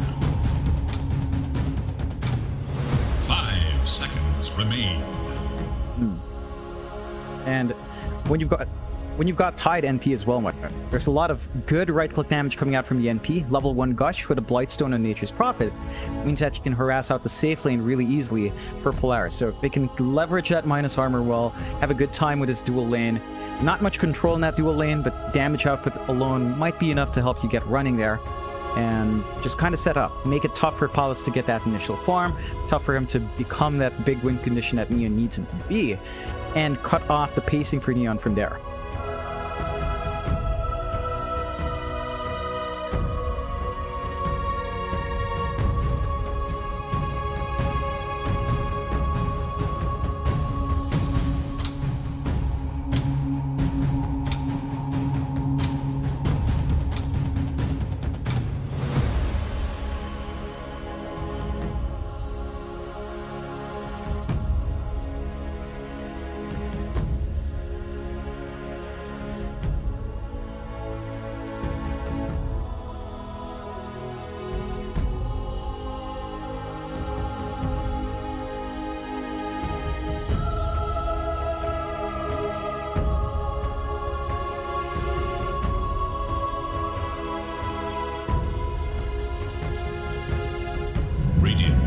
Choose. Dire must choose. Disruptor!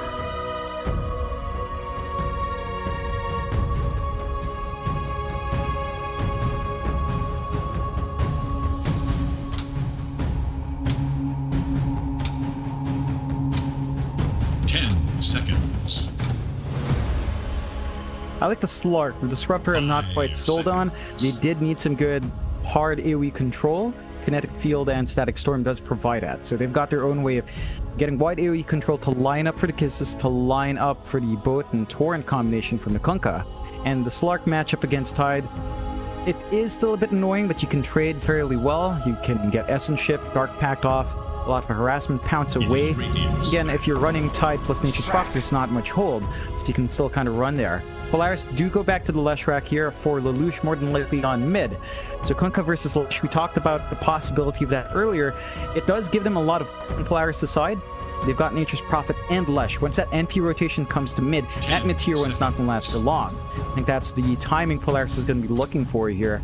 But otherwise, for Mamang Daya, I think you have a better time level 1 to 3, even maybe up to level 4. The action field's really good for the Kunkka. You play with Tidebringer. As long as you don't get hit by the split Earth, the Kunkka should be able to hold that lane. So it's all about dancing around for the Kunkka. And it is a bit easier for the Lesh to land that stun on a melee hero. So that's something Mamang Daya will have to watch out for.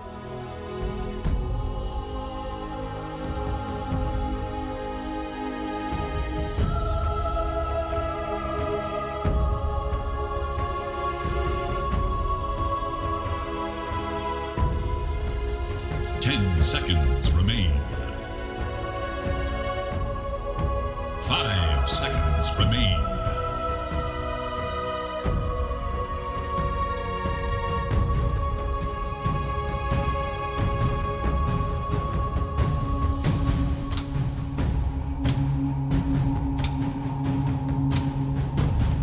Razor against Slark is really good. Razor against Kunkka is really good.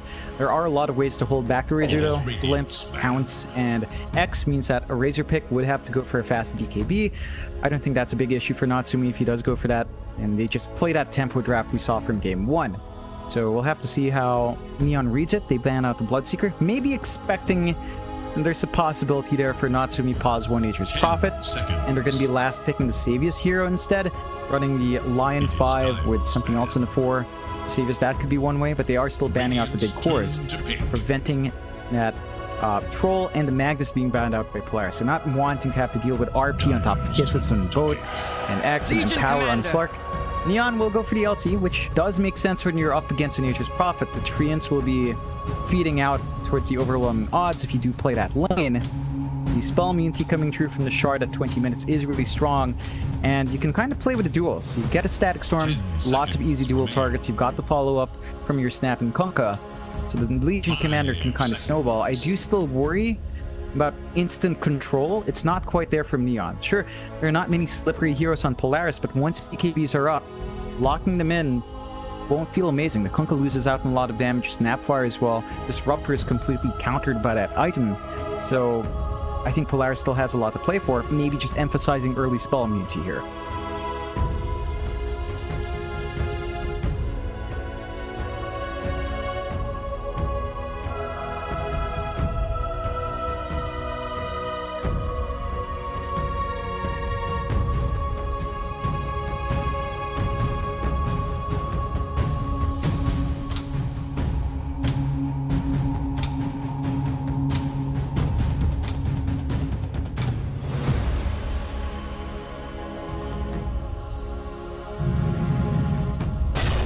Earth Shaker. Oh. Alright. So yes. Yes, will be. I'm a bit surprised though that they give Force to Shaker and they run Mavis and the Tide instead. I feel like you could have still run Force on the Tide, Xavius on the Shaker, which we know Boomy excels at. You know, we know he loves his Earth Shaker. So I feel like Xavius Shaker would have been really nice, but they shift back to the support Tide themselves. We saw Neon fail with that in game 1. UK was not having a great time. Let's see if Mavis can have a better time. You do still get the NP Tide lane though. So that combination we talked early with off lane Tide and a support NP, it's still there with a support NP with a core NP and a support Tide. So you can still play minus armor, still get that early Blightstone start, and play with a Gush for Natsumi. That can be a lot of damage coming through for Neon. Like, you're dealing with Legion Commander offlane, overwhelming odds will deal with the Treants, and I think overall you still have good trade potential there for Polaris.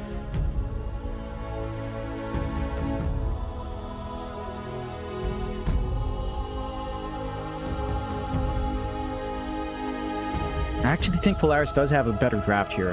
They have a lot of wide AoE control, with Shaker, with the Tide, with the Leshrac following up on that. They've got the presence from the NP. I think Neon has to be ready for Polaris to play that fast game again. They have to be able to get their movement out this time and force the fight back if they want to get their items and power spikes going here.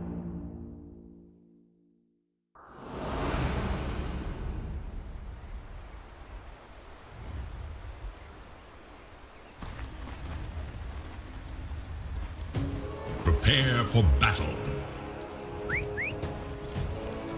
Step lively now. Your admiral is on board.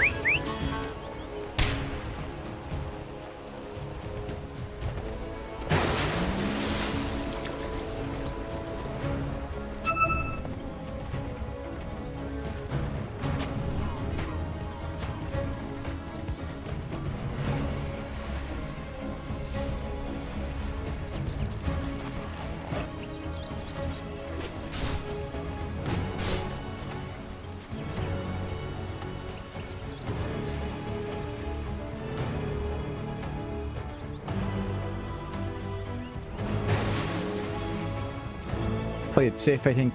For level 1, so you do have a bit more presence from Polaris. They've got the chain stuns coming through, so it can be a bit rough if you do get caught out there. There's some good damage from ob.neon for level 1, especially with that Thunderstrike doing a lot of work, and of course the Tideburner flying through, but I think you might be a bit worried going into Polaris. So let's see if someone bends here as they are clumping around the top, and there's a lot of good vision here for ob.neon with double wards on that mid lane.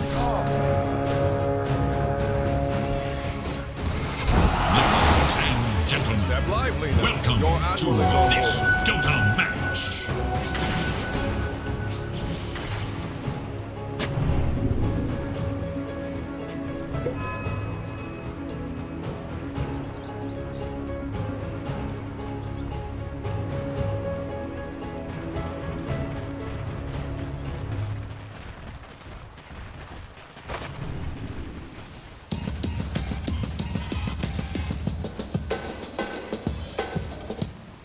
When you consider it's against the Slark, you still face the same weaknesses as the Tide, except you don't have Anchor Smash to at least clear out the wave. So it's a bit tougher. So you guys go for the level 1 enchant to have some trade potential. Right click and secure the denies and some fast CS. So I think that's the one thing you get out. You are not having a good time on Xavius though. The trade not ending up well for the line, so you're gonna have to pop back the Sal for him. And the shortcoming of Shaker and lane is that it doesn't do much. You do have doubled stuns here with the line, but it's not like you can really line up for the aggression, and I think that's something that ob.neon's going to play really well against. You can see UK just constantly cutting off Xavius. Sure, he's losing out in HP now, but he still has his own salve ready to go, and he has the Magus to sustain that, although...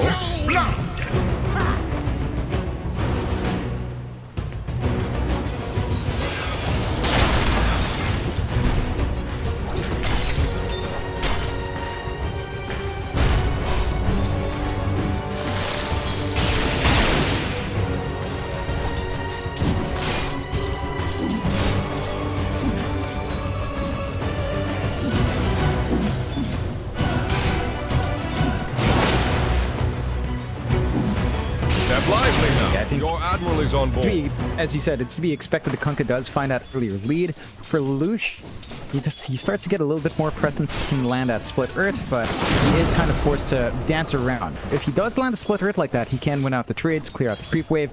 Does have level 2 Lightning Storm to apply some harassment as well. Rune control is the most important thing here. Like, whoever does get to control the Walker Runes, deny off some Walker Runes as well with supports, kind of gets a very big advantage. And looks like for now, no supports will come true, so the lane will maintain. But if you do manage to misstep, the key thing is misstep. Like, say Leshrac gets caught out by Torrent, becomes bad for Lesh. If Kunkka gets caught out by Split Earth, becomes bad for him. It's all down to that spell use and catching people out. Not today.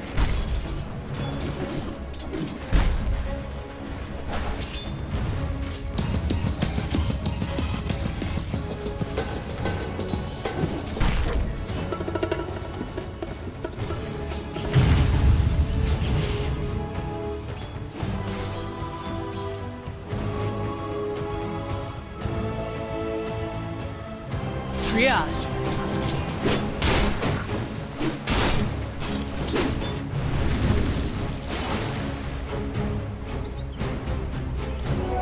Gold for me.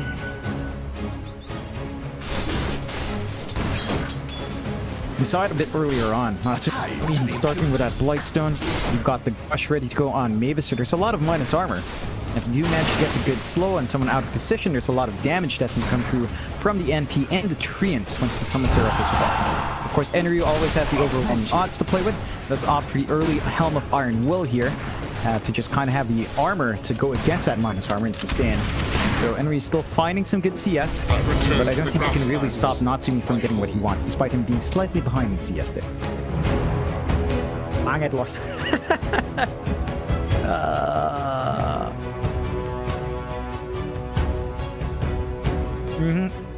Yeah, bang it. It's like ugly. Yeah, it's ugly loss. Ugly loss. Bang it, yes. Ugly loss. Of course. That's you can see. You know, I've got an NFT. I can get. You're a bit jealous, Mike.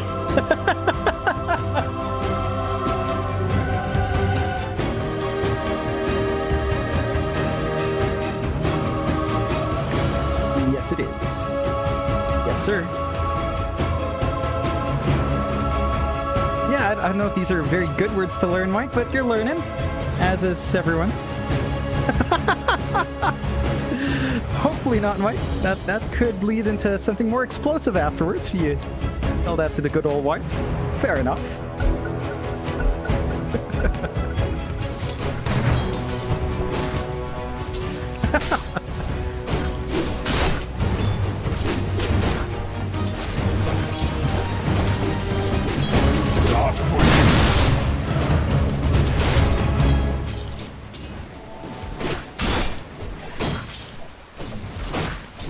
I think for Enryu, the one advantage he has is that early Helm of Iron Will. Like, just that HP and armor alone kind of negates that entire minus armor strat with NP tied. So Mavis is not really able to leverage as much as he wants. He will still be able to control the creep wave, get some good pulls going and kind of slow down whatever plans or Neon has. You can't really play too aggressive with LC and Snap. There is some good damage, but it's not really that bursty. And Natsumi is ranged. It's hard to land a good cookie into all follow-up. As long as Natsumi plays safe, he's fine, although...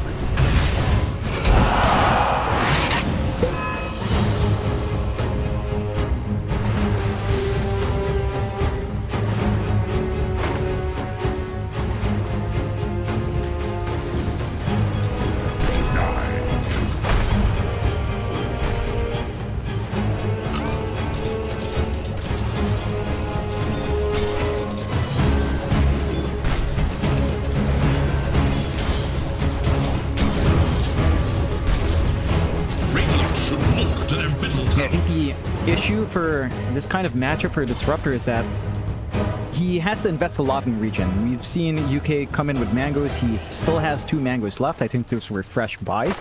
So for him to keep harassing back Xavius, he has to invest a lot. Whereas for Xavius, once he gets a value point in mana drain, he's not going to be under threat. He's always going to have the pool to kind of deal with that Disruptor. And every time they get one stun, they can get a follow-up stun easy.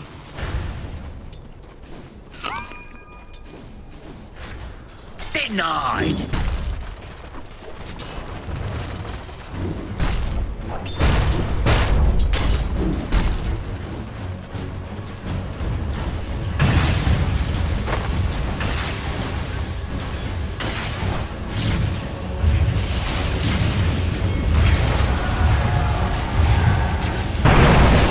Step lively now. Your admiral is on board. Ace!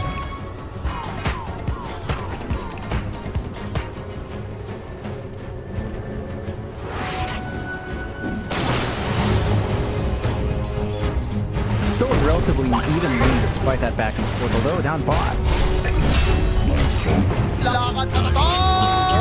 Normally.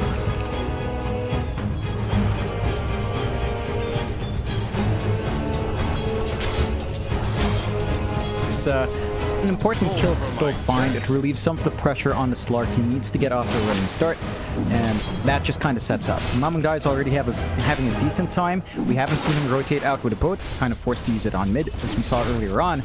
But they could look for the X plays now. I think the issue is you need levels on Enryu to really leverage that. You want that duel up. He's almost there for Enryu. He has a free lane by himself. No one's here to help him out. So the soaking potential for the LC to hit those early level spikes are big, and Polaris will have to watch themselves. They've a slight lead, but it's still fairly even in Neon. They will get off to a running start once Mamangai is ready to run around here.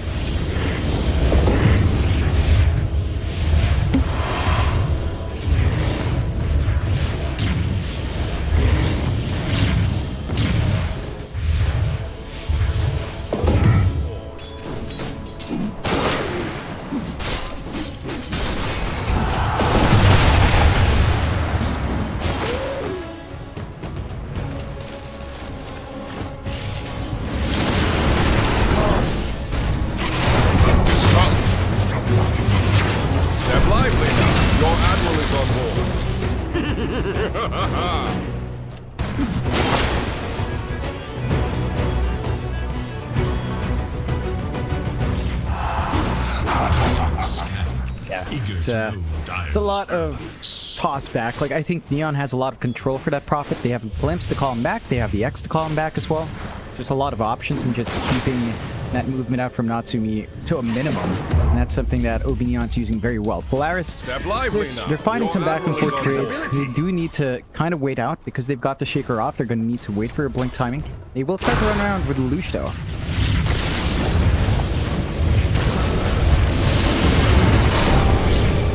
Sucked out with the die. Your form returns from whence it came. Dire's top tower is in danger. Double kill! See nature's blasted core. Dire should look to their top tower. And we know Alok is still here. They're hunting around the tree line. The TTs are coming in for defense, but they are still fairly strong on Polaris' side.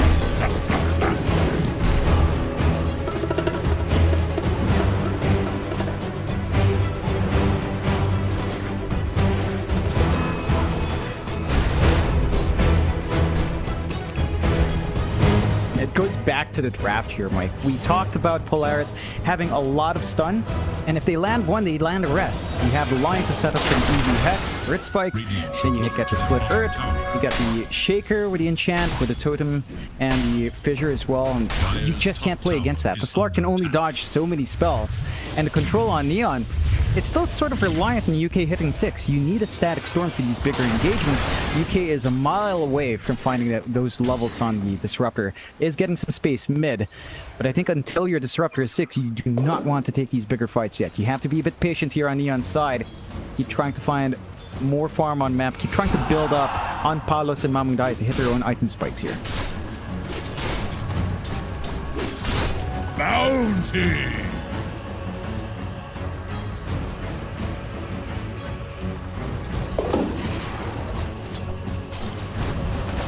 I'll take that.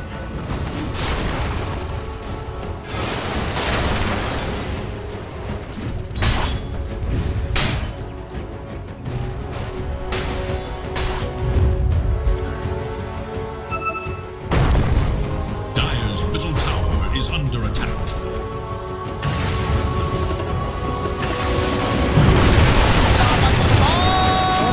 Normally. Step lively now. Your admiral is on board. It's not the best target to give that kill to, but it is that level 6 spike for UK. Good use of the Static Storm. All 3 kills from Neon have been on unforced though. They haven't been able to pressure the NP, pressure the Lesh, and I think that's an issue as Lelouch is looking top now.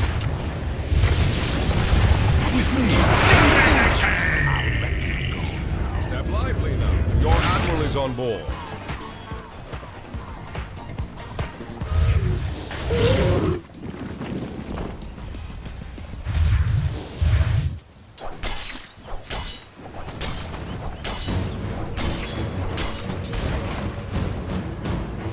And that was a really important kill for Savius. His blink is just about 500 gold away.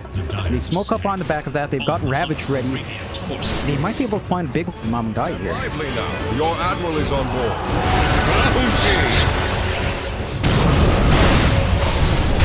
Mega kill! I try.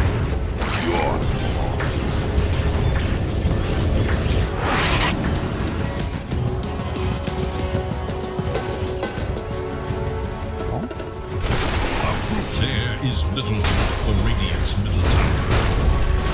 Dire's bottom tower is in danger. And that opens up a lot of map space for Polaris once more. We saw this in the first game where they take the mid tower and the opposing safe lane tower and just run from there. Control the jungle, prevent farm from coming through.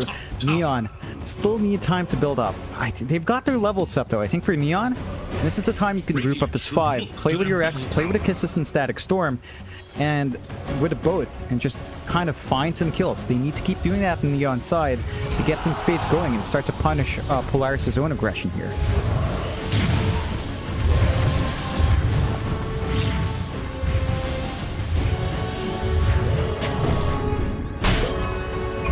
Scanning for enemies.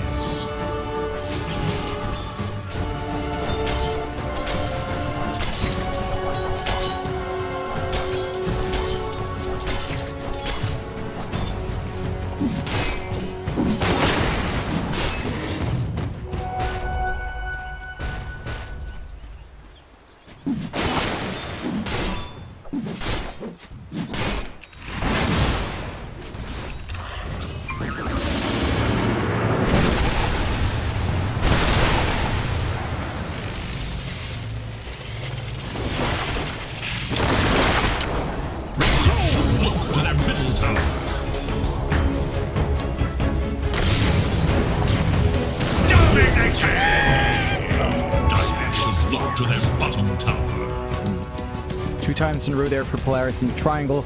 Great kills. No cores, but they're building up in their big cores from picking off their supports. Nice kill coming out from Natsumi and for Lelouch to kind of keep that momentum going. They can line up for the top tier 1 push now, starving out the side of ob.neon, making it easier to keep playing that triangle. But they go for a smoke again. They've got Finger, they've got Ravage. They can keep looking for these bigger fights. Fortifying their structures against attack. No! Now your tree. Radiant's top tower is in danger. Oh, Ravage! Mega kill!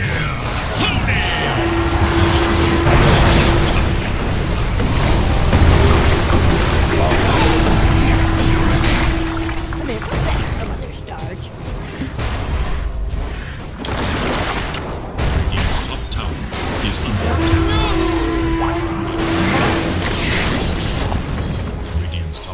Is in danger.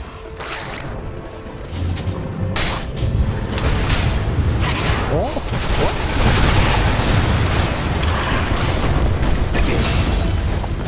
You can't shoot without hitting a stupid talking rock around.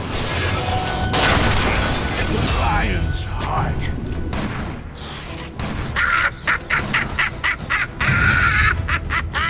That's huge. They punish the over-aggression from Polaris, diving a bit deep there and overcommitting. The spells were flying through. Great use of the kisses coming up from Narman. We do not have the best reach from Polaris to actually stop that. They don't have Clockwork, no Nyx, no Spirit Brothers to jump the back line. It's only really the NP that might be able to TP in and stop it. So you get max value there with your Snapfire. And Neon's starting to find himself a good position for team fights. They know that whenever kisses are up, when they've got the Static Storm and they've got both, they can actually force these engagements. Force has to be careful of top. They look like they might want to eat that though. Oh. Killing spree!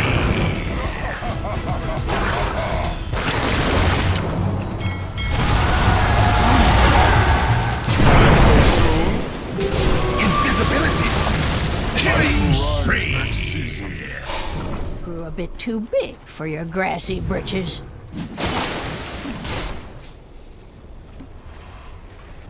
Step lively now. Your admiral is on board.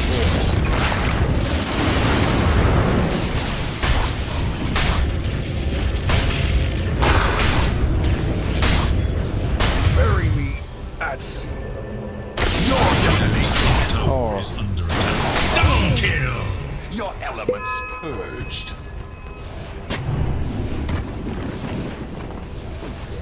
He's just too speedy. Lelouch, with the travels and ults moves at 445, he can just kind of come back and play from there. Side of ob.neon, they lose a lot of viewers up top. They smoke up as 2 down bot. They could catch a nice lonely force. Be another death on this Shaker if he's not careful.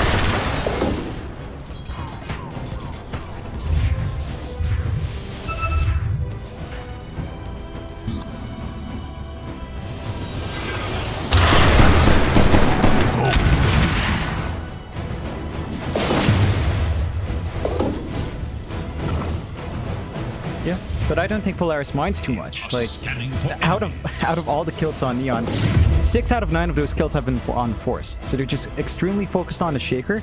But at this point with the Blink, you're kind of satisfied in that Shaker. You're buying space for your Lush, buying space for the NP, as Polaris now smoke up on their end. They've got Ravage, they've got Finger, they've got the Slam ready to go. They could try to make a play on Mamang Die if he's not too careful here.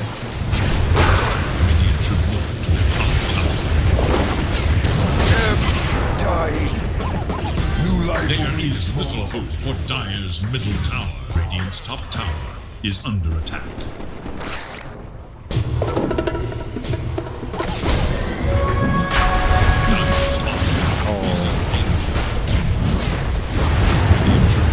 Mike, he has a regen, which is like a double damage for Lush. So that's just sickening. It's usually the ED regen when you have a Lush track just as good. It can last long. Can you save value? Man. Just very fortunate for Polaris. ob.neon, no wards, nothing to play with there. 2 lives on Lelouch now, going into the next fight. And the side of ob.neon, their map is just shrinking. Top tower falls in the end. They catch up in Ryu, but really committing yet.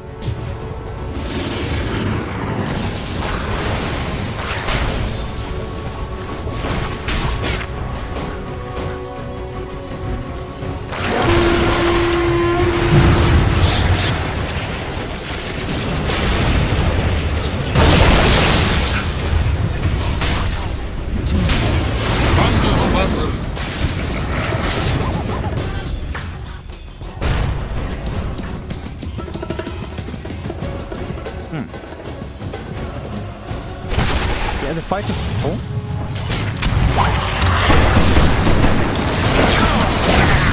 The sacred grove awaits. You do see the kisses committed, and there's a wrap back here from Polaris. They could try to go for that fight. There is a ward to spot them. They're gonna have to be quick with that jump in.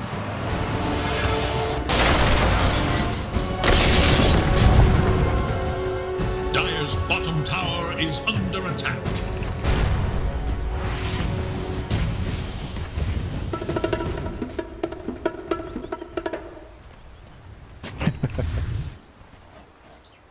That's a really nice dance from Palos. Hit and run on Natsumi, so despite losing quite a bit in the map, losing towers, losing Roshan, they find that pos 1 NP. They're stopping Natsumi from scaling all too fast. Still, this Nature's Prophet is up there in net worth, 11k on board, only kind of matched by the Leshrac. Palos still playing catch-up. BKB almost done on that Slark, and that's key for him, because he's not very well protected in the Shadow Dance. There's a lot of AoE from Polaris. The BKB is necessary for Palos to play on the edge. And this could be the condition Neon's looking for. Just having a hero that can stand in front, doesn't care for Lesh damage, doesn't care for the Shaker and line control, and just gets the hits off. As the fights prolong, The Slark does feel a lot better, and I think that is what Neon's going to have to gun for. Polaris, though, still grouped up bot. They've got Lelouch around here. Edict ready to go. Tier 2 tower. Not going to last long here. Radiant's bottom tower is under attack.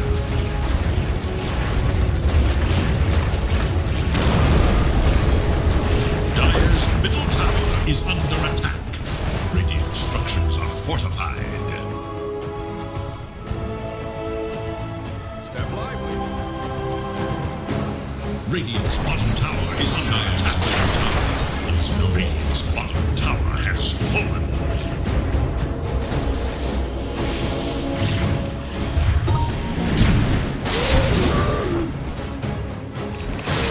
Radiant's bottom tower is under attack.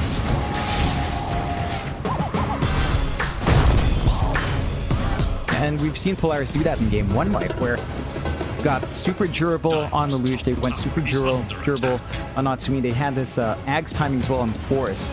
And you don't have that stampede damage reduction, but you are having a lot of armor, and I wasn't slippery enough already.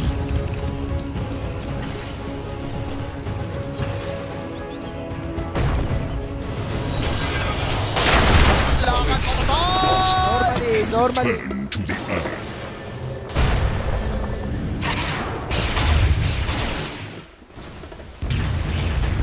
That's the only thing that will allow Palace to stand in front and deal with Lesh. Without that, it's a bit tougher. Enryu's looking for a dual angle though, but doesn't really have his allies to help him. The tower just melts.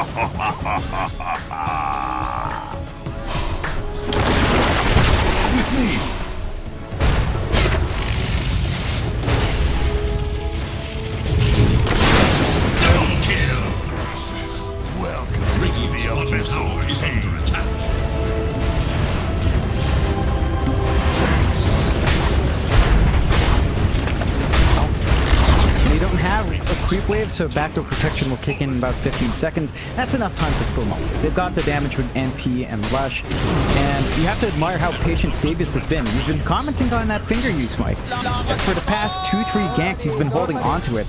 He finds that opportunity, uses it on the big target, and just makes it work. And now Savius, he's rushing the Axe. He's actually going line Axe. Radiant's bottom barracks are under attack.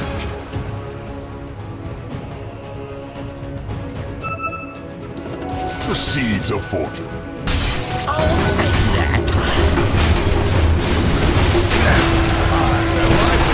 Your admiral is on board.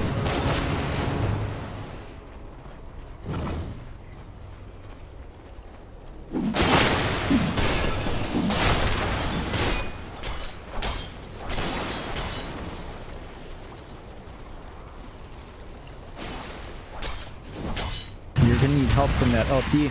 You're going to need a little bit more from Mamang Daya as well. I think we need to see our Kunkka hit its own control time, right? We need to see the Ags coming out, the Ag short as well to get in position here. You ought to tame the lion.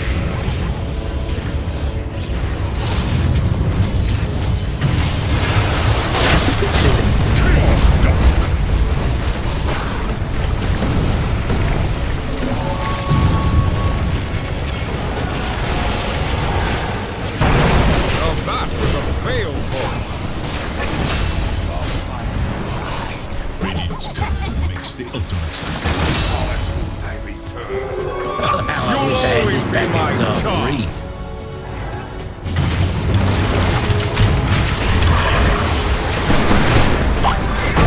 Double kill!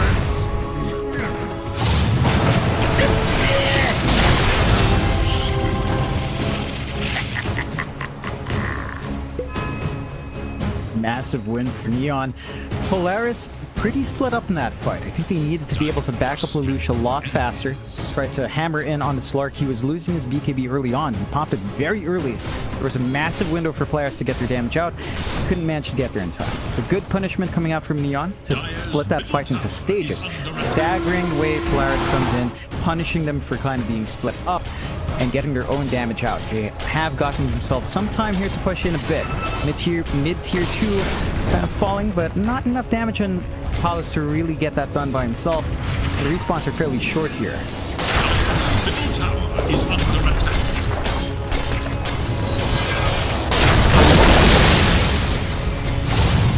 Dire's middle tower is no more.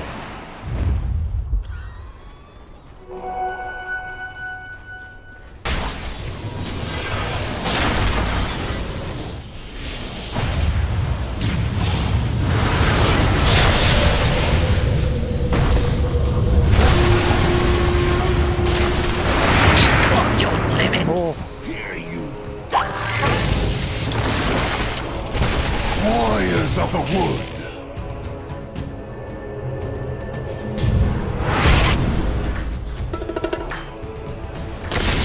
Radiant's bottom barracks are under attack. How did this happen? Sweet ablution. Just slick from Polaris. Like that little fourth daft play from Xavius to drag in Lelouch in time to get the stun, paining the stuns together. You talked about that BKB use on Palos? I think it is a big deal, Mike. It's down to 6 seconds, so that means Lelouch, there's a very small window where you can actually just punish the Lesh now. You only have 6 seconds to right-click the Lesh Rack freely.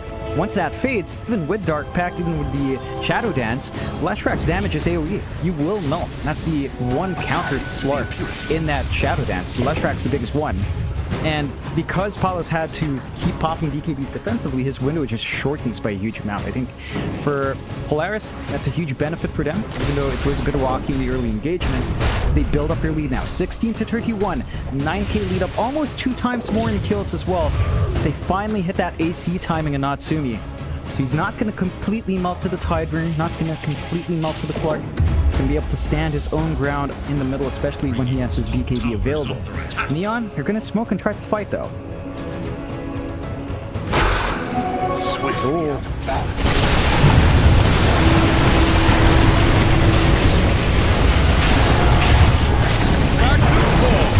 to earth. Radiant's bottom barracks are under attack.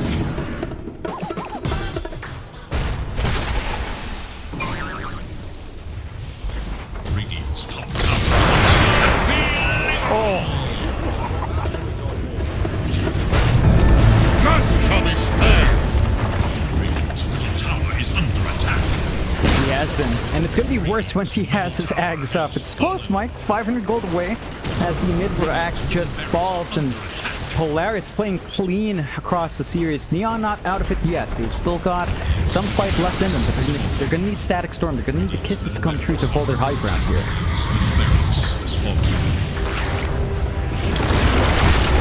Roots and run. Radiant's top tower is under attack. Radiant's top tower has fallen.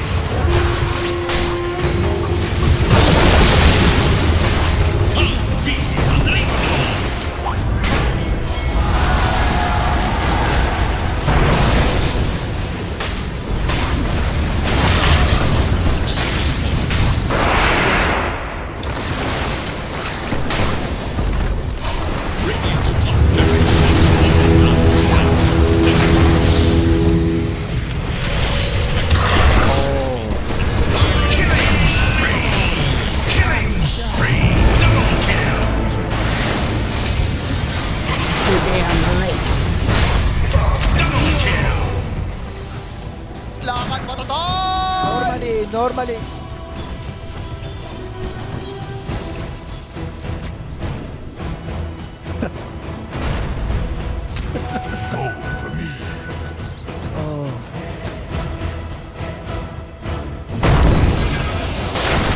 Oh god.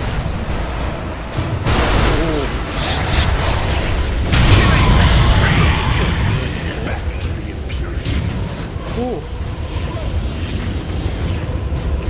I'm ready to talking to Polaris yesterday, Mike. You know, CML Radius said, Nico said, Force said that we're very confident coming in. They feel like there's a really strong.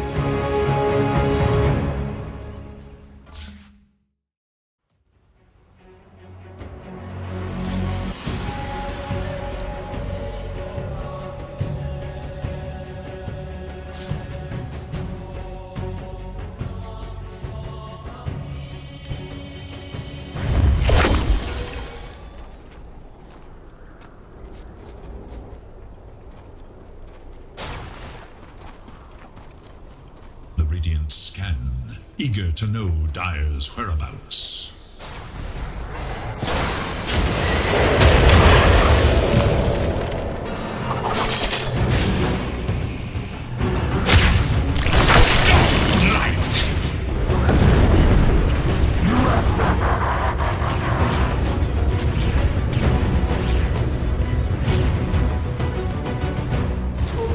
You are most gracious.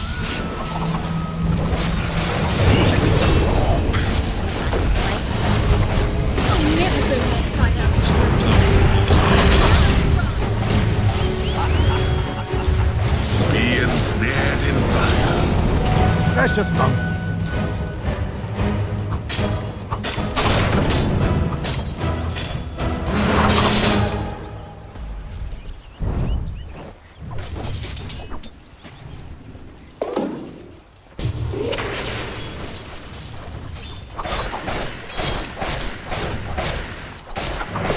Tied to the impurities.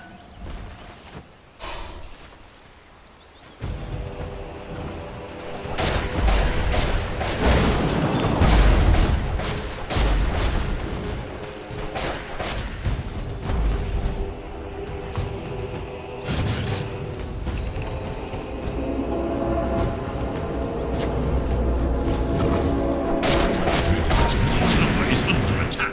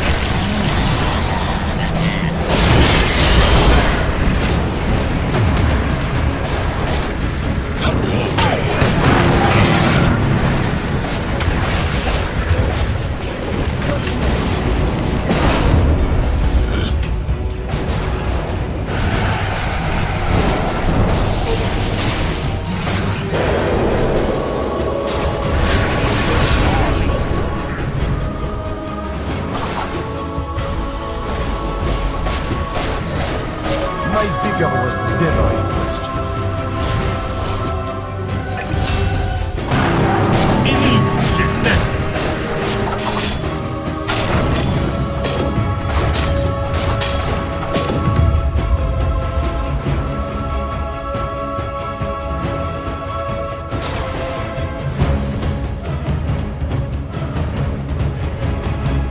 You are most gracious.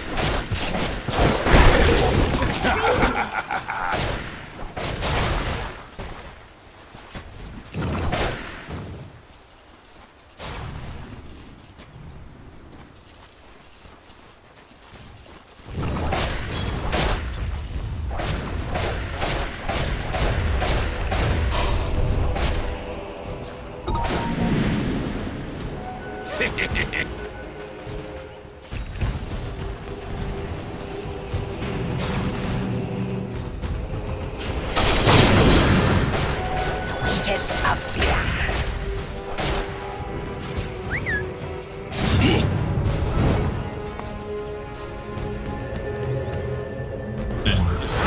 Masterpiece.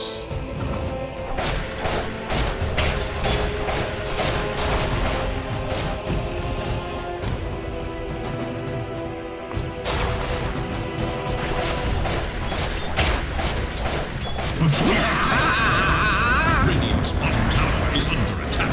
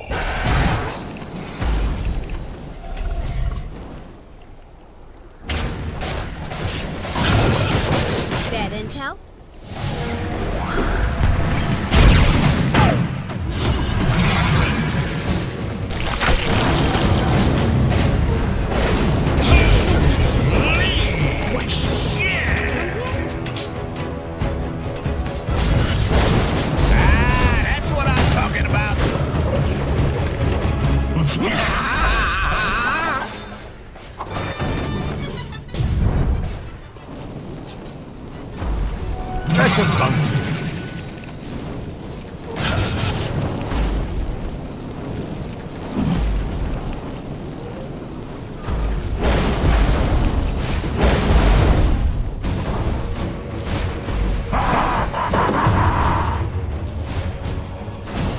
Dire's top tower is under attack.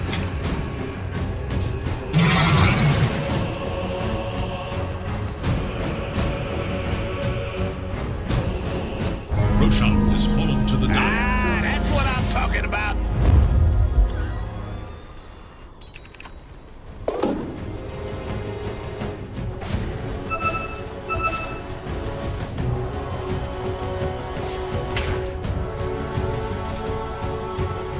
Radiant are scanning for enemies.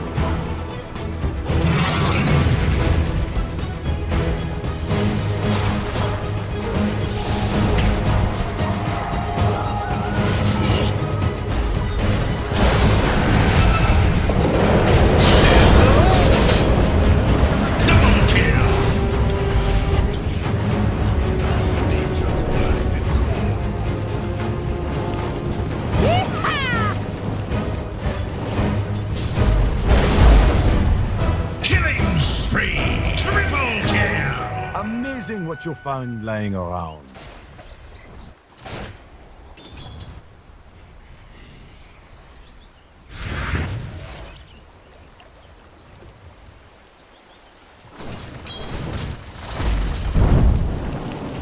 Radiant's bottom tower is under attack.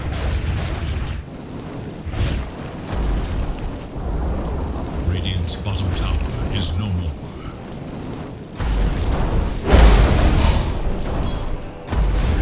Radiant structures are fortified. Precious bounty. The tower is under attack.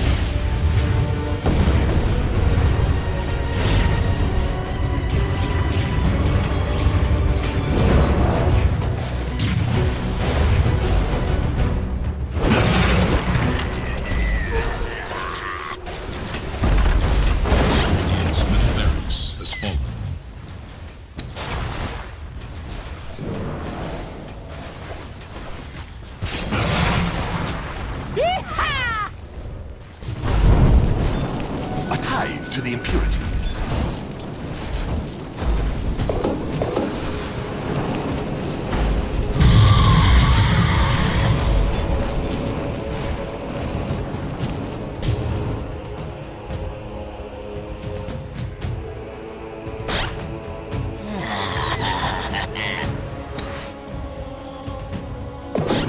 A little something extra For the effort.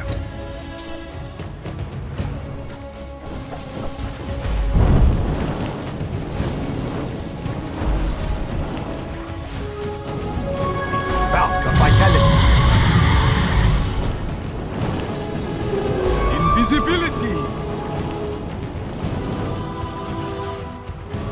Dire are scanning for enemies.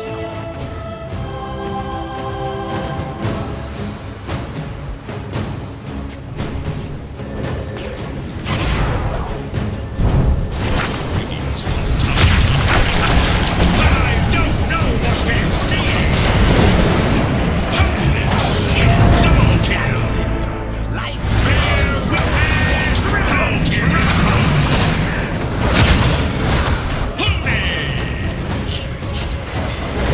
Radiant's top tower is under attack.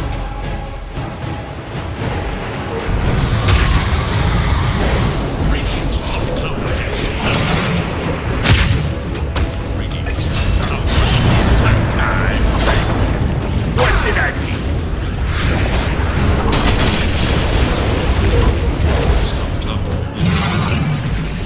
Radiant's top barracks are under attack.